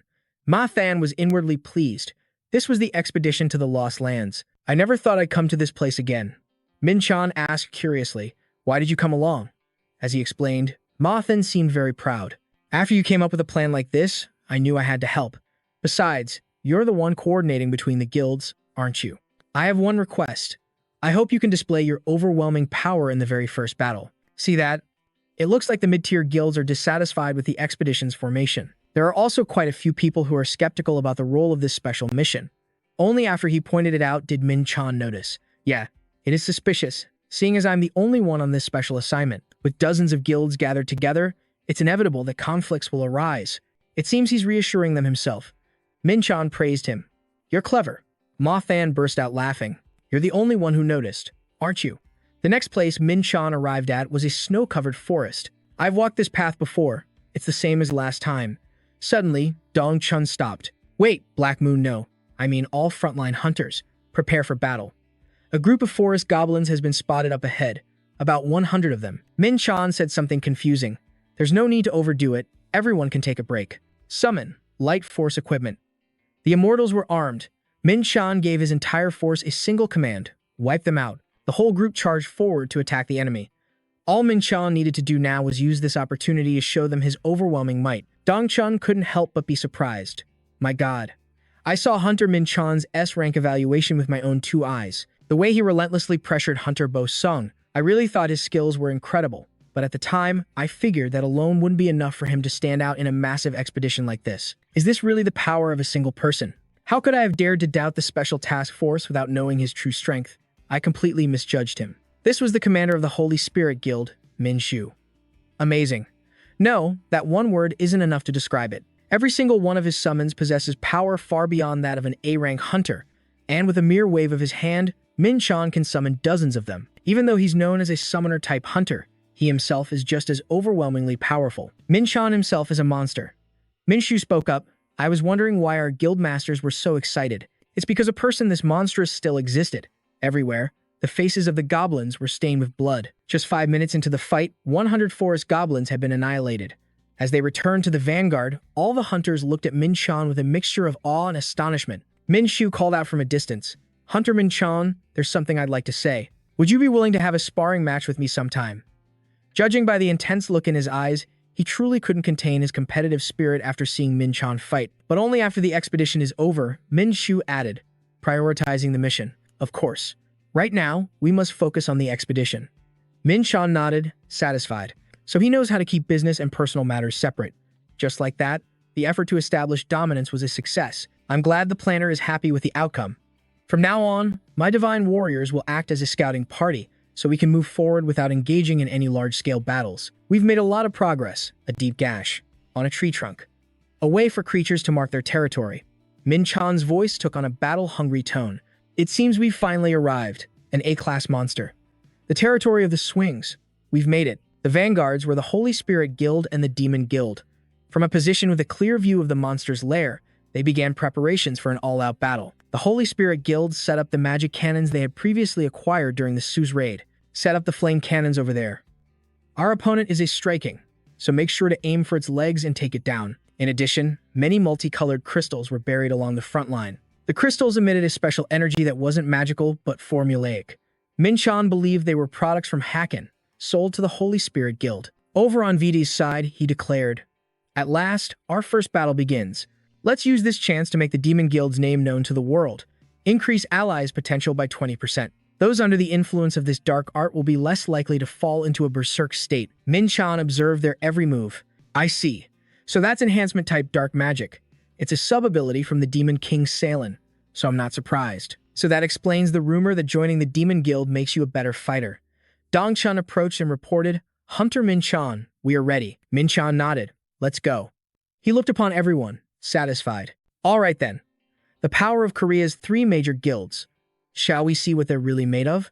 Flames began to rain down. It was like rain. A place covered in snow, yet submerged in a sea of smoke. The monster horde charged forward in unison, heading straight for the humans. They're here. 100 meters from the front line. Minsu activated the abyssal fog and monster trapping formations, plunging them into a nightmare. Over here, the Black Illusion Magic Guild is blocking the enemy on the right flank. If we can hold them back, victory will be ours. Don't fall back. Minsu felt his spirits rising. A magic guild, huh? Not bad. Our side needs to keep up appearances. 2. Show them the power of the Holy Spirit Guild. Forward. Min-chan watched from the edge of the forest, surprised they were holding their ground so firmly. Up to this point, everything was still going according to plan. The plan to capture Point A was very simple. While the Holy Spirit Guild and the Magic Guild blocked the frontal assaults, I'll lead the Black Moon Guild on a detour to attack from behind. They fought and shouted, "Our time to shine has finally come." Min-chan summoned his trump card to his side. "All right, my secret weapon. Take your troops and wipe them out as you see fit." Benj immediately transformed. "Leave it to me." Hiding behind a bush, Dong-chun couldn't help but feel terrified. Where did that monster come from? Min-chan just smiled nonchalantly. Oh, it's nothing special. Just a tamed beast. Everyone looked stunned. That massive creature is a tamed beast. Min-chan charged in alone to defeat the monster horde. Dong-chan refused to just stand by and watch, provide covering fire for Hunter. Min-chan. Advance. His guild used the Black Cultivation's mind-splitting incantation, Black Lock, and Black Hand on the monsters. Minsu used his special skill, Multi-Dimensional Law. The ambush unit has arrived. Forward. The battle grew more intense, with everyone using their skills to great effect. Min-chan never took his eyes off them, fighting with multiple orbs infused with special magic. Not bad. The Sokin Nest, attacked from both front and rear, had to watch its own front line collapse. The battle ended quickly. 9 were seriously injured, 31 suffered minor injuries, but there were 0 casualties. This first large-scale battle was a miraculous victory, and the hunter's morale soared. It seems Minsu always acts so erratically. At this rate, I'd be too embarrassed to even call you my junior. Min-chan felt it was all thanks to the team's effort. I'm surprised myself. We faced an A-rank monster colony, thousands of them, head-on. Even with our defensive formation, achieving 0 casualties is a result worth celebrating. At this rate, we can keep going. Mathan ran over, looking rushed. Hunter Min-chan, I have news to report. The Guy Former is emitting a reaction signal in this area. This is the exact spot where the gate's core used to be. As the snow was dug away, Min-chan took the chance to locate the gate. The Guy Former is the key to this expedition. I didn't expect to use it this early. My real targets are the Northern leaders and the Council, but since we're already here, succeeding would be a nice bonus. Mathan was a little surprised. The communication cube is fluctuating. That means this is the spot, right? Everyone started cheering together. The core is here. We did it. This expedition is a complete success, isn't it? Min-chan remained expressionless. The first time using the Guy Former in a real battle was a success. What a smooth start. After the core was extracted, construction of the base began immediately. Under Mathan's leadership, the Milky Way Golem Alliance built the base in just half a day. And so, the first day of the expedition came to an end. Benj said, "Leave this place to me, and make sure you come back safe." The next day, 50 battle golems, along with Benj, were assigned to defend the base. As planned, the unit split up and continued on its way. This is the Orc Archmage, the intruder. Min-chan lunged forward at incredible speed. Die. Light burst. The Sokin are the largest monster group in this region. Ever since I wiped them out, their alert level has been raised, but that's meaningless against me. So, creating warriors is their limit. Still, In a war of attrition, creating more warriors is probably the more logical move. What's going on? Why is the communication cube suddenly reacting? Is the gate core here, too? Really? Yesterday, it was in the Sokin colony, and today, it's in the High Orc's stronghold. In my experience, the cores seem to be located in monster layers. Whenever we come across a layer, we're sure to find one. Min-chan completed his mission here. Soon, I'll reach level 60 and unlock my 4th energy source. It'll be my trump card for the battles to come.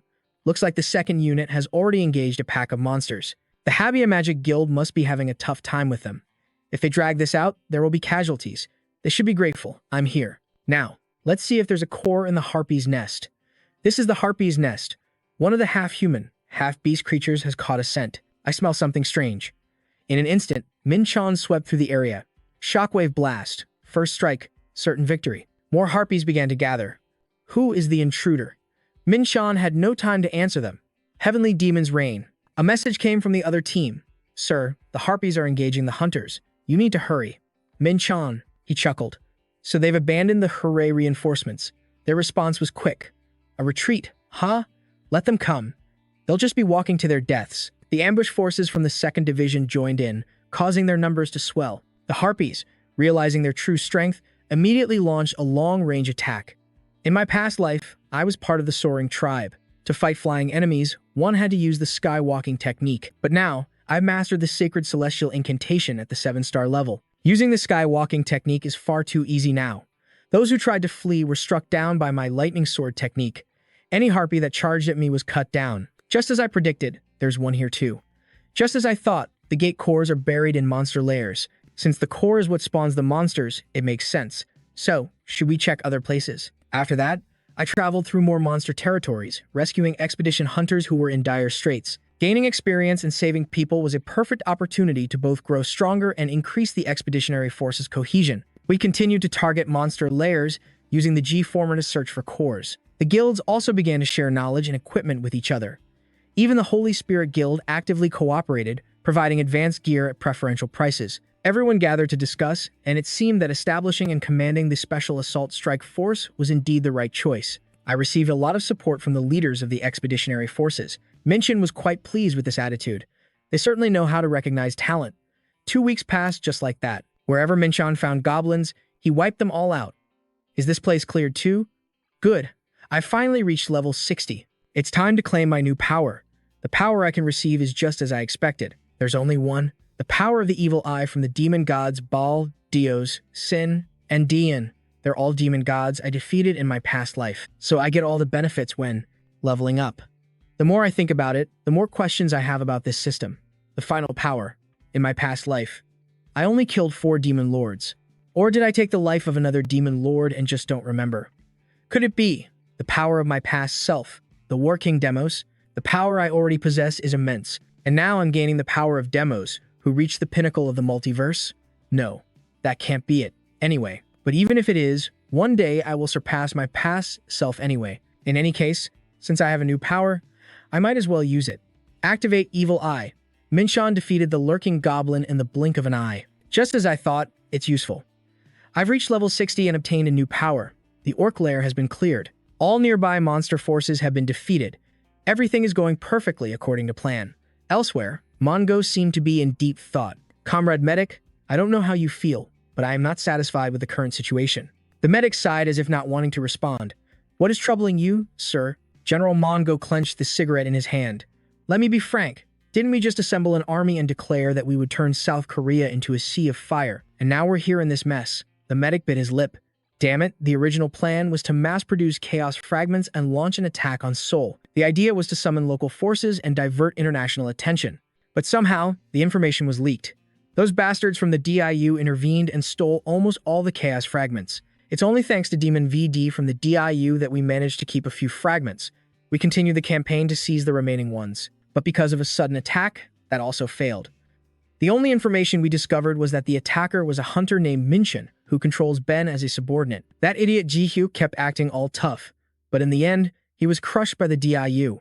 If we fail again, the DIU might even target me. The medic mustered his courage to speak. So, are you saying the High Command is planning to withdraw its support? Do you think I'm doing this for fun? The medic's eyes narrowed as he looked at Mongo. This greedy fool. I can't believe he's so blatantly demanding money. Even so, I need to cool this idiot down first before proceeding with the next plan. He changed his approach. Well, if you would be so kind as to tell me what you desire, sir. Suddenly, Mongo's phone rang. What is it? I'm busy, so make it quick. There was frantic shouting from the other end.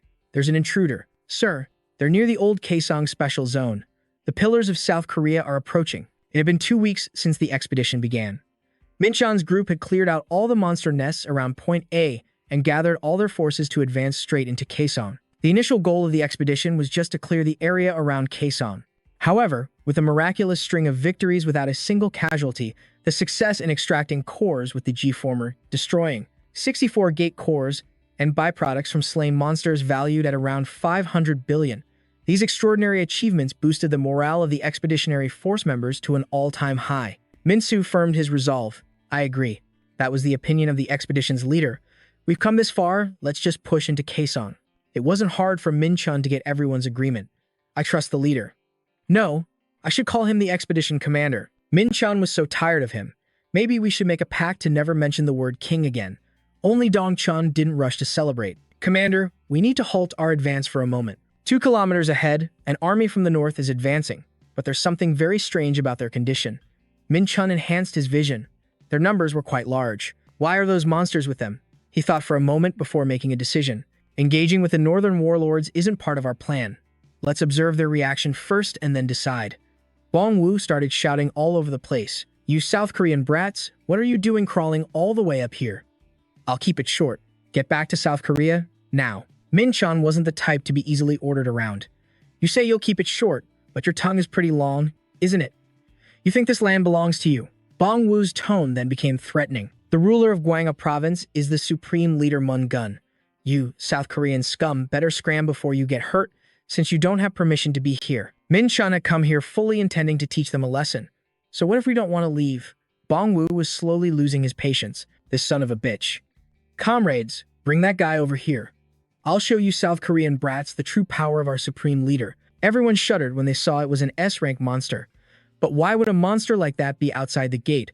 Bong Wu laughed smugly. Are you bastards bug-eyed after seeing Metinus? Min-chun never thought he'd encounter a creature like this again. Metinus. Did they modify it from a monster? From the looks of it, it's even stronger than the one I saw at the Munsuban gate. No wonder Mun-gun's army is so arrogant. But what's that stuck in its teeth? Bloodstains and a piece of cloth. Could it be? Unable to contain his curiosity, he asked, Hey, you big oaf, what are you feeding that thing? Bong Wu's reply was incredibly provocative. See that, brat? That's right. Anyone who opposes the supreme leader, Mun-gun, becomes its food. Min-chun clenched his teeth. In his past life, he had taken countless lives, but he had never thrown his opponents to monsters to be eaten. This whole bunch is even crueler than I imagined. If no one else makes a move, I'll deal with them myself. Dong-chun and the others moved forward. Don't act alone. That's right. We can't negotiate with people who feed their own countrymen to monsters. Bong Wu hadn't dropped his arrogant attitude. You, South Korean brats, never listen to reason. Comrades, open fire on them all. Artillery shells rained down from the sky. Min-chun asked, Is that self-propelled artillery? Min-su stepped forward to block. Let me handle this. A prison wall was erected. Bong Wu ordered the monster, Go, Metinus. It was Min-chun's turn to step up. Benji, your target is to stop Bong Wu's monster. As for you, you'll be dealing with me. Min-chun would handle things on this side himself. Conventional weapons like guns and artillery might be useless against monsters, but against human hunters, they are still a very real threat. I'll go first and take it all. Dong-chun's group moved forward. Don't fall behind the commander. You think we'll be scared just because you can control a monster? Form a phalanx. Another man, just as arrogant as Bong Wu, stepped up. So you're the leader of those bastards, huh? Min-chun waited to see what he would do. What's with this group? Did the guy in front of me just pop a pill? You coward. Are you too scared to even move? Now, it's too late for regrets. Min-chun smelled sulfur. I never expected to see a demon appear here again. This confirms the link between Mun-gun's army and the Black faction. He gave an order, Benji, come here. Devour them all. Benji was pinning down Xorus. Huh? Master, what about this one? Min-chun looked on, exasperated. Oh, that one. This is how you do it. Bong Wu hadn't given up yet. You guys, stop that monster. Benji snapped Xorus's neck. Perfect. It was time for Benji to enjoy a special meal. The enemy continuously backed away. You mangy mutt, I'll turn you into stew. And so, Benji finished his meal for the day. A voice called from above. Master, it's Pyote. We've located those metal fragments. They were the ones firing the artillery from behind the enemy camp. Min Chun's order was simple. Destroy them all. Bong Wu stood frozen in shock. What is this? I am Bong Wu, commander of the 3rd Corps and cousin to the supreme leader Mun Gun. Show me some respect. Brimming with killing intent, Min Chun raised his staff. Oh, respect. For trash like you, this is the only kind of respect there is. Even then, Bong Wu tried to act high and mighty. What do you think you're doing? I'm the cousin of the supreme leader, Mun Gun. Don't come any closer. Stay away. Temporary base at Kaesong. After annihilating the 3rd Corps led by Bong Wu, an emergency meeting was convened by Min Chun. Thank you all for your hard work. Is the battlefield cleanup and damage assessment complete? Mathen reported. Yes, everything has been fully accounted for. On our side, we have 10 dead and 311 wounded. Meanwhile, half the enemy forces were wiped out and about 500 were taken prisoner. Even though those numbers were a miracle, Min Chun felt that the weight of death was never light. This is the first time we've had casualties on this expedition. It seems the leaders in North Korea see us as a thorn in their side. If we advance any further, a conflict is unavoidable, but I can't just ignore their actions. Min Chun had something difficult to admit. The truth is, attacking the North Korean army was part of the plan from the moment I formed this expedition. This expedition was meant to target the Dark Guild and Neom, but the traces we found on Metasis, they were clear evidence of cannibalism. And from the moment I realized that, what boiled inside me was pure rage. In other words, what I'm saying right now is to establish a just cause, but my fury towards them is also real. 100%. Min Su was the first to speak up. I can't turn back now. Even if this isn't the will of the entire alliance, I'll support the commander alone if I have to. VD spoke up as well. Same here. I'll lead my entire guild into battle.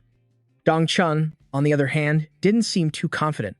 I guess it's a bit difficult for me to decide on my own. I'll gather the opinions of the other guild leaders and then decide. Min Chun nodded. Yes, I agree, that sounds reasonable. When the maintenance is complete, we'll gather again in the evening to continue our discussion. According to the original plan, it would have been a success even if you had just acted alone. With Min Su and VD supporting you, that alone is more than enough. Min Chun turned and asked, but why haven't you left yet? VD grinned smugly. Of course, I'm staying to support you, sir. What else? We're going to squeeze some information out of that bastard, right? There are ways to make someone suffer without physical torture, you know. You're aware of that, right, sir?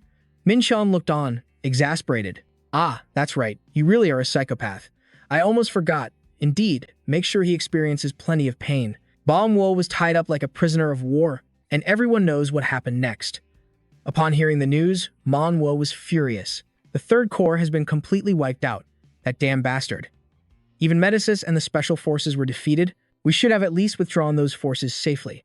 No, this time, it has to be an all-out war. He was at a loss for words. The demons and mutant beasts were all my creations, yet they were all wiped out. No, perhaps this is for the better. Using this opportunity to weaken both sides will serve my future plans well. Another call came in. Supreme Leader, sir. The South Koreans are attacking the 2nd Corps. The area is now a battlefield engulfed in shells, and the ground is stained red with enemy blood. Min Chun single-handedly created this miracle. It seems things have been cleaned up here. We managed to extract some valuable information from Bong Wu, including the locations of his units. At first, he was able to resist the mental attacks, but VD is from the demon race, famous for their methods of torture and mental assaults. By tormenting both Bong Wu's body and soul, we drove him to the brink of insanity. At that point, Bong Wu broke down in tears and said, I'll talk. I'll tell you everything. Ask me anything you want. Just please spare me. According to the information extracted from Bong Wu, there are a total of 5 corps under the army's control, with the exception of the 1st Corps, which reports directly to the Supreme Leader. The remaining corps are all of similar size. Leader Mo awakened the ability to control monsters during the Great Cataclysm, and he used that power to take over Kwang Ha Province during the chaos. The main sacrifices for the monsters were civilians, mainly those who resisted or opposed him. What a complete madman. Benj cheerfully reported, Master, it's all done. Min Chun nodded. Good work. Let's head back. Benj immediately asked for a reward. Master, remember to buy me lots of ruby meat later. Okay. We've wiped out the 2nd Corps right after the 3rd. They must be in a panic. If this continues, a gap will appear in their military strength. So, it's highly likely they won't be able to act immediately that evening. Welcome, Expedition Commander. All of our guilds have decided we will not back down. Min Chun scratched his head in confusion. Weren't you all carefully considering it just a moment ago? Suddenly, they were all overly enthusiastic. Dong Chun said firmly, "We want to support you, Commander. We cannot retreat at such a historic moment. We have seen the light thanks to you, Commander." Ma then had no choice but to speak up. "Commander, it seems you're a bit naive about this. Everyone was moved by your determination to personally lead the charge and liberate the oppressed people of the former North Korea." Min Chan looked past the glittering light. "Yes, I'm furious because they throw people to monsters as feed. But the reason I'm attacking the army is to aim directly at the Federation. I can't say that out loud. Well, I guess I can be happy with this outcome. Next." Min Chan took out a map. "This is the general plan. First, we will move the garrison unit near Kong Port. In the meantime, the main force will maintain a defensive posture, protecting the land we secured so far." One of them spoke up. "If we're on the defensive, won't that put us at a disadvantage?" Min Chan knew that, of course. "Correct, but controlling this port will allow us to establish a stable supply line by sea. Furthermore, it's also a strategic position for monitoring enemy movements. Of course, we can't just stay on the defensive. I have no intention of giving the enemy the upper hand. We will attack with a separate task force consisting of me and hunters Misu, Dong Chun, and Dong Su. While about half of Guangzhou province has become a lost land, the enemy must be struggling to maintain order there. We will exploit that opening and launch a lightning strike." Misu felt a little worried. "When you single-handedly took down an entire unit before, did you really plan that far ahead, sir?" Min Jun didn't treat the matter so seriously. "Oh, not at all. I just acted quickly, with the intention of landing a powerful blow." "All right, everything is ready. Let's move out. The real battle begins now." Jang was watching the news. "Look, Dad, all the stocks related to the expeditionary force have skyrocketed. See? I told you so. This was a fantastic investment, wasn't it? This man is the chairman of the Guanan Group. A grown man shouldn't be grinning like that. You did well, son. Continue to invest heavily in the next reinforcement team, and when Hunter Min Jun's expedition is over, politely invite him to meet me." Jang chuckled to himself.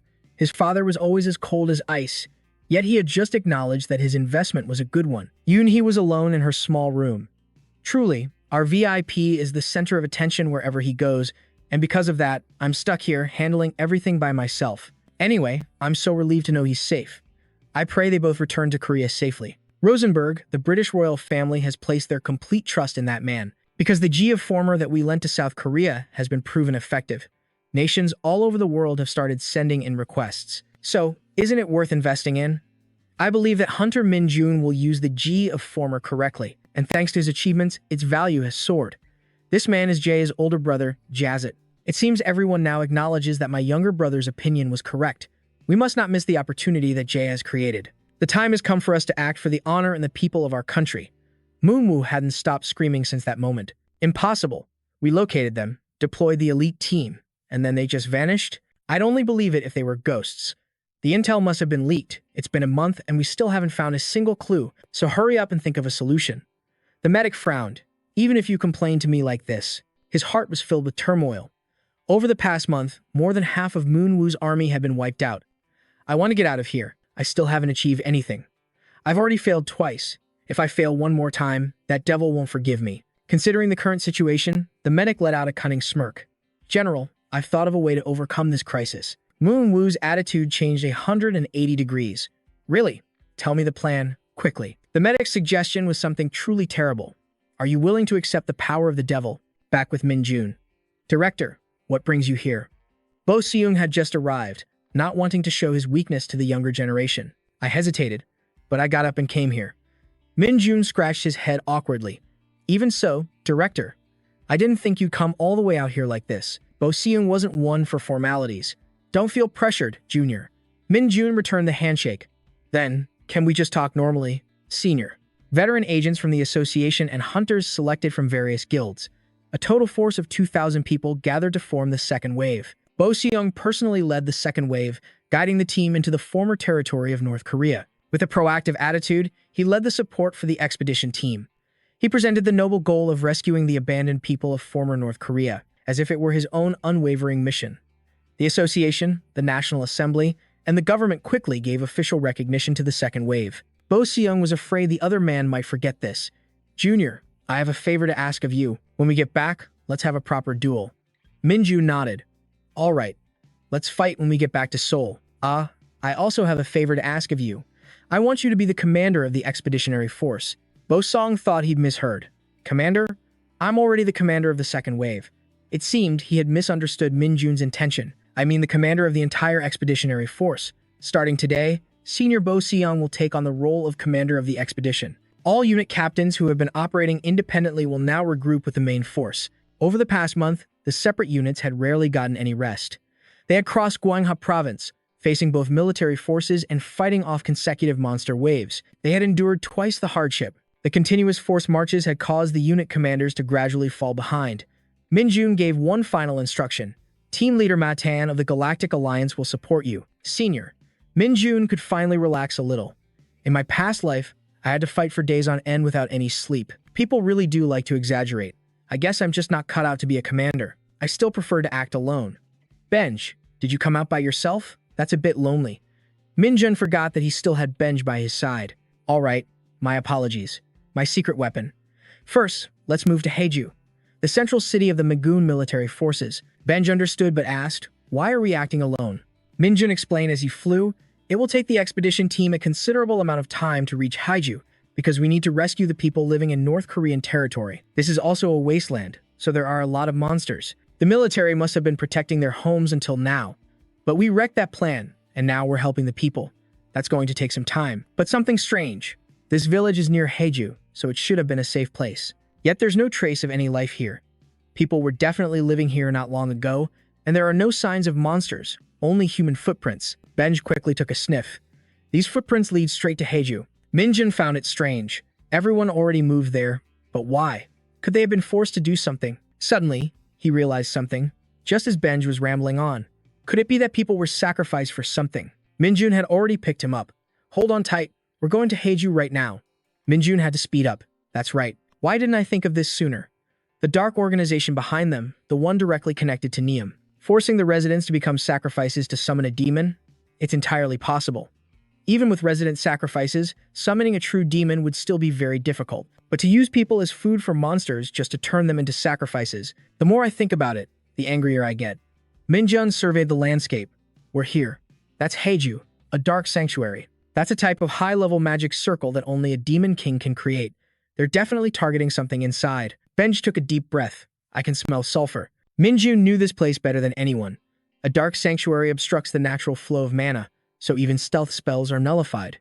Plus, all routes are heavily guarded. Benj asked, Master, what are you planning to do? Minjun replied flatly, what else? We're going to break straight through. It seemed the people here had already spotted them. The southern army of Joseon is here. Fire. Minjun deployed his golden magic shield. In an instant, a few drops of blood appeared. He smiled because the plan had worked flawlessly. Benj, the healer, is nearby too. A purple mist suddenly filled the surroundings. The screams of the soldiers echoed endlessly. That bastard from the southern Joseon team is poisoning us. Minjun wanted to end this decisively. I don't have time for despicable scum like you. Hellfire Blade. A dark sanctuary changes its surroundings to harmonize with Neum. Its effect is proportional to the karmic power I hold. While auras with opposing properties are weakened, the Undead Legion gains strength by absorbing the energy of the dark sanctuary. With this overflowing mana, the firepower of the Hellfire Blade has also been enhanced. Of course, as someone who isn't a demon king, I've received a penalty restricting my sensory perception. Those men charged forward with all their might. Benj alone could handle all those weaklings. Minjun didn't even need to get involved. Benj also has demonic attributes, so he'll escape the penalty. I can probably leave the rest to him. For now, I have to try and destroy that dark sanctuary. That place is radiating immense power. The city center might be the core. I feel like something is wrong. In a destroyed city like this, there shouldn't be any residents. The neighboring villages around Haeju, too. I don't know where they've taken the residents, but it can't be, can it? Those madmen. Did they really turn the residents into sacrifices? Looking at this setup, it's as if they were waiting for me. Are you Moonguan? Moonguan was now possessed by a demon. You little brat from southern Joseon, watch your mouth. If you know who I am, you should bow your head in greeting. Before he could finish, Minjun cut him off. Stop spouting nonsense. I have nothing more to say to someone like you. Moonguan's arrogant expression completely vanished. This isn't good. Something is very strange. Minjun noticed the blue-haired man, the guy in the back. Are you the healer? For some reason, he was smiling. So you're the one who treated our members from the wasteland so gently. Minjun's tone was like an interrogation. What the hell were you thinking? Sacrificing all those people? The healer seemed to be laughing at someone else's pain. You still don't get it? It was all to capture you. Everything was set up to lure you here. And now, It's time to execute the next phase of our plan. Minjun prepared to attack. Who said you could? The healer's face was smug. Oh dear. The ritual to welcome the advent of the god of darkness has begun. Minjun's eyes widened. The advent of the god of darkness. What nonsense is he spouting? A being with a divine nature can't just recklessly descend into the mortal world like that. Even if I had to transfer my soul into another body to descend. He activates the galactic flow. The galactic flow has detected something. Could that be the sky of Neum? Minjun began to struggle. Did they force themselves past the dimensional limit and link with Neum to reach Earth?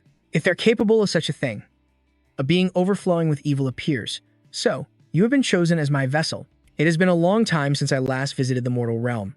That's right. I am Diat, mortal. I have heard about you from Yisi. Become my slave, and I shall forgive your sins. Minjun gritted his teeth.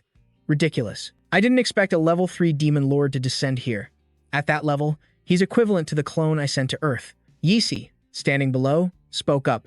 A slave? My lord, that insolent fool is the one who interfered with our great mission. Diat seemed annoyed.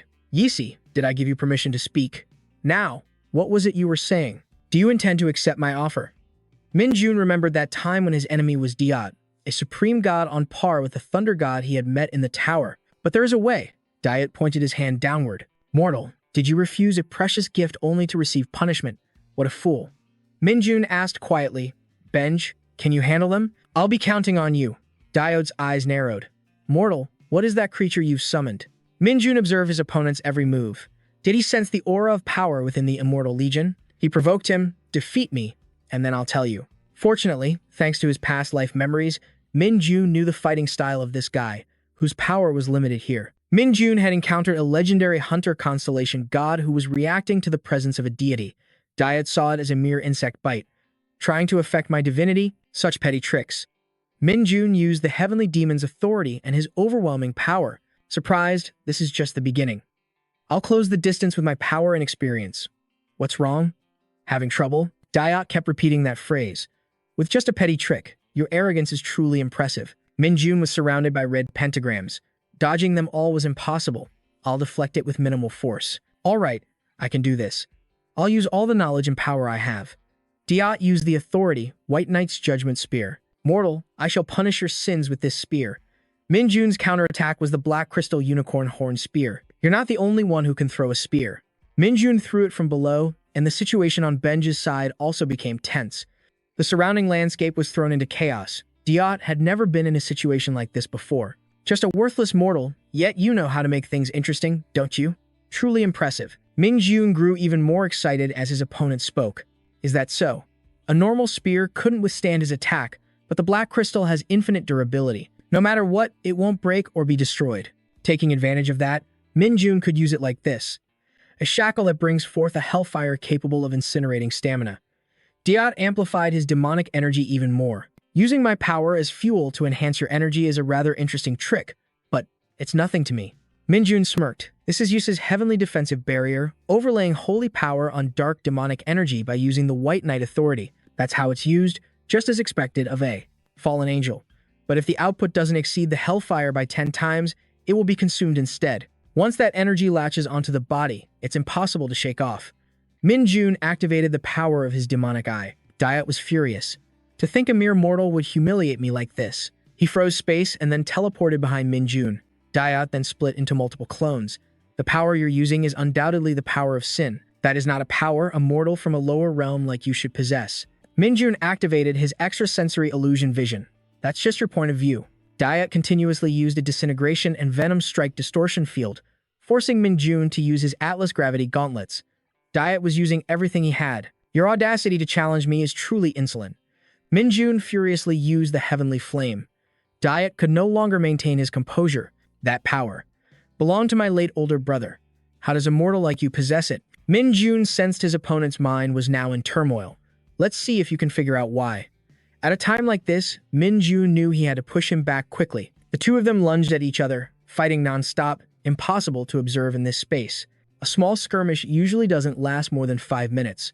While deflecting and repelling Diat's attacks, Minjun had already used up half of his own energy. If Diat hadn't started to get exhausted, I never would have been able to push him this far. But he retreated, becoming even more cautious. Thanks to that, I was able to gradually close the distance, and he'll end up being destroyed. Diet's about to run out of steam, you filthy insect. Minjun landed a clean hit. What's wrong? Things not going according to plan. From now on, Minjun sees this as a battle of endurance. Diet's rage boiled over. Minjun had to block his attacks with the Emperor's sword style, the primordial thunder sword, and the fist of destructive lightning. Covered in wounds, Diet spoke. You truly are a nimble little mouse, but your end is near. Minjun intended to provoke him. Diet said, I've encountered this fighting style before. War King Demolt. To an insect like you, the title Demon King might be more familiar. Minjun didn't understand. That guy died a long time ago at the hands of a hero. He thought to himself, he realized it too quickly. Anyway, there's no point in revealing that I'm the reincarnation of that hero. Diet added, Yes, I was defeated by the sword's saint, Callus. Callus was sent to this land, leaving no trace that I was ever here. Minjun seemed unconvinced that sword Saint Callus was, in fact, that hero's weapon. Wasn't War King Demolt on your side? Diet laughed loudly. It's not entirely unreasonable for a mortal like you to think so. However, think carefully. A weapon capable of erasing Demolt's very soul. A weapon containing such immense spiritual power couldn't possibly exist in this lower realm in the first place. You think I would be on the same side as that lowly, wingless creature? Ah, what a fairy tale. Demolt, that arrogant fool, getting wiped out in the lower realm was merely a part of the grand plan. Thoughts raced through Minjun's mind. Yeah, it was because of that attitude that I fought him countless times in my past life, and every single time, I was the one who won. What's more, even when I won, I never took his life. I just cut off his wings and left. I spared him because we both came from the same high-level dimension, and yet, for such a trivial reason, Minjun needed an answer. So what is this grand plan you're talking about? Diet refused to speak. I've already said too much. I can't reveal any more. Insect, don't you cross your line. Minjun suddenly struck him. No, you're the one who's crossed the line. The poison is finally taking effect. Ah, so this was Minjun's hidden plan. The gander poison was finally working. I secretly spread it into the wound on his wing, and by now, it must have spread throughout his body. On top of that, with his divinity weakened by a legendary hunter, the effect will be even more profound. It's a shame I couldn't hear the full secret behind my death in my past life, but I've learned enough. Diet spoke weakly. Mortal, I acknowledge you. Minjun was confused. Acknowledge me? Just a moment ago, you were calling me an insect. Diet cracked his knuckles. You are the variable in my grand plan, so now I will give it my all. I declare your inevitable destruction in my name. You cannot escape. Annihilation countdown. All calamities are now focused on Minjun. This is a curse that uses life force as its power. If the curse cast by Diet is not broken within 20 days, Minjun's level will be severely reduced and his soul will be destroyed. Your fate has reached its end. A curse was declared under Diet's authority. It was a powerful curse that rewrote the laws of the world.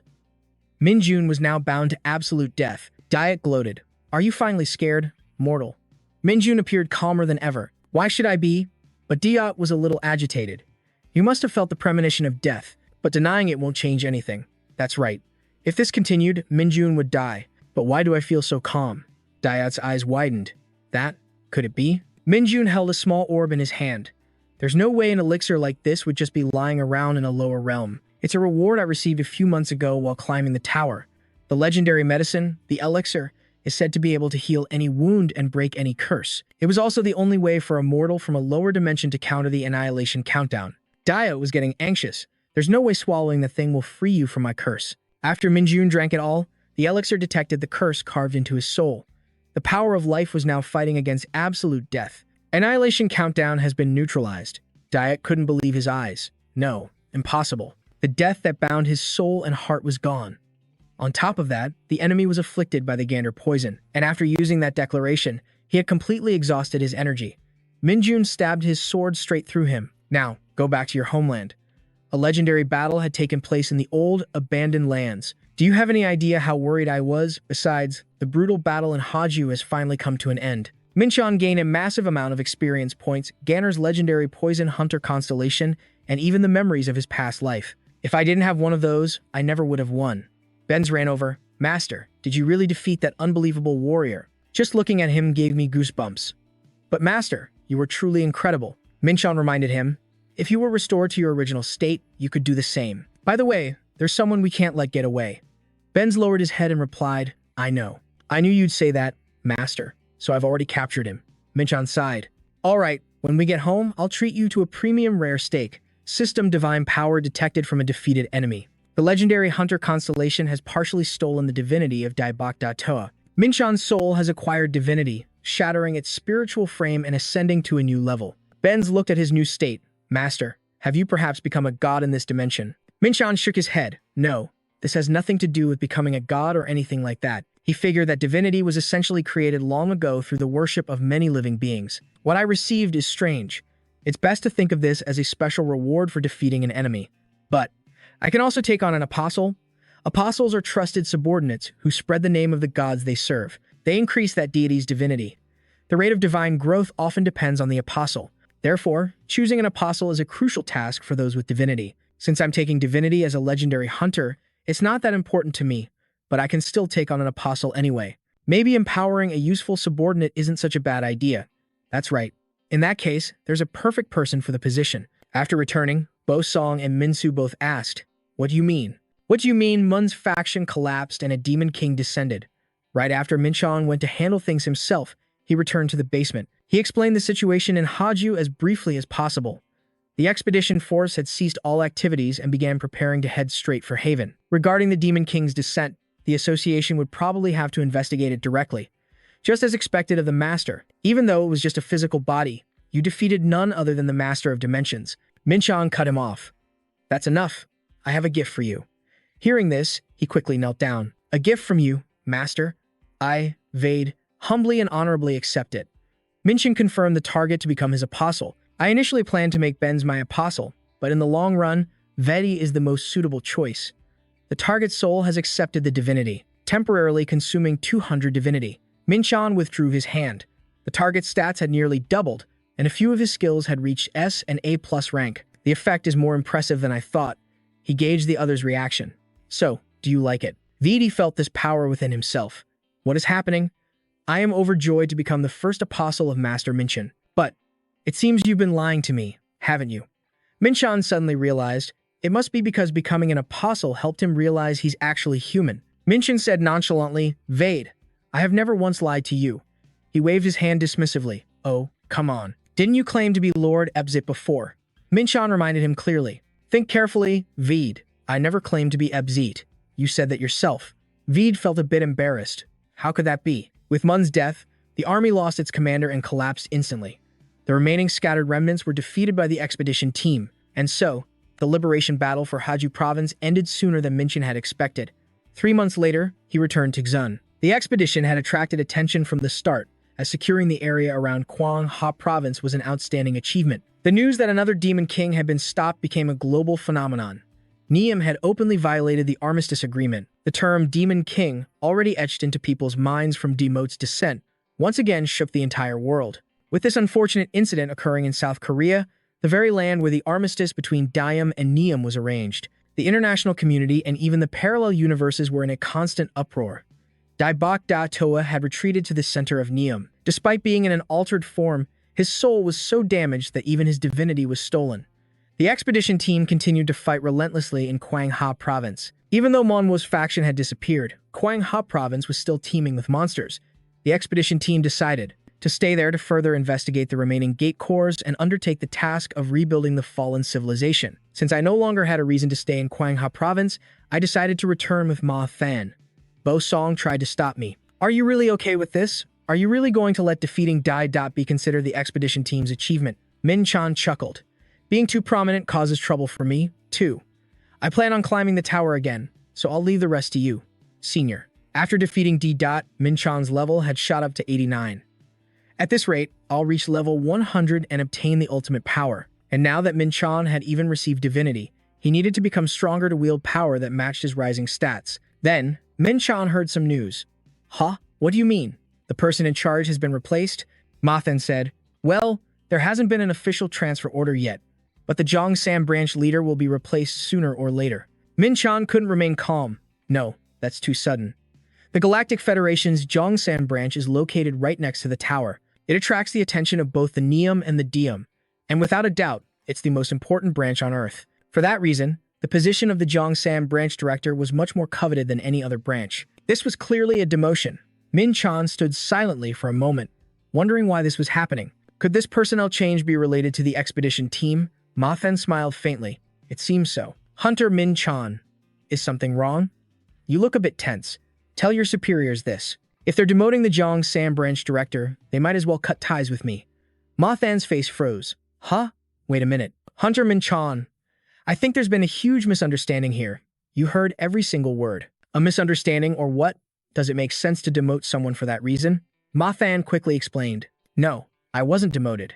I've been appointed as the overall supervisor for the Earth Dimension. In recognition of the success of this expedition, I've been promoted to a leadership position within the Galactic Federation. Min-chan awkwardly looked away. Huh? Oh, is that so? Then Ma Than started teasing him. To think you felt bad for me, believing I was demoted. It truly moves me, Ma Than, to my very core. Geez, if it was good news. Ma Than should have been clearer from the start so Min-chan would understand. It's not like I was feeling bad for you just because of that, so shut it. Anyway, congratulations. I hope the next branch director is a competent person. Ma Than smirked. You don't need to worry about that. They are certainly a very capable individual. It seems they've arrived. Min-chan's expression showed he was quite surprised, because it was Ellie. Oh my. Hunter Min-chan, you're here too? I'm Ellie. I will be taking over as the director of the Galactic Federation's Zhongshan branch. Please take care of me. Are you surprised? Min-chan was more than just surprised. Of course. Today is truly a day full of surprises. Ellie hadn't had time to inform him. This was confirmed very quickly just yesterday. I'm sorry I couldn't tell you sooner.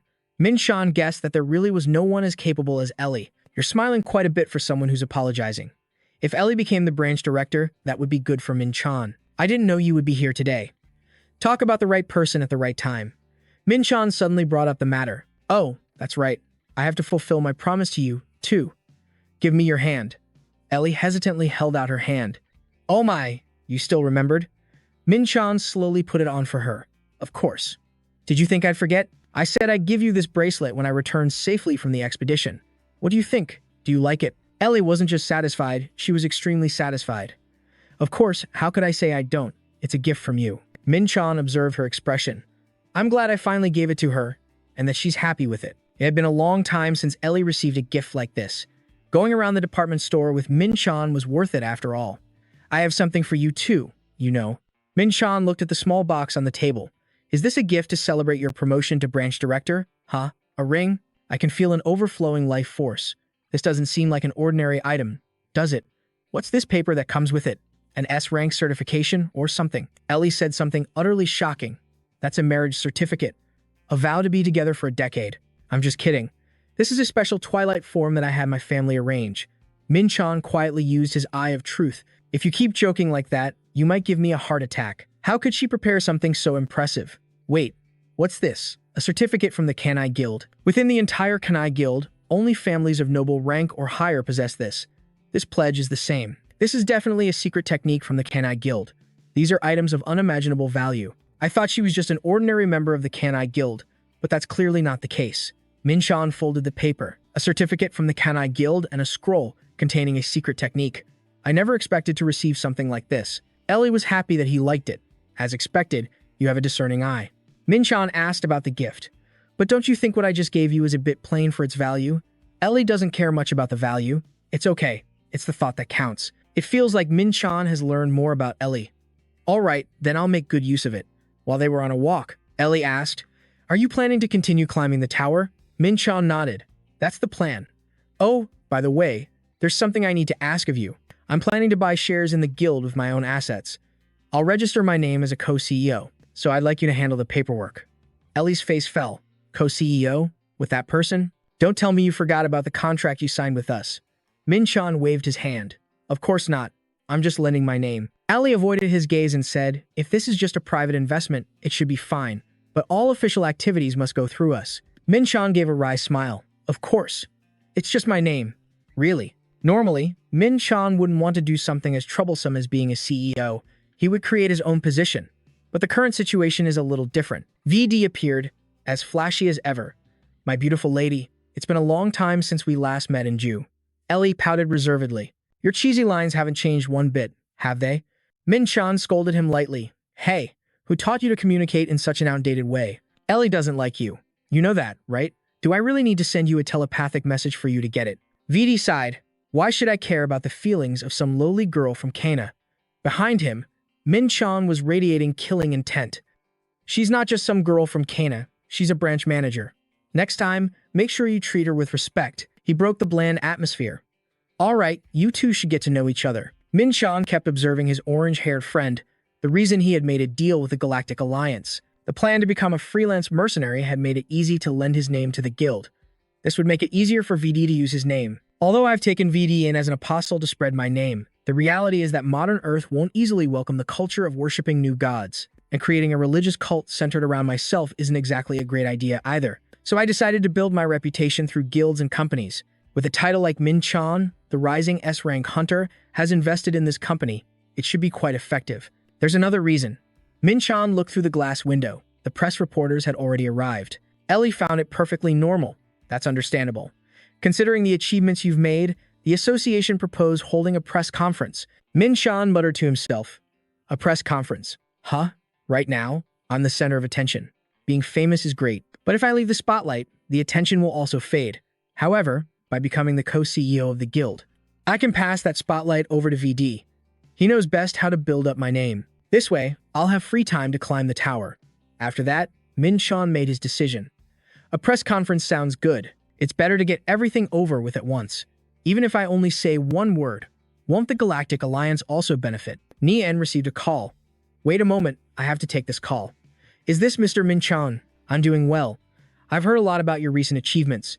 The 5th floor of the Tower of Trials, the Sky Garden. Thanks to Ellie, Min-chan became the CEO of the guild. He left all the troublesome matters, including the press conference, to his apostle, VD. Finally, he contacted Nien to wait for any news from Ju. Before that, Nien had cried with joy. As expected, it was you, Mr. Min-chan, who took down that despicable person. Min-chan held the phone a little further away. Well, yes, that's right. Has there been anything unusual lately? Nien shook her head on the other end of the line. No. After Ju's cruel actions were exposed, our activities have also been restricted. The materia supply for the ritual has been cut off. Now we're thinking of turning to the Galactic Alliance. Min-chan understood now. Ju was trying to import materials through the Galactic Alliance, and Ma-than was now the Alliance's supervisor for Earth. The timing couldn't be more perfect. I'll leave instructions for Ma-than to block the supply route, so for now, we don't need to worry about Ju. With that settled, he returned to the tower without any lingering concerns. Min-chan went to the forge once more. Long time no see. Han, is the thing I asked for finished? Hakan was quite punctual with his work. Take a look. I forged it in your personal style. These were the blessing of the Dark Star pants and the wind of the Dark Star shoes. Min-chan immediately put them both on. They were practically weightless and fit his body perfectly. Perfect. Is the material dark gold? Han nodded in satisfaction. You got a sharp eye, as expected of someone skilled in mana control. Instead of engraving magic, I focused on reinforcing defense and magic resistance. Looks like the extra effort wasn't wasted. Min-chan smiled when he saw Hakan extend his hand, and he reciprocated. Thank you. Hakan said something that wiped that smile away. I wasn't extending my hand for a handshake. I'm asking for the cost of the materials. 1 million points. Min-chan brought up the debt. Remember that favor I asked you to handle last time? Deduct it from that. Hakan, looking none too pleased, tapped on his screen. Yeah, that's fine. To be honest, that pile of goods isn't easy to sell. The assets from the Ant Empire were handed over to Hakan to handle. After deducting the 10% commission and material costs, there's still over 5 million points left. Min-chan brought that stuff again. But you know what? There's still half of it left unsold. Well, I'll leave the rest for you to handle. Min-chan turned to leave. At least he wouldn't have to worry about points anymore. Suddenly, Hakan called out to him. Wait, let me ask you something. You're the one who wiped out the Mobius mages on the 6th floor, right? Min-chan suddenly pointed the tip of his sword at Hakan's neck. Excuse me, where did you hear that? Hakan realized he'd misspoken. I was just guessing. Relax. After all, you did cause a huge scene in the tower. Min-chan didn't think it was that simple. Officially, my identity has never been revealed. Tell me how you guessed it. Do you know who the most talked about rising star in the tower is right now? Hakan, of course, had read the news. The one who broke the #1 record in the 5th floor trial, Min-chan, and the one who caused a disturbance in the non-combat zone on the 6th floor. There are only 2 people. Both appear at the same time and both have one thing in common. They're unranked. Right before that incident, I bought some intelligence from the 6th floor. Comparing the description of that rookie with the troublemaker there, I concluded they were the same person. Besides, Min-chan, didn't you tell me your name yourself, sooner or later? Suddenly, Min-chan felt a pang of guilt. Thinking back, He realized the man was right. I pretty much advertised myself. He withdrew his sword. I was a bit too defensive just now. My apologies. Hacken meant no harm. Losing a regular customer like you would be a loss for me too, especially when all the large communities are searching for you. And from what I know, both Mobius and Achak have already made their move, so it's better to be careful. Min Chan nodded. Thanks for the warning. As for who should really be scared, we'll just have to wait and see, won't we? Min Chan arrived at the 8th floor trial tower, a mission in the shadow of a forgotten world. This place, a great city called New Camelot, had been destroyed by a great catastrophe. The objective is to eliminate monsters. A world that was once destroyed is now being recreated for this mission. This truly is a world forgotten by humanity. Perhaps cities that were wiped out by the apocalypse look just like this. At the moment, no life signals have been detected. But this sound? Zombies, of course. Are you the ones who destroyed this city? But expecting these low-class undead to answer would be foolish. In this dark place, a light appeared, a light of extermination and destruction. Min Chan's sacred flame authority cleansed the area. Dozens of them turned to ash, yet his experience didn't even increase by 0.01%. They were too weak. They just instinctively rushed forward and turned into dust. The amount of experience was pathetic, but if this keeps up, they'll all be dead before I even have to lift a finger. A voice from a rooftop shouted down, "You idiot, put out the fire immediately. These aren't normal zombies." Min Chan had trouble sensing their presence. Was their silent approach a stealth skill or an item? He had no intention of retracting his authority. In fact, he increased the fire's power. I don't take orders from someone weaker than me. The more he was forbidden, the more he wanted to do it. They're just zombies. What's there to be afraid of? A zombie far more terrifying than the previous ones appeared next to Min Chan. What the hell is that? Min Chan stared in shock at the monster before him. This is something I've never seen before. He squinted, staring at the monster. Isn't this the kind of undead created through magic or necromancy? The system panel displayed information. Aha, it looks like some kind of zombie. To be more precise, the monster standing before Min Chan was a zombie type with the infectious trait. This puzzled Min Chan. But what does infectious mean? It even possesses an X-rank trait, something even I don't have. A barrage of blades was launched at the monster, but it didn't seem to faze it at all. It let out a terrifying roar. Min Chan calmly created swirling energy beams. This is starting to get annoying. They may be weak individually, but looking closely at the infectious trait, it's clear they can't be underestimated. If bitten, all resistance will be bypassed. The transformation process into an undead begins immediately. He felt uneasy. This is just like the plot of a zombie movie. Interesting. A little timely tension might make the game more fun. Amidst the hazy black smoke, Min Chan still seemed intrigued. In any case, that scream from earlier was definitely because of this. Without hesitating another moment, he immediately dashed off to investigate who it was. A mysterious figure was faintly visible in the black smoke. Surprisingly, the figure looked bewildered and raised a hand to wave at Min Chan. What's this? So sudden. Min Chan whipped around, using binding energy to capture his prey. The ring on his hand flashed, its light enveloping the iron chains he created. Black Star, Chains of Hell, a skill meant to corner his prey. Now face to face, he suddenly realized, huh? Wait a minute. An elf ally? The other person also seemed to recognize him. Hasn't it been a while? What are you talking about? Mit Jiang also started to remember. Wait, could you be that rookie I ran into in the mine? Seeing that Mit Jiang remembered, Min Chan confirmed his identity. That's right. So that scream from earlier was you? That's right. I thought you were weak, but it turns out the weak one was me. Muscles aren't everything. Model. A measure of power. An exceptional being with overwhelming strength. Could you be Jian Minchen? You're sharper than I thought. That's right.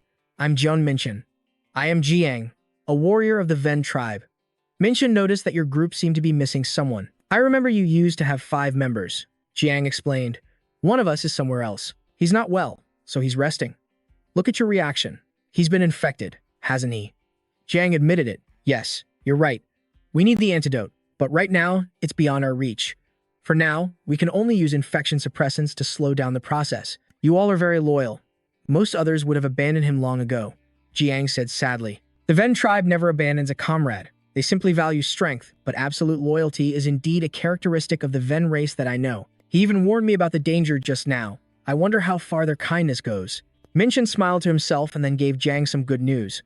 I can get the antidote for you. Really? But it won't be for free. Jiang was ecstatic.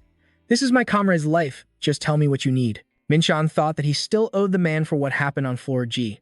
In that case, first tell me everything you know about the 8th floor. For now, I'll lend a hand. Night fell. Sure enough, as soon as the sun set, They appeared in terrifying numbers. Even the ones hiding in the buildings poured out all at once. I thought the rumor about bodies glowing at night was just a joke, but they're really glowing like that? Are you sure this is okay? Mingxian's face was stern. Of course. Go on, lead the way. Thanks to the information Jiang provided, Mingxian knew that at night, all the hidden zombies would swarm out and flood the city. The challengers' bodies would begin to glow, making it easy for the zombies to track them. You could use points or items to hide the light, but you had to be careful, as some special mutants could still track you. Additionally, the number of mutant zombies skyrocketed at night. Jiang spotted a mutant, a blood mosquito. Be careful. It moves at supersonic speed. We have to focus on defense first. Mingxian used his duo of horned beast spear and sacred fire. He sliced the blood mosquito in two with a single strike. Jiang was dumbfounded. I was just about to tell you to focus on defense. Never mind, let's go. Quickly. Sorry. Anyway, we're almost there. That's the clinic, right? That's right. The only reason they had to risk moving at night was because the clinic with the antidote only operated at night. Jiang and Mingxian had arrived. Suddenly, something strange put Jiang on alert. Wait, what's wrong? The clinic is right in front of us. Do you see that thing? Huh? Isn't that just another mutant? That's a nemesis, an immortal monster. It can only be killed using the antidote. As long as it's here, the clinic won't activate. Damn it, why did it have to show up now? Mingxian thought for a moment. So that's the target of the nemesis mission. A supposedly invincible foe? Huh. Do you think you can take it down without the antidote? We attacked it with all our might, and we couldn't even leave a single scratch. Hearing this only made Mingxian more excited. Is that so? Hey, Ven kid, watch closely. Let me show you that nothing in this world is absolute. The nemesis began to charge. Mingxian appeared behind it. What's wrong? Hard to believe? This isn't the first time I've faced a monster like you.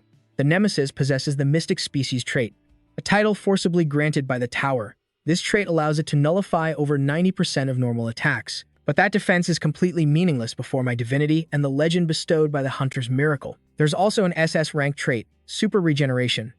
It's truly fearsome, but even that ability is useless if its entire body is incinerated in the purgatory flames before it can regenerate. Jiang couldn't believe what was happening before his eyes. Impossible. The monster they'd risked their lives against and still couldn't harm is now being crushed so easily by him. Clearly, this isn't a fight that any ordinary person could get involved in. Perhaps I've just encountered a newcomer, but one with enough power to change the entire state of this tower. A brilliant purple light erupted, and the nemesis slowly collapsed. It was enveloped by a series of lights from Mingxian. Mingxian stood tall and proud, his long sword in hand, ready to fight at any moment. The system displayed his victory. He had defeated the nemesis without the antidote, an unprecedented achievement. Mingxian grumbled. Damn it, that thing was ridiculously tough. After about 30 minutes of fighting, the nemesis was finally destroyed. Without the hunter's miracle and my divine power, this would have been impossible. The reward Mingxian received was 500,000 points and a legendary fragment. Jiang was still in a daze. Looking at the pile of rubble Mingxian had created, he wondered, what in the world? The system displayed some data. The entity possessing the immortal nucleus has been annihilated, searching for a new host. Meanwhile, Mingxian was still striding confidently toward his opponent. The nemesis, which seemed to have been destroyed, was not. It was still staring intently at Mingxian. The host is being reborn as an immortal general, compatible with abilities and undead soul. Before Mingxian now was no longer the nemesis demon, but the form of a soldier in iron armor, its feet ending in sharp talons. A new immortal existence has been acquired. It bowed slightly. The Grand Commander of the Undead Legion offers his greetings. Mingxian smirked. This is insane. He stared at the imposing general before him. Summoning an undead general costs 300 undead points, with an average stat of good game. Compared to an undead knight with an average stat of around 500, its raw power per point seems lower. But the true value of a general isn't in direct combat, but in its supreme commander. Its mere presence buffs the entire undead legion, and it can arrange formations and even create more corpses to reinforce the ranks depending on the situation. It also gained a new trait, immortal power, power absorption, and its super regeneration ability grants it incredible survivability. This means the legion can expand on its own, without draining my undead points. It assimilated all of Nemesis's abilities. I never expected the immortal power to have a function like this. This place is like an endless treasure trove. Mitch walked over and asked, "Are you okay?" Mingxian replied calmly, "Okay. I'm feeling better than ever right now. That's a relief. Anyway, Nemesis has been dealt with, so there shouldn't be anything else to worry about, right? All that's left is to get the antidote, a challenger whose limits can't even be seen." Limits? I don't have such a thing. Meanwhile, Mitch's teammates were growing anxious. Will the captain really be able to bring back the antidote? who knows? All we can do now is put our faith in that challenger. Suddenly, a sound startled everyone. Captain, you did it. Mitch saw his teammates and let out a sigh of relief. Thank God everyone's safe. I told you everything would be fine. The antidote was quickly injected into the poisoned teammate. He suddenly woke up. I feel completely fine now. Mitch was overjoyed. I'll never forget this kindness. It was a fair trade. The information and the map of the 8th floor were more than enough for me. Well, see you around. Minchan decided to leave. Watching the happy scene of Mitch and his teammates, Minchan thought about the unconditional goodwill Mitch had shown him back on floor G. Now, he considered that debt repaid. Wasting no more time, Minchan shot up into the sky. The condition to pass the floor has been met, but since my immortal power can steal traits, it'd be foolish not to hunt for more abilities while I'm here. Minchan's image was clearly displayed on a monitor. A mysterious figure seemed to be watching his every move. Interesting. Administrator, you summoned me. A certain challenger has caught our eye. A challenger? He's been frantically hunting zombies and mutants on the 8th floor, but his speed is too fast, so I want you to monitor him. The subordinate quickly obeyed. Yes, sir. The mysterious figure kept his eyes glued to Minchan, a powerful challenger. This is truly interesting. But if you cause such a stir, it will inevitably affect the other challengers. Can this still be called a fair trial? Minchan had already landed. A decisive command rang out, take it down. The knight standing guard beside Minchan obeyed the order to face the monster. Ruthless authority was activated, preventing the creature from interrupting the Grand Commander's campaign. The mighty knight let out a roar and charged forward. Meanwhile, Minchan had taken down 7 more nemesis demons, increasing his number of generals to 8. He watched with a bored expression, having also eliminated countless mutated zombies and gained a huge amount of undead points. They're pretty good fighters. I don't even need to give direct orders anymore. This is all too convenient. Just then, a surge of energy erupted. Looks like I've harvested almost everything I need here. Minchan was quite pleased with his knight's performance. Good work. Suddenly, a strange voice reached him. Greetings, Challenger, O Minchan. This feeling, I am the adjutant, the administrator's aide. I have intervened in this trial simply to speak with you. An adjutant, no need to be afraid. Isn't it common courtesy to show yourself when you're having a conversation? You are correct. The energy continued to swirl around Minchan. He tensed up, staring intently as the stranger materialized before him. The mysterious figure revealed her identity. I am the adjutant serving under U. My name is Fanya of the Naga clan, a divine race from the Deva dimension. We have the form of half-human, half-serpent demigods who have inherited the A race like that is content with being a mere aid. Minchan spoke up as well. I never thought I'd encounter a Naga in a place like this. Does that mean the tower's administrators are gods who have reached a higher plane? Oh, it seems you know quite a bit about the Naga. I've been interested in them for a while, but you didn't come here just to chat, did you? To be blunt, your actions as a challenger have disrupted the tower's trial. Disrupted? You're aware that each floor is designed to measure a challenger's abilities and grant rewards based on their performance, are you not? However, even though you met the conditions to clear the floor, you lingered on the 8th floor, rampaging across the battlefield, which resulted in drastically lowering the difficulty of the 8th floor's trial. With the lower difficulty, it became far too easy for others to claim the rewards. Some even ascended to the next floor without facing a proper challenge. That shatters the tower's fairness. That sounds more like your personal opinion. If there were truly a problem or some kind of cheating, the administrator would have already intervened, but that never happened. Right now, you're just an adjutant here to express an opinion. Fan had to confess. Unfortunately, you're right. That's why I have a proposition for you. There is a hidden quest for challengers on the 8th floor. A hidden quest. I have shared the information about this quest with you. In return, I hope you will stop interfering with the trial's progress. Inside a spacious house, bookshelves were piled high. A small tunnel opened up. The 8th floor of the Tower of Trials, where Minchun was now facing his next challenge. A hidden quest. Huh. It seems the administrator thinks I'm still lingering on the 8th floor because of this quest. Otherwise, she would never have offered up a hidden quest so willingly. Even an expert stumbles sometimes. Or maybe not. In any case, if they're going to voluntarily hand over a reward, I have no reason to refuse. I'm just curious what she would say if she knew I was already planning to climb to the 9th floor anyway. In any case, the hidden quest truly lives up to its name. Bizarre ghosts began to appear. Perhaps this will actually be interesting. I hope you don't disappoint me. The challenger had finally entered the laboratory. Thank goodness, your prediction that he would actively seek out the hidden quest was accurate. Fan thought to himself, I deduced it after analyzing all of his past actions. I saw many records of him tampering with hidden elements in previous trials, so I could infer his intentions. It's been a while since a lone challenger shook up an entire trial like this. Not even the Dragon Clan or that human who controls clay soldiers ever caused this much chaos in the city, right? Absolutely correct. The administrator was still giving orders. By the way, you only showed him how to get in, correct? Yes, I only pointed out the location and how to open the secret passage to the lab. If he had gathered information thoroughly, he would also know the situation inside. You mean the traps and mutated zombies placed to stop intruders, right? Exactly. So, walking in without knowing anything will make it 3 times harder. He's going to suffer for it. That's the price for getting free information. Both the administrator and Fan wondered. Adjutant, what I'm seeing isn't an illusion, is it? You know very well that an administrator's gaze can see through any illusion, so what I'm seeing is real. To be honest, even I feel like I'm dreaming. Damn it, this is so annoying. Why is this hallway so ridiculously long? Min Chun was trying to take down the monsters. A ball suddenly exploded. Is this the place? Emergency alert, emergency alert. Intruder identified in the Z-virus incubation room. Activating final phase. Commencing awakening of the primeval virus. Adjutant, was that door always so easy to break? He ignored everything and charged straight in. That door shouldn't have been breakable unless an extremely powerful force was applied. Normally, one would have to activate the vaccine system in the lab to weaken the primeval virus and open the door, but he just forced it open. Which means he'll now have to face the completely unweakened, original form of the primeval virus. That challenger's skills are truly extraordinary, but in this situation, his chances of succeeding are nearly zero. The probability is only 0.1%. This is troublesome. We were only keeping an eye on him to maintain the balance of the trial. I can't let someone with so much potential die because of my mistake. If necessary, I will use my authority to intervene. The primeval virus is awakening. Its sharp claws were revealed. The legendary divine beast had encountered a being with divinity. The mythical hunter's divine trait immediately reacted to its divinity. Unless the primeval virus is destroyed, there will be no way to ascend to the next floor. Is that the primeval virus? Why is it so hideous?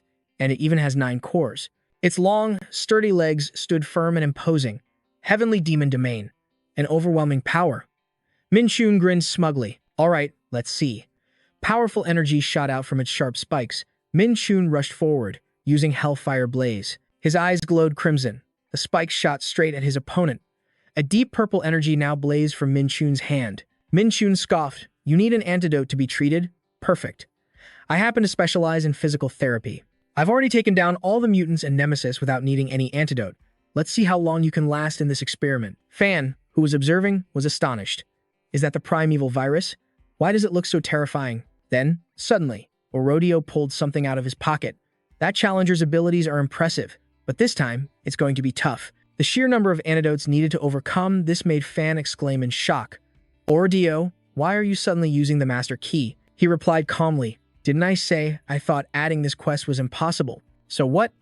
A 0.1% success rate means it's not completely impossible, Fania argued, trying to stop Orodio. Even if that guy had potential using this key. Orodio frowned. 0.1% and impossible are basically the same thing. However, a part of him was still hesitant. If he forcibly interfered with the key's trial, its owner would face a penalty from the tower. But the fact that the challenger is facing the final boss, so unprepared, is partly my fault. If I hadn't spoken with Fania, he probably wouldn't have pushed himself this far. I absolutely cannot let the challenger die because of my own misjudgment. Meanwhile, Min Chun observed in silence as he hit them with all sorts of debuffs. It didn't feel much different from a regular nemesis. 1 core is already down. Maybe this will be over sooner than I thought. Suddenly, to Min Chun's surprise, the area he had struck began to change.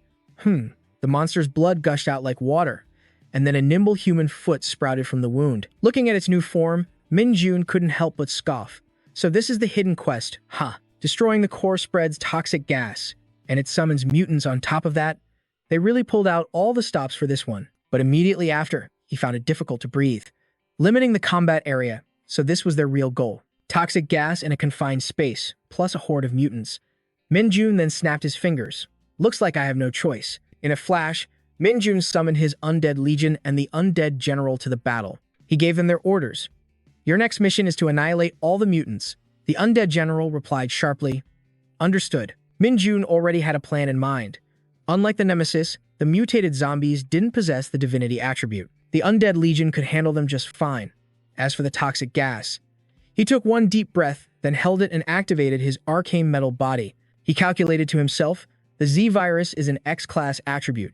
Even the cloak of Zogander can't resist it. So, I'll use arcane metal body to prevent direct contact with the gas and hold my breath during the fight.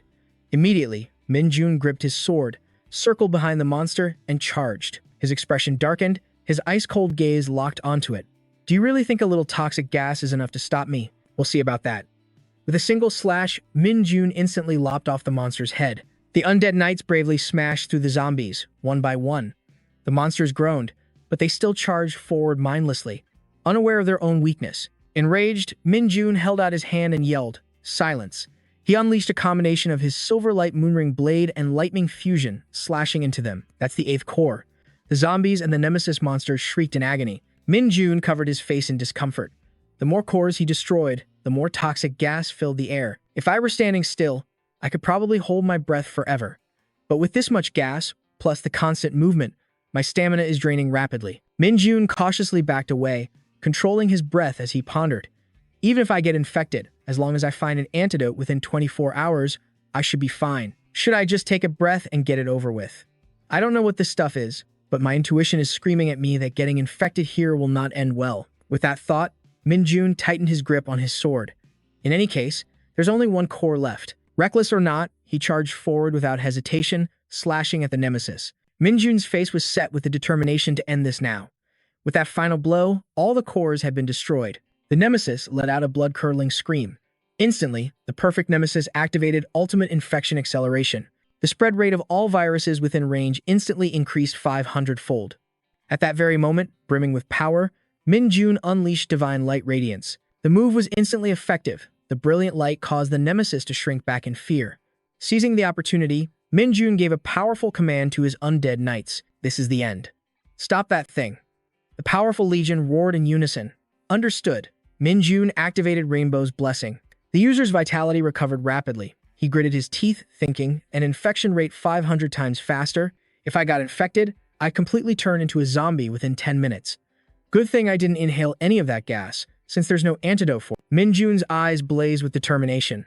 Now, all that's left is its last-ditch attack. If I can endure this, it'll really be over. Let's finish this, right here and now. Meanwhile, Orodio and Fania, who had been watching, were left momentarily speechless. Adjutant, have you nothing to say? She hesitated for a long moment. Didn't you say the challenger only had a 0.1% chance of victory? I was about to use the master key, and yet, he pulled through. Fania hurriedly defended herself.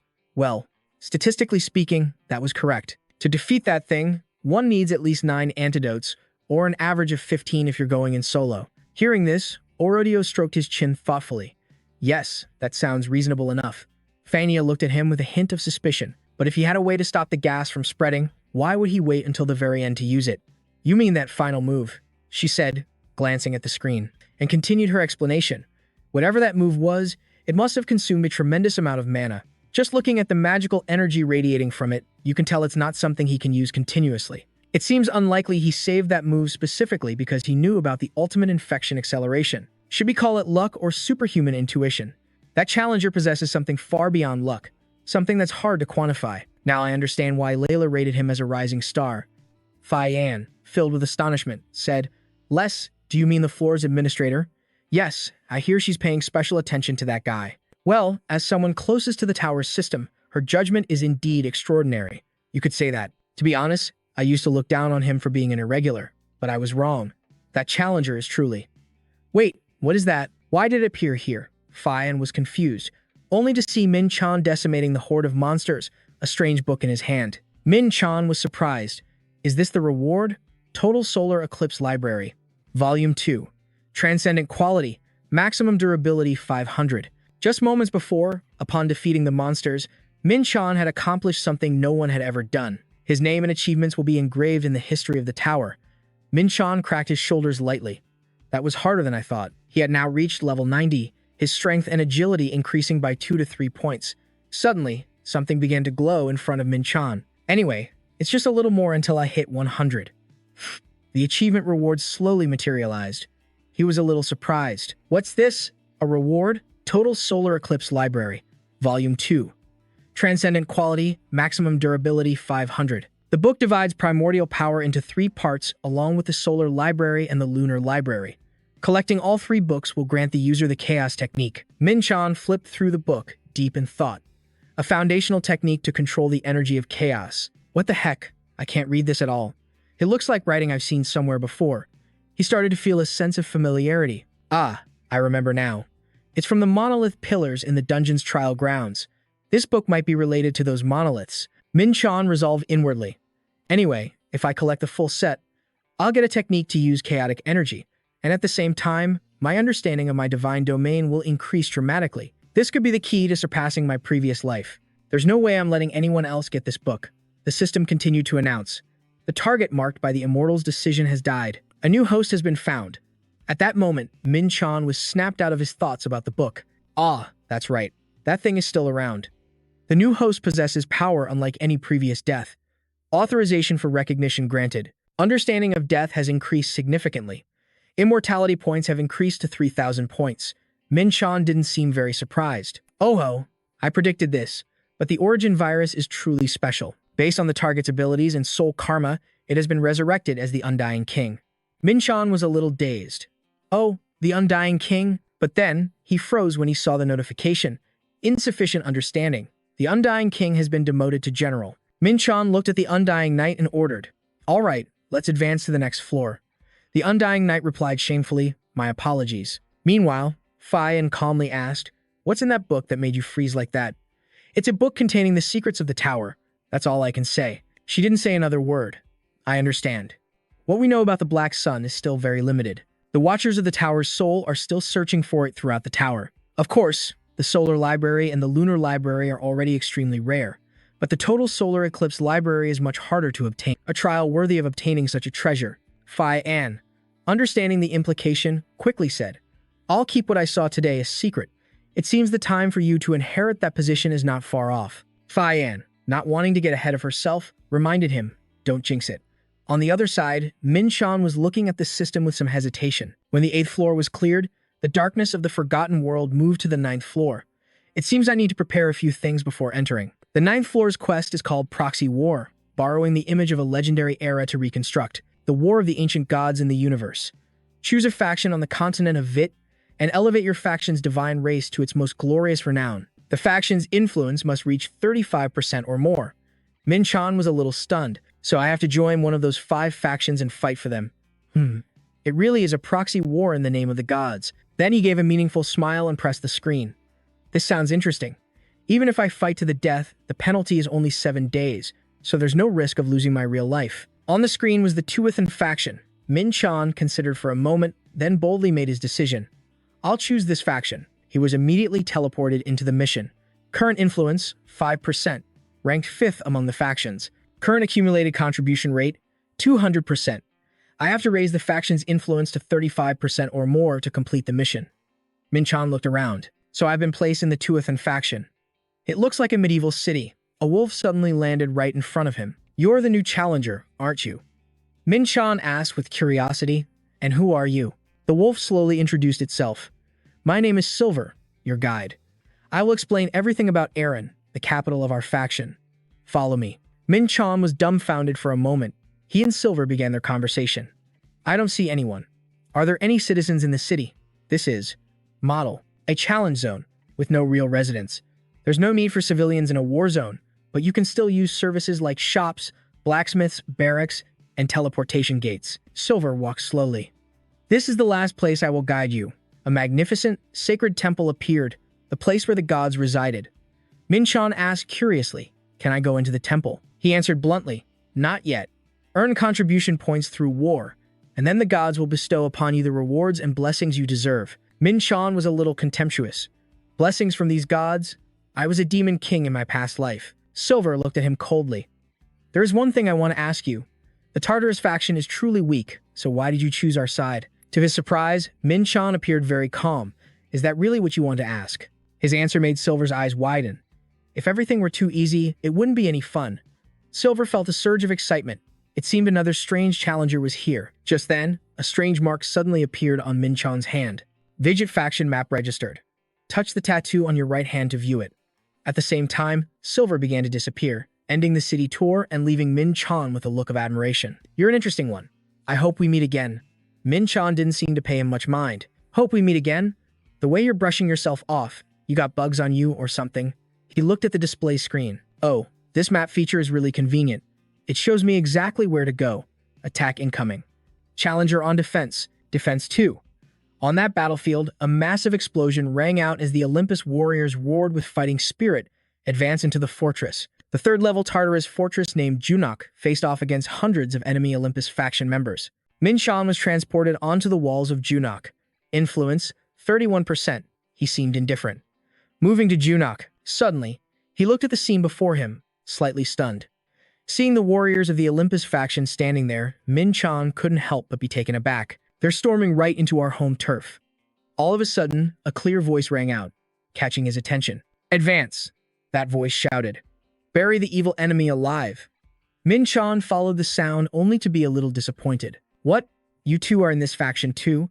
The woman who had just spoken was from the Gemini squad, Mavon Kao, and she was utterly astonished. The person next to her seemed to recognize Min Shan. Nadia stammered, it's you. Right after, Ziger suddenly asked, why would you join a losing faction like this? Min Shan replied casually, because it's losing. Hearing this, she got a little excited. Ha, you think just like me. He looked at the battle before them, but things aren't going as smoothly as planned, are they? Ziger hurriedly explained the situation. As you can see, we're struggling to defend. Min Shan thought for a moment, then asked, do you know where the enemy commander is? Nodius looked into the distance. Over there. They've set up camp right in front of the main gate. Min Shan left them with 2 words. Got it. Then he turned to Ziger and said, can you hold them off for me? She looked at him, confused. I can hold out on my own for a while. Then, without waiting another second, he jumped down from the gate, startling Ziger. Then I'll handle it. She called out worriedly. Hey, there are some mages related to Mobius over there. Min Shan replied arrogantly. All right, thanks. He was filled with confidence. This isn't a battle where you just hold the line. You have to attack first. The Junak gate was filled with smoke and the smell of gunpowder. Suddenly, one of the Olympus warriors shouted, enemy spotted, forming a phalanx. Seeing this, Min Shan simply activated the Darkwood Star chain. The Skyfall strike shot straight down toward the Olympus warriors' formation, scattering them completely. Suddenly, a taunt rang out. You fool, daring to join a crippled faction. The Mobius mage was furious.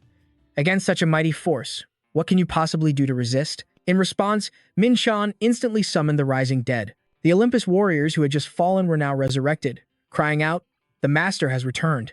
This was the corpse resurrection technique. He said confidently, no need to send more troops. These nameless soldiers are more than enough. The mage on the other side was terrified. What? Corpses? No one said anything about this. Before the man could even defend himself, the corpses surged forward with fury. Min Shan thought to himself, by combining Ziger's clay forces with my undead army, we've compensated for their numerical advantage. I have to find their commander quickly during this opening. While Min Shan was distracted, a fireball sped toward him.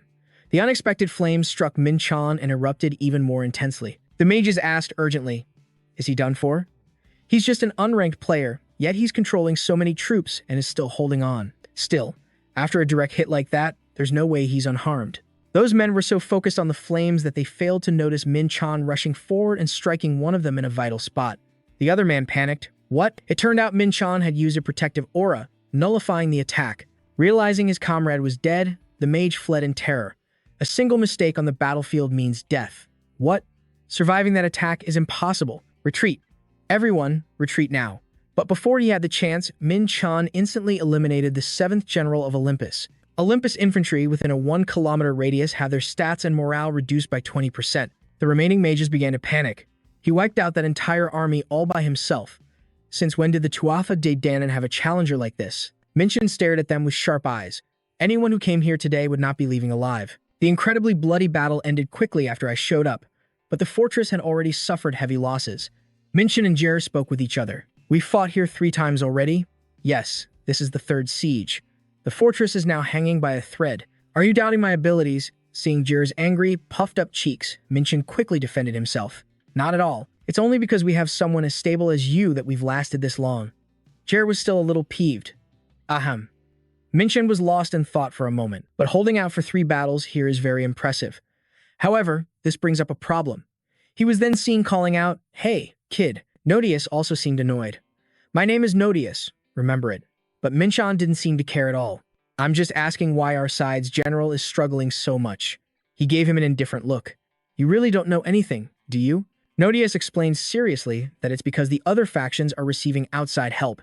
Mobius is backing Olympus, Gulen, the Titans, and Gehenna. In total, there are 7 major communities expanding their influence.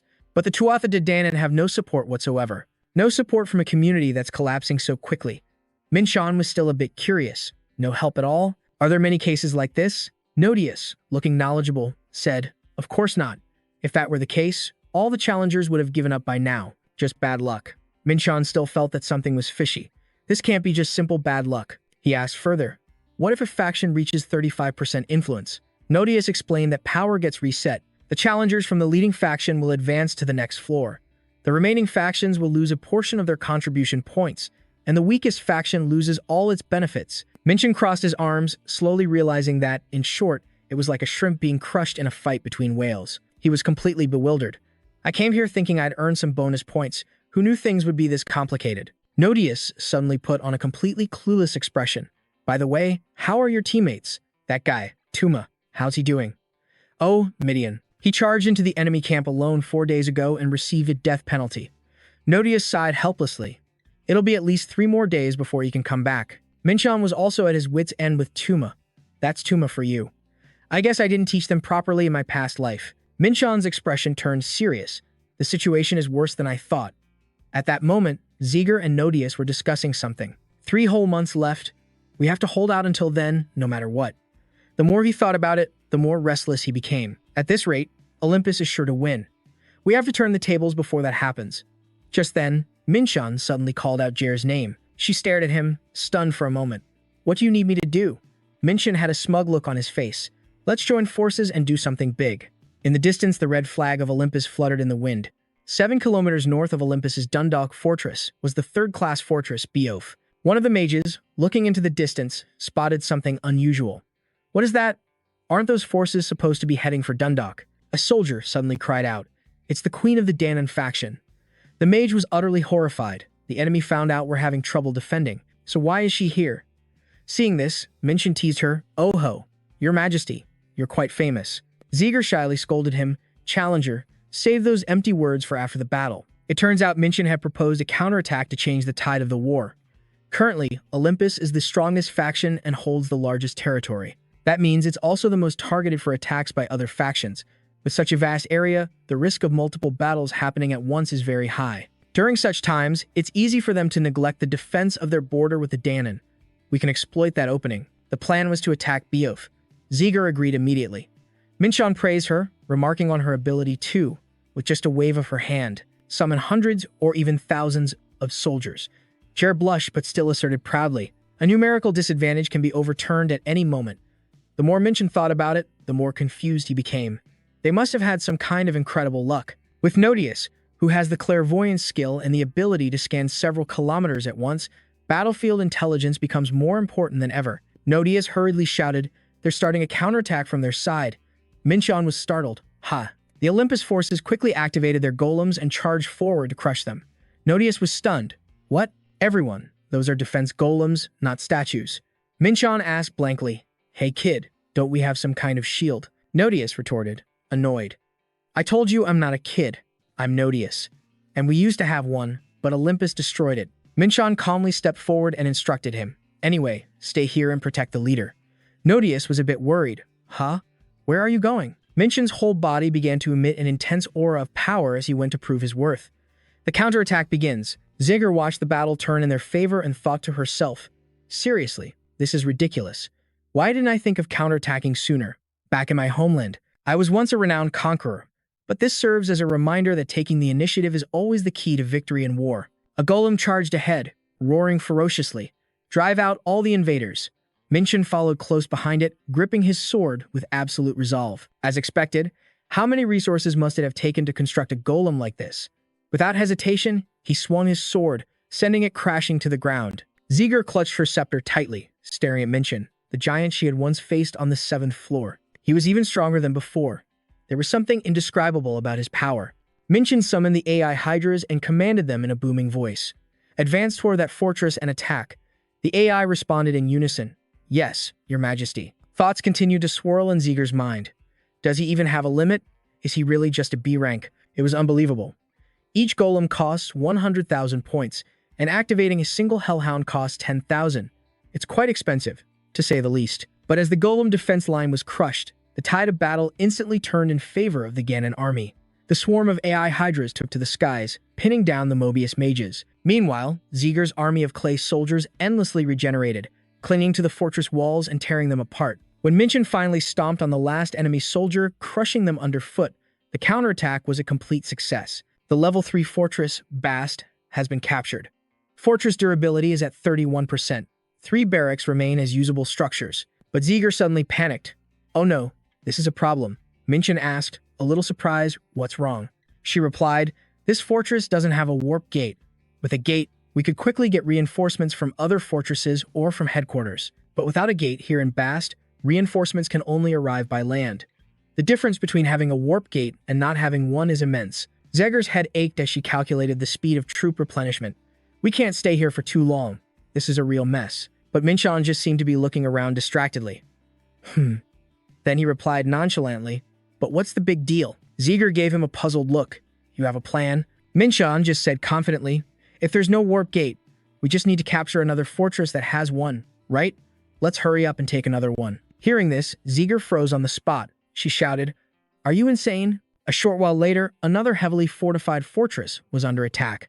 The air was thick with smoke and dust, filled with the clang of weapons and massive explosions that tore the earth apart. Minchan called out smugly, "Oh, lucky us. This place has a warp gate. The level 2 fortress, Quatford, has been captured." Zeger, nearly exhausted, exclaimed, 2 fortresses in one day. Even Nodius was panting. That was way too fast. They all knew that to defend effectively, they absolutely needed a fortress with a warp gate. Minchin walked over to the 2 of them and said to Nodius, "Hey kid, check the perimeter." Nodius quickly replied, "All clear.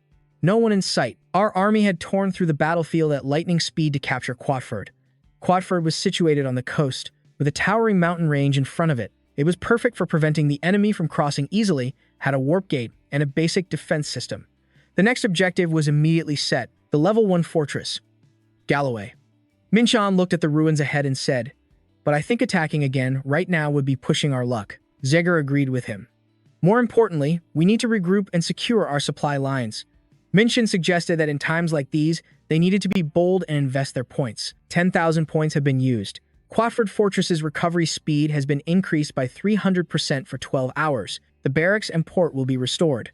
Minchan asked curiously, "We also need troops to establish a front line. What's the status of the Ganon forces?" She answered bluntly, "We currently only have 5,000 troops." He was stunned when he heard that. 5,000 troops? Olympus marches with armies of 10,000 at a time. Isn't this number far too small? But Zeger wasn't worried at all and calmly explained to Minchin, "Even though our numbers are small, all Ganon soldiers are Azures.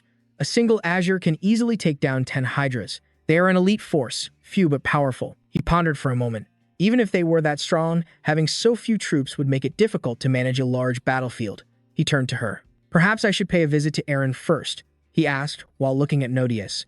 "In the meantime, who's going to stay here and watch over this area?" Noticing both of them staring at him, Nodius panicked. "Huh? Why are you all looking at me like that? It doesn't have to be me, you know." No matter how much Nodius protested, Zeger and Minchan confidently entrusted the task to him. Until the fortress is fully restored, it will be extremely vulnerable to a surprise attack.